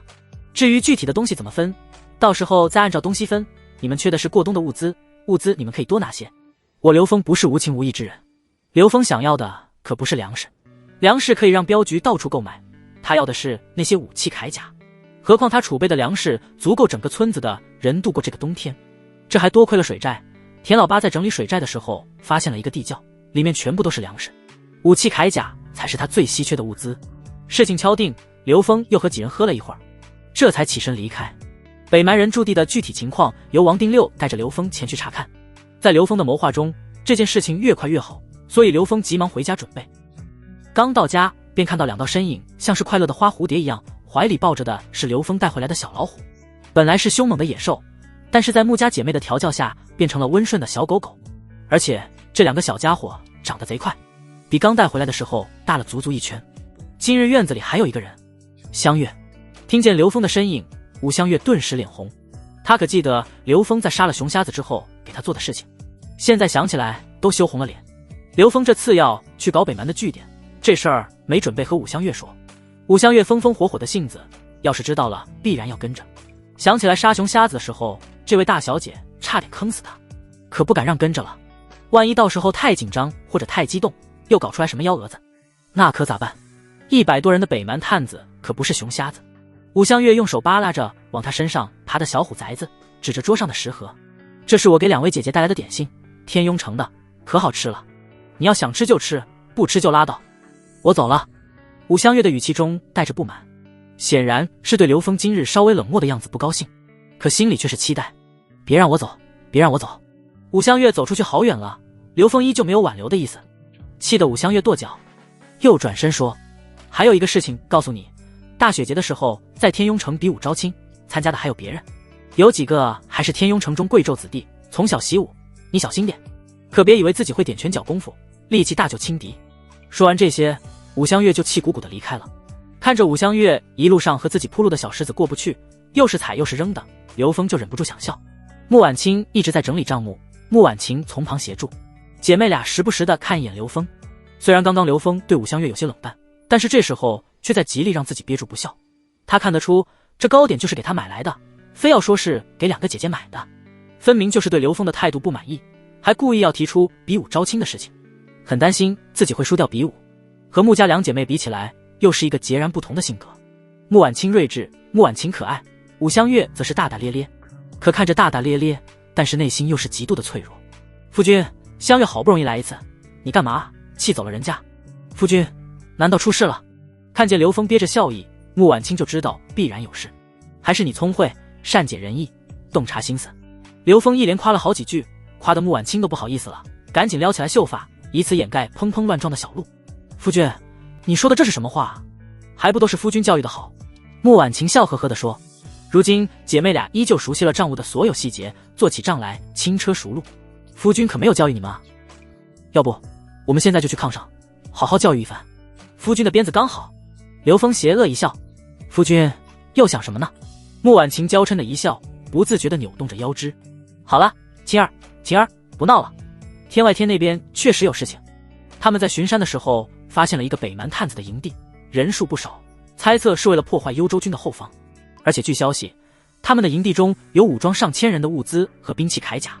天外天邀请我合作，一起干掉这股北蛮探子，对大军有影响。穆婉晴的脸上露出紧张之色，赶紧问道：夫君，危险吗？会比水寨更加可怕吗？水寨的事情，穆家姐妹专门让田老八一字不差地讲述了过程。虽然在别人的眼里，水寨就是龙潭虎穴，但是却被刘峰一夜之间解决。当时没有跟着刘峰去的穆家姐妹，在听了田老八的描述之后，觉得刘峰就是一个运筹帷幄的盖世英雄。他不希望夫君做什么大事情，当前这样吃饱穿暖、安安稳稳的日子就好。这次很危险，这些北蛮探子武艺高强，而且人多势众，夫君可以让镖局的人帮忙。穆婉清说道。这次情况不一样，镖局的人虽然都有武艺，但是没办法和军对比。再说了，镖局的人大多数有伤在身。当日水寨的事情相对简单，几个镖师帮忙就可以。总镖头因为重伤也没有参与厮杀，即便是如此，一晚上风吹也受到了风寒，正在休养。香月虽然武艺不弱，可这姑娘……刘峰提起来武香月就头疼，忍不住想笑。太年轻了，沉不住气，做大事情还需要磨砺。穆婉清的心里微微一颤，玩把着手中的账本，不知道怎么表达。说年龄，她比武香月还要小，可是夫君却让她们姐妹做这么要紧的事情。原来夫君心里对她们姐妹这么信任。你们也不要担心，夫君的事情自有安排。夫君去准备东西。刘峰心里可是有计划，别的他不会，但是历史书可没少看。以前出去执行任务，一走就是几个月，打发时间的就是历史书，看过太多的各种战车和战阵。刘峰拿过纸笔，开始操作起来。不多久就画出来一个奇奇怪怪的东西。夫君，你画的王八干嘛？穆婉晴笑嘻嘻地问道。什么王八啊？这是夫君设计的战车、坦克，记住了，这叫坦克。刘峰没好气地瞪着这个小丫头，继续完善战车的细节。因为刘峰记得前世的时候看过《水浒传》，里面出现了这种战车。当时和大刀关胜大战，这种战车大发神威。刘峰打算用木头造出来这种战车，全部由方木一个个的拼接起来。因为设计的独特性，到时候一般的武器砍在上面根本不会造成伤害，周围延伸出来的尖尖还可以对敌人造成伤害，还可以直接装上2把刀，所过之处必然见血。刘峰也清楚，这种木质的战车耐久性很差，但是也没办法，张铁锤去取自己的工具还没有回来。要是他在，给战车表面敷上铁皮，寻常刀剑将毫无作用，除非大刀关胜那样的。他记得水浒中的战车是靠着人在战车内部驱动，但还刘峰可没有这么多人霍霍，所以在底部设计了4个圆溜溜的轮子，以人力推着往前冲锋。虽然机动性很差，但是这玩意作用也大。北蛮都是训练有素的精锐，刘峰的打算就是和他们打阵地战。毕竟当前的这情况，他想要造出来更加先进的战车完全没可能。按照他的估计，每一个战车最少需要4个人，到时候给他们配备武器，冲锋的间隙还可以伺机偷袭敌人。因为这一次要对付的是北蛮的精锐，而且人多势众，到时候正面硬刚必然吃亏。最好的办法就是偷袭和火攻。坦克冲杀必然不适合火攻和夜袭，可是坦克可以封锁道路。毕竟北蛮探子不是几个人，偷袭不过是出其不意，想要靠着偷袭一举拿下必然不行。一旦展开白刃战，坦克的优势立马凸显。但是这也是最后的保底战术，毕竟这种坦克的使用受限于地形，一旦地形勘探后用不了，设计出来的坦克就只能用来守护4洼村使用。刘峰画得很仔细，从外形到内部结构，还要轮子的制作细节，整整画出来5页。他相信傻大个能够做出来，毕竟傻大个当时可是看明白了他的木锁。所以这次刘峰设计坦克的时候多了一个心眼，都用榫卯结构，这样就成为了可以拆卸的。这样在一些特定的地形下，可以将坦克拆卸后运输。设计图纸弄完以后，刘峰让人找来了傻大个。刘峰和他讲解了自己的意思，其他的事情便都是傻大个负责。木材山上不缺，工具也齐备，现成的木料也有。在王三的带领下，伐木的事情从未歇下，砖窑周围垒满了各种各样的木料，所以打造坦克的条件完全具备。傻大个看完图纸之后摸着脑袋，显然对这个奇怪的东西不理解。刘峰道理简单，必须要做出来，做出来没问题，但是可能要久一点。傻大个摸着脑袋说，那不行，时间紧迫，你一个不行，你就多找点人，指挥别人做，3天必须要做出来3个。傻大个点点头之后就去找上了林小溪。傻大个能想到可以帮忙的人也只有林小溪，这正中刘峰下怀。刘峰原本的打算就是让林小溪的这几人进入坦克，作为坦克的驱动力。现在从打造坦克就参与进去，对坦克更加的熟悉，实战时效果更佳。当天夜里，刘峰和2个媳妇继续做事情。可能是白天喝酒了的缘故，刘峰的表现非常好。这天晚上，穆婉清前所未有的晕过去，又被弄醒。刘峰体验了从未有过的快乐。穆婉清虽没有妹妹那边可怕，但是也去了好几次，直到后半夜3人才沉沉睡去。第二天早饭后，约定的时间，王定六带着人到了4洼村。王定六带着2个属下，加上刘峰一行4人，3个人的脚力都不弱，但是考虑到路途遥远，所以都骑着山寨的骡子，虽然速度慢点，但是比起人力不知道快了多少。但即便是骑着骡子，也在山里转悠了2个多时辰，才到了北蛮据点所在地的山外。王定六留下1名小厮看守坐骑外，其余之人步行往山里走去。北蛮人不傻，选择的营地十分隐蔽，要不是王定六自小就在这几座山里转悠，还真的没办法发现。天外天准备派出多少人参与战斗？一边钻林子，刘峰试探性地问。必须要了解清楚。当前的四洼村和天外天已经是合作伙伴，王定六也没有隐瞒。山寨能够参加战斗的在60人左右，大当家的手下有12人要留守山寨，其余的48人全部参战。不过这48人在我们几个手里分散。刘峰很奇怪地看着王定六，他从进入天外天的时候就觉得这很奇怪。人员配置也罢，各位当家的之间也罢，这下倒好，能参战的不过48人，还分在他们几个小头领的手中，这指挥起来可问题就大了。要是这些人集中在王定六的手下，指挥起来就没有问题。但是还有一个翟让，还有一个翟山川，还有一个巡逻队头头，这真的是一团乱。由此可以看出，整个天外天已经内部不和谐，分为了几派。屁大点山寨，麻烦事儿倒是不少。到时候二当家会不会参加？刘峰问道。二当家的不知道，他经常烂醉如泥，他即便是来，自己手下也就8个人左右。刘峰明白了，算上二当家的人，总共48人左右。刘峰手下能出动的也就林小溪和他手下的巡逻队，人数在20人，自己的亲信9人，总兵力70人。这么点人，要和近200人的北蛮精锐对抗，毫无可能。唯一能够依仗的就是坦克，但是坦克能不能使用，还是未知数。快到了，他们就在前面。此刻的太阳已经到了头顶，森林里有了些许温度。王定六示意刘峰猫着身子，一点点地靠近。几人在一块黑色的石头后面躲起来，刘峰小心翼翼地探出脑袋。前面是一个开阔的山谷，山谷的溪流边上是密密麻麻的帐篷。山谷很大，3面环山，四周都是幽深的森林，如果不刻意地在这个地方找，根本发现不了下面的情况。可能是帐篷太多的缘故，山谷里看上去十分拥挤，空间小，烧火做饭的地方都十分有限，帐篷和物资填满了整个山谷。这时候正是正午时分，大部分的北蛮人都在帐篷之间游走，有的在做饭，有的在屠杀食用的羊羔。火架上已经快烤熟的羊肉顺着山风飘起来，王定六和那个小厮忍不住吞咽着口水。看样子他们在这里驻扎时间不短了。刘峰看得越清楚，越是担忧。他们已经在营地四周修建了防护网，更是挖出来了壕沟，壕沟里注满了水。北蛮人怎么会有这种防御？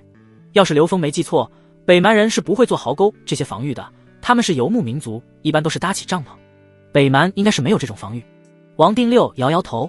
还有你看他们的羊也是北蛮常见的白羊，这些羊全部是黑色，这是产自宁州府的黑羊。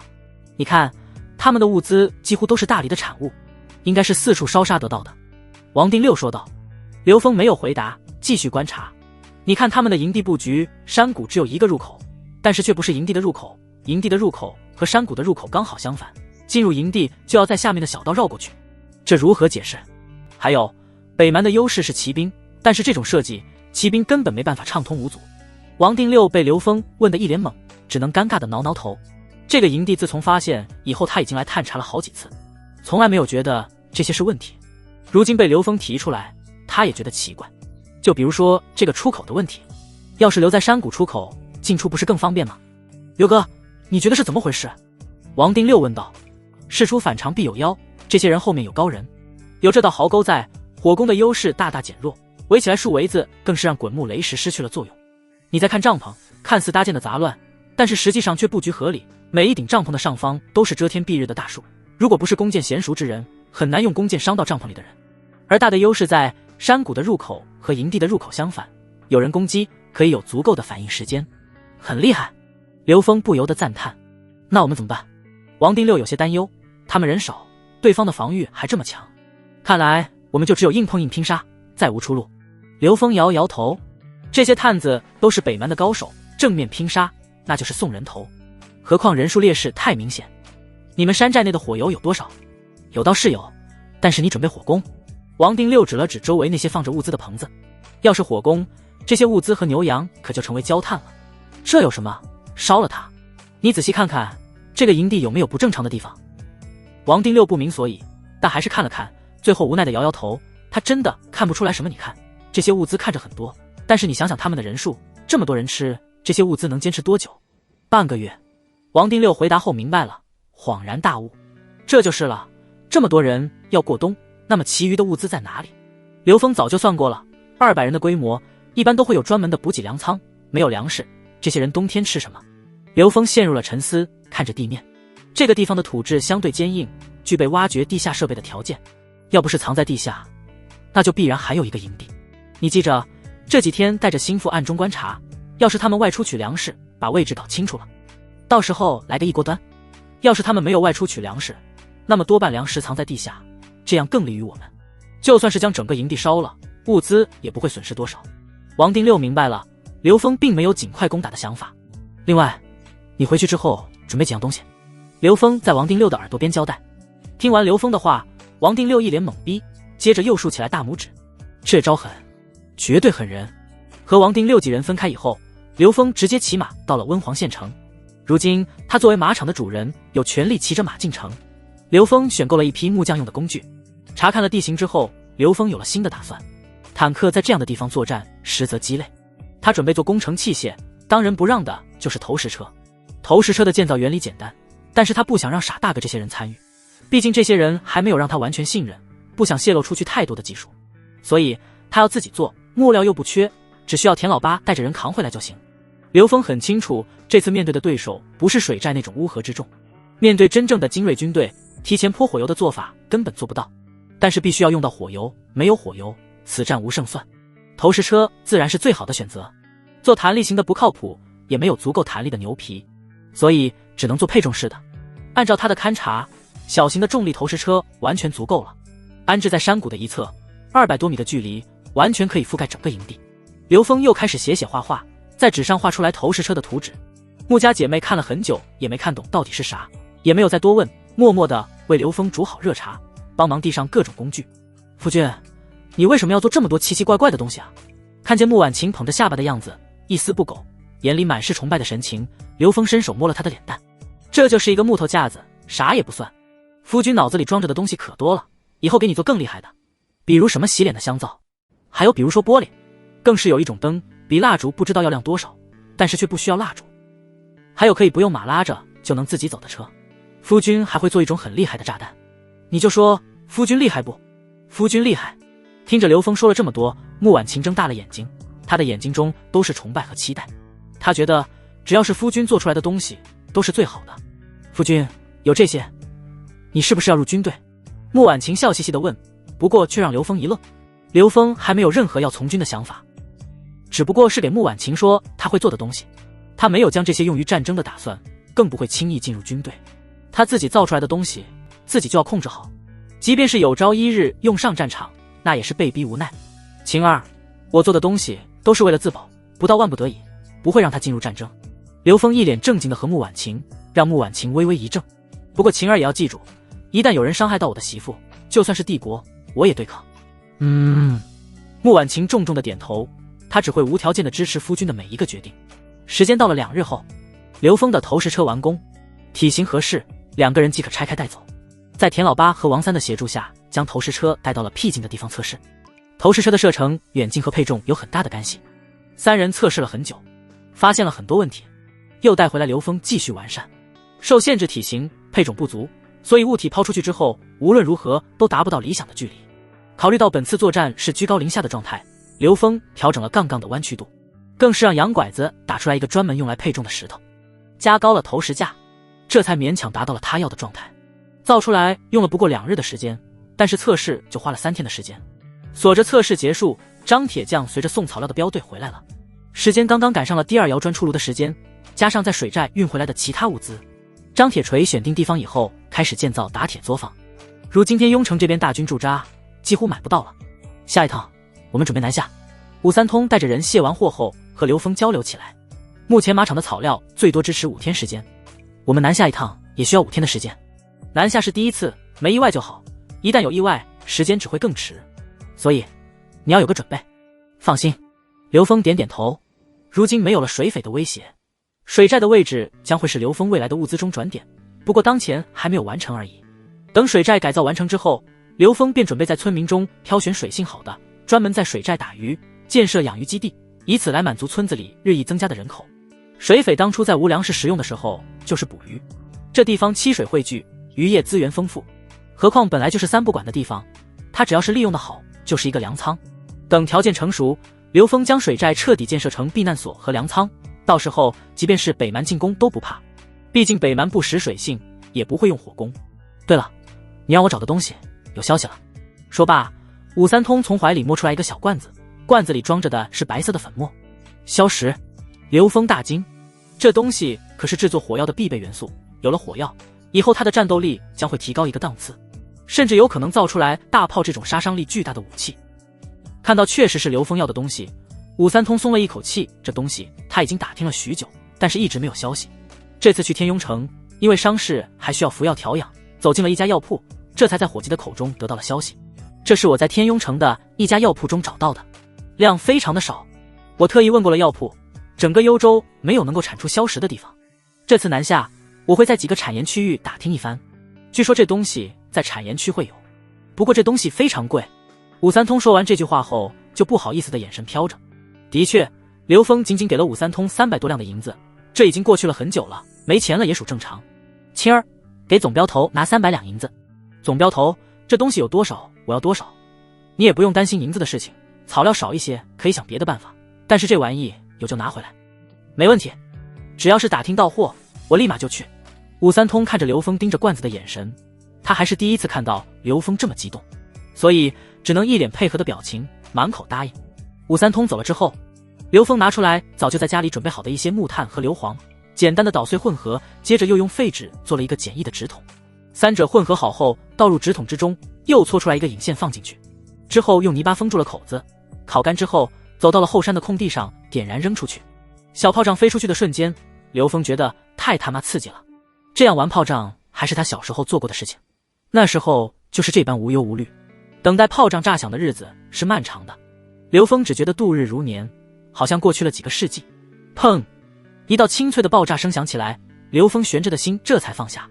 曾经的他虽然是杀人不眨眼的雇佣兵，但是这么低级的火药玩法还真是第一次。那时候的他制作各种定时炸弹，各种杀伤力极强大的小型炸弹，如今在这个时代竟然会担忧自己制作的炮仗会不会响，想想都觉得好笑。环境的制约让他的很多技能没有发挥的余地。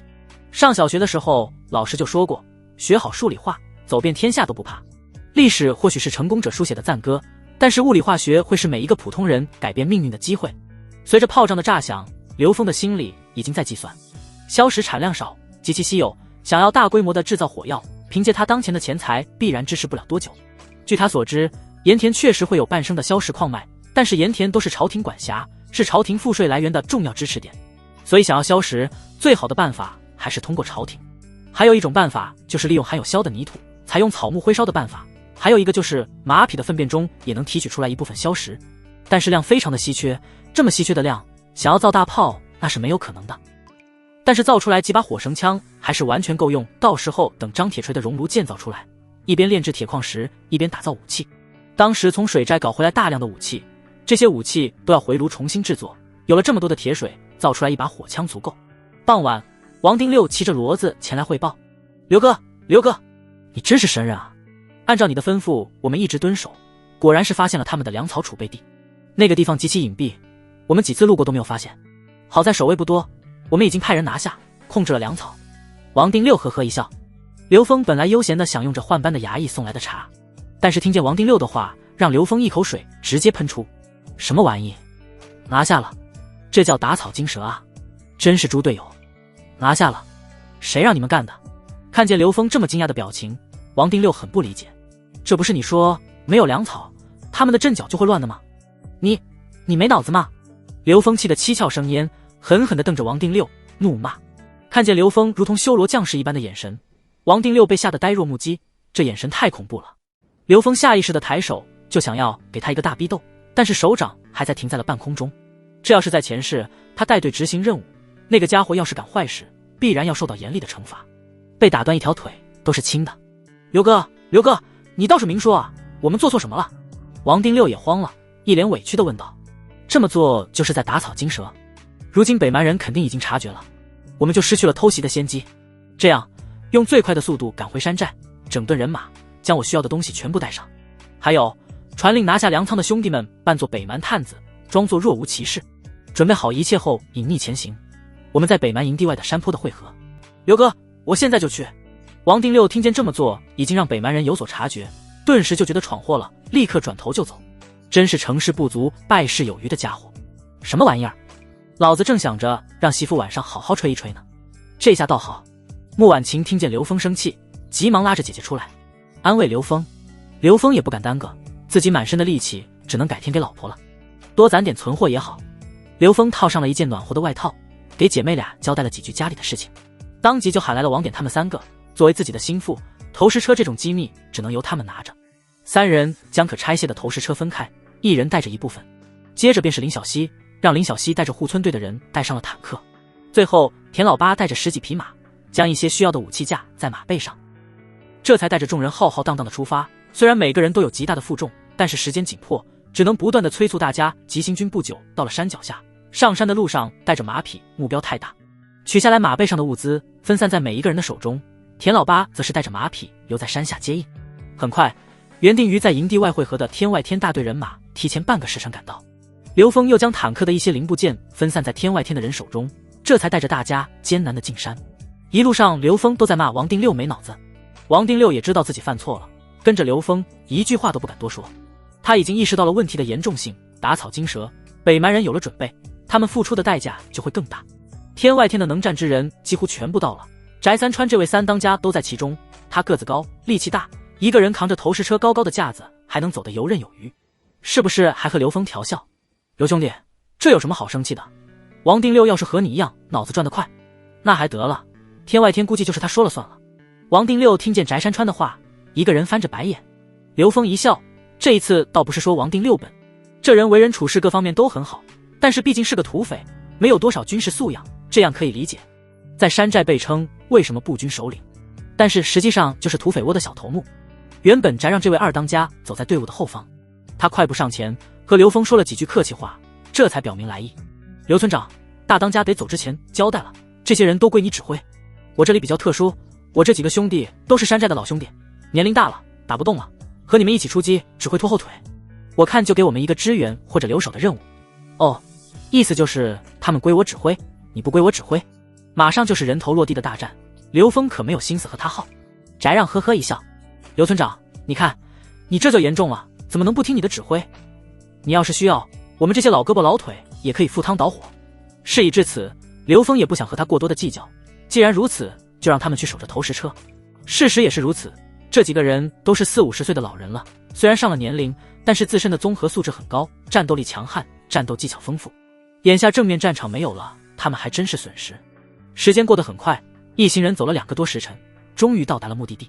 这时候正是敌人意识最为薄弱的时候，就算是觉惊醒了，短时间内都是迷糊的状态，战斗力比平常下降很多。刘峰这些人从下午开始就一直在紧锣密鼓的准备和行军，这时候都像是蔫巴了一样，刘峰也没有着急。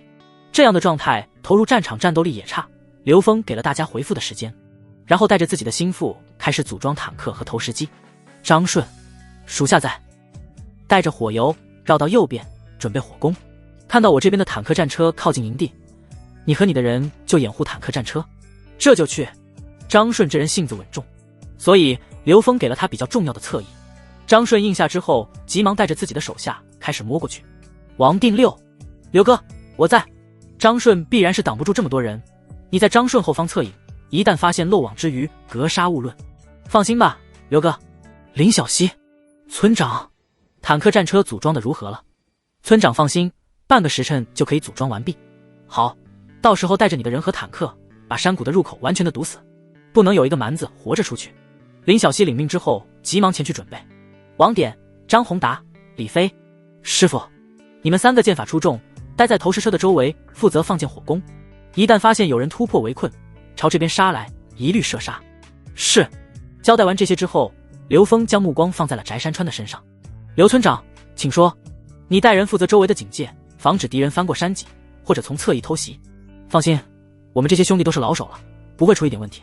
说完，翟山川便带着自己的人马出发了，分散开来，四处巡查，以防意外。我做什么？见这么多人都有自己的任务，刘峰也没有想起来自己。翟让心里发怵，眼看着大战在即，翟让握刀的手都在发痒，没给自己安排活儿，这怎么行？你的任务很简单，你看他后面的那一堆东西，你的任务就是保护好他们。翟让的脸色顿时变了。投石机的身后是天外天的人带来的火油，当然还有大粪，全都是用坛子装好的，这些就是投石机的弹药。今日我就让你们这些蛮子知道使到临头的感觉。先上火油！刘峰一声令下，火油被搬上了投石车的专用位置。第一发也是最重要的一发，这里树林密集，一点不慎就失去了最大的作用，所以他亲自校对方位，调整后弹道之后，这才冷冷下令放。咯吱的声响之后，随着投石车臂膀的猛烈挥舞，火油被抛出去，瞬间消失在了夜色之中。几秒之后，坛子碎裂的声音在北蛮营地响起来。夜间巡逻的几个蛮子听见了动静，急忙循着响声去检查。只不过这个时候，投石车上第二坛火油已经蓄势待发。这一次，刘峰瞄准的是营地中一个木头棚子，那里面储备着粮草物资。在刘峰的一次次调整后，这么短的距离下，投石车的误差不会大于半米。咯吱一声，第二声脆响在暗夜里显得格外刺耳。不久，火油坛子在草棚的框架上破碎。这下巡逻北蛮探子意识到了问题的严重性，急忙冲向了旁边的火把。点燃火把之后，巡逻的探子看着黑乎乎的液体，伸手摸了一下，在鼻息间嗅了嗅，顿时如临大敌，急忙后退，立刻在营地里大叫起来。而恰恰他们的惊慌就是弓箭手出击的命令。不多久，20几道火箭顺着那些参天古树的缝隙朝着北蛮的营地而去。刚刚飞出去的2桶火油就是导火索，他们沿途喷洒，随着箭雨落下，营地好几处便起火了。有了火箭的指引，刘峰不慌不忙地准备好了火油。这一次的目标就是营地的中央，这里是一个回形水源的汇聚点，不能给他们取水灭火的机会。随着啪的一声，火油在水源的四周喷洒开来，迅速被大火覆盖。刚刚从帐篷里出来睡眼惺忪的蛮子们被眼前的一幕吓得不知所措，奔腾的火海让他们惑入梦中。守在山口的林小溪数着火油落下的次数，等到第5罐火油炸出火海的时候，他果断带人冲锋。兄弟们，杀上去！3辆坦克联合行动，从山谷的空地上有条不紊地朝着营地推进，将北蛮大军死死地堵在山谷之中。营地内的北蛮指挥官很快就发现了这一情况，他的反应很快，急忙整顿队伍，布置防御。不过他的如意算盘打错了，数百名士兵刚刚聚集起来，空中就传来破空声响，啪！随着声音落下，直接命中了2名北蛮士卒，飞过去的东西还湿漉漉的溅在了他的脸上，伸手一摸，瞬间恶心到死。这是大粪，聚集起来的北蛮士卒身上多多少少的都沾上了这东西，一个个的四下散开，他们强忍着呕吐的冲动，冲向了水源，冲向了水桶，场面十分混乱。想要洗一下自己身上的污秽，想要漱口，但是却哄抢之下，场面更加失控。刘兄弟，我这些兄弟可都是好手，一直让我干这事怕是不合适吧？翟让十分的不服气。是吗？这不是你说的让你们在安全的地方待着吗？翟让一时语塞，不知道该说些什么。刘峰哈哈一笑，若是你们真的有这个意思，那么机会多的是。越来越多的蛮子被刘峰投掷下去的屎尿混合物折磨，他们的营地已经没有了一处干净的地方。蛮子指挥官眼看着自家人已经被打乱了阵脚，当机立断，带着大伙儿正面迎敌。不过营地所占据的地方太小了，本来就那么一点点的地方，这时候各方人马汇聚，天色又漆黑一片，所有人一拥而上的情况下，更加显得拥挤不堪，场面更加的混乱。见蛮子已经放弃了救火，刘峰指挥弓箭手瞄准了那些试图冲出来的蛮子。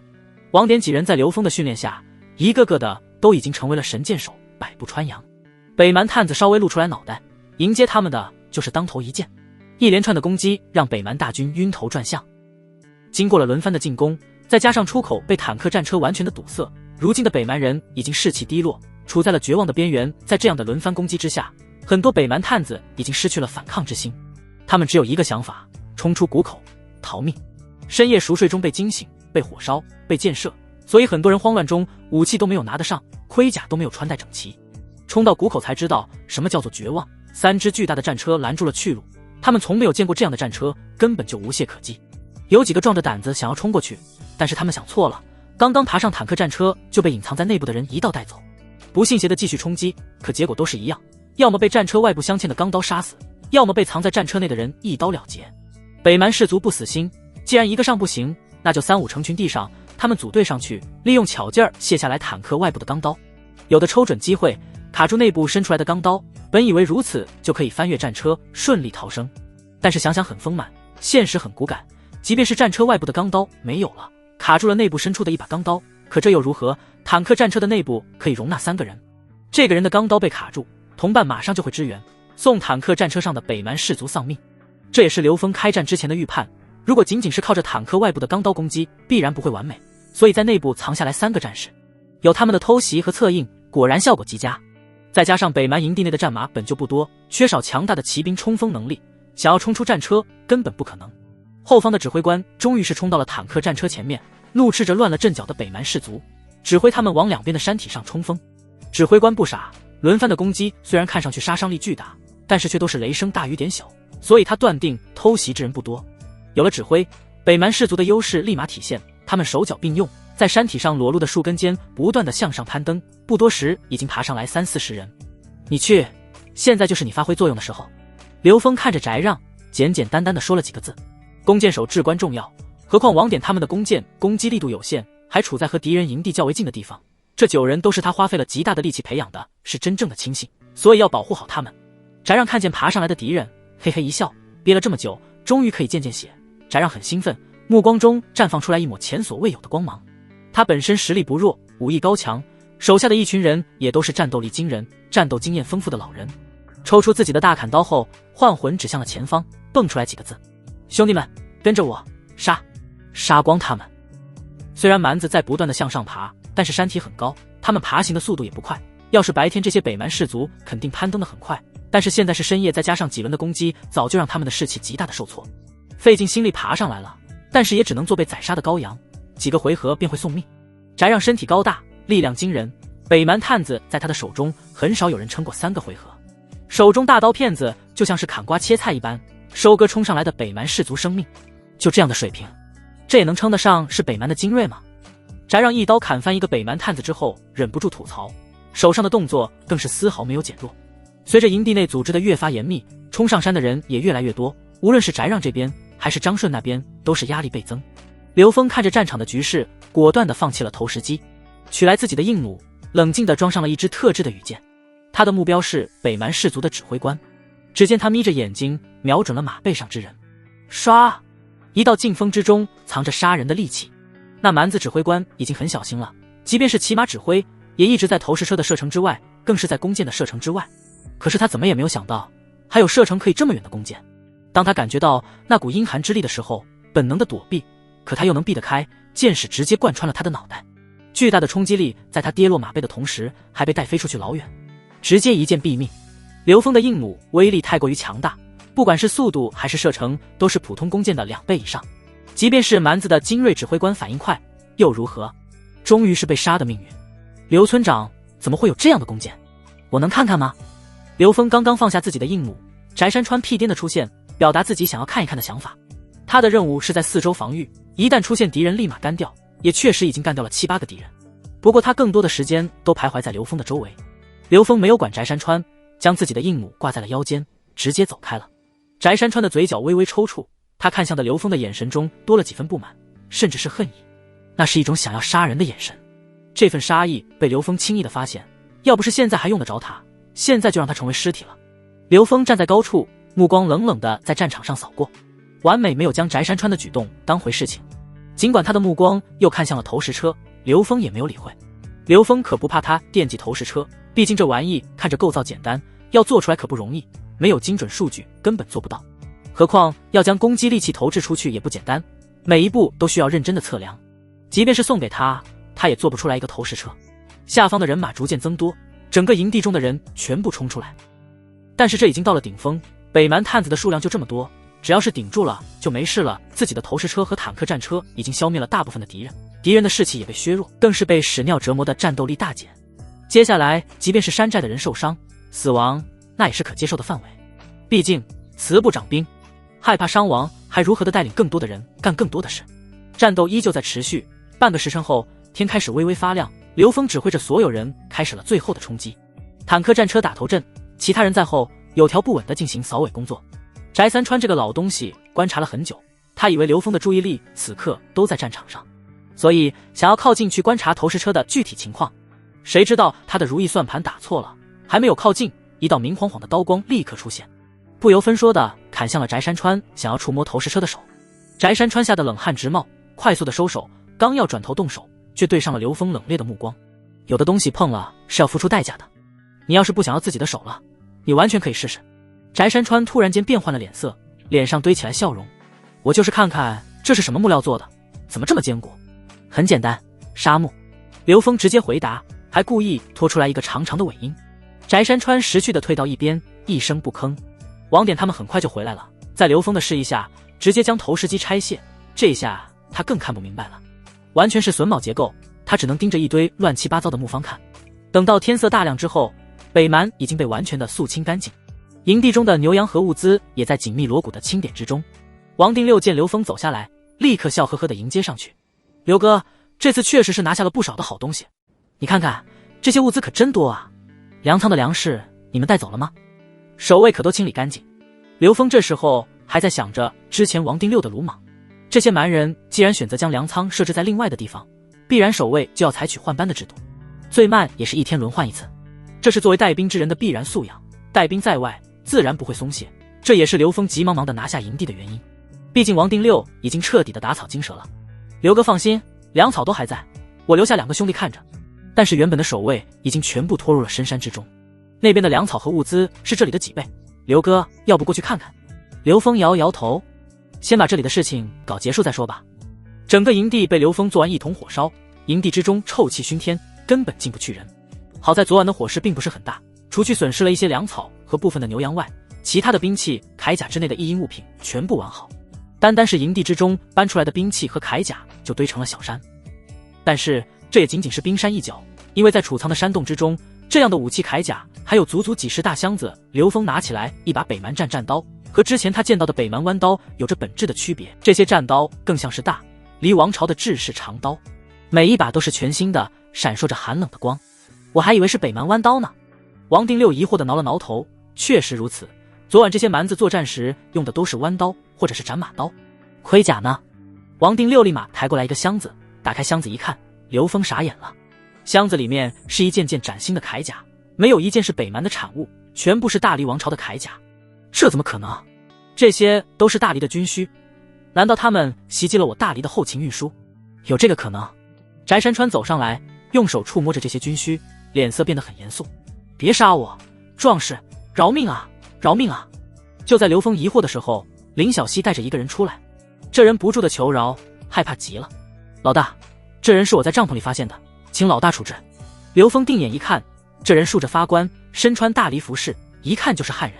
刘峰的脸色立马一冷，这一次他们可能搞到了一个烫手的山芋，这要是扯出来某位大佬和北蛮私通，事情可就大了。先带下去。在翟山川要说话之前，刘峰提前下令。林小溪是花费了极大的功夫才抓到了这样一个活口，他一门心思的立功就是为了得到刘峰的认可，所以忍者恶臭在营地中又搜寻了一番。是，老大，我还找到了一个东西，不过我不认字，也就没看。林小溪将一个账本递给了刘峰，刘峰拿起来一看，果然是大黎文字，心里的猜想进一步得到了验证。这些北蛮探子必然有大黎内应，毕竟在大黎王朝建设这样一个规模庞大的营地不是容易的事情，必然筹谋了许久，有可能在开战之前，这些北蛮探子就已经伪装成商人和平民进入了幽州。更重要的是，这些粮草和军需物资只怕是早就准备好了，抢夺而来的可能性微乎其微，这么多的物资靠抢夺绝不可能。毕竟一旦军需物资遭受抢夺，大黎王朝不可能无动于衷。翻开账本，更让刘峰倒吸一口冷气。刘峰四下瞟一眼，眼下这些人都不识字，但是他们的目光却都汇聚在了账本之上。你去好好审问一下这个俘虏，看这些东西都是从什么渠道来的，他们盘踞在此的具体目的是什么。刘峰看了账本，预感到事情的严重性，将账本一折放在了怀里。眼下的大黎王朝内忧外患，外部有北蛮大军虎视眈眈，内部朝野不宁。这些蛮人拿到这些物资，明显是冲着天庸城的驻军去的。虽然风陵军有名满天下的女将军风陵度统领，但是一旦粮草被截断，也会彻底的完犊子。按照刘峰原本的预计，下雪之后北蛮失去了优势，自然会退兵。但是现在看来，这都是自己的猜想。天庸城实际上危在旦夕。林小溪领命将人带了下去，紧接着远处便传来一声声的惨叫。他们的粮草大营在什么地方？不远，现在就带我过去。王丁六点点头，立刻带着刘峰过去。走了约莫1刻钟后，便到了一处隐秘的山洞外。走进洞口，刘峰被眼前的一幕惊呆了。山洞内整齐的码放着粮食，再往里走，豁然开朗，一个巨大的空间出现，里面有成群的羊和马匹等物资。靠近岩壁的位置，一箱箱的铠甲和武器整齐地放着，箱子的数量非常庞大。刘峰走上去，用匕首划开了一个口子，白花花的大米哗啦啦地朝着地面流出来。王定六双手捧着一些米，然后送入了嘴里，仅仅是随便咀嚼了几口，不由得气愤。这些全部都是新米，而且是最好的新米。刘峰点了点头，这样的白米一般的普通老百姓根本就吃不到，来自何处不需要多说。若是我没有猜错，这些米都是朝廷用来救济灾民的粮食，还有这些铠甲和武器，一看就是军需，这些藏在朝廷内部的蛀虫。王定六气得跺脚，虽然幽州相比于其他地方好一些，但是也到了吃草根树皮的地步，甚至是出现了一子而食的惨状。百姓如此疾苦，但是这些高高在上的朝廷命官却拿着救灾的物资帮助敌人。王定六想到这些，就有了要杀人的冲动。相比之下，刘峰却异常的冷静，能够调动军需物资和救灾的粮食，这样的人定然不是一般的官员，必然是朝廷大员才能做到。试问一下，让一个县令去调动军需，有这个权利吗？按照赈灾的惯例，朝廷在国库之中划拨出来新鲜的好米，就会被一层层地盘剥，到最后吃到灾民口中的就是掺着糠的杂粮米。而这里的这些米都是新鲜的大米，说明出了国库之后立马就被转运到了这里。而且账簿之中有记载，这些大米送到此处也才仅仅2个多月，也就是说在枫林军开始调拨的时候，这些大米也在往这里运输，两者在时间线上几乎吻合。如此一来，对于蛮人想要截断枫林军粮草的猜想完全可以得到印证。刘哥，我们怎么办？这事情太大了，关乎国家的命脉，更关乎整个枫林军的生死存亡。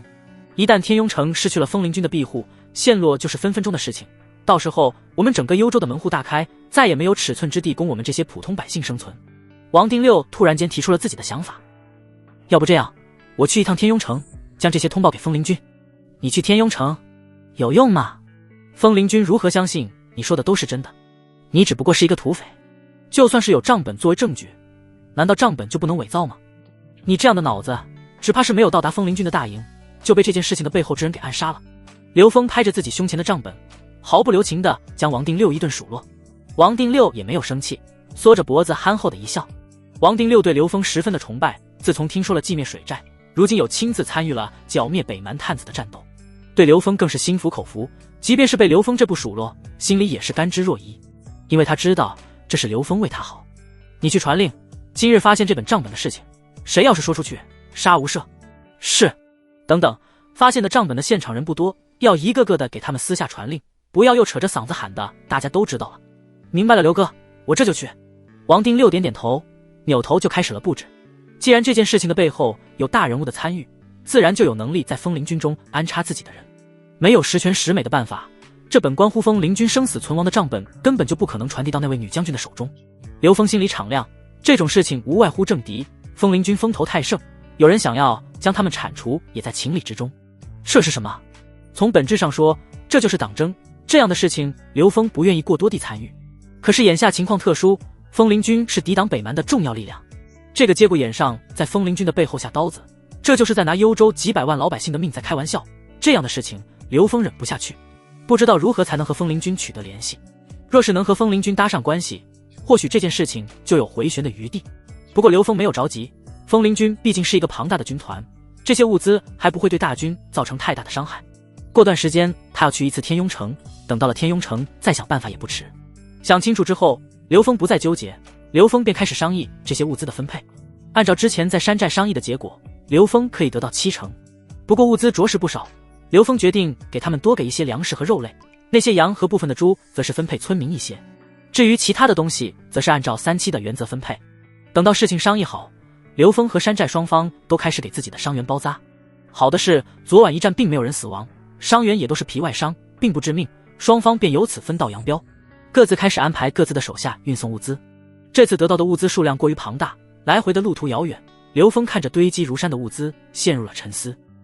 最后还是利用军马和牛车结合起来，更是调集了林小溪手下的全部人马，整整花费了3天的时间才顺利的运回了四洼村。3日后，夫君，这些都是已经登记入账的物资。这几天最忙的可能还不是带着人忙碌搬物资的田老八和林小溪，家里负责账目的穆家姐妹俩同样忙得不可开交。每一笔物资运回来以后，都要在这里入账之后才能进入仓库。穆婉清本来是一心一意做账目的事情，想让晴儿一个人担负起来伺候夫君的事情，但是结果真的不行。晴儿虽然比他强一点，也更能放得开，但是在夫君无休止的冲击下，根本撑不过几个回合。无奈的穆婉清只能放下账本，加入战局。每天晚上都是5、6次，甚至更多，搞得穆婉清怀疑人生。刘峰看着一丝不苟的穆婉清笑笑。蛮族军马43匹，羊340只，猪48头，牛14头，上等白米480石，杂粮米700担，肉干折合粮食45石，兵器铠甲1070套。刘峰看着账本很满意，有这些物资，自己的底气就更足了。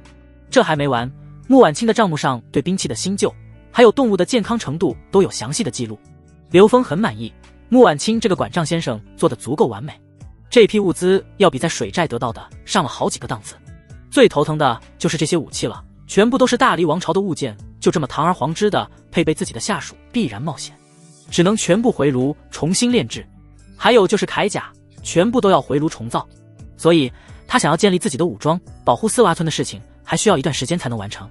好在张铁锤回来以后没闲着，一直在工地上待着，铁匠作坊已经建设的差不多了，要不了几日就可以开始使用。重新炼制武器的事情在年关前绝对可以完成。他无法确定整个冬天甚至是明年春天会不会有其他的举动。刘峰陷入了沉思，回过神来才发现穆婉清还在等着。刘峰嘿嘿一笑，这丫头是等着自己夸她呢。不过确实做得好，这丫头很有天赋，已经是他不可多得的好助手了。我的晴儿做得非常好。刘峰将账本放在桌子上，伸手揽住穆婉清的小腰肢，伏在耳边问道：青儿做得这么好，是不是今晚要多几次呢？这可是夫君的奖励哦。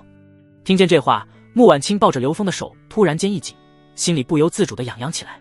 想到刘峰的疯狂，他就忍不住了。虽然每次都是精疲力尽，但是那种体验真的很快乐。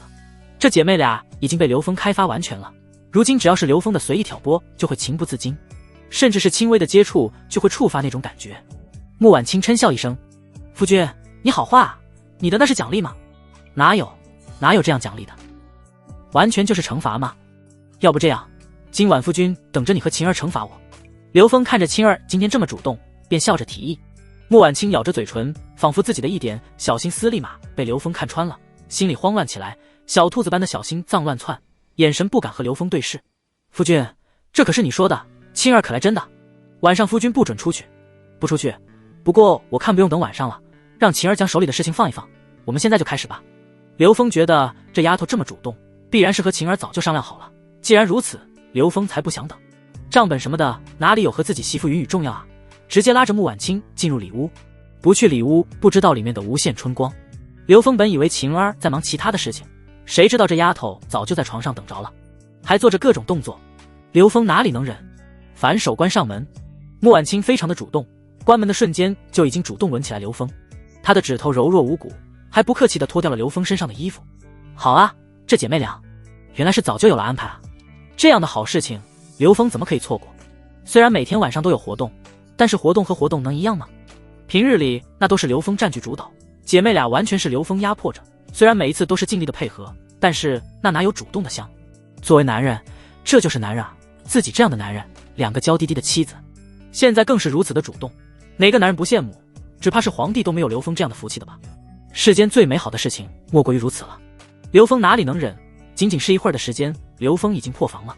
这两个丫头太可怕了，要是一直这样，刘峰也招架不住。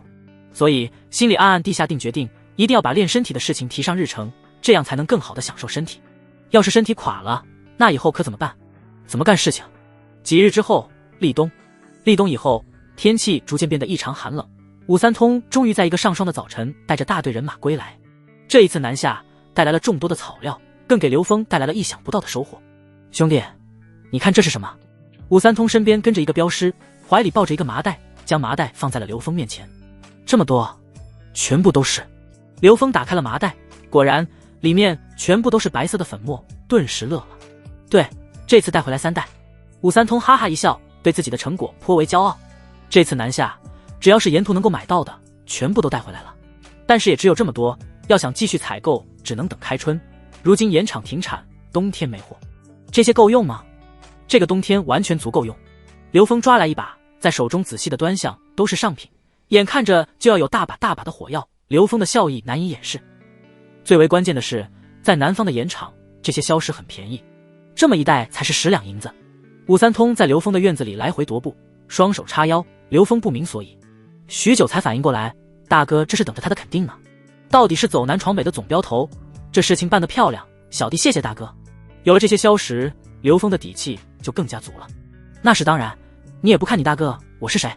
武三通呵呵一笑，凑到了刘峰的身边。不过兄弟，这玩意虽然不算很值钱，但是也不便宜。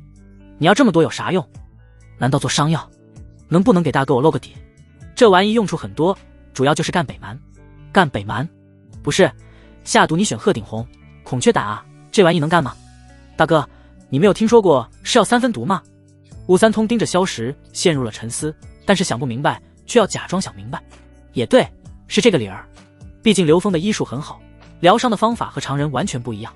兄弟，武三通刚要继续说下去，却被一道突如其来的声音打断。村长，村长！刘峰刚将手中的硝石放进袋子，林小溪气喘吁吁地跑着来了。王头领求见，说是有急事。王定六，这小子跑来做什么？请进来。刘峰很疑惑，自从当日和王定六在北蛮营地分开以后就没有联系，他和天外天也没有任何的联系，这么火急火燎的来，难不成有大事？毕竟天外天几个当家的各怀鬼胎，出事是迟早的事情。刘哥，刘哥！下一秒，王定六在林小溪的搀扶下走进了院子。王定六全身是血，走路一瘸一拐。刘哥，天外天出事了，二当家反了。刘峰纳闷了，即便是二当家反了，就他手下那几个人也掀不起什么大浪啊。你们没干过。刘哥，二当家联合了高如风里应外合。刘峰的心里咯噔一下，赶紧上去查看王定六的伤势。王定六的伤势很严重，后背中了3箭，显然是在跑出来搬救兵的过程中被人射杀导致的。还有张顺也反了，他们想要杀了大当家。王定六说话间吐出来一口鲜血，脸色惨白。就你一个逃出来了？刘峰急忙问道。3当家的带着大当家的在后院的密室之中暂时性躲避，但是密室的位置2当家也清楚，而且里面储存的物资有限，要不了多久就会攻破，求你救救大当家吧。刘哥，我求求你了。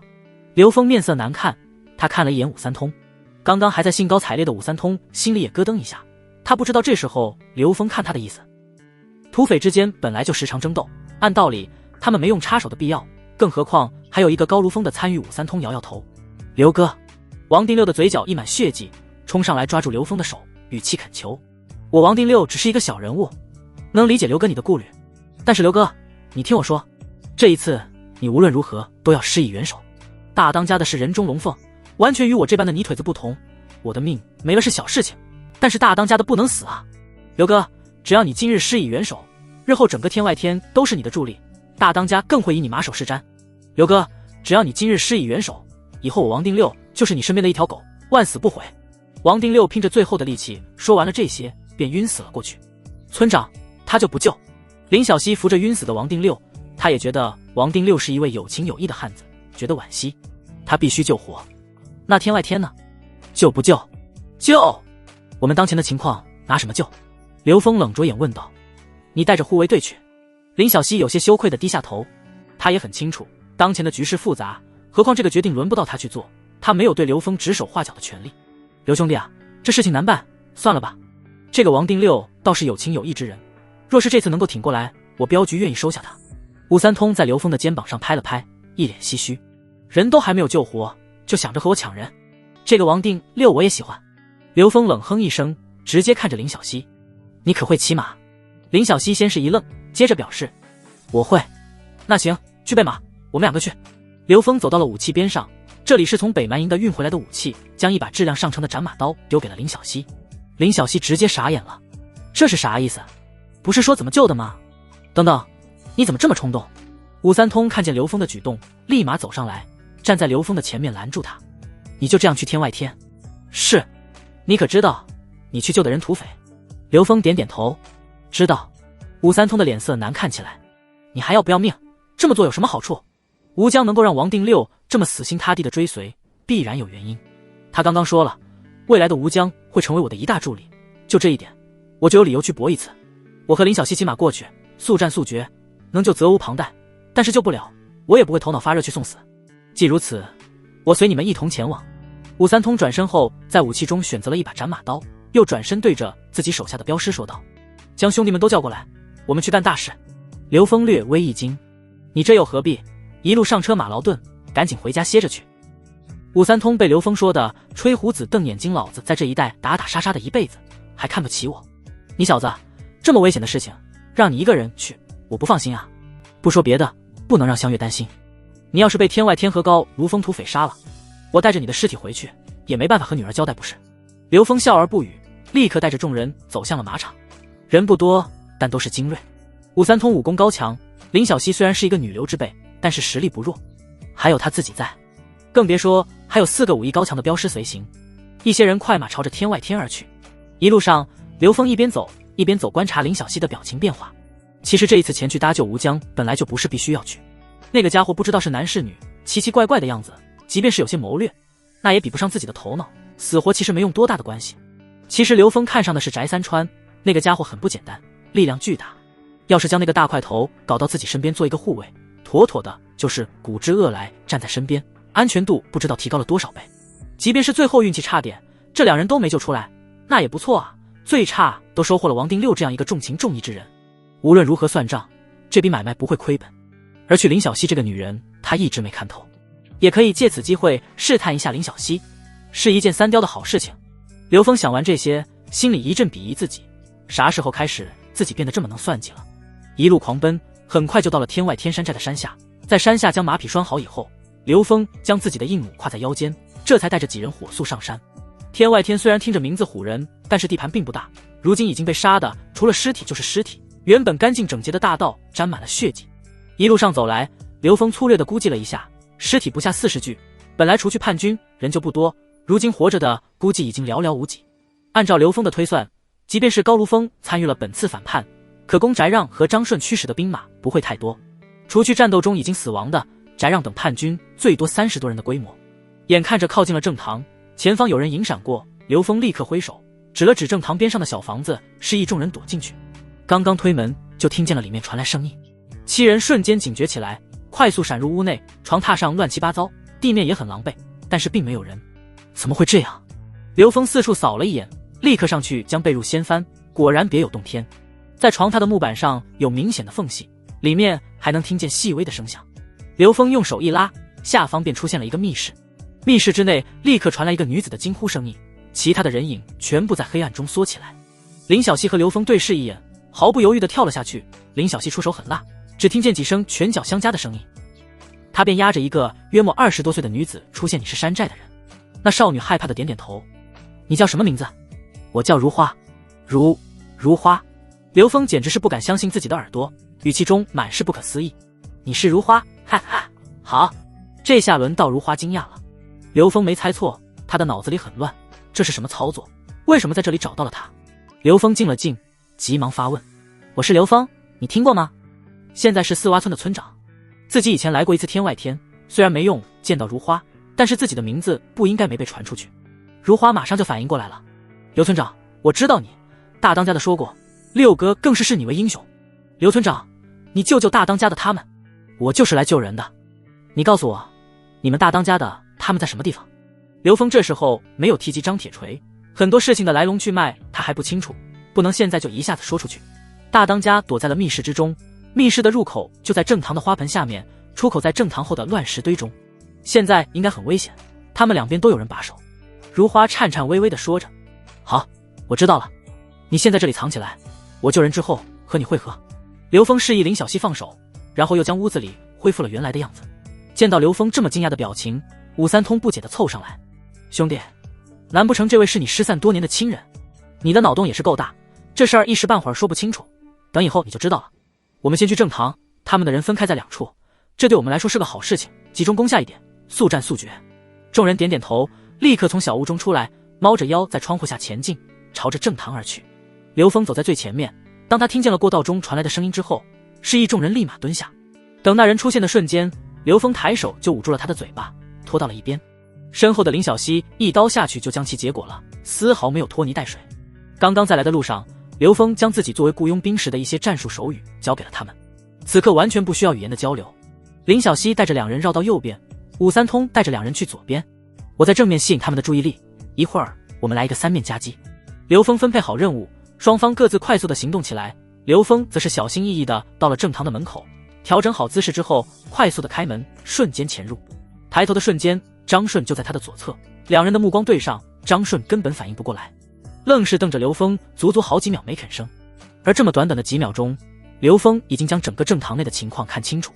在张顺的身边时，5个弓箭手，他们分布在张顺的左右，远处的花盆旁边还有4个人在奋力地撬动着机关，加上张顺本人，整个正堂被刚好有10个敌人人数上不占优势，但是武力值上完全碾压。啪！张顺本就对刘峰有所忌惮，毕竟一个能够带着几个村民就灭杀水寨的存在，智商和武艺都不是一般人可以比拟的。在短暂的失神之后，张顺用最快的速度拔出长刀，但是他的速度怎么可以和刘峰的速度比？手中的匕首甩出去，直接将张顺准备拔刀的手掌从中间斩断。没有了半个手掌，张顺已经是废人。张顺惨叫一声，连连后退，手掌断裂的疼痛让他额头青筋暴起，冷汗直流。身边的2个弓箭手想要救人，可是刘峰的匕首更快，他的身影如同鬼魅，如影随形的将匕首反手飞出，刺啦一声，张顺的胸口就飙射出来一道血线。听到了这些响动，一门心思研究机关消息的几人扭头看向这边，几人二话不说，提着刀就向着刘峰杀来。但是刘峰早有安排，左右两边的武三通和林小西撞破窗户跳入正堂内，将其人拦住。再看看张顺这边，在连续2刀之后，张顺已经是强弩之末，剧烈的身体疼痛消耗着他身体的最后一点力量，全身忍不住的颤抖。他的身体跌跌撞撞的朝着后面而去，直到撞在了柱子上才停下。但是整个人已经站不起来了，顺着柱子下滑。他的胸口出血量太大了，他的脸色惨白，他用仅余下的左手捂着自己的伤口，嘴唇颤颤巍巍，似乎有话要说。他的视线开始模糊，只看见刘峰就像是鬼怪一样，动作快到了难以看清楚，仅仅是2个转身，2名弓箭手就倒在了血泊中，全部是一刀毙命。后续还有2人不知死活的冲上来，其中一个被刘峰用手臂挡住，反手就钳住他的手腕，另外一只手瞬间出动，朝着胸口连续几刀。另外一人被刘峰一脚踹翻，接着就是朝着脖子连续划拉了2-3下。这些杀人的手法都是他前世做雇佣兵时常用的。匕首一刀不足以致命，但是快速的几刀下去，必然伤口扩大，不死也会失血过多而死。最后一名弓箭手看见冲上去就是送死，果断刹车，看着刘峰嗜血的目光，双腿直接下软。也许是人的求生本能，张顺勉强抬起来完好的左手，努力地招呼着自己最后一名手下，想要他救自己一命。可是那人害怕的惊叫一声，扭头就跑。刘峰悠然转身，他理了理自己额前凌乱的头发，手轻轻抬起，猛然间发力，匕首已经飞出去。只听见扑哧一声，匕首已经插入了这人的后脖梗。他看着惯性往前冲了几步，直溜溜地倒下去。仅仅是片刻的功夫，张顺手下的所有人连同他自己全部死了，死得悄无声息。刘峰狠辣的目光，果断的手法，杀人不眨眼的动作，成为了张顺死前看到的最后场景。刘峰扭过头，看见张顺靠在柱子上，已经失去了生机。至于下柱子上一道道的血迹，你知道你为什么会失败吗？张顺的呼吸微弱，但是并没有彻底的断气，他只不过是失去了生机，失血过多让他再没有活下去的可能。目光迷糊，但是耳朵还能听见，耳边那清晰的脚步声传来，张顺能够听得出来，在他身边的就是刘峰。接着感觉到自己的脖子一凉，他瞬间觉得全身犹如坠入了冰窟一般，他浑身微微的抽搐，身体却怎么也无法动弹。那是一种非常绝望的感觉，那种绝望和全身的冰冷正在将他完全的吞噬。你最不应该做的就是反抗，若是刚开始你就跑，我不会杀你。不对，你这种人即便是跑，我也会杀，不过可能你死的会利索一点。我这人讨厌叛徒，这就是做叛徒的下场。刘峰的话音刚落，张顺身子抽搐一下，听了刘峰话，好似死了也瞑目一般，彻底死亡。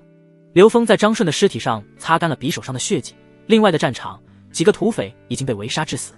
这些人的实战能力真不咋的，自己一个都干掉了6个了，他们这才完事。看见刘峰的表情，林小西和武三通2人各有表情变化，但是都有些不好意思。机关怎么开？可有办法？刘峰上前问道。时间紧迫，不敢耽搁。2人纷纷摇头。刘峰看着地板，轻轻的触摸，又敲击了几次，发出来的声音清脆无比，确定下面就是通道。接着他环顾四周，花盆。刘峰四下一看，果然是发现了一个花盆。这是一个长上把玩的小盆景，但是并没有栽种绿植，反倒是一个假花，上面有灰尘，很明显很久没有人动过。刘峰呵呵一笑，得来全不费功夫。他走上前去，轻轻地转动了花盆，只听见地下传来了剧烈的响声。接着，刚刚他敲击过的位置缓缓地出现一个洞口，露出来里面漆黑而又狭长的密道。这些人真够笨的，这也太简单了。林小溪看了一眼通道，立刻去店外搞来了火把，一只给了武三通，一只则是点，然后自己拿着，率先走进了密道之中。林小溪截至目前的表现，刘峰都看在眼里，虽是女人，但是不弱于男子。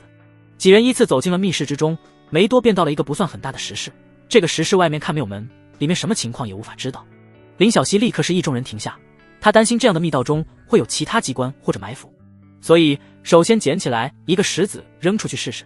石子扔出去没用反应，他又将火把慢慢地探出去，身体贴着墙壁。只见火把伸出去的瞬间，一道凛冽的刀光劈下来，火把瞬间被一分为二。林小溪见状大喊：住手！四洼村刘村长在此，专门来搭救你们。听见了林小溪的说话，翟三川很迟疑，但是还是慢慢地走出来。真的是你，这下好了，大当家的有救了。翟三川大喜过望，立刻将自己的刀放回腰间，打开了进入石室的机关。石室内部的空间很大，还有一个小房间。吴江这时候就躺在小房间内的石板床上，他伤得很重，肩膀上中了一刀，虽然被止住了血，但是脸色苍白。在吴江的身边还守着2个壮汉，都是翟三川的心腹下属。刘兄弟，让你见笑了。吴江露出苦涩的笑容。天外天曾经也是一方诸侯，家大业大，但是如今留在自己身边的还有仅有的3人，外面的人还想将他杀之而后快。作为一个土匪的领袖，被自己的手下算计，确实足够憋屈。刘峰看了一眼吴江的伤势，虽然看上去还在渗出来血迹，但是并没有生命危险，直接说道：翟让那个老家伙这时候就在乱石堆的出口守着，你们几个先从入口出去，我现在就去出口，结果了翟让他们。刘峰说的非常容易，就这几个人。翟让已经投靠了高如风，这次高如风派来的人都是高手，现在手下至少有20人左右的精锐。事到如今，留得青山在，不怕没柴烧，不要和他们硬碰硬。我们先出去，有机会再收拾他们。吴江挣扎着坐起来，盯着流血的肩膀，劝说刘峰：现在不能走，要是我们现在就走了，那个老东西很快就会发现是我带走了你，到时候可能会对我四洼村不利。况且这一次他翟让是自己找死，我不杀他天理难容。当初在围攻蛮族营寨的时候，翟让的表现就让他非常不爽。这个人野心勃勃，这样的人不可能让他活下去。吴江看见刘峰心意已决，便不再多说什么，只是对翟三川说道：你跟着刘村长走。是，大当家。有了翟三川的帮助和指路，几人很快就到了出口的位置。随着机关的按动，石门咣当一声之后缓缓打开，外面的光照进了小小的通道之中，外面的景致引入眼帘。真是不知死活，出来就是找死。哈哈，来得好，兄弟们，上，我要活的。等我将如花抓来，我看你这些个没骨头的东西能撑多久。外面的翟让大放厥词，他以为只有吴江几人，可当他的目光聚集在密室的洞口的时候，却是看到了他最不想见到的人——刘峰。一瞬间，惊慌、害怕、恐惧、胆怯，各种莫名其妙的情绪在翟让的脑子里充斥。他不知道怎么办，呆立在当场。几秒之后，毫不犹豫他转身，他是要逃跑。不得不说，翟让的脑子比张顺的好用，但是改变不了什么。林小溪，保护我！刘峰取下自己的硬弩，上箭之后开始瞄准。是。林小溪抽出长刀，立刻在刘峰的身侧防御，而翟三川则是一声大喝，2把长刀在手，不管不顾地冲了出去。其他人在武三通的带领下冲出来，和外面的土匪战斗在一起，刀光剑影，血肉横飞。刘峰屏气凝神，他的目光一直在逃跑的翟让身上。这个老家伙非常的狡猾，他见识过刘峰硬弩的厉害，即便是此刻疲于奔命的时候，也不忘不断的变换方位，让刘峰没办法瞄准。刘峰也气恼，要是这时候在他手中的是一杆狙击枪，翟让不知道死了多少次了。问题是这就是一把弩，箭矢射出去之后的加速度太慢了，所以必须要预判翟让下一次走位的方向。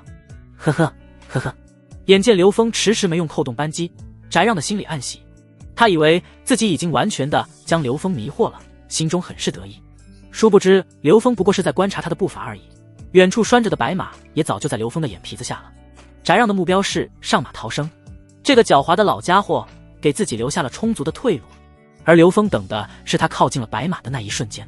眼看着自己距离白马的距离已经近在咫尺，但是刘峰还没有动手，翟让的脸上得意之色更加的浓厚。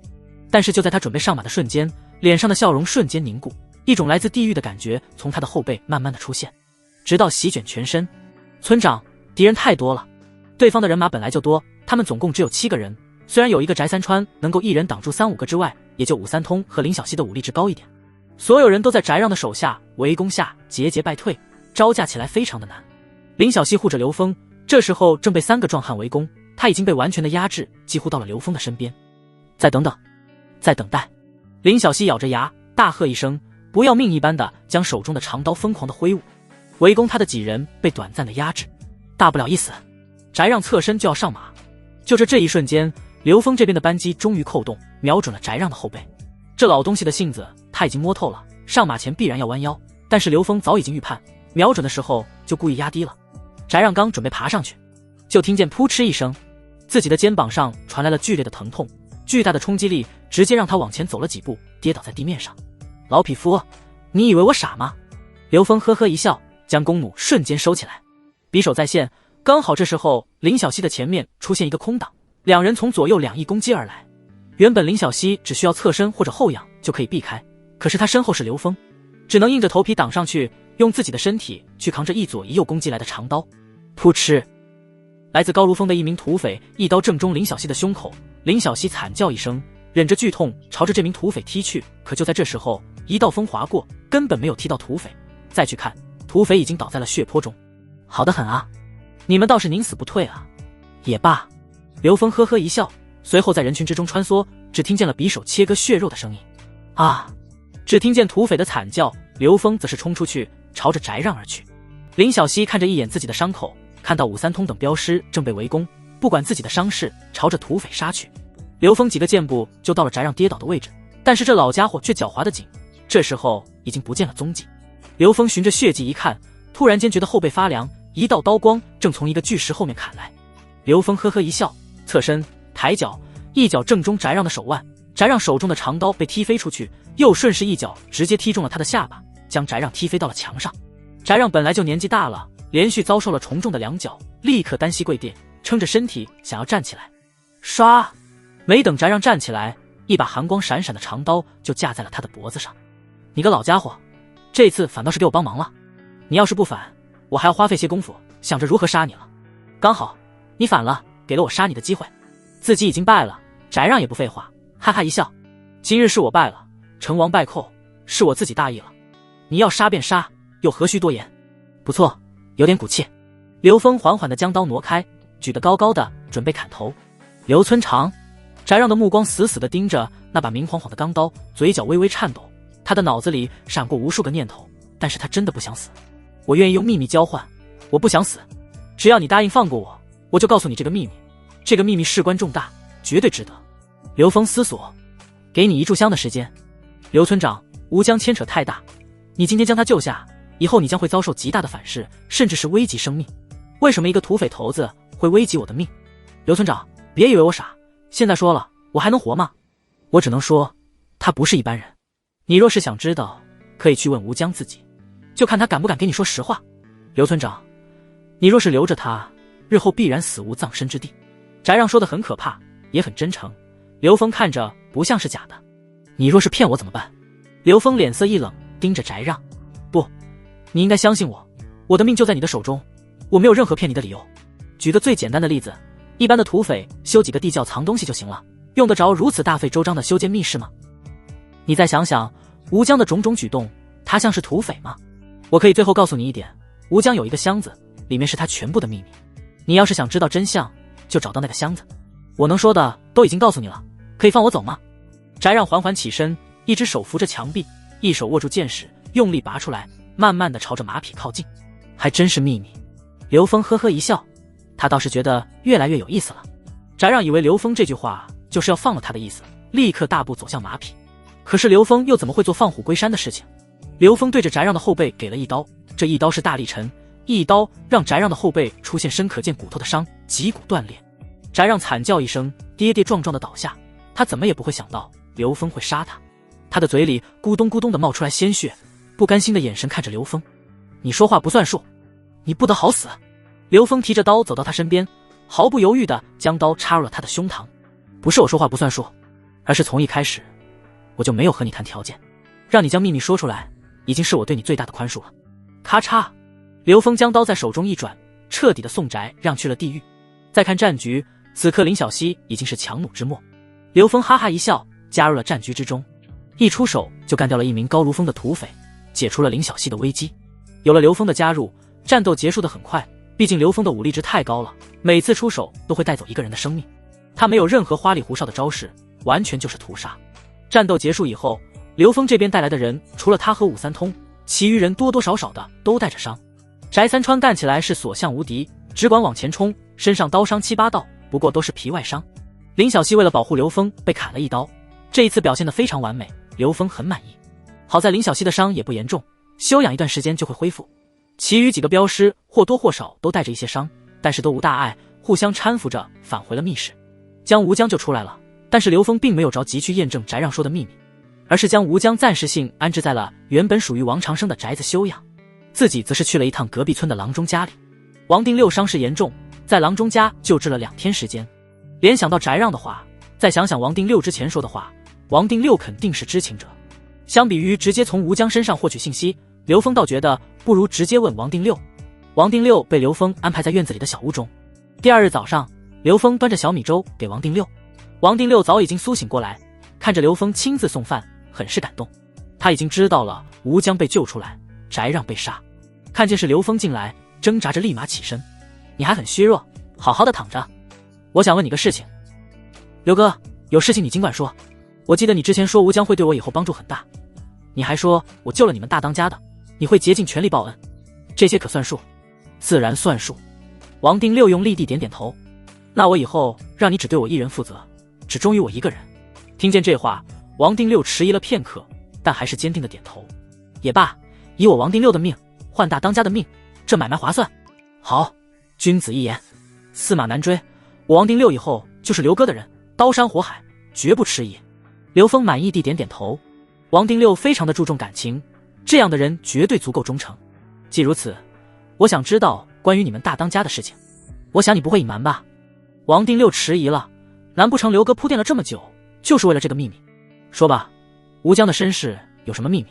王定六摇摇头，这事情牵扯太大，他怎么可以轻易的说出来，只能苦笑。刘哥，我可以说，但是这个秘密事关重大，刘哥知道了，必然会在留下大当家和杀了他之间做选择。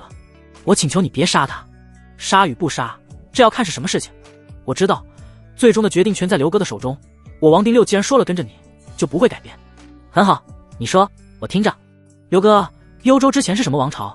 你还记得吗？100年前，如今的大黎王朝还没有完成统一，当时的幽州隶属于另外一个王朝大魏。100年前，大黎出现了被称为千古一帝的武敬帝，平定国内叛乱后兵锋所指，所向披靡。时至今日，幽州一带大部分百姓都是当年的魏人。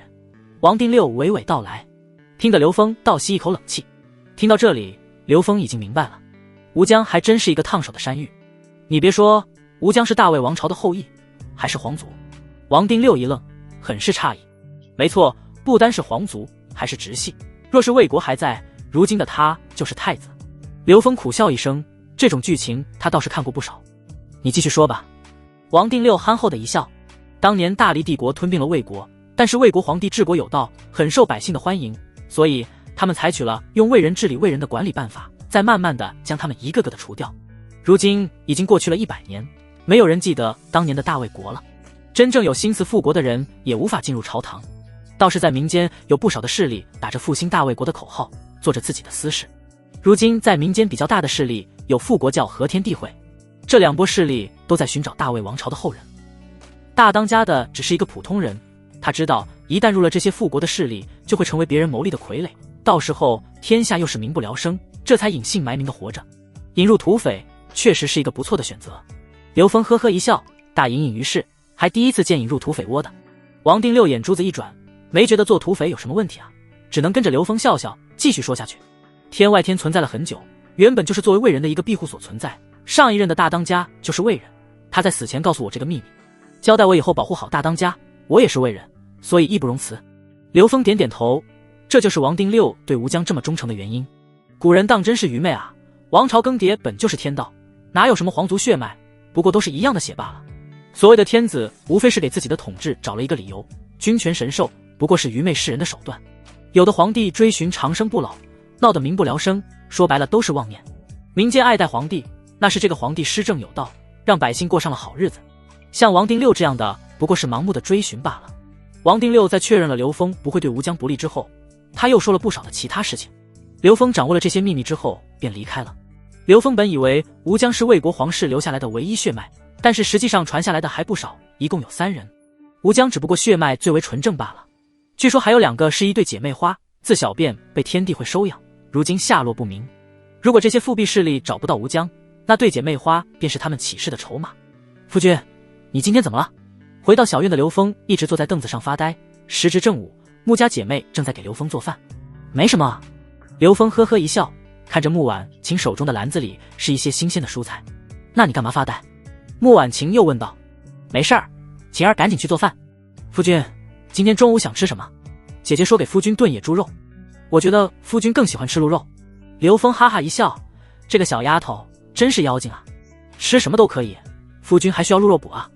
刘峰想起来之前给穆家姐妹教了一些现代版的做菜手法，姐妹俩的厨艺有了很大的提升。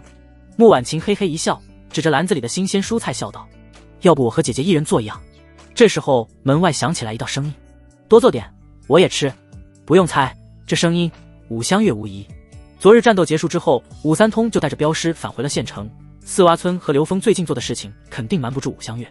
果然在武香月的软磨硬泡之下，说出了刘峰剿灭了北蛮营地，又帮助天外天平定叛乱的事情。听了这些事情，武香月瞬间就明白了刘峰为什么对他爱答不理了。这段时间和刘峰一直在生闷气，可是想到刘峰是有事，想通了之后又立马没气了。你去剿灭蛮子的营地这么大的事情，怎么不给我说？我知道，你就是怕我给你拖后腿。武香月快速的冲进来，委屈巴巴的说个不停，对着刘峰一连串的质问。刘峰微微一笑，看着武香月这样的模样来了兴趣，反倒是看着他一言不发。武香月什么都好，就是性子太急躁，所以啊，需要磨。你怎么不说话？你什么意思啊？看见刘峰的样子，武香月没生气，反倒是很着急，说话的声音都带着哭腔。在旁边的穆婉晴看着这一幕嘿嘿一笑，朝着武香月招招手。香月姐姐，姐姐正在做饭，要不我们一起，你给我帮忙洗菜好不好？武香月咬着嘴唇，气得原地跺脚，只能无奈地走向了穆婉晴。香月姐，你啊，就是性子太急了，夫君做事情想得多，很多事情不能有半点马虎。我觉得只要听话就行了，他说什么做什么，我们没用资格指责，毕竟夫君考虑的是大事情，要是夫君可以带你，肯定会带你的。穆婉晴小心地劝说。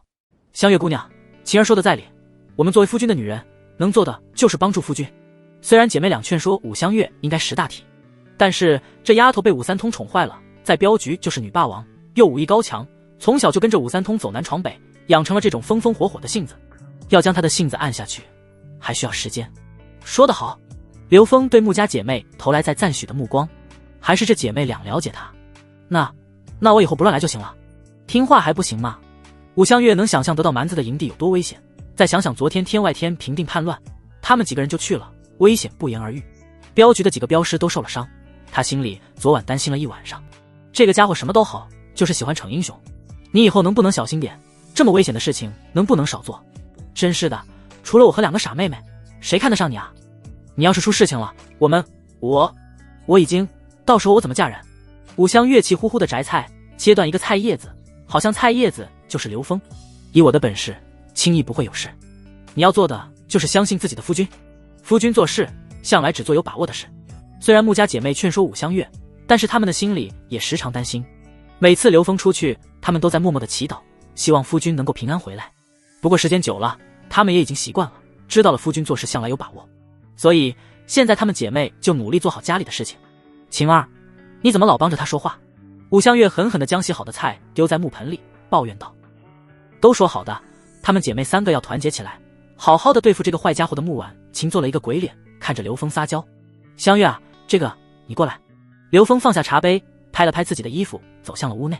武香月一脸的害怕，生出来一股不祥的预感，扭头看着穆家姐妹。穆婉晴嘿嘿一笑，这是夫君要调教武姑娘了。香月姐姐，你倒是快点啊。武香月皱着眉头，不知道这3人是什么打算，赶紧将手上的水渍擦干净，跟着去了屋子里。屋内，刘峰背着手站在堂屋，看看见武香月走进来，淡淡的说：“以你的武功，在幽州能算什么层次？顶尖肯定算不上，但是绝对在中间。要是让你干这些土匪，你能做到何种程度？3、5个轻松拿捏，7、8个勉强能打。你的武功是不错，但是你可知道你和我的差距？”刘峰笑眯眯地盯着武香月，突然间目光闪动，瞬间刘峰的眼神变得无比犀利，整个人的气势陡然间发生了变化，瞬间让武香月觉得眼前之人很陌生，很可怕，就像是坠入了冰窟一般。感受到刘峰已经实质化的杀意，武香月本能的后退，再去看刘峰的眼睛，只见他就像是地狱走出的修罗王，而他感觉在刘峰的面前，甚至连反抗的心思都没有。看见刘峰缓缓地抬起来脚步，朝着自己而来，武香月更害怕了，慌乱不已。相公，你要做什么？相公，我是香月，别以为你以后要成为我的女人，我就可以迁就你。今天必须要让你知道什么叫做天外有天。刘峰手一抬，手掌便朝着武香月的腰肢而去，双手同时出动，速度极快，让人眼花缭乱。武香月本来就被吓到了，此刻毫无防备，遇上刘峰就是羊入虎口，被刘峰抓住了腰肢，一通痒痒挠。哈哈，相公，你住手，香月错了。相公，我受不了了。武香月的双手拍打着刘峰的肩膀，笑得上气不接下气。武香月很气恼，刘峰刚刚就是故意的吓唬他，还不是为了能够摸他。刘峰可不会轻易撒手，几下之后，刘峰直接用力，单手将武香月抱起来，另外一只手在雪白的臀上用力一捏。以后还敢质疑相公的决定吗？说话。刘峰又加大了力气。我就是不服气。武香月被刘峰欺负，又被刘峰单手举起，一时间无法反抗，但是嘴巴上却毫不畏惧。不服是吗？我以为你是要测试我的武功，谁知道你是为了吃我的豆腐。你胜之不武，你趁人之危。哦，是吗？那还要怎样才服气呢？刘峰露出几分戏谑的表情。这样，你单手光明正大的和我比一场，打赢我就服。以后你说什么就是什么。好，你那点武艺，别说是单手，就是不要双手，都不是自己的一合之敌。武香月自幼习武，性子也不像穆家姐妹那般识大体，想要轻易的驯服不容易。这一次既然刘峰动手了，就要让这小妮子心服口服。等等，要是我胜了怎么办？武香月看着刘峰将自己的右手束缚起来，赶紧发问。刘峰将自己的右手束缚好之后，朝着武香月做了一个尽管来的手势。武香月还没有完全的意识到刘峰的恐怖，也不知道刘峰出手会是多么的干净利索。哼，本姑娘还就不信了。武香月的武力值很强，手中的鞭子使用的出神入化，同样她的拳脚功夫也是一流。武香月脚下一动，左右手分别出动，在破空声中化拳为掌，瞬间就到了刘峰前面，一掌直扑面门。刘峰微微侧身，只是单手微微一动，凌厉的爪风出击，瞬间就擒住了武香月的手臂。武香月的反应非常的快，立刻左手一翻，肘子击打刘峰的前胸，想要脱困。可是刘峰早已经预判了武香月的动作，他出手的瞬间，刘峰发力嘛，只听见骨骼错位的声音，他的肩膀已经被刘峰拽脱臼。武香月走南闯北，还从没有遇见这么恐怖的手法。哇地一声惊呼，他的手臂传来剧痛，已经失去了力气。而原本纹丝未动的刘峰，手臂顺势往上一提，咔嚓，武香月的另一条手臂关节也被卸了下来。武香月没想到刘峰的手这么黑，他根本没用多少反应，此刻的武香月已经痛得眼珠子里噙着泪花。你怎么可以这样？刘峰手一松，武香月无力地跌倒在地上，他的两条手臂已经失去了作用，想要撑着站起来都没希望。他失去了手臂，已经输了。你的招式怎么这么奇怪，根本不按常理出招，这就是欺负人。一个大男人的就不知道让着我点，一点都不懂怜香惜玉，坏蛋！武香月大哭起来，一脸的委屈。招式是死的，人是活的。刚刚我要是你的敌人，我至少有4次杀人的时机。现在你已经失去了反抗之力，要是驯服了以后，肯定要怜香惜玉啊，还要夜夜笙歌，巫山云雨呢。要是在床上，刘峰最会做的事情就是怜香惜玉，但是现在不是让着你的时候。看着刘峰将束缚的手取下来，武香月气得直跺脚。其实他出门的时候，武三通就和他交代过了，刘峰很恐怖。按照武三通的说法，刘峰的出手简单，但是致命。似乎他的每一个动作，每一个招式都只为杀人而存在。刘峰完全不能用人去衡量，他本身就是一把刀，一把专门为了杀人而存在的利刃。这样的刘峰，恐怖如斯。武三通告诉他这些的时候，他觉得太夸张了，他不信会有这样的人存在。但是现在，他信了。我输了，你说怎么办吧？不错，有进步，知道认输，这就很好。刘峰笑呵呵的在武香月的面前蹲下，仔细的看着武香月漂亮的脸蛋，邪恶的一笑。一会儿我无论做什么，你都不准反抗，不许动，明白吗？说完，刘峰就伸手解向了武香月衣服的扣子。武香月真的很美，锁骨深邃，身材曲线完美无瑕，主要的是胸前的2座山可以埋下一个脑袋，看得刘峰心痒难耐，转身将后背露出来。你个大色狼，你要干嘛？武香月红着脸蛋，心里的那种奇妙让她忘记了疼痛。她本能的想要反抗，但是想到外面厨房还有做饭的穆家姐妹，只能小声的说话。没什么，这算是我给你的惊喜。刘峰呵呵一笑，转身在里屋拿出来笔墨。武香月刚刚认输了，她不能反抗，乖乖的转身，听话的用纤细的手指将衣服轻轻滑到后背，露出羊脂白玉一般的肌肤。刘峰嘿嘿一笑，这样吧，我就画个乌龟，记住啊，3日内不准洗澡。毛笔划过后背，传来丝丝缕缕的冰凉。武香月的娇躯不由得一颤，他是什么想法？难道他有什么不良的嗜好？感觉到一动不动的武香月，刘峰很满意，很快就画出来一只歪歪扭扭的乌龟，最后还不忘吹几口气，让墨迹快速感。感受到刘峰温热的气息，武香月只觉得内心好像是蚂蚁在撕咬，这种感觉竟然让他的身体充满了舒适，甚至是微微的冒出来香汗。武香月觉得自己快要死了，是一种羞耻和快乐叠加下的死亡。刘峰看着武香月后背慢慢出现的鸡皮疙瘩，再看着脖子都已经红透的样子，嘿嘿一笑。刘峰看着已经干了的墨迹，便替武香月将衣服穿好，又接上了肩膀的关节。武香月感觉到手臂恢复自如，顿时像受伤的小猫咪一般飞奔而出。刘峰放好了东西，眼神瞬间变得深邃起来。在他看来，无论是什么都有自己的规矩，女色也罢，权力也罢，都是特定人群的玩物。既然他来了这个世界，又怎么可以白走一遭，让自己的年华浪费？立足当下，萎缩发展，给自己机会，给天下的百姓机会。收拾完回到院子里，武香月还在刚刚的羞耻中没有回过神来，有意无意地瞄一眼刘峰的表情变化。留在这里吃过饭以后，武香月便逃跑似的离开了。穆家姐妹作为过来人，一看武香月的表情就知道被收拾了。你们2个笑得这么开心？刘峰放下碗筷，目光盯着姐妹俩，那目光中充满了欲望的气息。穆婉清顿时大惊，她可不想大白天又做那种事情了。夫君，你刚刚没有和武姑娘那样吗？你想什么呢？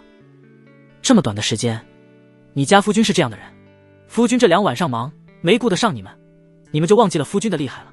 晴儿没有，夫君最厉害了。晴儿也没有，夫君可好了，每次晴儿都幸福。穆婉清想逃走，但是刘峰可不给他这样的机会。家里就这么大，能逃到哪里去？刚刚迈开腿就被刘峰抓住了。穆婉清倒是淡定，夫君想要的时候啥时候躲得掉？不急不慢地褪去自己的上衣。刘峰刚刚本来就憋着邪火，为了身体健康，可不得好好的释放。这2小妮子越看越迷人。夫君，你慢点啊，晴儿还要去核查账本。穆婉清惨叫一声，下一秒就被抱进了里屋。穆婉清很自觉，光膀子就自己进去了。少不得一片风光无限，大雨足足持续了1个时辰。身心得到满足的刘峰这才从里屋走出来，扭了扭腰肢，在院子里开始活动身体，又将小胡崽子喂养了一番，这才慢慢悠悠地出门。自己的产业很久没有巡视了。他首先到了砖窑，这是他建造的第1个作坊，如今发展的相当成熟，每个人各司其职，做砖坯的做砖坯，采泥的采泥。如今在做的已经是第3窑的土砖，按照目前的进度，很快就可以点火。说到底还是缺人手，虽然有了刘明的加入，但是也多了木匠作坊和打铁作坊，还成立了护卫队，所以看着人很多，实际上捉襟见肘。村长，整个4洼村能上的都已经在各个作坊中了，要不我们去别的村拉些人过来？如今我们各家储备的粮食已经足够过冬，再多几个人手应该没问题。王三一边擦汗一边建议。王三本来是就负责砖窑，不负众望，明年的红薯种植等事情，他的计划都是让王山负责。隔壁村找人，这倒是个办法。4洼村不远处就是上沟村，村子很大，2个村子，一个在上游，一个在下游，因为水源和河里打鱼的事情没少起冲突。4洼村在上游，一个山坳中，而上沟村在下沟，河流冲刷的沟谷中。人口多，青壮年就有300-400人，比4洼村100多的青壮年多了很多。之前王长生作为村长的时候，在上沟村的面前就是一条狗。实际上4洼村的村民们心里都很憋屈，憋着一口气。如今的4洼村在刘峰的带领下已经彻底的变了模样，不说别的，最基本的生活保障没问题。如此一来，难免遭受上沟村村民的嫉妒。刚开始刘峰办砖窑，在河底挖淤泥，导致下游的水长时间浑浊，为此双方还差点打起来。若是真的能够拉一些上沟村的村民过来干活，这样不但可以改善两村落之间的关系，更是能为以后打下基础。毕竟随着不断的发展，一个小小的四洼村肯动不够刘峰的地盘。你们谁可以去上沟村做这件事？田老八最熟悉。田老八的媳妇就是上沟村人，之前几次去上沟村都是田老八带着，不然上沟村的人哪能那么好说话。上沟村的地理位置很重要，处在这条河的中间位置，进出的必要通道上。当时水寨的物资通过水路往回运，就是田老八在带队。田老八确实是最合的人选。不对啊，今天怎么没见着田老八？刘峰环顾四周，田老八作为他最得力的助手，不但管理马场，更是每日要在到处转转看看。铁匠作坊已经完工，今天准备开炉熔铁。田老八带着人去上山砍木头了，现在应该是铁匠作坊。王山回答。刘峰点点头，示意让王山带着人继续干活，自己则是去了不远处的铁匠作坊。想到张铁锤，刘峰就头疼。如花，这位张铁锤的青梅竹马，如今和吴江在一起，在王长生的大院里休养。因为王长生的院子和打铁作坊有很远的距离，所以两人还没有见过。刘峰第一次上山，压根没想到如花会在天外天的山寨。想起来如花对吴江的重视，这二人莫非是已经在一起？在事情没有完全了解清楚之前，刘峰也没办法和张铁锤说出来。要是张铁锤问起来，就只能敷衍。铁匠铺建设在砖窑的不远处，这里本来是一个斜坡，面积很大。为了修建铁匠铺子，田老八带着10多个村民，不分白天黑夜的干，才将这个移平。修建铁匠铺的砖头不够，所以如今的铁匠铺子还只是简易的木棚子。好在高温熔炉等设备都已经建设完成。张铁锤正在指挥几个村民干活，其中就有村上的铁匠。自从张铁锤去天雍城搬回来一应工具之后，这还是刘峰第一次来看他。如今的张铁锤完全的换了模样，不但没有了蓬头垢面的样子，和以前比反倒更加精神，一身的腱子肉。张铁锤年轻，才30多岁，正是打铁最有力气的时候。一张国字脸，留着小胡子，刘峰看着就好笑。要是没有这么一身肌肉，张铁锤的面相和气质更像是文雅的书生。村长看见刘峰的到来，张铁锤嘿嘿一笑，立马走上去。张铁锤对住宿也没有太大的要求，在村头选择了一所没人居住的老房子，面积不大，破破烂烂，正准备修缮。他拿到了刘峰给他的房契和地契，这已经是天底下最仁义的东家，其他的东西也不好意思再开口。刘峰听张铁锤说了之后，对他更加的刮目相看。如今是大灾荒之年，村子里闲置的房屋多得很，张铁锤偏偏选择了这么一个破烂的房子，这说明张铁锤有仁爱之心，更有良心。准备的如何？差不多了，今天晚上就可以点火开炉。张铁锤指着地上的几箱子劣质武器，这东西熔炼倒是不费力，只要温度上来，很快就可以化作铁水。难得的浇铸成铁块之后再次锻造，现在就我一个人，这几个小子还不熟悉，所以进度会很慢。不过只要上路，处理完这些就会快得多。按照张铁锤自己的速度，一天最多打造3-5把的刀器，单单从水寨拿回来的劣质武器就有5-6箱，这么多全部重新打造，张铁锤要被累个够呛。为了加快速度，刘峰早就让田老八带去了几个村子里可靠的后生。不过可能是因为自己骨子里的孤傲和对自己技艺的自信，张铁锤只留下了2个。这2个小子一窍不通，稍微懂点的也就村子里的铁匠，但是手法和技术也入不了他的眼，只能作为打杂的存在。刀剑还有其他制式武器现在不着急，最要紧的是先打造出来一批长矛的枪头，最少要100个。若是到时候有余量，就打造农具、斧头等生活用品。刘峰想的是，来年开春这么多的地需要种植，没有农具可不行。还要就是这些武器的质量太差了，都是很差的生铁，要是打造制式武器，必然质量不好。既然有了那些长刀，又何必用这些？就这些，这也没什么难度啊。张铁锤一脸幽怨，还以为有多大的工程呢，这简直是在浪费他的技术。刘峰哈哈一笑，你也不要着急，打造农具什么的，主要的是让他们3个熟悉。你以后还有更重要的事情要做，我打算做一套盔甲，你好好想想，如何用我带回来的那批制式长刀熔炼出盔甲甲片，比如八卦开天甲、刀枪不入的锁子甲这种。锁子甲，听着这个，张铁锤立马2眼冒光。打造这样的宝甲最考验铁匠的技术，每个部位都需要相互熔炼、焊接，已经是铁匠最高的技术展示了。锁子甲的技术非常复杂，再加上全部由金铁打造，所以能做到轻薄和防御的双向特点，一般人根本没资格穿。不过刘峰已经询问过武三通和陈不疑相关的问题，大黎王朝的锁子甲有缝隙，并不是他要的，他需要的是那种能够传世的宝甲，比如明太祖的战甲那样。这样，我给你一张图纸，比现有的锁子甲更加复杂。刘峰从怀里拿出来图纸，递给了张铁锤。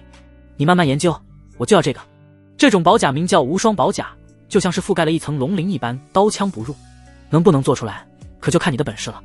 刘峰之所以敢放心地将图纸交给他，说明了对张铁锤的信任。他和林小溪带来的木匠不一样，张铁锤单纯可靠。咦，村长，这是你设计的？这物件不简单啊，环环相扣。我还是第一次见到这么精妙的设计。一看设计图，张铁锤的眼睛里冒着金光。看着刘峰的怀里还有各种图纸，张铁锤就心里痒痒。这要是能够全部拿过来研究多好啊！村长，给俺看看其他的图纸。这些图纸都是刘峰闲来无事画下来的，各种都有，什么火绳枪，甚至是大炮都有。不过当前的条件和张铁锤的实际能力根本做不了这些东西，还没有到接触这些东西的时候。着急什么？这些图纸可比这无双宝甲难得多，你把宝甲做出来再说。你要是做不好，这些图纸就别想看。张铁锤瞪大了眼睛，深深的吸气。更难。他是一个铁匠，追求极致技术的铁匠，没有什么比刘峰怀里的设计图更有吸引力。好，等我将这无双宝甲打造出来，到时候可不能藏着。放心，一言为定。刘峰和张铁锤定下约定。刘峰这么做也有激励张铁锤的意思，毕竟培养一个好的铁匠，以后做什么都顺利。而且不久以后还要去一趟天雍城，会发生什么不得而知，所以必须要做好准备，最坏的准备。最坏的打算就是到时候天雍城破城，风灵军全军覆没，到那个时候他要做的就是穿着这件无双宝甲杀出城门，这是他为自己预备的保命屏障。制作这样一件宝甲不是一件简单的事情，没个20-30天根本做不出来，慢一些的工匠做几个月都是常态。这就是刘峰铁匠作坊刚刚准备开炉就要做的原因，因为真的太复杂了。若是到时候运气好，他能够将账本交给风灵军，或许天雍城就是安全的。但是没有成功呢？即便是成功了，他必然也会牵扯进这场和北蛮的战争中。当下的四洼村太弱小，完全就是河面上的浮萍，这样的四洼村受不住一个100人骑兵队伍的一轮冲击，所以他必须要有这样一件宝甲傍身。交代完宝甲打造的全部细节，还有需要的内衬和规格后，刘峰便离开了。吴江已经休养的差不多了，刚好如花也在，是该和他们谈谈的时候了。如今的刘峰如履薄冰，北蛮大军是尽忧，而吴江这个烫手的山芋就是以后的炸弹。若是真的能够将吴江牢牢地握在手中，那么以后他实力强大了，或许可以振臂一呼，征伐天下。可是若这吴江不好掌控，甚至是利用他，那么就是一个危险。若是他真的敢利用自己，刘峰不介意让他去见阎王。到了王长生的院子，正好看见翟三川正在往外丢杂物。吴江的身边如今并没有多少人，只有翟三川、如花，还有2个护卫。天外天和刘峰合作剿灭了北蛮营地，得到了大量的物资，但是都被高卢峰拉走了，这让高卢峰的实力有了质的飞跃。在离开天外天大本营的时候，几乎是什么都没有带。至于关于吴江身世的箱子，也不知道在何方。天外天已经没有人了，但是刘峰还是不想错过一些好东西，比如高卢峰那些弓箭手手中的弓，他们死了，但是弓不能浪费，所以让人带回来，帮助王典他们9个亲信改换了装备。刘哥，你怎么来了？有事情你吩咐一声，我就过去。翟三川笑着打招呼，在四洼村住着很舒服，他都很多年没有睡过这么好的瞌睡了，对刘峰很感激。你们大当家的休养的如何？昨天郎中来过了，恢复的尚可。刘峰拒绝了翟三川带路的好意，一个人朝着吴江的房间而去。四洼村没有专业的医生，不管是谁受伤，都是上沟村的土郎中医治，花费银子不在少数，医术也不是很高。如今四洼村没有郎中，特别的不方便。虽然他懂医术，各种急救都可以，但是总不能什么事情都自己上手。看来要把自己的老丈人搞来了。进入院子，如花正在打扫院子，王长生的院子被他收拾得很整洁。看着如花那感激的目光，刘峰微微一笑，便推开了吴江的房门。听见动静，吴江转身看见是刘峰，急忙坐起来。好好躺着休息，我就是看看你。你知道翟让反叛的原因吗？刘峰试探性地问，并没有指出身世的问题。吴江闻言苦笑一声，翟让原本是我爹在一次外出的途中救下的，和我爹拜过把子，生死兄弟，只不过他土匪习气。你剿灭了水寨之后，我就有了金盆洗手，将天外天带入正轨的想法。我和他多次商议，但是每一次都被他拒绝，说我是辜负了我爹的期望。刘峰只是默默地听着，他估计吴江会把这件事说成是山寨内部不和，估计还会说是因为得到了北蛮大批的物资，让翟让鬼迷心窍，贪心才做出这样的事情。这么说吧，我并不是我爹亲生的，他做土匪一辈子，建立了天外天，可是他自始至终都不愿意让我做个土匪。年幼时请了私塾先生教我读书识字，长大后我独自外出游学，甚至送我参加科举，就想让我有一条不一样的路。可科举数次落榜，这才回到了山寨，做了土匪头子。我接管山寨以后，改掉了很多的规矩，致使一部分兄弟离开，一部分转投了高卢峰。翟让能够在我身边这么久，也是念着我爹的情分。吴江一声叹息，他并没有责怪翟让的意思，反倒是觉得是自己的问题。那么大当家以前作何打算？刘峰知道如今的吴江已经失去了天外天，所以想要投奔刘峰。不过吴江也清楚，以前的刘峰和天外天合作，只是为了让山寨的兄弟做炮灰。如今天外天没有了，吴江成为了孤家寡人，价值自然没有以前那么大。刘峰想的是吴江的身份，他需要谨慎对待。这一次是你救了我的命，吴江愿意在刘兄弟的手下做一个幕僚。我自幼读书，兵法战阵略有心得，刘兄弟志存高远，用得上。是吗？刘峰故意惊讶地问。既然你愿做幕僚，又曾在外游学，必然走过不少的地方，你可对当前的天庸城局势有什么看法？当初第一次见面，吴江就对北蛮的意图分析得头头是道。刘峰的这副身体以前是个烂酒鬼，就没有走出过温黄县，对各地的局势一无所知。吴江既然有这个优势，或许真的可以留着他。如今的北蛮陈兵幽州边境，距离天庸城不过100余里的路程，整个幽州的大军却几乎没有出动，更没有和风陵军合作打败北蛮的想法。由此可以分析，这件事情就是一个针对风陵军的陷阱。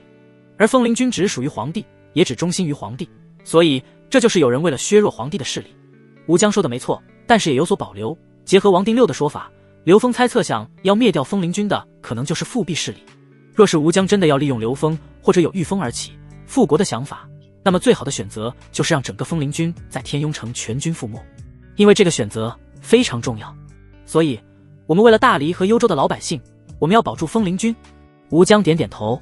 但是也有个问题，我势单力薄，凭我这几个人对战争的走势没有任何的干预能力，我又能做什么？灭杀高卢峰。高卢峰有了这批物资之后，全员武装，实力大增，而且高卢峰的周围有2个村子养着大量的战马，这些军马都是为风陵军准备的。高卢峰武装起来以后，必然动手抢夺更多战马。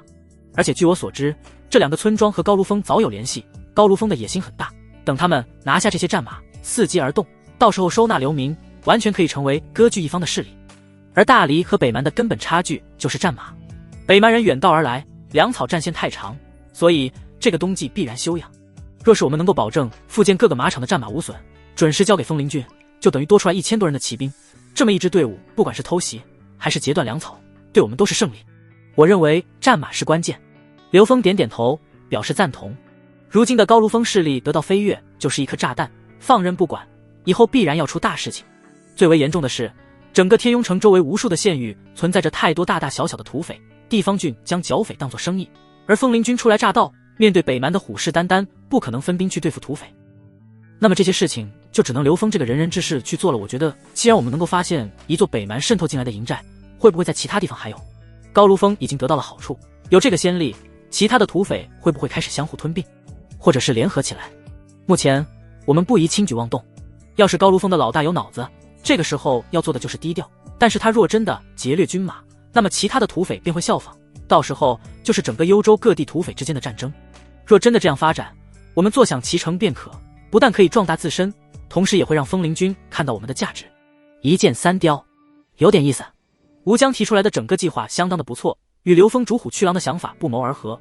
不过这个计划中会有一部分百姓受害，不过这也是没办法的事情，所得就会有所失。吴江能够提出来这个计划，说明他有做幕僚的能力。很好，你也不用担忧，好好养伤，日后自有你发挥作用的时候。刘峰微微一笑，接着目光落在了院子里干活的如花身上。对了，大当家的这一位是？刘峰试探性地问，在和张铁锤说之前要了解清楚啊。这要真的是吴江的媳妇，那也只能劝张铁锤重新找一个了，总不能2个男人吃一盘菜啊。吴江看着干活的如花哈哈一笑，兄弟你误会了，如花是我几年前在一伙土匪手中救下的，我对他算是救命之恩，他无家可归，为了报恩这才在我身边，我孤身一人便收他为义妹，他便留在了山上，他要是找到了家人还是要回去的。怎么，刘兄弟是看上我这个义妹了？这也未尝不可。如花还是完璧之身，虽然不算绝色，但是温柔贤惠。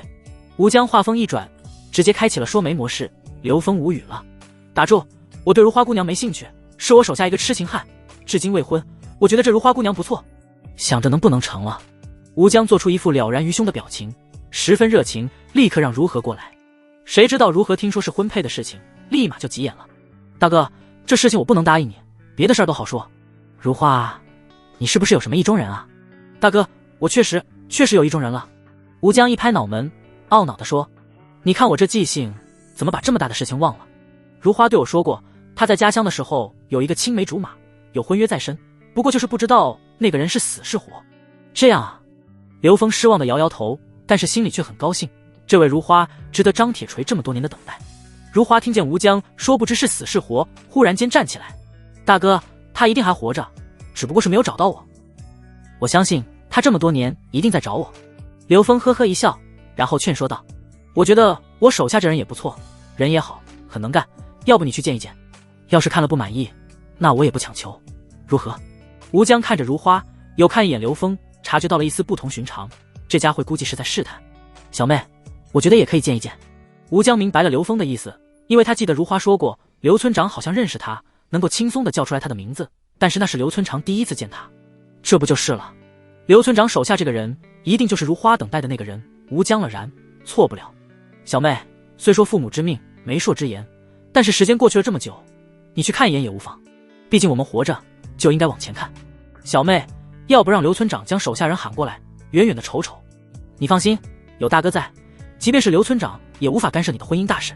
大哥，还是算了吧，我不看。如花撅着嘴，狠狠地将手中的抹布扔在地上，一把抹去了眼角的泪水，哭着朝外面跑去。得，这下好了，都哭了。刘兄弟，你可真坏。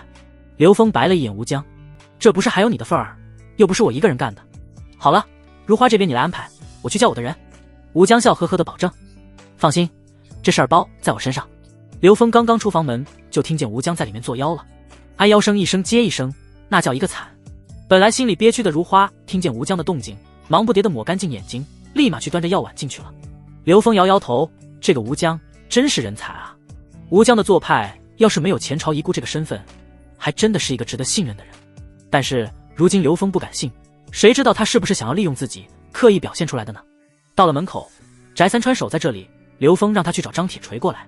刘峰很喜欢翟三川，对吴江忠心不二，到了村里以后，对刘峰的安排也从来不会迟疑，只会执行。没多久的功夫，张铁锤提着打铁的锤子火急火燎的来了。啥事儿啊？我正忙得不可开交，干嘛啊这是？没事，今天有惊喜。刘峰笑呵呵的将张铁锤带进了房门。张铁锤将手中的锤子别在后腰，一边走一边四处张望。村长，这宅子气派，这阔气的宅子，你干嘛不自己住着？住这里干嘛？刘峰笑着回了一句。王长生这宅子是很豪华，但是距离自己目前的各类产业有点远，很不方便。再说了，王长生被他弄走之前，他就着手自己的小屋重建了。要是搬来这里，火炕什么的都要重新做，麻烦不说，还增加了去各处的距离，想想也就没搬过来。刘峰是雇佣兵，常年在执行任务，什么鬼地方没住过，睡坟地都是常有的事情，要是他愿意，早就搬到温黄县去了。可是住在好有什么用？现在可还不是享受的时候。带着张铁锤来到正堂，刘峰指着里面的房间，示意让张铁锤自己走进去。张铁锤更加懵逼了，村长这是要做什么？刘峰再次给了张铁锤一个眼神，张铁锤不情不愿地去推开了那道门。门打开，张铁锤呆住了，那是一道美丽的倩影。此刻的如花正在背着身子给吴江端药，听到开门的声音才回头，瞬间空气凝固了。四目相对的时候，两人皆是不可置信。无数次的午夜梦回都是为了这一次的相遇，无数次的失望和等待在这一刻完全的具象化。无需多言，那个时时记挂的人仅仅只是背影就可以判断。哪怕是时间过去了很久，两人都从曾经的年轻变成了如今的模样，但是眼神交互的瞬间就可以判定这是那个人。如花颤抖着手，手中的药碗掉在地上，发出清脆的声响。她身体微微发颤，早就想了无数次重逢要说的话，这时候却不知道从何说起。反倒是张铁锤没出息，直接哭着奔向了如花，猛然间死死地抱住了如花。如花，你是我的如花，如花，让我看看，真的是你吗？我找你找的好苦啊。张铁锤又猛然间抱了上去。吴江看着两人，尴尬的一笑，刚想要解释一下，却被刘峰直接带出去了。屋内的两人死死地拥抱在一起，两人都非常的激动，只能抽噎，却一句话也说不出来。他们其实早就接受了对方可能已经死了的事情，毕竟这样的乱世，死人是再平常不过的事情。如今再次遇见，这是命运对他们的垂青。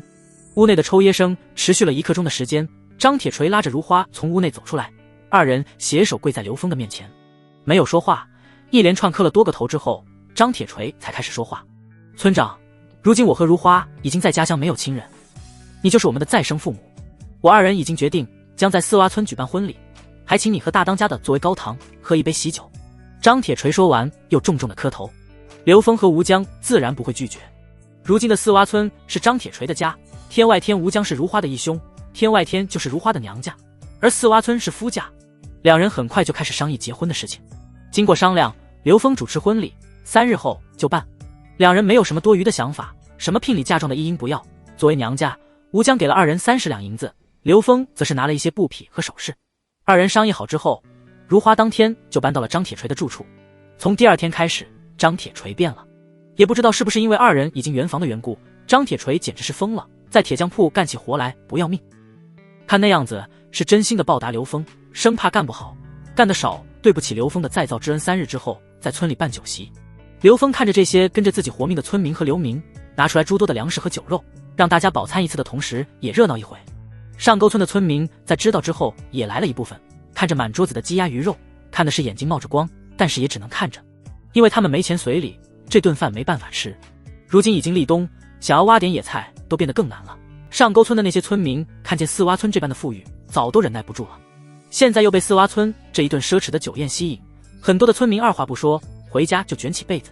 婚礼结束的第2天一大早，刘峰还在梦里把玩着4个大包子，就被院外的田老八叫醒了。刘峰还以为出什么大事情了，急忙起床，可跑到外面一看，不得了啊，自己院子外面的空地上齐刷刷地站着10几个上沟村的村民，每个人都带着诚意，要么拖家带口，要么就是带着家里的房契地契，就一句话，求刘村长收留，以后就是四洼村的人。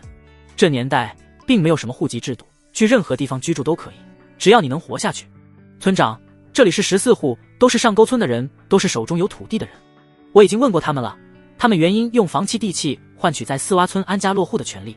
田老八解释道，这些村民也不傻，想要得到刘峰的庇护就需要付出代价，手中的房契地契就是他们的投名状。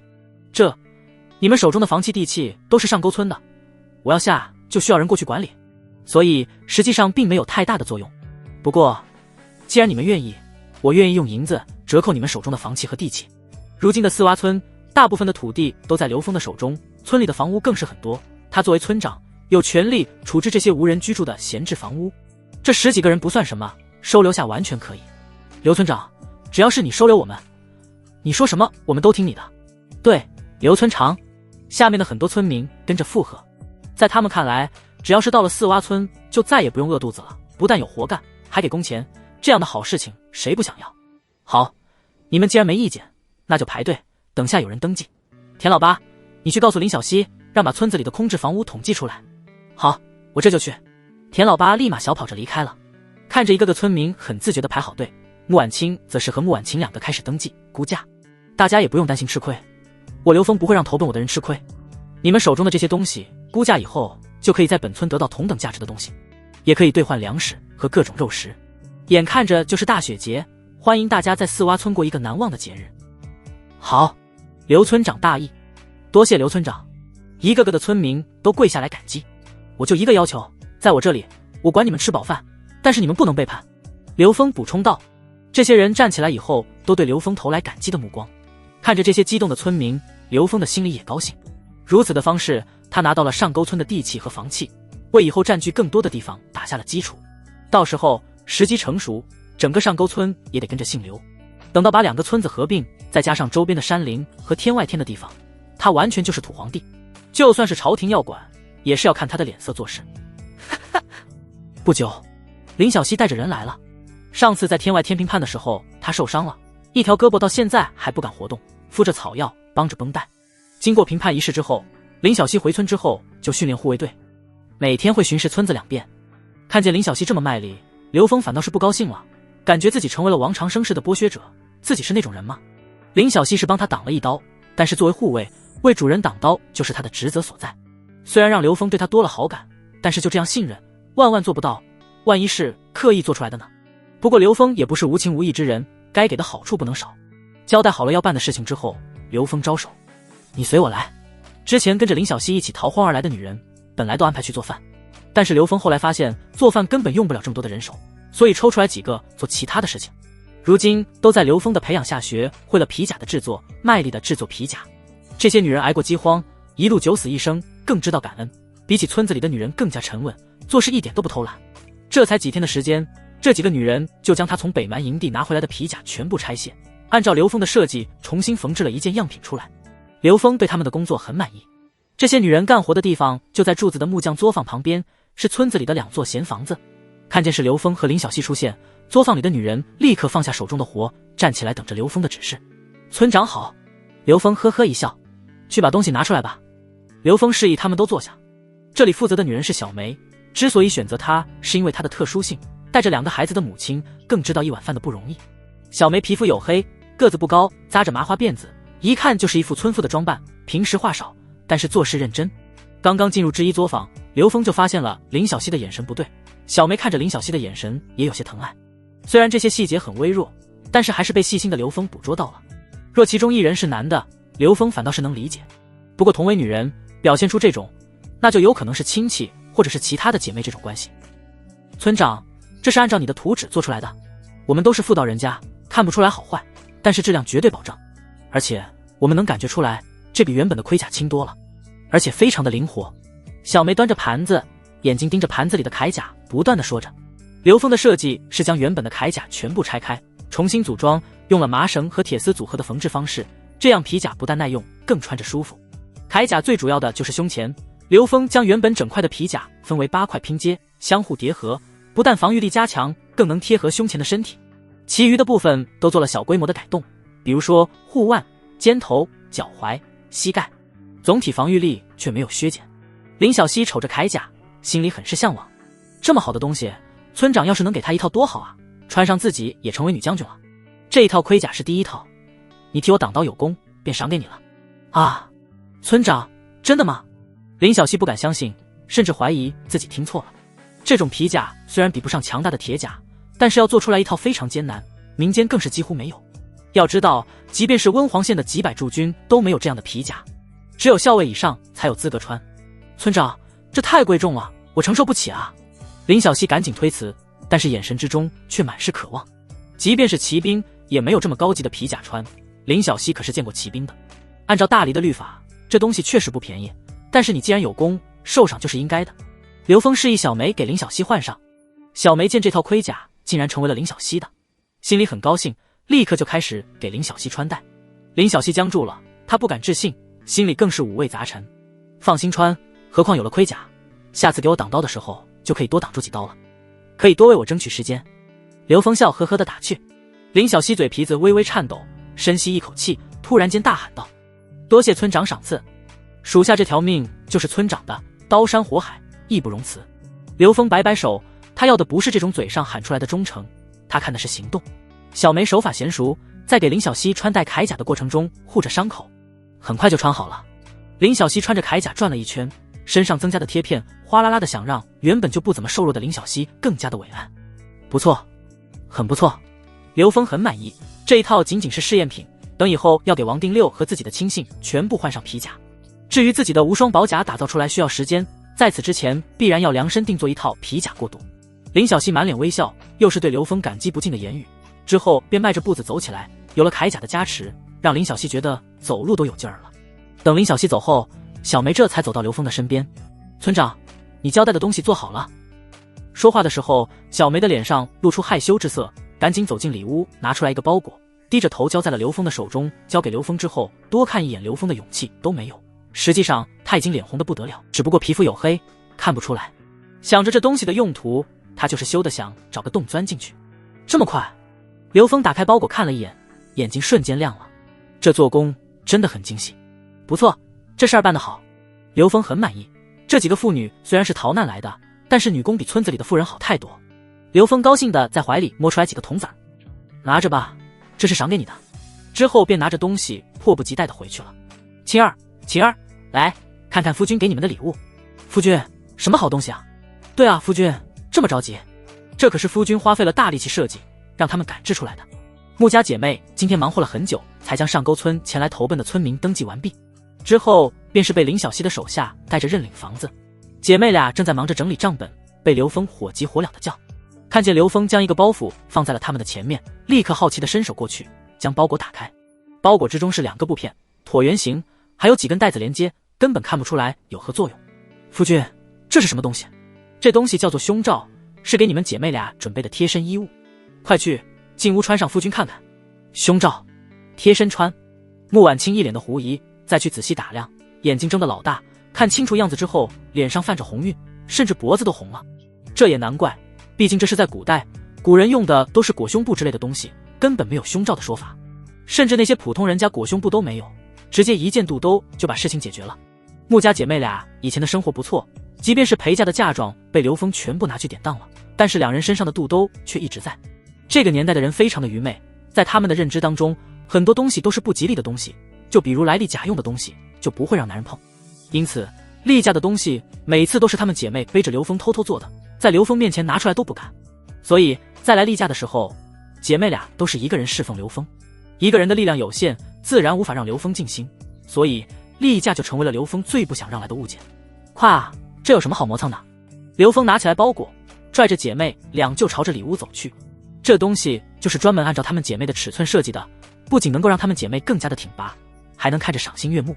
刘峰都已经迫不及待的想看效果了。哎呀，夫君，你先出去好不好？这个怎么可以让你看？穆婉清姐妹2个站在炕上，脸红的和猴屁股一样，恳求着让刘峰出去。可以，刘峰的2条腿就像是扎根了一样，压根没有出去的意思。我出去，你们怎么办？你们知道怎么穿吗？还不是要我教？夫君，我和姐姐慢慢研究，这种东西是不能让自己男人碰的，夫君会因此染上霉运的。穆婉清见劝不动刘峰，很着急，只能一个劲儿地说：你们瞎说什么啊？这东西就是夫君设计的，怎么夫君还碰不得了？乖乖的听话，让夫君帮你们。刘峰哈哈一笑，将穆婉清按在了床上，缓缓地褪去了她的衣服，再按照步骤为她穿好了胸罩，最后将2根用来前后连接的绳子在她的后背打结，一抽一拉，往上一提，瞬间穆婉清的身材都挺拔了很多。这夫君，我……穆婉清看着自己胸部的惊人变化，竟然有些恍惚的不知所措，抬头去看，刘峰的脸上正带着火热的笑容，又给穆婉清一并穿上，这才仔细地欣赏着眼前美丽的良人。设计的还是保守了，观赏性不强，得多设计几套像什么蕾丝的、透明的、黑色的，全都安排上。夫君，你什么眼神啊？我知道，夫君一定在想那事啊。话音刚落，穆婉清已经被刘峰按倒在炕上，在刘峰强大的臂膀面前，姐妹俩毫无反抗。攻击开始，一人享受一次，以此类推。1个时辰之后，刘峰才心满意足地从房间里走出来。姐妹俩输出的太多，在炕上休息了半个时辰，才懒洋洋地起床。收拾好之后，继续开始整理账本。下午，这些上沟村的村民被全部领了过来，他们已经选择好了房子，不过他们用来置换的房契和地契只能兑换1套房子，土地则是没有。不过这么置换之后，每个人手里还有一点点的余量，兑换一部分2米足够，将就着过冬足够了。刘峰也不是傻子，若是真的让他们拥有了土地，那么他的主导地位就失去了，得不偿失，所以在让他们能够吃饱的情况下，必须要掌控。这件事情一直忙到了傍晚之前才全部搞完。将所有人安置好以后，刘峰又将村子里剩下的闲置房屋全部摸底。夫君，统计清楚了，你看看。穆婉清拿过来账本之后，姐妹俩开始准备晚饭。这一批村民一共17户，大多数是成年人，有几个孩子。将人分配好以后，四洼村人口不足的问题暂时性得到了解决，不过也只是暂时的。开春以后，大面积的田地需要开垦种植，到时候必然缺人。看来这个冬天还需要加把力，得从背的地方吸纳更多的人过来才行。眼下这一批刘峰接纳也是有原因的，这世道最主要的就是田产，能够手中还有田产的都是老实巴交的农民，所以这一批人基本上都是吃苦耐劳之人。若是那些游手好闲之人，手中的田地早就被典当出去了，而且还有一个好处，这些人都拖家带口，从管理的角度去说，这些人最好拿捏。就这样的平稳过了几日，穆少良第2次前来换班，也带来了高如风那边的最新消息。果然如吴江分析的那样，高如风对附近最近的马场动手了，袭击之后杀死了守卫，抢走了200多匹的战马。这段时间从宁州等地过来的流民非常的多，高如风在自身得到了补充之后，吸纳这些流民，据说当下已经有了200余人的规模。如此一来，高卢峰实力大涨，周边的任何一个县域都没有剿灭的实力。这边的情况已经上报州府，同时报给了风陵君，希望大军出击，更希望州府派人剿匪。但是实际上，天雍城当前的兵力很少，很难对付高卢峰。风陵君虽然有实力剿匪，但是根本顾不上。如今驻扎在天雍城的风陵军只有5000人，但是面对的是北蛮的5万大军，不敢轻动。虽然风陵军是大黎王朝最为精锐的部队，眼下也只能龟缩不出，要是贸然出击，害怕被北蛮大军包饺子。穆少良一边喝茶，一边给刘峰讲最新的情况。风陵军只有5000人，刘峰很意外，皇帝陛下有2支依仗的军队，一个是风陵军，还是就是铁甲军。铁甲军的人数只有1万人左右，守护京城安危。风陵军虽然战斗力强大，但是选拔和训练严格，所以只有5000人。穆少良解释，原来如此。作为一国之君，但是手中可用的大军并不多，加起来还不足2万人，单从人数的角度去看，真的太少了。眼下最为乐观的情况，便是在下雪之后，北蛮人主动撤退。穆少良补充了一句，满是哀叹。但是刘峰却清楚，北蛮人撤退万不可能。北蛮人进攻大黎一般都选择秋高气爽的季节，不能久战的主要原因就是粮草。北蛮人并没有形成统一的国家，他们是部落制度，由最强大的部落首领统治，称之为可汗。如今的北蛮号称是18部，实际上大大小小的部落60-70个，全部在吉利可汗的统治下。可是这种统治是有缝隙的，并不是铁板一块，大军由不同的部落组成，指挥的有效性极大的降低。他们有没有种植的习惯，所以每一次进攻大黎都要在入冬后快速回撤。可是如今不一样了，北蛮在幽州的营地说明了一切。如今的幽州有人专门为北蛮提供粮草，有了粮草，北蛮自然高枕无忧，完全可以和风陵军耗下去。这一切的根源都在大黎这边，只要是揪出来朝廷的内奸，难题便可以迎刃而解。当然，若是入冬前风陵军将北蛮干趴下，问题也就解决了。不过上述2个选择，哪个都不容易做到。对了，妹夫，眼看着就是大雪节了，我听说你要去天雍城，准备的如何了？这事儿可得重视啊，像你这么有能力的男人，就是应该妻妾成群。我是没这本事，不然我也去几房小妾。刘峰扑哧一下，别人不知道，他可很清楚。穆少良娶了县城屠夫的女儿，性子泼辣，真真切切的母老虎。在家里时，穆少良大声说话的勇气都没有。不要说小妾了，但凡是穆少良有这个念头，家里那位都可以把他的2两肉割下来。没什么可准备的，天雍城虽然没去过，但是比武应该没几个人是我的对手。刘峰很自信，穆少良见过刘峰的身手，也不会怀疑，转而端起来茶杯，神秘兮兮的左右看了几眼，这才凑过来。听说我2个傻妹妹要给你介绍他们小时候的玩伴。没错，是有这个事情。穆少良不提起来，刘峰差点都忘记这个事了。按照穆婉晴的说法，大雪节他们在天雍城过节，跟他们说的女孩子会面。我给你说啊，这个姑娘可不得了，她可是天雍城数1数2的名门贵族，父亲就是如今天雍城的将军，家里还有2个哥哥，据说都在风陵军中，而且都是4品以上的郎将。你小子可要努力啊，要是真的将她娶回家，日后做大事的路可就铺好了。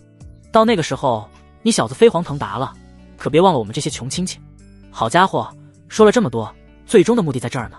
刘峰哈哈大笑，满口答应，眼睛却时不时地瞟向了穆婉清。这2个小妮子，这么大来头的闺蜜，也不知道和自己说清楚。吃饱喝足之后，穆少良前往马场，时间已经到了晚间。自己这个大舅哥，自从发现自己2个妹妹得厨艺精进之后，几乎是有时间就来蹭饭，严重的影响到了他们夫妻3人的和谐。2个大男人吃饭指点江山，还要姐妹俩在边上伺候着，饭倒是吃高兴了。刘峰也喝了不少的酒，这时候有些醉意。看见姐妹2个曼妙的身姿在眼前晃动，麻利的收拾好碗筷，穆婉清去洗碗，刘峰手一招，穆婉清不自觉地坐在了刘峰的大腿上。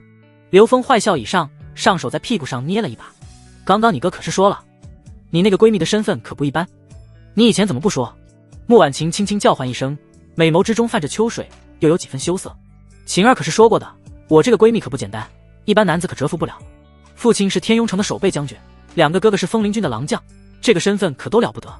你们先前写信，他具体是怎么回复的？穆婉晴姐妹俩写信，目的是给刘峰纳妾。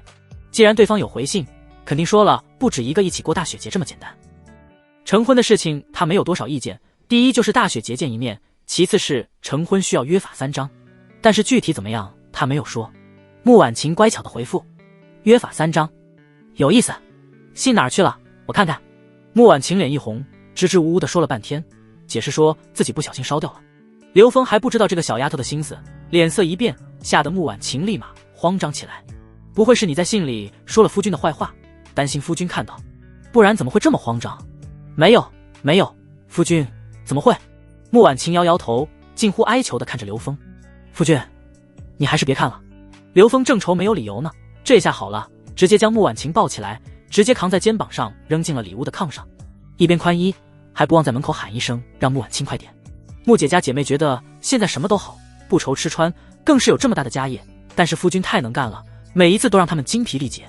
这一次刘峰准备玩点新鲜的，直接找出来2根麻绳，接着屋子里便传出来穆婉清的惊呼声。当穆婉清进来时，看到的是妹妹正在经受无与伦比的快乐的时候，当然她自己也跑不掉。姐妹2个经过近2个时辰的鞭打，终于是受不了了，瘫软在炕上，没有一丝丝的力气。穆婉清大口喘着粗气，从自己的首饰盒中找出来那封信，乖乖地交给了刘峰。2位妹妹好，见字如面。我本没有结婚的意愿，既然2位妹妹竭力推荐，可与你们夫君见面。等大雪节，我回家探亲之时，可在家中一叙。署名小山。刘峰看得吃惊，这女子的字迹娟秀有力，看上去隐隐有名家的气势，十分规整。果然是江门虎女，字迹都这般大气磅礴。刚刚穆婉清一见说得很清楚，她们这个闺蜜叫做灵狐小山，哥哥分别是灵狐冲山和灵狐远山。这灵狐乃是个少数民族姓氏，祖上就已经归附了汉民族。这么多年以来，灵狐家族一直是武将。接下来又过了几天舒服的日子，每天除了各个作坊走一遍，余下的时间就是和2个媳妇在炕上。几日之后，刘峰早早的就起来，先去了一趟上沟村，入手了不少的上沟村地皮和房屋，他还没去看过，趁着时间去盘点一番。之后又去了马场，正碰见田老八拉着几匹小母马出来。好消息啊，村长，这几匹母马怀孕了，我正准备给他们换个单独的棚子。刘峰拿下北蛮的营地后，又带回来一些马匹，但是他最喜欢的还是自己的乌骓。这匹马直通人性。最近吴江来了，吴江的那匹枣红马也在马场之中养着。吴江是客人，给他的枣红马吃的相比于其他马匹稍微好点，这可惹得乌骓不高兴了，有事没事的就想给枣红马一蹄子。不过乌骓也是自卑了，同为公马，枣红马是纯正的大黎马匹血统，高大不少，那玩意更是大的没边儿。不过如今田老八牵出来这一批怀孕的母马，基本上都是乌骓祸害的。整个马场之中没被他祸害的母马很少，生出来说不定能够选育几匹品种优良的小马来。看见刘峰过来，乌骓立刻蹦跶起来，刘峰笑着将它放出来，骑上乌骓在马场里里外外的跑了几圈。乌骓通人性，刘峰骑上之后就像狗仗人势一般，威武的在马场里嘶鸣，似乎在给其他的公马说话。看到没有，主人最宠爱的还是我，你们谁敢和我抢夺小母马，我让主人割了你们。看着乌骓这么狗仗人势，刘峰也是无语，这家伙对小母马的渴望可是比他更厉害。刘峰第3圈停下的时候，林小溪神色匆匆地赶了过来。村长，总算是找到你了。那个人说了。谁？说什么呢？刘峰一脸懵逼，不知道林小溪说的是啥。村长，您真是忘得也太快了吧，我们上次在北蛮营地抓回来一个汉人，你忘了？我们用尽了各种招式，这小子终于是招了。刘峰猛然记起来，赶紧胯下用力，乌骓疾驰而出，跟着林小溪而去。四洼村只是一个村子，没有什么监狱，当初将那人带回来以后，便随便找了一个地方待着，不忙的时候就去审问。林小溪一个女流之辈，能做一群流民的老大，还是有些本事的。将马交给门口的守卫后，进屋就看到那个人已经被折磨得不成人样，因为说了实话，得到了林小溪的奖励。此刻正捧着一只酒壶，咕嘟咕嘟的喝酒，面前还放着一只烧鸡。那人就这烈酒吃得不亦乐乎。村长，你看，我让人做了记录。林小溪递过来几张纸，随后转头一笑。村子，我不识字，也不知道写的啥。不识字，我信你个鬼。刘峰明白，这是林小溪为了避嫌，刻意说自己不识字，不过这样也好，说明林小溪识时务。刘峰低头看着供词，越看越觉得不对劲，看到最后直接将纸张交给了林小溪。现在就毁掉。林小溪眼里闪过一丝丝的惊讶，自己可是花费了半个月才让这家会松口，你看完就要毁掉。看见林小溪这模样，刘峰就可以知道林小溪压根儿没看这上面的内容，或者说没有细看。村子人留着还是杀了吧，记得杀了之后处理好，不要有一点痕迹。还有，知道此人下落的，你自己亲自考察，若是有什么意外，随时给我汇报。还有，记录这份东西的人，你最好亲自盯着，你最好保证他们不会背叛，否则……刘峰做了一个杀无赦的动作。林小溪安排看守这人的和记录供词的人都是跟着他逃难来的难民，一路上经历过生死，都是他的心腹之人，哪能轻易的杀掉？但是这也让林小溪意识到了这件事情的非同一般。村长，放心吧，我知道怎么做。林小溪重重的点头，看着手中的几张纸，当即放在前面的油灯上点燃，接着抽出腰间的小短刀，走到了那人的面前。刘峰刚离开院子，身后就传来一声惨叫，他没有停留，当即上马，朝着铁匠作坊的位置去了。刘峰知道这座北蛮营地不简单，但是没想到会这么麻烦。做这一切的幕后之人，竟然是大黎王朝8大太监之一。这些人都是先皇的人，新帝即位之后想要除掉，但是一时半会儿没办法动的人。大黎王朝的体制，这些太监不单单是宫里的阉人，更是辅佐皇帝处理朝政之人。这些人的权力极其强大，到了可以左右朝局的地步。这怎么玩？敌人是1万之下的存在，而他不过是一个小小的村长，这就等于是拿着泥巴的你和开天局的大佬。想来想去，必须要做一些能自保的东西。刘峰黑着脸快速到了铁匠铺，见张铁锤正在给自己制作无双铠甲，拿起边上的模具就问：炉子里的铁水还有多少？张铁锤一脸懵逼：村长，你这是懂打铁？见刘峰皱着眉头，他这才意识到刘峰没有开玩笑，赶紧将自己手中的活放下，带着刘峰走了出去。在张铁锤的协助下，用了半个时辰，刘峰浇铸出来了一些铁珠子和铁钉。看着这些并没有什么用处的东西，张铁锤更加疑惑了：村长，你要这些小玩意干嘛？要是真需要，给我说一声就行了，用不着亲自过来。我现在急需要这些，你后面有时间了，给我多弄点出来。刘峰交代了一句，一看就看到了旁边一个不大不小的罐子，着罐子的大小刚刚合适，就是一个手雷的大小。刘峰当即将一些铁珠和铁钉塞了进去，摇晃结实之后，估算这里面能够塞进去的火药数量。村长，这是干嘛啊？是武器吗？但是这样装进去有啥用啊？这样没办法杀伤敌人啊。当然有办法，这东西的好处多得去了，不过你不知道怎么用也正常。刘峰咧嘴着神秘一笑，看见这铁锤一脸的疑惑，刘峰也不做过多的解释，直接转身回家了。他需要回家装填火药。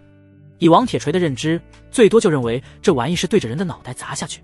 刘峰掌握的这类技术太多了，这东西就是一个简易的手雷，要是在里面灌满了火药，在流出引线之后用黄泥封口，在这个时代就是无敌的存在。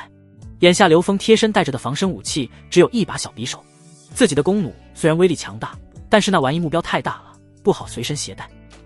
接下来自己要去天雍城，要是走到哪个都背着一个大弩，怎么看都有点神经病的样子，更会引起别人的注意。但是手雷可就不一样了，这玩意小巧不说，威力还大，弄几个随身带着，隐蔽又不占地方，谁也不会想到这么一个小小的东西会有巨大的杀伤力。弄好了之后，刘峰就独自上山了。要掩人耳目，最好的办法就是去山里测试。陶罐虽然易碎，但是只要不是刻意的碰撞，很难一下子摔坏。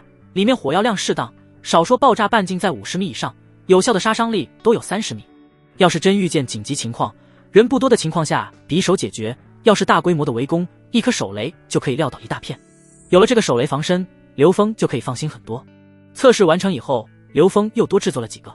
眼看则大雪节到了，刘峰也到了出发的时候，将各个地方的负责人召集在一起，安排了他走了以后的事情，便带着穆家姐妹出发了。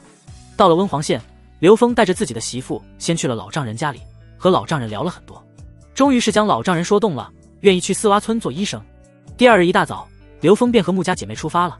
这一路上走了2天的时间，到了之后，第一件事情就是找了一个下榻的客栈，休息过后上街溜达。时间过得很快，第3日就是大雪节了。随着时间的越来越近，天雍城比起来以往更加的繁荣起来。眼下街上四处张灯结彩，各式各样的货郎穿梭其中。既然到了天雍城，刘峰自然有自己的打算。不管怎么说，一身行头不能差了。当即带着姐妹2个各种采购，打扮自己的同时，将姐妹俩打扮的花枝招展。这一次要去一趟灵狐家，怎么说都不能失了气质。女人的穿着，有时候就是男人的尊严。穆家姐妹很少来这样的大城市，刘峰也是第一次。一路上姐妹2个玩得格外高兴。刘峰给了他们不少的零花钱，一直没有花出去，攒下来不少。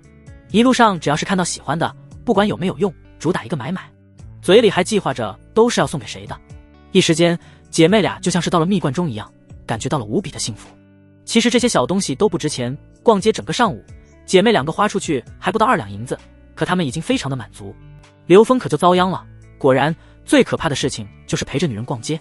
提着大包小包到了客栈，3人抱在床上温存了一会儿，突然间听到了外面的喧闹声。不多久，自己的房门被敲开。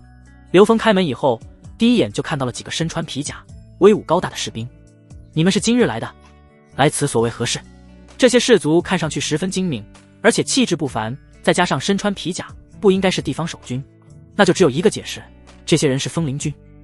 对于风灵的巡查，今日上街，刘峰也有耳闻。自从他们进驻之后，隔三差五的就是会全城排查，尤其是客栈、酒馆这些人员密集的场所。恍惚间，刘峰有了一种前世的感觉。当时半夜正抱着小妹妹的时候，就是这样被帽子叔叔照顾。看见刘峰淡淡的微笑，冰冰明显不悦。快点说，笑什么笑？你以为我在和你说笑吗？你若是说不清楚，就跟我们走一趟，大牢里有办法让你数清楚。这位士兵语气严肃，但是还算是有人情，并没有太凶，只是口头威胁。是这样，听闻天雍城的大雪节颇为热闹，特意带着那人前来游玩。刘峰不紧不慢地说着。士兵歪着脑袋往里面一看，果不其然，看见了屋内的穆家姐妹。虽然对刘峰的说法有些怀疑，可看着刘峰面相，也就没有继续怀疑。如今城内有很多奸细，不准带着武器上街。既然你来过节，注意安全，安分守己，过完节后尽快回家。士兵本来还想多提醒几句，毕竟天雍城外50里的位置就是北蛮的大营，可作为风灵军，他们军纪森严，说多了，万一被有心人以为他们是害怕，动摇了军心，那就可得不偿失了。所以话到嘴边，还是改口了。说话之后，士兵又在屋子里走了一圈，确定没有奸细之后，这才离开。天雍城的守备将军灵狐家族和风灵军的关系密切，风灵军到了以后，接管了城防守卫，也是顺理成章。守备将军是个特殊的将军，一般在特定的军事重地才会设立这样的将军一职，一般都是由当地的强大家族担任，还是皇帝下旨册封，权力比起来当地的知府都要大。整个天雍城除去一些特定的人士任免之外，很大一部分都是由守备任免。风灵军这样排查，的确是防止了很大一部分奸细的渗透，但是又怎么防得住自己人呢？送走了士兵，刘峰关上门，穆婉清有些担忧地走过来。夫君，没想到战事这般严峻，要不是我们参加完香月的比武招亲之后，尽快回去吧。本来穆婉清姐妹还想要多玩几天的，但是看着城内这般风声鹤唳，草木皆兵，心里不由得担忧。别担心，有夫君在。刘峰笑着摸着穆婉清的头发，给了她足够的安全感。穆婉清说，夫君，我们要不换一家客栈？刘峰呵呵一笑，在她的脸颊上亲了一口，让她们姐妹放心。第二日一大早，天刚刚亮，再次传来了敲门声。刘峰迷蒙着眼睛开门，站在他面前的是打扮得整整齐齐的武香月。你还睡觉？再过1个时辰就开始了，你一点都不在乎我，你怎么一点都不着急？说话的同时，手指在刘峰的胳膊上狠狠地掐了一下。武香月生气的都囔着嘴巴，两位姐姐的温柔乡这么好啊，去啊，起来干嘛？刘峰一脸懵逼，武香月是怎么找到这里的？自己可没有说住的是那家客栈。香月姐姐，你怎么来了？香月姐姐，你今天太美了。穆婉清姐妹2个起来了，听见是武香月的声音，急忙迎上来。你们也不劝劝她，你看她一点都不着急。武香月很生气，一个把自己当姐姐，一个却把姐妹俩当做了主心骨。武香月觉得自己受到了委屈，穆婉清一定会帮忙的，可是穆婉清也拿刘峰没办法。穆婉清笑着劝说了几句，拿出来自己买的小东西送给她。武香月瞬间笑嘻嘻的。刘峰懒洋洋的穿好外套，随便对付着吃了一口，3人便跟着武香月走了。比武的位置设置在天雍城中央大街的中心位置，消息早在几个月之前就已经传开。到了这一日，前来参与的适婚男子不下100余人，除了特定人群之外，大部分人参与的第一关就是拉开祖传的硬功。第1轮就已经淘汰了大部分人，进入最后环节的加上刘峰也不过6个人。当然，要是这么容易，也就不会有这个擂台了。还有2个身份比较特殊的直接进入决赛，看到没？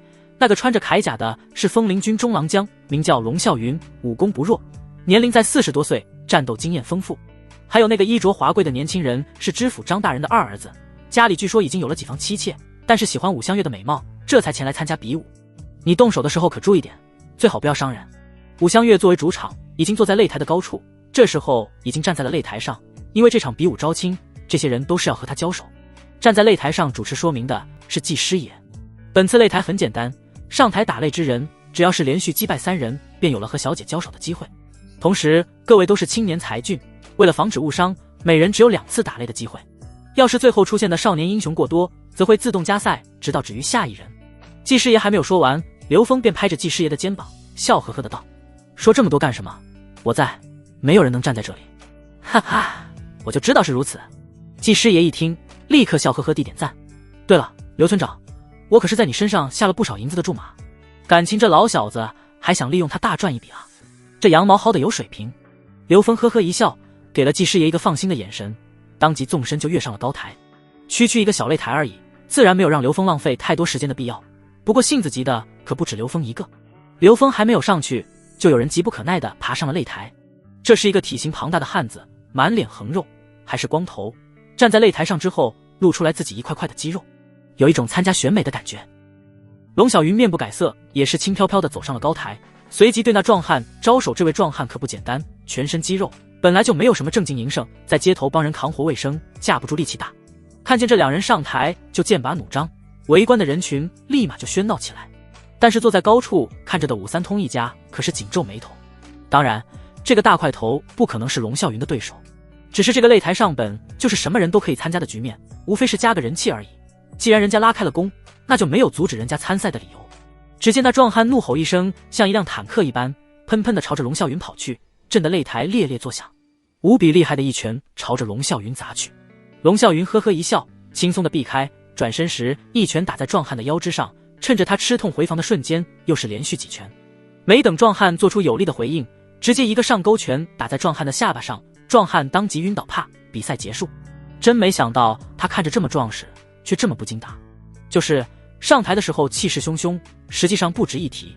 像这种人看着壮实，但是没有经历过实战，身体也没有受过抗击打训练，被击败是必然。等这位壮汉被抬下去之后，又上来了一个，这人身体匀称，看着有些气势，装扮有江湖风气，看着有一股子狠劲儿。这人有些武功底子，但是在龙啸云的手中还是不算什么，毕竟是军中一步步爬上去的人，没点实力怎么做到狼将的位置？出招虽然看上去平平无奇，但是出手每一次都是直击要害，如同毒蛇一般，没几招的功夫，这人又倒下去了。看着龙啸云这般厉害，一时间竟没有人主动上去。台下的张仁则不屑的一笑，轻轻地撩起来自己的袍子，准备上去将龙啸云赶下擂台。再怎么说他都是知府的儿子，在这天雍城中谁敢不给他面子？一般人的和他交手都是对他的侮辱，他要的对手就是龙啸云这样的武艺高强，有头有脸，击败就是立威。可是刘峰可不会给他这么做作的时间，脚下用力，一脚踏在擂台的边缘，整个人轻盈与红毛落在了擂台上。龙啸云见状心里一紧，刚刚这样闲庭信步的姿态可不少一般人能做到，随即认真起来，做出了进攻的姿态。张仁则也是个练家子，虽然没读多少书，但是武力值这块却没得说。就刘峰刚刚上擂台的动作，他就看出来这人的武力值不弱，对于力量的把控到了一种可怕的地步，实力定然不俗。好，有意思。张仁则看着擂台上露出饶有兴致的笑意，这个人不简单，既然能和龙啸云一战，不妨看看。这时候刘峰也瞥了一眼这边，不过对这种花花公子满脸嫌弃。不说别的，就刚刚那撩起来袍子的动作，无非就是显摆自己的锦衣。看着刘峰竟然走神，龙啸云嘿嘿一笑，脚下瞬间动了，眨眼的时间到了刘峰的面前，在我面前这般走神，可是会死得很惨。今日我便让你吃点苦头。龙啸云低喝一声，他也看出来刘峰不简单，很有压力，所以才会在刘峰走神的瞬间率先抢攻。龙啸云可不是那种蜜罐里长大的少爷，在战场上厮杀多年的他，能够精准地捕捉到最佳的时机。刚刚之所以说话，无非是为了给自己一个理由，毕竟这是擂台，不是生死搏杀的战场。可他哪里知道，这些在刘峰这里根本不算什么。但是在远处观战的武香月却紧张起来了，手指死死地抓住椅子，美丽的眸子中有几分怒意。这家伙什么意思？站在擂台上都不消停，要是输了咋办？反倒是武三通非常的淡定，端着一盏茶慢悠悠的在喝。看过了刘峰一人灭水寨，一起平定了天外天的叛乱，刘峰的本事他非常清楚。龙啸云虽然武功不错，但是在刘峰的手中能接住3招已经是极限了。龙啸云是战场上厮杀出来的没错，可刘峰的很他亲自见过。龙啸云一拳轰来，瞬间时间，只见刘峰的眼珠子突然间一转，龙啸云是大力沉的一拳就被挡开，接着他只觉得自己的脖子一紧，脑袋就开始迷糊起来了。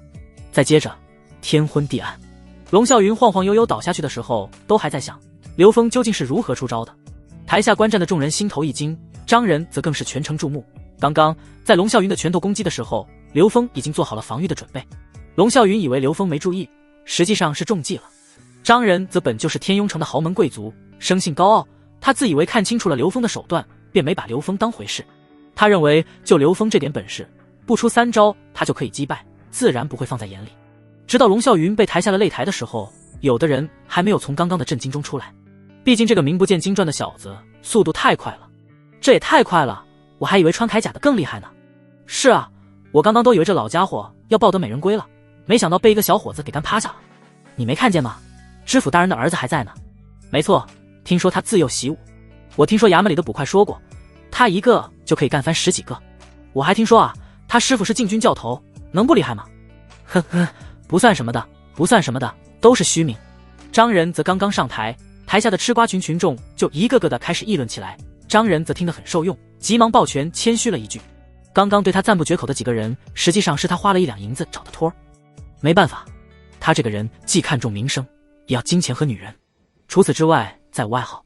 这次擂台比武是他抱得美人归和出风头的好时机，怎么可以缺席？兄弟，虚名对我来说无关紧要，你尽管出手。我虽然武艺高强，打死你很容易，但是一般不会下重手，就是切磋而已，你放心。张仁则笑呵呵地拱手和刘峰说，我不担心啊。刘峰紧皱眉头，这人也太自恋了。听着二人的对话，观战的武香月倒是紧张起来。他很清楚，张仁则虽然是个人渣，但是武功很高。在武香月想要比武招亲以后，武三通就谋划将擂台摆在天庸城，一方面是为了给女儿找个好归宿，另一方面也是为了有人压制武香月。看着刘峰没有任何的紧张之色，终于是坐不住了，急忙喊一声慢着。喊出来以后，武香月便到了刘峰的身边，焦急说道，你给我认真点，千万不能输。张仁则可不是好惹的，你必须要拿出来真本事，不能轻敌。你出手我们都会装作没看见，就算是打残了也问题不大。看来你对你相公的实力一无所知啊。刘峰笑意盈盈地看着焦急的武香月，使个眼神让他快点回去。面对武香月这般爱护刘峰的一幕，张仁则脸一黑，这是什么情况？这么偏心吗？两人的言谈举止这么亲密，他张仁则既然上了擂台，在他心里武香月已经是他的小妾，自己看上的女人和别的男人举止亲密，这怎么能忍？张仁则怒火中烧，你小子这是找死！武香月下去，刘峰就发现张仁则的脸上已经表露出杀意，眼神要是能杀人，估计刘峰都已经死了几百次了。看着张仁则这般杀意满满，刘峰禁不住笑出声来。看着他这副模样，像极了一个小孩子拿着刀想要弄死自己一样。问题是他手中还没有刀，真是不知道天高地厚。可笑，你不是说不会下重手吗？刘峰呵呵一笑，指着张仁则青筋暴起的拳头发问，现在不是一般的情况了。张仁则手一松，咬着牙，一脸杀意的摆好了攻击的姿态。看着刘峰竟然转身，张仁则以为抓住了机会，3拳并作一拳，但是尽管他拳风如雷，但是每一拳都被刘峰避开。刘峰只是笑呵呵的躲避，双手背在身后，就像是耍猴一般。这下让张仁则更加愤怒了，收拳之后又奋力的攻击刘峰的下盘。刘峰左脚往外一抬，右脚一个旋转，让张仁则的一脚落空，紧接着膝盖下压，直接将张仁则的腿压住。巨大的压力让张仁则的骨骼发出响声，整个人跪倒在刘峰的面前，冷汗嗖嗖的冒着。张仁则提手用肘子反击，但是发力的瞬间的刘峰发现了张仁则的另一个破绽，单手出，仅仅是一拉一拽，张仁则的肩膀就被他卸掉了。不过张仁则到底是有武功底子，要是寻常人挨这么一下，早就没有了反击的能力，但是张仁则还能肘击，现在废掉了他的一只手，看你还能如何？张仁则痛苦的惨叫一声，左手摸向了腰间，掏出来一把扇子，手指在扇骨上摸过去，嗖的一声，竟然弹射出一把暗器，这小刀的速度极快，直戳戳的奔向刘峰的咽喉。想要我的命，那我也就不客气了。刘峰的身形犹如鬼魅一闪，后仰避开，又顺势一滚，刚才压着张仁则的那条腿顺势一扫，直击他的面门。扑哧一声，张仁则被踢飞出去，吐出一口鲜血。仔细去看，那血中还有2颗牙齿。我要杀了你！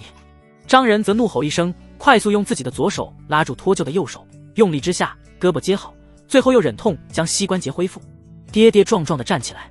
此刻的张仁则犹如猛虎，虽然一条腿一瘸一拐，但是杀意犹如江水释放。可是他看向刘峰时，才发现对方犹如闲庭信步一般，居高临下的眼神变得异常寒冷。季师爷让他别伤害这个浮夸子弟，武香月让他废了他，这些他都不会听。本就是擂台比武，没必要伤人性命，废掉关节，赢得比赛就行了。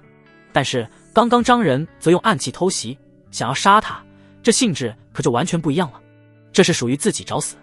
刘峰一言不发，迈着步子走向了张仁则。他的步子沉稳，面目刚毅。张仁则明显一愣，他怎么也不会想到，这样一个乡野之人会有这种睥睨天下的气势。更没想到的是，对方竟然根本不怕他和他身后的知府势力。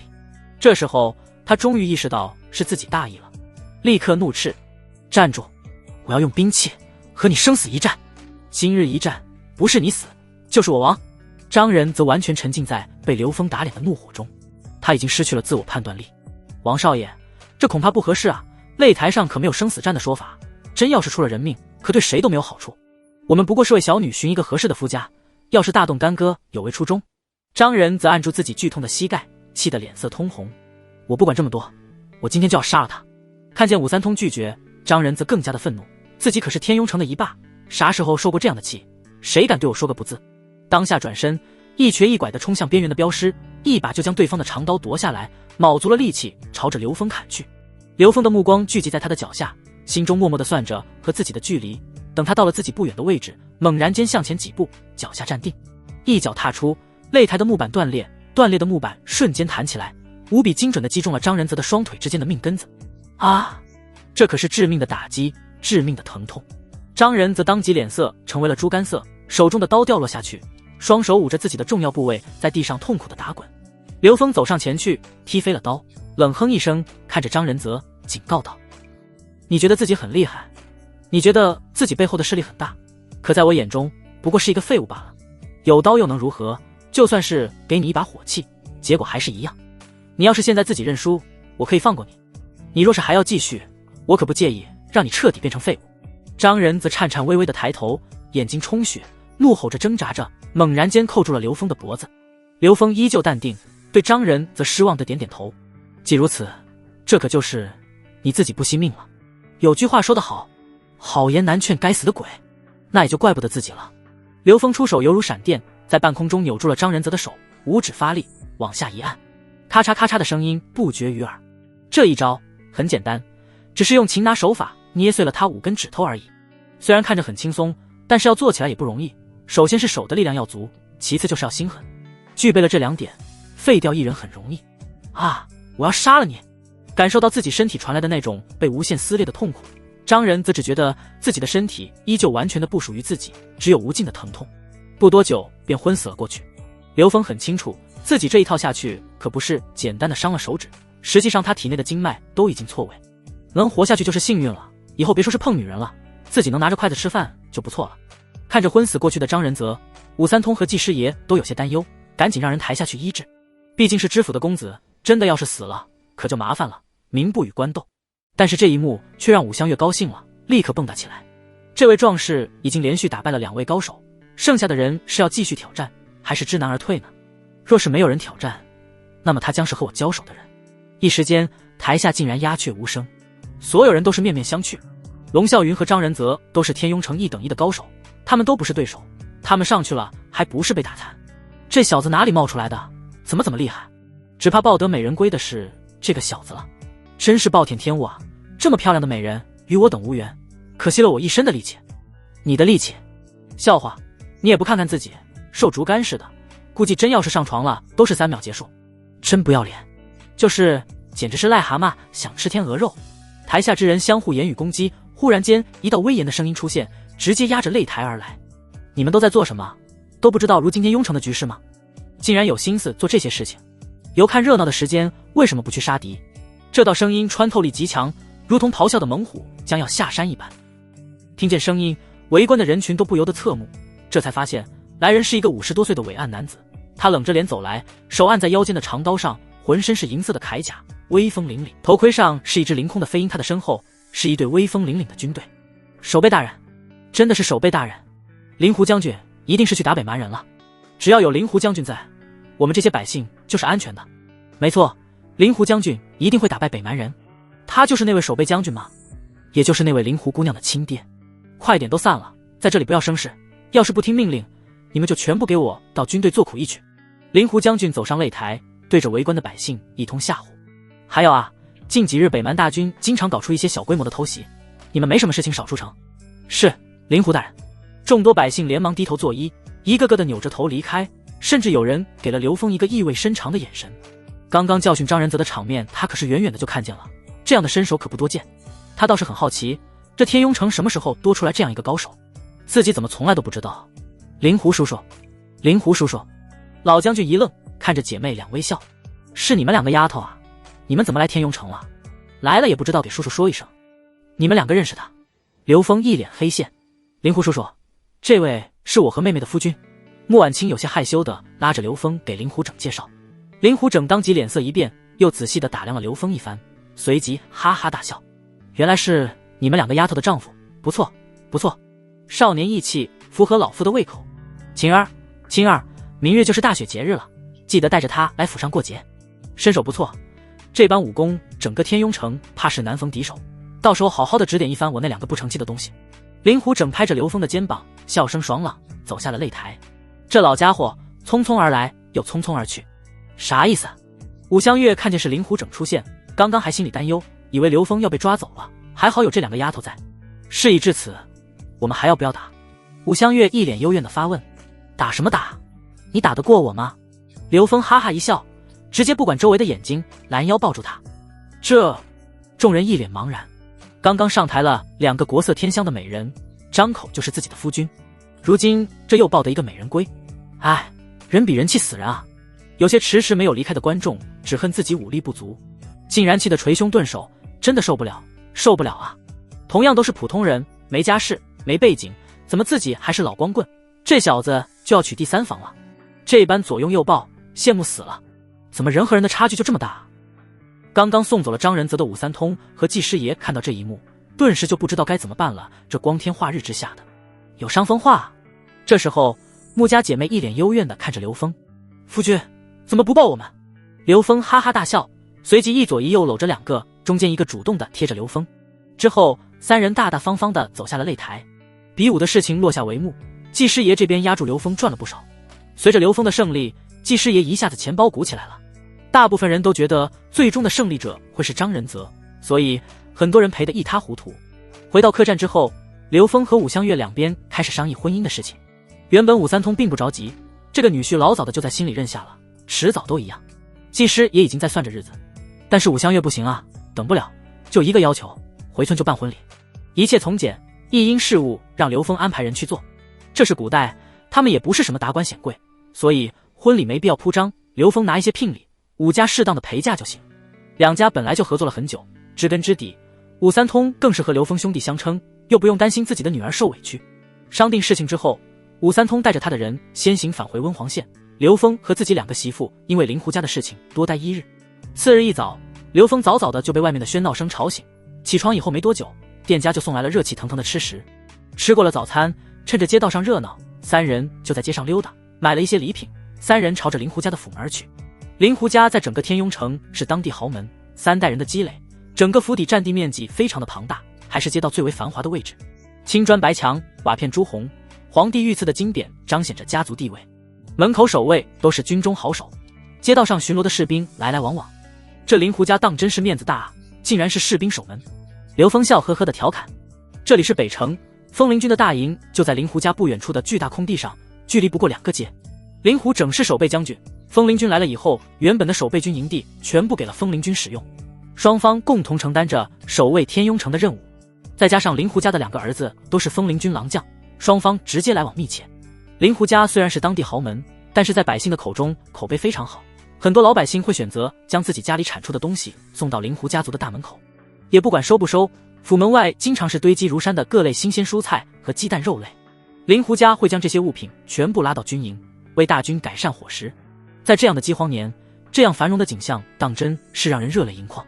夫君，你看这些百姓丝毫没有北蛮人会破城的恐慌，要是别的地方肯定大雪节都不敢过。可见灵狐叔叔守城有方，百姓们相信他。穆婉清说话的时候一脸骄傲。老管家和穆家姐妹相熟，看见2个丫头笑着迎上来，这是青儿，这是晴儿。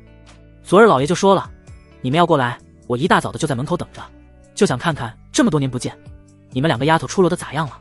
真没想到竟然是这么水灵灵的2个大姑娘，如今都已经嫁人了。老管家带着3人进入府内，路上一直笑着，时不时的打量刘峰几眼，还不忘夸赞一番。府门相对安静，和大街上的热闹形成鲜明的对比，看上去并没有多少家丁和仆人，只有偶尔走过的丫鬟。府内不同的位置都站在守卫的风灵军守卫，整个府邸有着一种浓浓的肃杀气息。小姐昨日也回来了，正在自己的院子里等着你们呢。老管家将三人引导了指定的位置后，指着小院的门后便退下了。路上的时候，穆婉清将事情已经说了，原来是自己的老丈人年轻的时候在京城待过，甚至有机会进御医局，也是那个时候和令狐整相识的。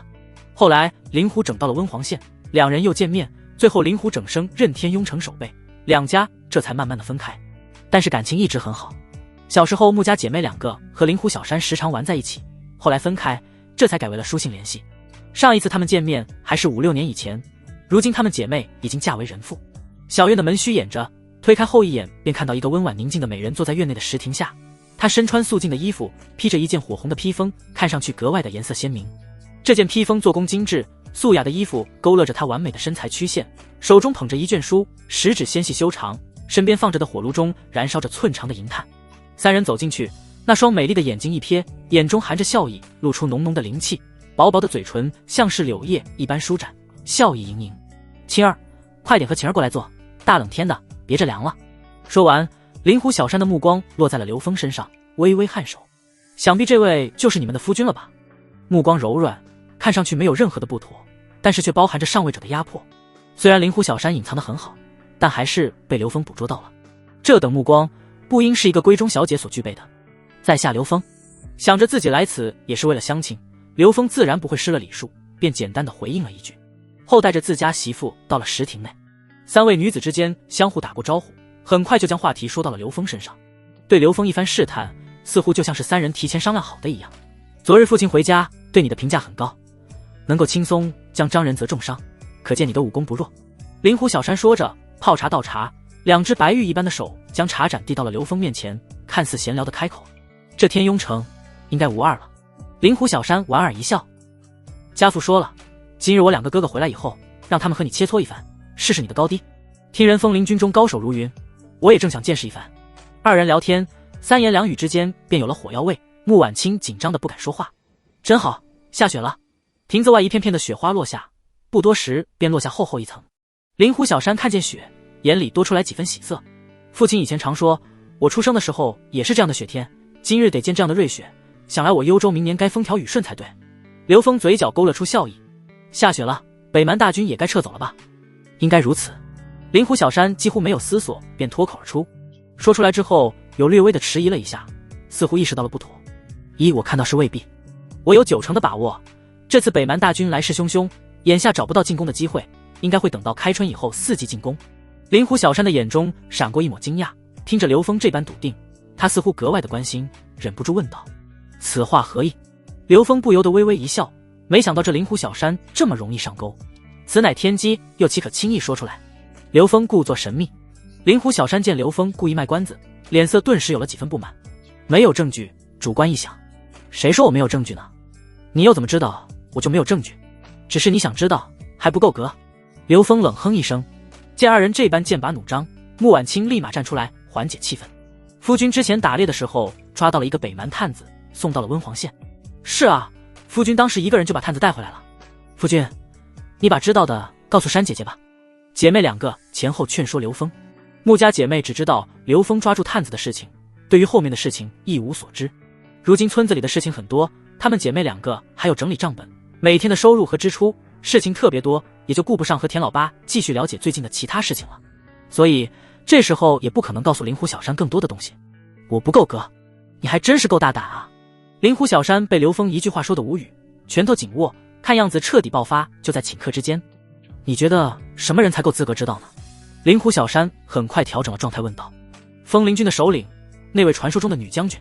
此事十分重大，要是被第三个人知道，只怕这天下就真的要万劫不复了。我虽然没有和风林军的人有过接触，但是也听得多。听说手下4大副将号称风林火山。是的，确实如此。迅捷如风，战斗如林，冲锋如火，不动如山。刘峰呵呵一笑，没机会和这些风林军的大将军们一战，当真是遗憾啊。令狐小山的美眸中露出来异色，像是发现了什么宝藏一般。这有何难？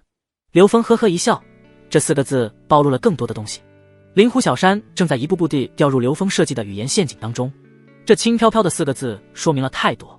试探到这里，虽然不自带这位令狐小山和风林军究竟是什么关系，但是也听得懂。听说手下4大副将号称风林火山。是的，确实如此。迅捷如风，战斗如林，冲锋如火，不动如山。刘峰呵呵一笑，没机会和这些风林军的大将军们一战，当真是遗憾啊。但是足见交情匪浅。还有就是灵狐小山那一种睥睨的气势，同样出卖了他。一个寻常的闺中弱女子，怎会有这般眼神？灵狐小山即便不是那位传说中的女将军，也一定是那位女将军身边的人。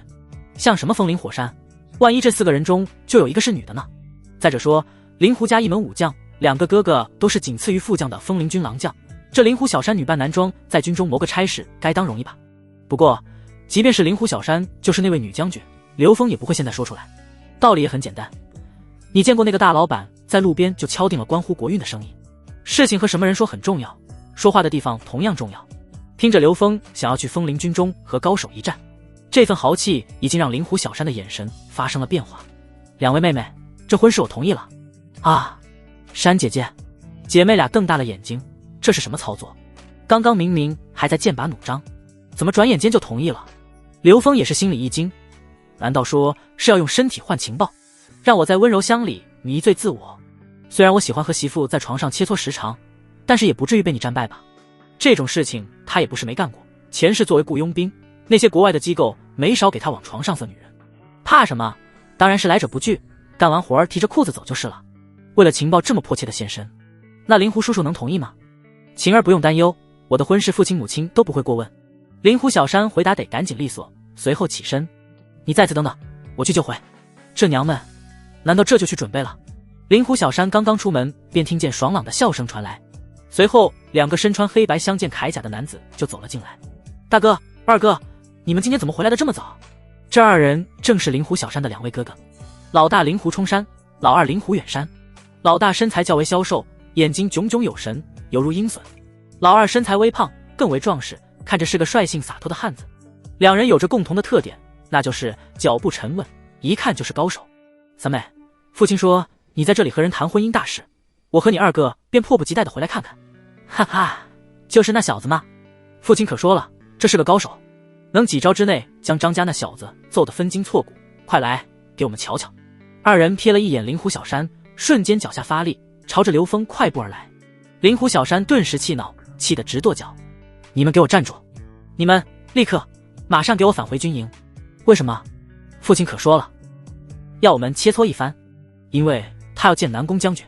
2人瞬间愣住了，看了一眼刘峰，又看了一眼灵狐小山，确认过眼神，反应过来了。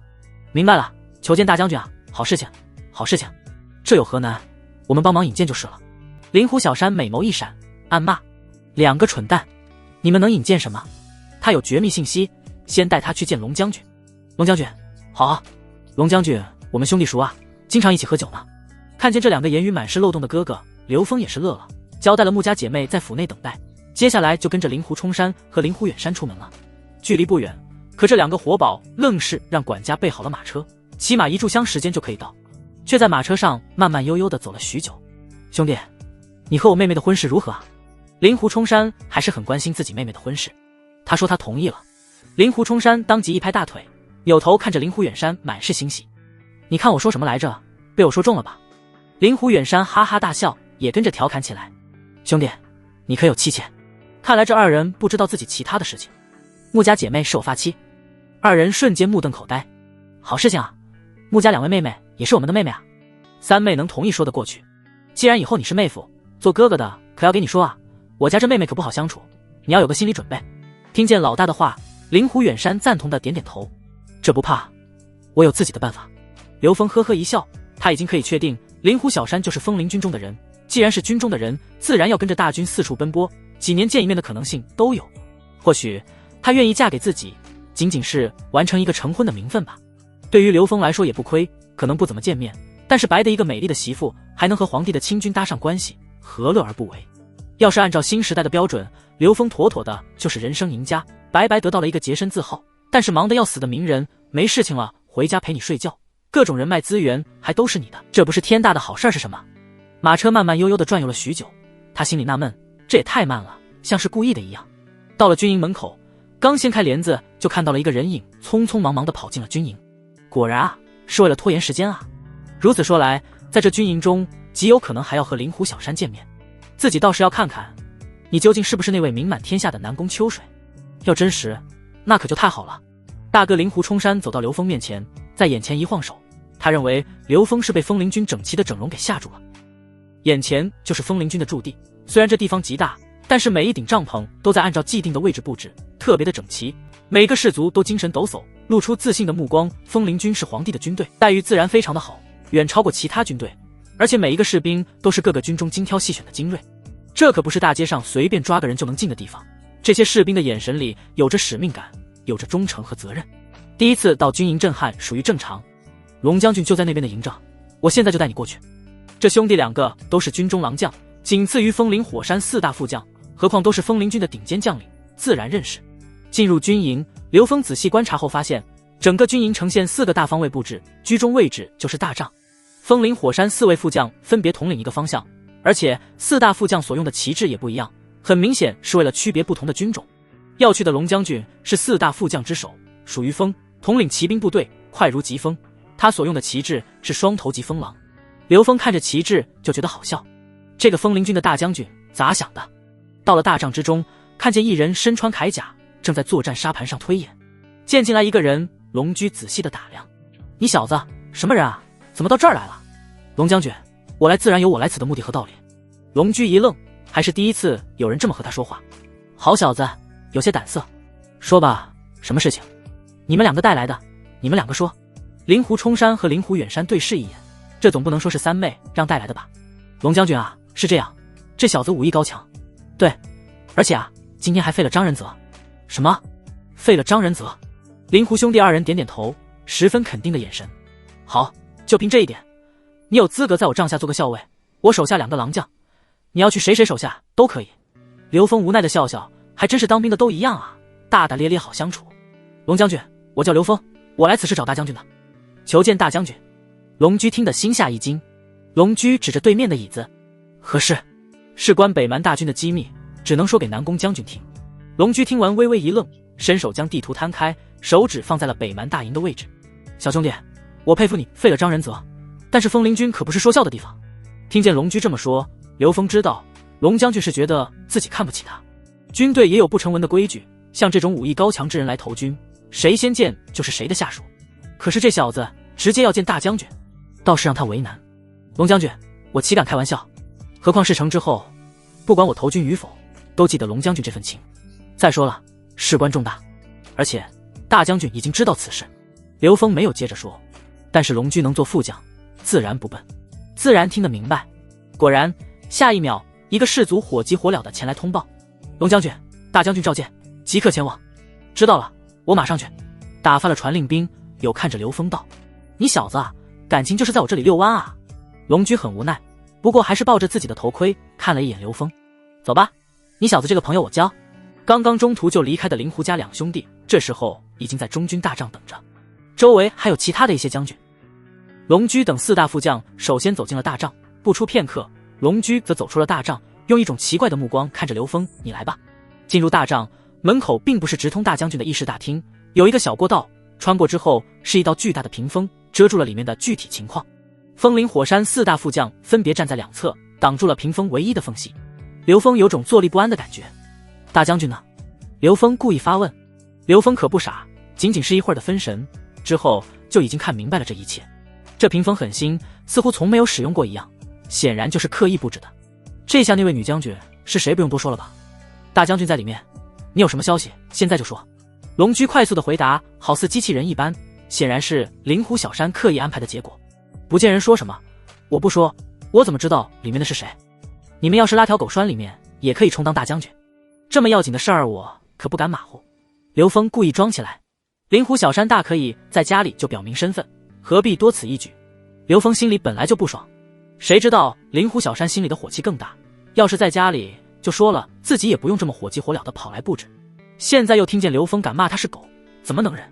大胆狂徒，拉下去打20军棍长长记性。英布本就身材高大，听见混账2字的时候已经面露怒意，立刻就朝着刘峰抓来。结果听见了后面的几个字，20军棍，这可把他整不会了。风灵军中竟然有这么轻的惩罚。英布守阵如林，是不可多的将才，生得高大俊秀，身形伟岸。那打手朝着刘峰抓来的时候，是真的有一种压迫感。后被20军棍真的手留在半空中，扭头看着屏风，这一幕倒是把刘峰逗乐了。你也想抓我？不看看我现在的身份，我可是你们大将军不久以后的夫君。刚刚说话的时候，灵狐小山虽然刻意的改变了声音，但是毕竟和刘峰之前说了很多话，声音的辨识度本来就高，刘峰记忆犹新，心中更是笃定了自己的想法。什么？不会吧？这是什么情况？龙居无奈的看着三个傻逼，可龙居也就淡定了瞬间，脸色立马就变了，这话能是随便说的？刘峰话音刚落，大帐里面的人明显的不淡定了，灵狐小山怎么也没有想到自己会这么快就露馅。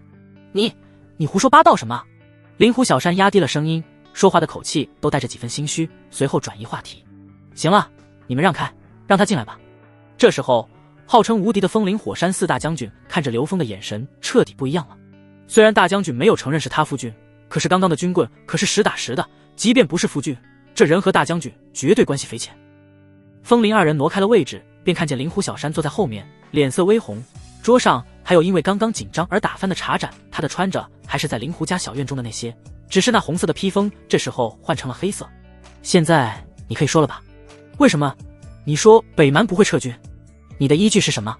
面对面坐下，灵狐小山看着刘峰的眼神带着恨意，白雪一般的牙齿咬着，好像有拔掉刘峰一层皮的想法。这时候他真的很后悔，早知道就等合适的时机了，也不至于被这么快识破。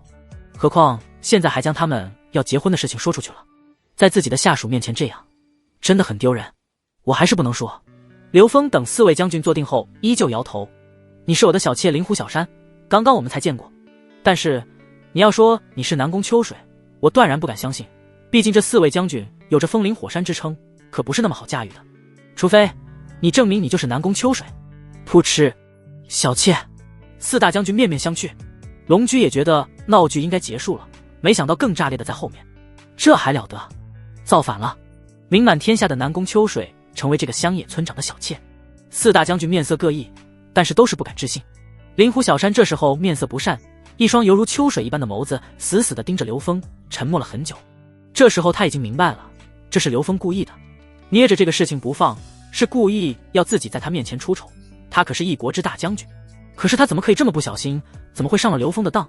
或许是因为她也是女子吧。他是大将军，想的是怎么保住自己的脸面。刘峰刻意的提醒，这件事情已经成为了他的软肋，只需要稍微的一说，便会让他失去了方寸。你在考验我？想明白后，灵狐小山已经冷静了，让自己的侍女重新倒上茶水后，眼神已经无比的清澈。好，嗨嗨。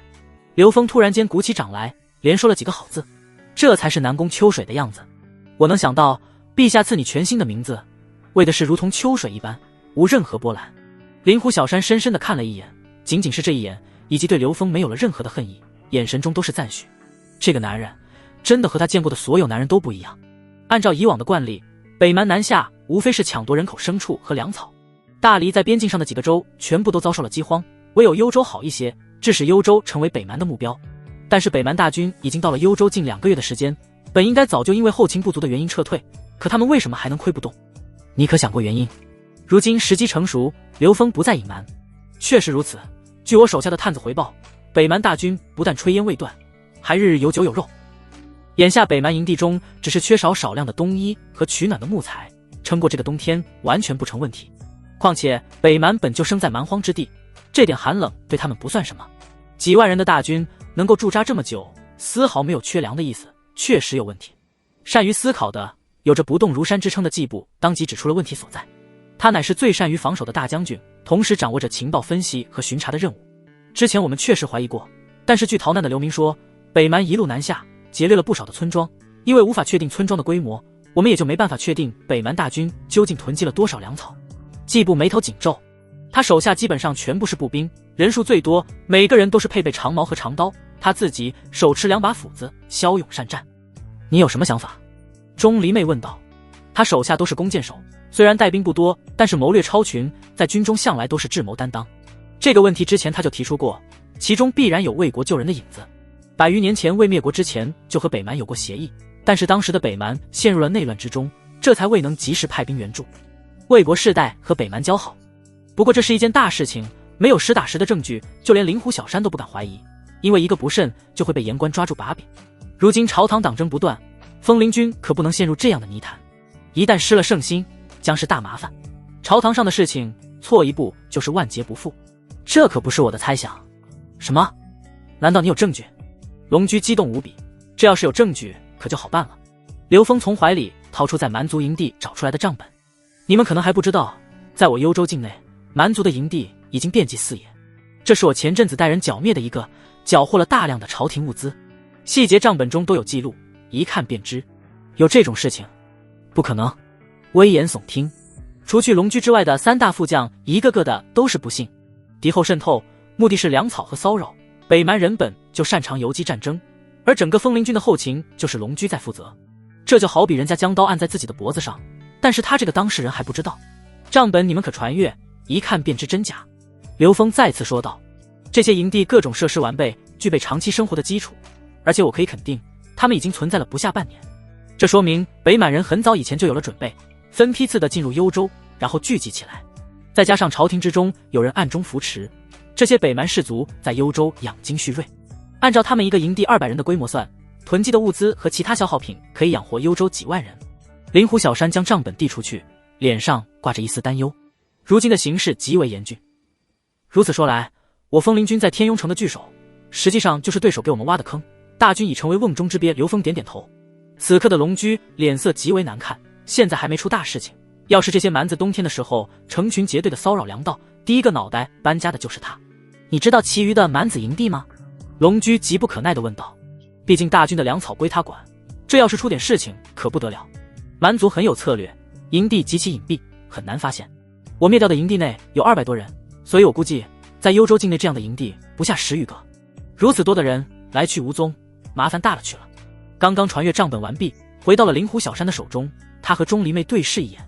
是的，钟离妹之前的猜测正确，大将军，这就是一个圈套，而且是专门针对风陵军的圈套。如果现在我们派人出去寻找蛮族营地，那么天雍城就成为了空城。可如果我们对这些蛮族营地视而不见，要是他们对我们的补给出手，我们将是死路一条。这事情难办啊！钟离妹满脸的忧伤，不由得发出感叹。难办？可不一定。灵狐小山冷声一声，紧接着将目光放在了刘峰身上。你送来账本，说明你有办法。若真是死局，你也没有将账本送来的必要，所以肯定有办法。这个办法已经想好了，对吗？瞬间，4大副将的目光都聚焦在了刘峰的身上。你倒是很聪明。刘峰呵呵一笑，办法我还真有，但是我这个办法不能说，要说也可以。你要等价交换？可以，本就是军事机密，要封赏合理。你是要官职还是要银子，或者是陛下的赏赐，我都可以办到，尽管提条件。灵狐小山当即允诺。到底是陛下的红人，左膀右臂，真是阔气。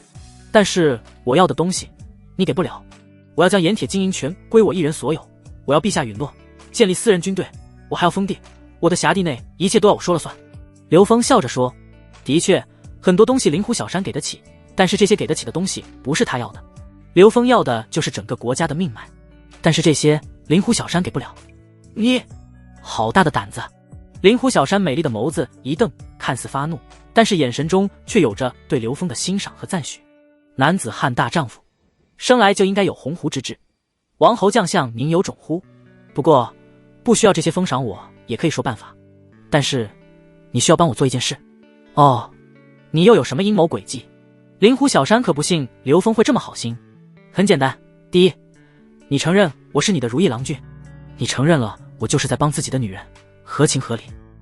灵狐小山眸子一闪，脸色不善，看不出是在发怒还是在生气，但是紧接着他就脸色微红，害羞了。这个家伙真的够男人，自己这是怎么了？和他见面不过几个时辰，怎么会被他处处牵着走？更重要的是，他竟然对刘峰生不出一丝的厌恶之心。大帐内呼吸声此起彼伏，落枕可闻。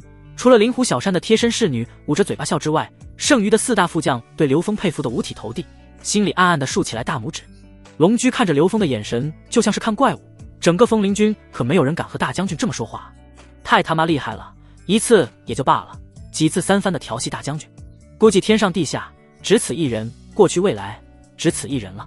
他们4个又将目光放在了灵狐小山的身上，现在他们就等着看热闹了。这还不明显吗？显然是刘峰刻意而为啊！刘峰之所以如此，其实心中早就有了答案。为什么问灵狐小山？这就是考题啊！现在就看灵狐小山，不，就看他们的大将君南宫秋谁肯不肯服软的事儿了。灵狐小山面色凝重，思考了很久，这才慢悠悠的开口，似乎下定了很大的决心。你是我灵狐小山的夫君，这一点我已经答应了，但是和南宫秋水无关。我知道你认为会是一个人，但是未来你会明白其中的区别。什么？四大副将心里齐齐问为什么。接着四大副将都用一用很奇怪的眼神冲着刘峰笑，他们在想，刘峰能满意这个答案吗？就是灵狐小山自己心中都很忐忑，面对心思如此缜密的家伙，比指挥千军万马更难。刘峰意味深长地看了一眼灵狐小山，严肃的表情转换为淡定，继而笑了。灵狐小山和南宫秋水分开，刘峰能够隐隐约约地想到原因，在灵狐小山的身后就是架子上放着的盔甲，那是属于南宫秋水的东西。盔甲颜色艳丽，和灵狐小山一样的美丽，制作工艺特殊，比起来刘峰构思的无双宝甲也差不了多少。盔甲的披风为蓝色，异常鲜亮，看得出来这件铠甲专门为女性定制，线条和胸前各个位置都能做到完美的契合。除去盔甲，还有一个东西，那是面具，看上去很轻薄，只有眼睛和鼻孔露出在外，看样子和灵狐小山的脸部完全符合。面具遮挡住了他绝世的容颜，但是以此就可以看出来，戴上面具的灵狐小山同样具备女性的柔美。戴上面具，她是南宫秋水；取下面具，她才是自己的妻子灵狐小山。也就是说，灵狐小山可以不存在，但是南宫秋水必须是战无不胜，死也不行。刘峰的目光在面具上停留了很久，似乎就是夜晚澄明如水的月光，温和宁静。那目光像是拥有看透一切的能力。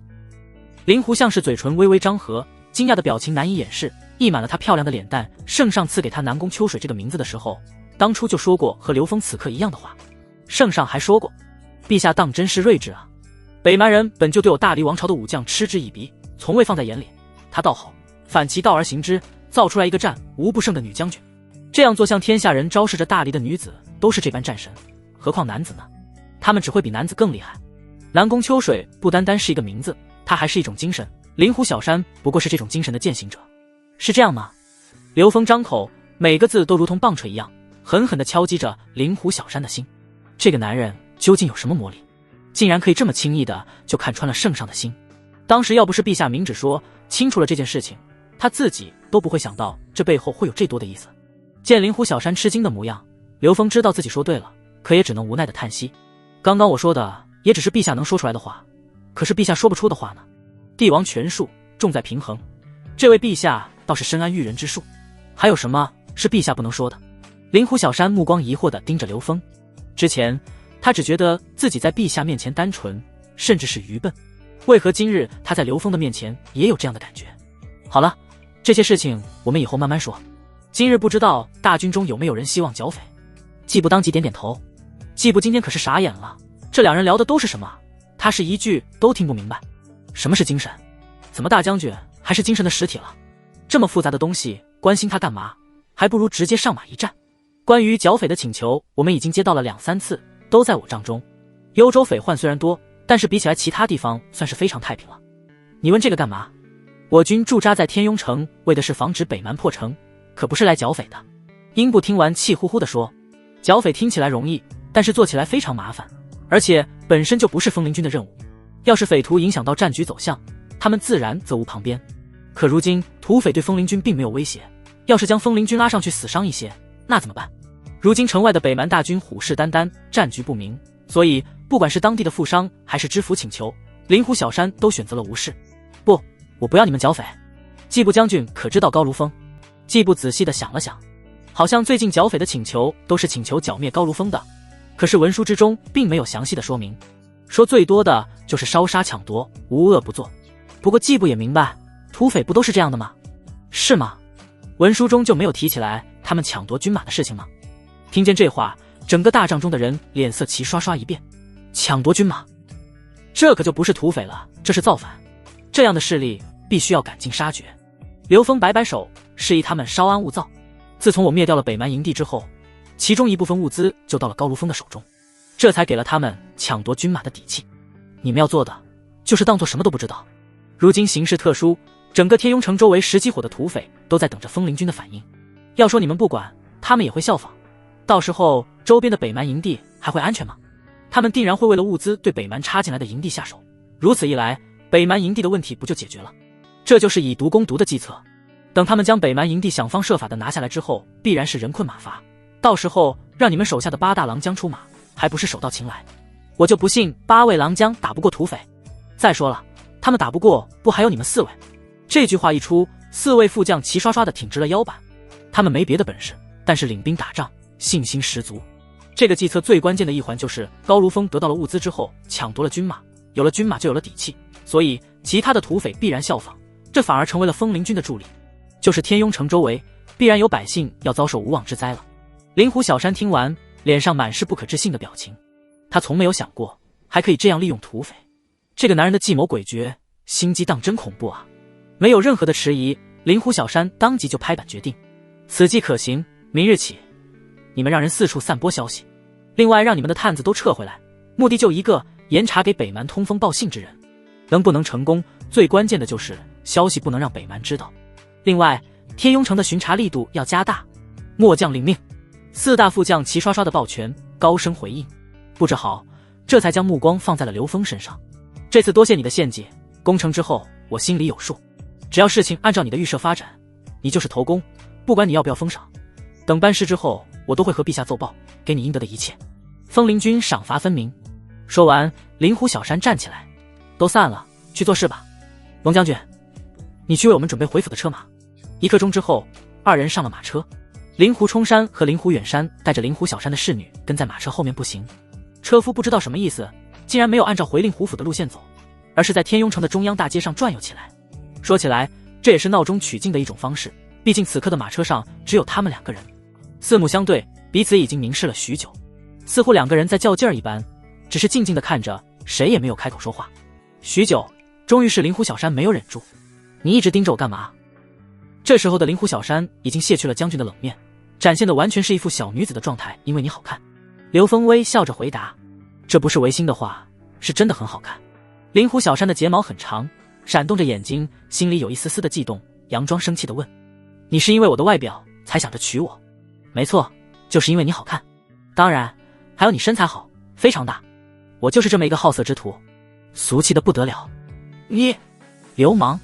灵狐小山瞪着刘峰，居然一时间不知道该说什么，有点生气，但是又不知道为什么生气。难道除了这些我就没别的优点？有啊，太多了。屁股大，能生儿子，常年带兵，身体好，肯定比青儿他们体力好，晚上好办事。刘峰没有思考，一股脑的说了不少。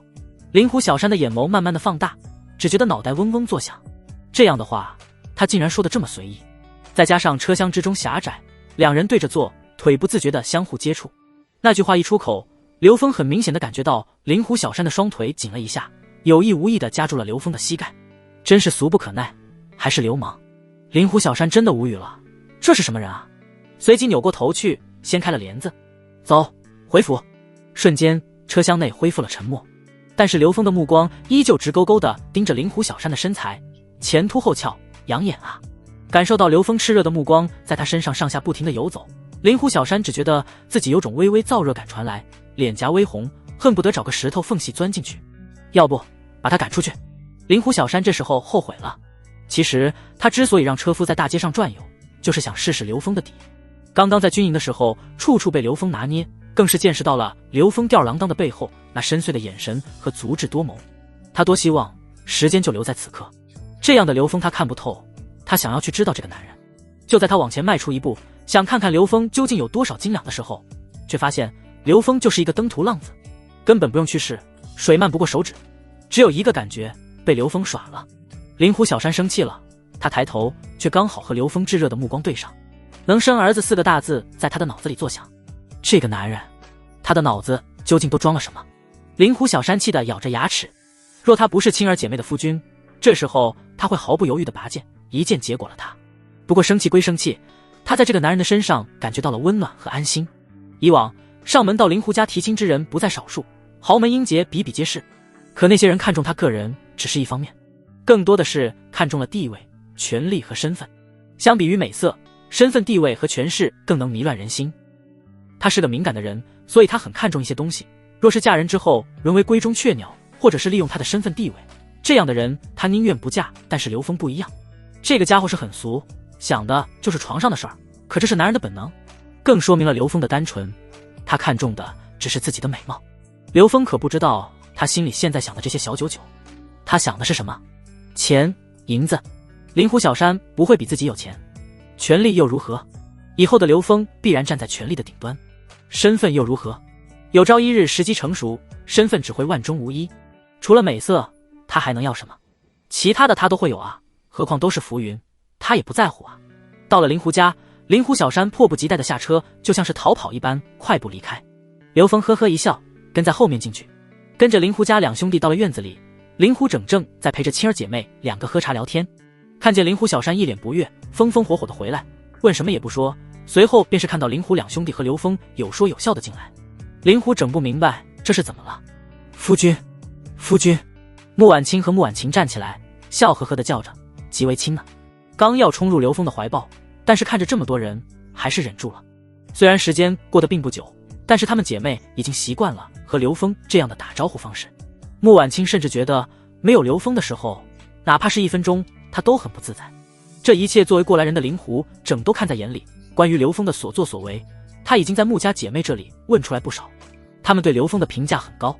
自从昨日在擂台赛上见过了刘峰之后，灵狐整派出斥候600里加急，已经从刘峰的老丈人那里得到了回信。老丈人对刘峰也是赞不绝口，所以对于刘峰和自己女儿的婚事，灵狐整觉得这次稳了。其实穆家姐妹俩送信想让灵狐小山嫁给刘峰的那时候，信到了她就知道了，所以擂台赛上见面，得知了这就是刘峰的时候，她才会转变态度。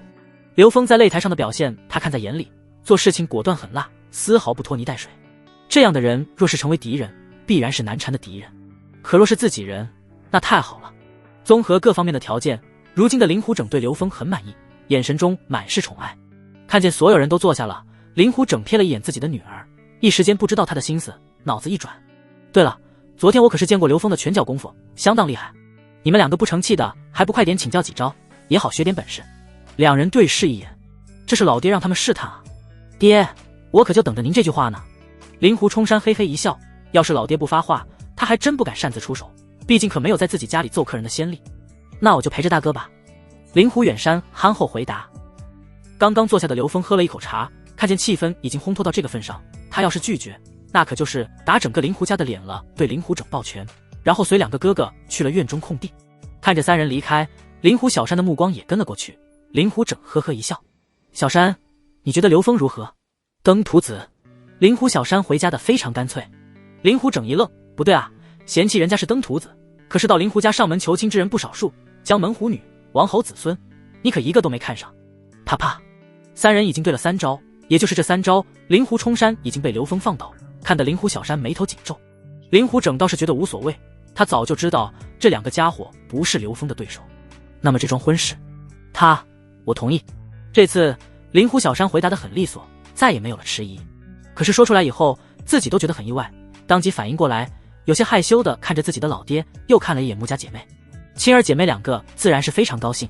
灵狐小山自己都不知道怎么回事情，他就那么自然的说出来同意2个字，但还是急忙辩解，我已经和他约法3章了。灵狐整摇摇头，对，他也不知道自家女儿啥意思了。此刻的战场上，灵狐远山也被轻松的放倒，被刘峰得我拳头打得龇牙咧嘴。灵狐小山为了缓解尴尬，故作不满，真没用，起来，让我来。灵狐整看着灵狐小山的手已经要触摸到剑身，赶紧将他拉住。好不容易有个女儿喜欢的人，可能让女儿再打跑了，必须要趁热打铁。这可是灵狐小山唯一一次松口，而且选择的人他们都认可。坐下，既然愿意嫁，那就把事情定下来，之后看你们怎么折腾，就是把府邸拆了也没事。本来灵狐小山准备上场和刘峰一战，就是在避开父亲的询问，如今反倒是被摁在了这里，刘峰3人也只能抱拳，还能咋的？很明显打不起来了。灵狐两兄弟和刘峰一起坐下。这么快？爹这就定时间啊？灵狐冲山摸了摸脸上的土，满脸欣喜地看着灵狐整。这还有假，最起码刘峰武艺高强，小山和他在一起会安全一些。灵狐整哈哈大笑。这下灵狐小山更不服气了，刚要站起来和刘峰一战，又被老爹给摁住了。婚约。灵狐整继续说，似乎这2个字是从他的牙齿缝隙里蹦出来的。灵狐小山冷哼一声，耍起来小性子。认真点。灵狐整黑着脸，爹，可以谈，但是必须要约法3章。第一，我的身份不准说出去，也不准在外人面前提起来。第二，我时常出征在外，要是尽不到妻子的本分，不能生儿育女的他不准怪我。第三，军营是军事重地，他无事不准去，要紧的事情可以和2位哥哥说。3句话说得很快，说完之后亭子里安静了。这3个条件太苛刻了，刘峰反倒是非常淡定，端起来茶杯喝一口。刚才在军营的时候就没喝上一口水，早就渴了。在就众人等着刘峰的答复的时候，刘峰却呵呵一笑，挤出来2个字：不行。很显然，这个灵狐小山早就想好的，但是刘峰可不认。一个小女子还提条件，反了还，好像没你当媳妇不行一样。刘峰冷笑一声，这3个条件没得商量，我不答应。不过事关重大，第1条我会刻意的去注意，你要是真的要和我约法3章，那就比比我们谁的拳头更大。好，怕你不成，我倒是要看看你有多少真本事。灵狐小山本来就在气，没想到刘峰不但拒绝他的条件，还小看他的武艺，早就等着教训刘峰了。当下也不管什么约法3章的事情了，脑子里只有一个念头，那就是将刘峰揍一顿出出气。在整个灵狐家，他的武艺远胜过其他人，刘峰未必是他的对手。比武就要有彩头，说好了，我赢了也要约法3章。灵狐小山已经抽出来长剑，一听这话迟疑了一下，小气鬼，但是你赢不了我，居然用剑和我比兵器。刘峰看着灵狐小山手中的长剑，若有所思。灵狐冲山以为刘峰也是想要武器，随即丢出去自己的长剑。刘峰接过后拔出来一半，呵呵笑道，这东西我用不惯。丢回去之后拿出了自己的匕首。灵狐家所有人都是一愣，1寸长1寸强，我用剑，而你用匕首，如何赢我？你不用勉强自己，用什么武器顺手就用什么。我倒是习惯一直用枪和女孩子比武，那你用枪如何？那倒不必。刘峰的意思可不是杀敌的枪啊。刘峰摆摆手，做出准备迎战的姿势，等着灵狐小山的进攻。灵狐小山脸色难看，快步朝着刘峰攻击而来。好，今天本姑娘就让你知道什么叫做人外有人。嗖，剑光灵动刁钻，刘峰不慌不忙，轻描淡写地拿出匕首，左右抵挡。只听见空气中武器相互碰撞的声音，火花四溅。但是奇怪的是，灵狐小山密密麻麻的剑光都被刘峰用一把小匕首给挡住了。而且这还不算什么，刘峰以短克长，倒逼的灵狐小山不断的后退，犹如闲庭信步一般，可怕。灵狐小山将手中的剑舞动到了极致，可每一剑都被那家伙恰如其分的挡住。他感觉自己就是在配合刘峰演戏一样。看来三妹是不忍心伤害刘峰啊。灵狐冲山呵呵一笑，毕竟是亲儿姐妹的夫君，也是他自己的夫君，不会下死手。灵狐远山慢悠悠的点评，只有灵狐整这个老前辈在一旁看得眉头紧皱。自己的女儿武艺，他难道不清楚？虽然还没有出全力，但是也有6分了。可如此也在刘峰面前犹如孩童一般，这个男人当真恐怖。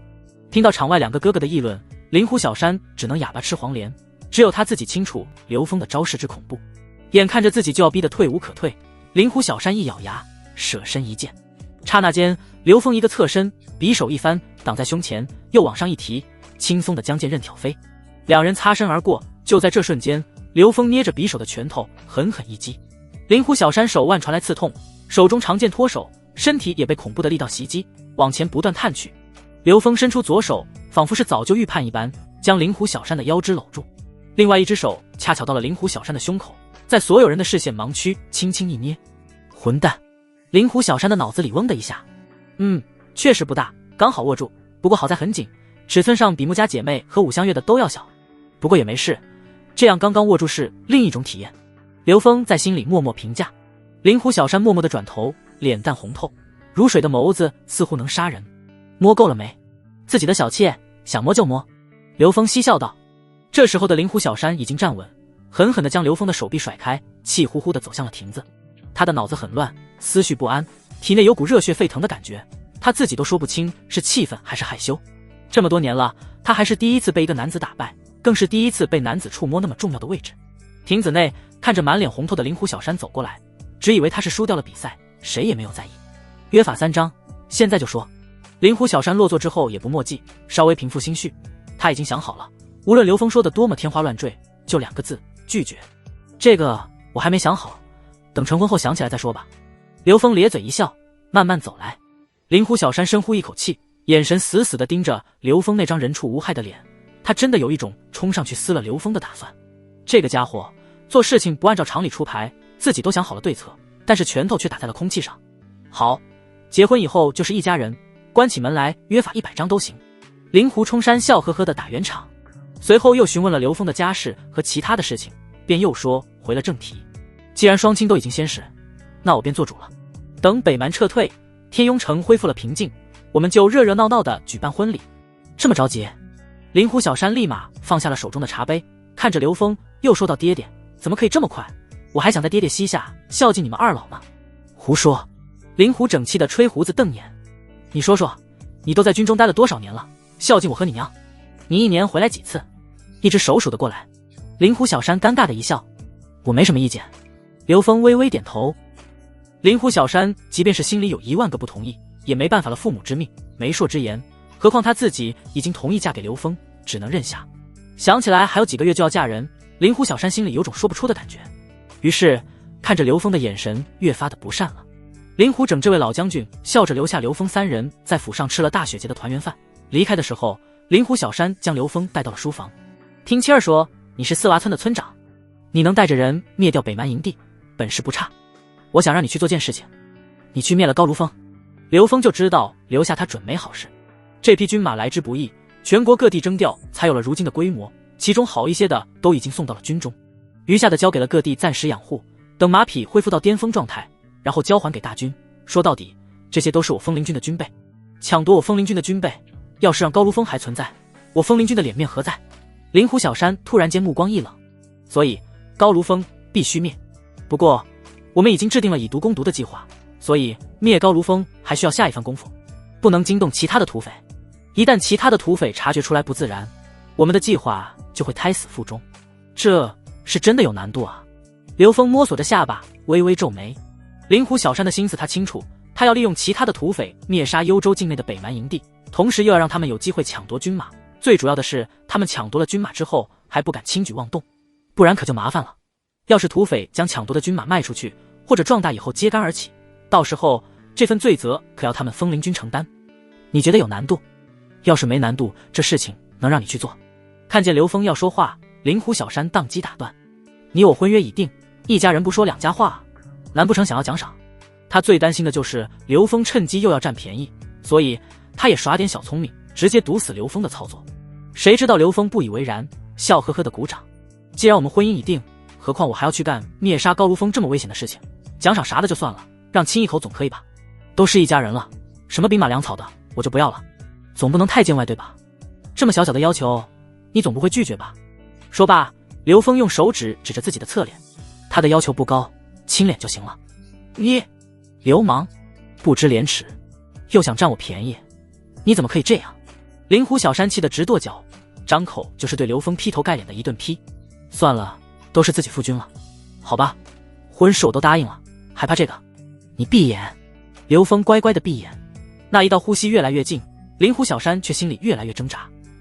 好，那我就给你加一把柴。刘峰瞬间睁开眼睛，二人已经脸贴着脸，呼吸打在两人的脸上。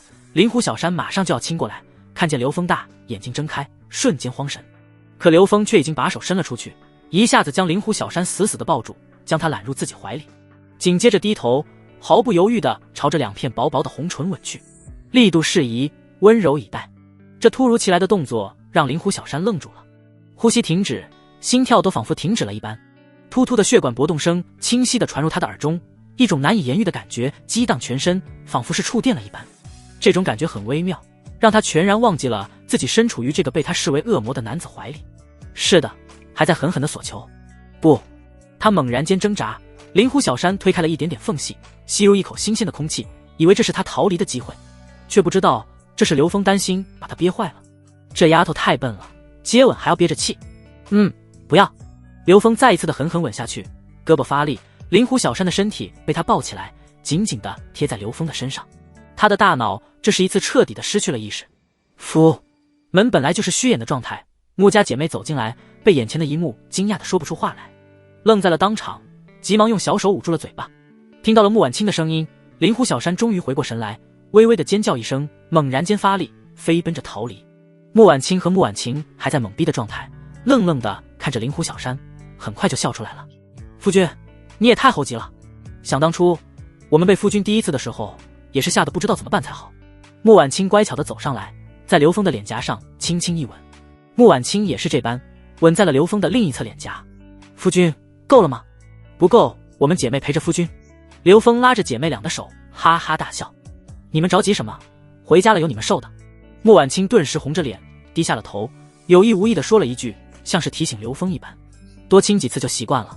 时间也不早了，和灵狐整集其他人打过招呼，刘峰带着2个媳妇踏上了回家的路。回家全程骑马，一路上3人说说笑笑，更是停下来休息了一晚上，自然少不得耳鬓厮磨，快快乐乐的爱一次。回家的时候已经是第2天的晚上，家里的土炕一直未曾熄火，暖和的屋子，3人刚好可以继续干大事。次日一大早，刘峰便收拾好了一应物品，同时又组织了接亲的队伍，准备用最快的时间将武香月娶过门。这时候刘峰的小院已经收拾完毕，穆家姐妹在家里收拾东西，他们2个人不够，又将各个作坊的女眷全部集中起来，将院子收拾得整洁气派。听到是村长要办喜事，村里人一个个的比穆家姐妹还开心。为什么呢？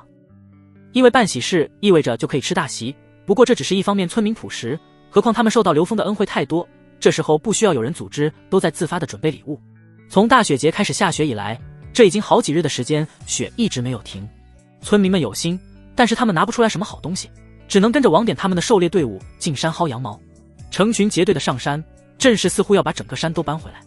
准备工作做得很快，3天后，一支热热闹闹的迎亲队伍从四娃村出发。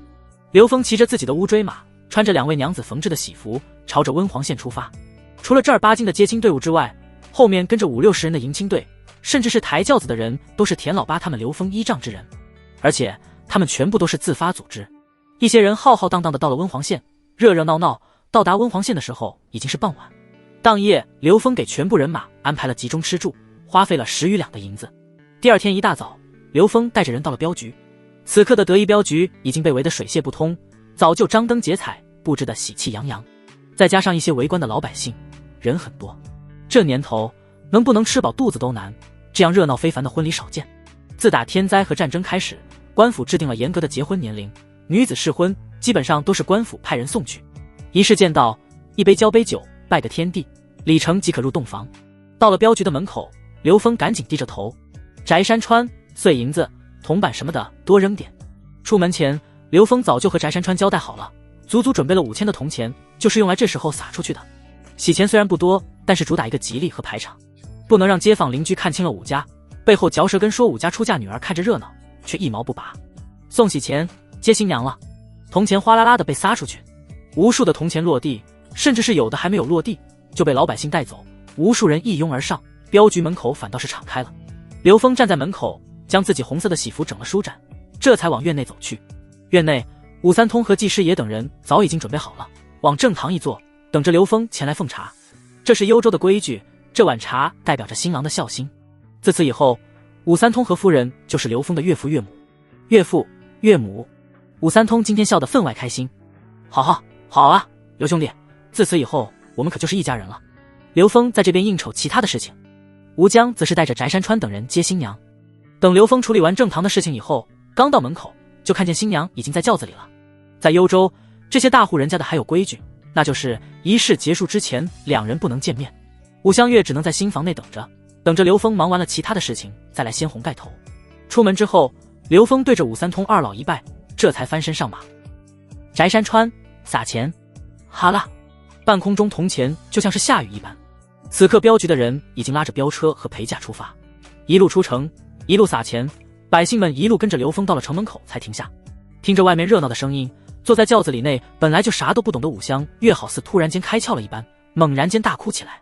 他这时候才意识到，一旦出嫁就是夫君的人了。这一刻他才明白，这一次离开镖局就成了他的娘家，再也不是他的家了。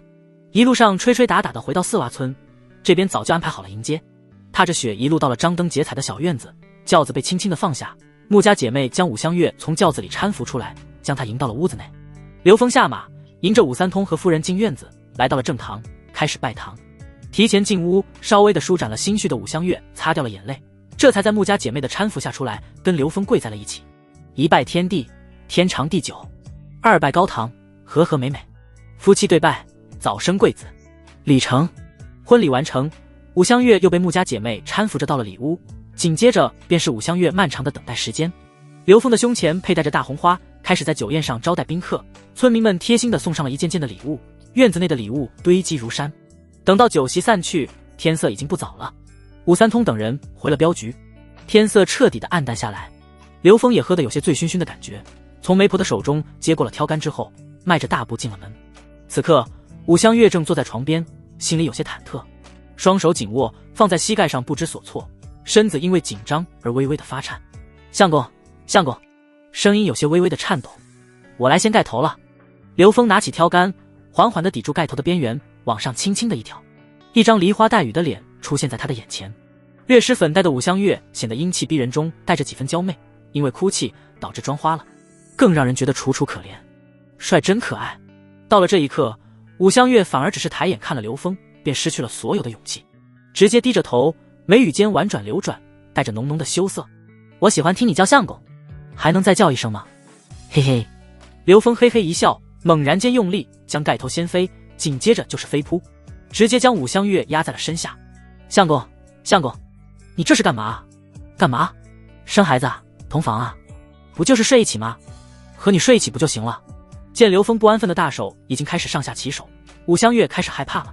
按道理来说，新娘在出嫁之前都是需要娘家安排人传授一些房中之事，奈何武香月一家都是武夫，再加上结婚的事情太着急，根本来不及准备，导致如今的武香月懵懂无知。刘峰以前就知道武香月很单纯，看着她这个样子，刘峰的心里更是痒痒的。你别出声，听我安排。我保证，只要是你体验一次，已经会一直想要体验，必然是夜夜想要当新娘的感觉。嘿嘿一笑之后，在武香月的惊呼声中，衣服被刘峰几下子扒拉个精光。武香月害羞的嗯了一声，侧过头去，闭着眼睛，合着嘴唇，心里既害怕又期待。穆家姐妹送走了最后一波客人，又将院子里收拾了一番。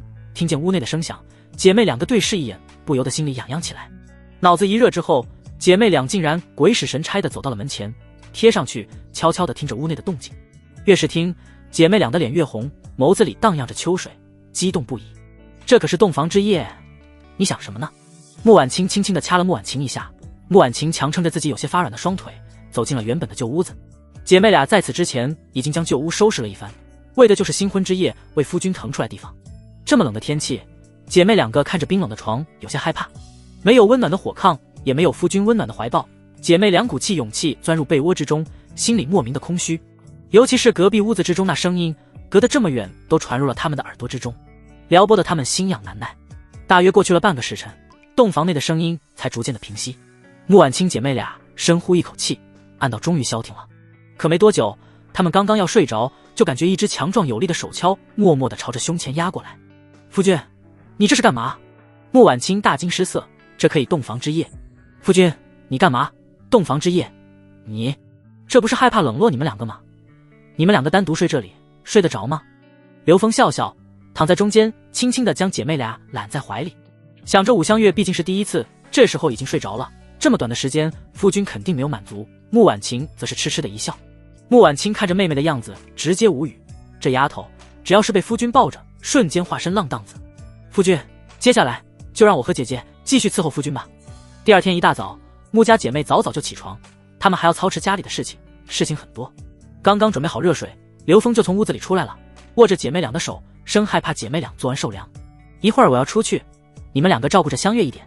这才是第一个晚上，难免有些不适应。刘峰笑着对姐妹俩说，姐妹俩乖巧的点点头。刘峰吃完饭，梳洗结束以后就走了。姐妹俩又开始准备热水，毕竟武香月也需要洗漱。一进去就看见大红的被子里冒出来两只眼睛，滴溜溜的转个不停，不好意思的看着穆婉清姐妹俩。她是不是每天晚上都要那样？虽然有些难以启齿，但好在这是她的姐妹，便鼓起勇气问了出来。穆婉清扑哧一下，只要你白天的时候别撩拨她，那就只有晚上这几次。不过要是白天的时候夫君忍不住了，白天的时候可能院子里都要来几次。啊！武香月想到昨晚的事情，瞬间从被子里惊呼着坐起来。现在的她浑身酸疼，根本没有起床的欲望。想着以后要一直这样，那这日子怎么过啊？这个你们也会控制不住，然后想要出声吗？努力平复了心情之后，武香月又一次问出来自己的疑惑。这方面的事情她是一窍不通，只能向作为过来人的穆家姐妹询问。香月，这有什么可害羞的？起来洗漱了，等会儿我们将夫君喜欢的方式传授给你。什么？他还有喜欢的方式？啊，我不要啊！另外一边，刘峰走在路上，天空飘着漫天的雪花，顶着一头的雪白走进了马场。田老八正带着两个人抱着草料在一个的马槽之中穿梭。看见是刘峰过来，急忙热情的前去打招呼。昨晚在酒宴上是不是来了不少的上沟村村民？虽然昨晚人很多，他还是有些记忆。我看当时他们很多人不但吃还要带着，他们很缺粮食吗？大婚之日，喜事，上沟村村民来吃席，刘峰自然不会拒绝。只不过上沟村的村民吃相实在不怎地，差点让两村之间闹出来矛盾。刘峰觉得很奇怪，便早早的过来找田老八了解情况。上沟村的村民大多数已经断粮了，有钱有地的一部分能够过下去，还有一部分投靠了我们四洼村。现如今的上沟村，除去那些富户，余下的都是穷苦人家。如今大雪封山，河水冻结，日子难啊。田老八放下草料，苦笑着回答：这么困难，这算什么啊？活不下去的大有人在，有的人家想要找村长赊点粮食，挨过去这个冬天。可是那个村长，哎，田老八提起来上沟村的村长，止不住的摇头，真不是个玩意儿，居然要人家有女儿的人家将女儿送给他做小妾，这才肯赊点粮食。据我所知，女娃子都是11、12岁啊。刘峰眉头一挑，这年头就没一个好村长吗？田老八憨厚的一笑，这十里八乡的谁不知道你啊？提起你都是竖起大拇指。如今我们四洼村每家每户都能吃饱饭，人人都可以温暖的过冬，还不都是您的仁德？周围其他村子羡慕得很啊。四洼村村民有饭吃，那是他们干活换来的，虽然是大锅饭，但是管饱。炭火那都是砖窑和铁匠作坊留下的边角料，或者是没有熄灭的火，都可以低价给村民出售。要是实际上算起来，钱和不要钱也差不了多少。这些村民只要给他干活的，基本上都有工钱，但是通过其他的方式，刘峰又收回来了6、7成。真正在村民手中的没几个铜钱，就算是这样，四洼村村民的日子也要比其他地方的人好过多了。稍微的思索了片刻，刘峰眼珠子一转，下午你就带上几个人，我们去上沟村搭个棚子。村长，这是做什么啊？当然是卖粮食。现如今刘峰手中的粮食可不在少数，自己从县城里买回来的，水寨运回来的，北蛮营地抢来的，单单这些足够整个四洼村敞开肚皮吃上1年了。虽然入冬以后王典所率领的狩猎队提供的肉食少了很多，但是打回来的都是上好的野味，这些东西刘峰都会拿出来一部分让武三通带着南下，换回来的粮米不在少数。既然有这么多的存粮，那不用白不用，再去上沟村招揽一批人回来，到时候用来扩大自己的实力。回家时，穆家姐妹正带着武香月收拾昨晚的礼物，这些东西基本上都是山货，刘峰也不去管，自有穆婉清带着他们2个入账。收拾之后就出门了。到了上沟村，田老八带人花了半个时辰支起来棚子，不多时，上沟村的村民便围上来，小声的议论着，不过却没一个人主动的靠近。刘峰让田老八将1牛车的粮食全部搬上来，伸手拍着鼓鼓囊囊的粮食袋子，这些都是新鲜的大米，什么东西都可以换，有力气的用力气换，有物件的用物件换，田气地气等都可以。这里还有很多的蔬菜和肉，有也有，只要是你需要的，我全部带来了。看见真的是来换粮食的，周围的村民顿时动了起来，前仆后继的冲来，人群非常的喧闹。一个老头子却先出现在刘峰的面前，他面黄肌瘦，衣不蔽体。收女娃娃吗？俺家闺女14岁，可是俺不想她被村长那个老家伙给祸害啊。老头子转身生拉硬拽的从人群中将一个女娃娃拉出来，女孩子很美，面容清瘦，被老头子拉到了刘峰的面前，说话的时候还带着抽噎。刘村长，10里8乡的都知道，你高义，收下她，哪怕给你端茶递水，也好过被你别人祸害啊。刘村长，俺可以和你田卖身契，让他给你暖床也行啊，求求你了。一开这个头，人群中顿时就炸锅了，一众穷苦人家纷纷拉着自己的女儿跪在了刘峰的面前，苦苦的哀求起来。刘峰见情况这么混乱，当即皱起来眉头。这年头卖身和买妻妾本质上没有多大的区别，该伺候的床子还是要伺候，更是主人家说什么做什么，而且根本不会有名分，完全就是主人家的泄欲工具。这群人不知道是有多恨那个村长，宁愿将自己的女儿卖给刘峰，都不愿意让村长祸害。眼前的这些女娃子都是妙龄少女，一个个的13、14岁，年龄还不足以让官方指定夫婿，一旦到了年龄，这些穷苦人家交不起高昂的赋税，女儿就会被带走。姿色好点的可能沦为教坊司的官人，一般的要么被强制许配人家，要么就是放在军营作为随军靠军的存在。眼下的四洼村要粮有粮，就算是卖过去，日子也不会太差，最差不会饿肚子。这也是作为父母在这样的乱世能为女儿做的最后一点打算。村长，咱们村还有几个单身汉子，都有一把子力气，干活也卖力，要不您收下吧。看着这些人在寒风中瑟瑟发抖，可怜的厉害，田老八忍不住劝道。刘峰点点头，低头看向了最先出现的女娃子，瓜子脸，柳叶眉，长得十分标致，便弯腰问道：“你叫什么名字啊？”现在家里的事情基本上都是穆婉清主持，他们两个协助，每天账本上的事情非常多，照顾他的衣食起居已经力不从心了。自己最差也是个村长，他是村长夫人，也该是有个人做家里的杂活了。虽然是找个婢女，但是刘峰的原则，那也必须是好看的、标致的。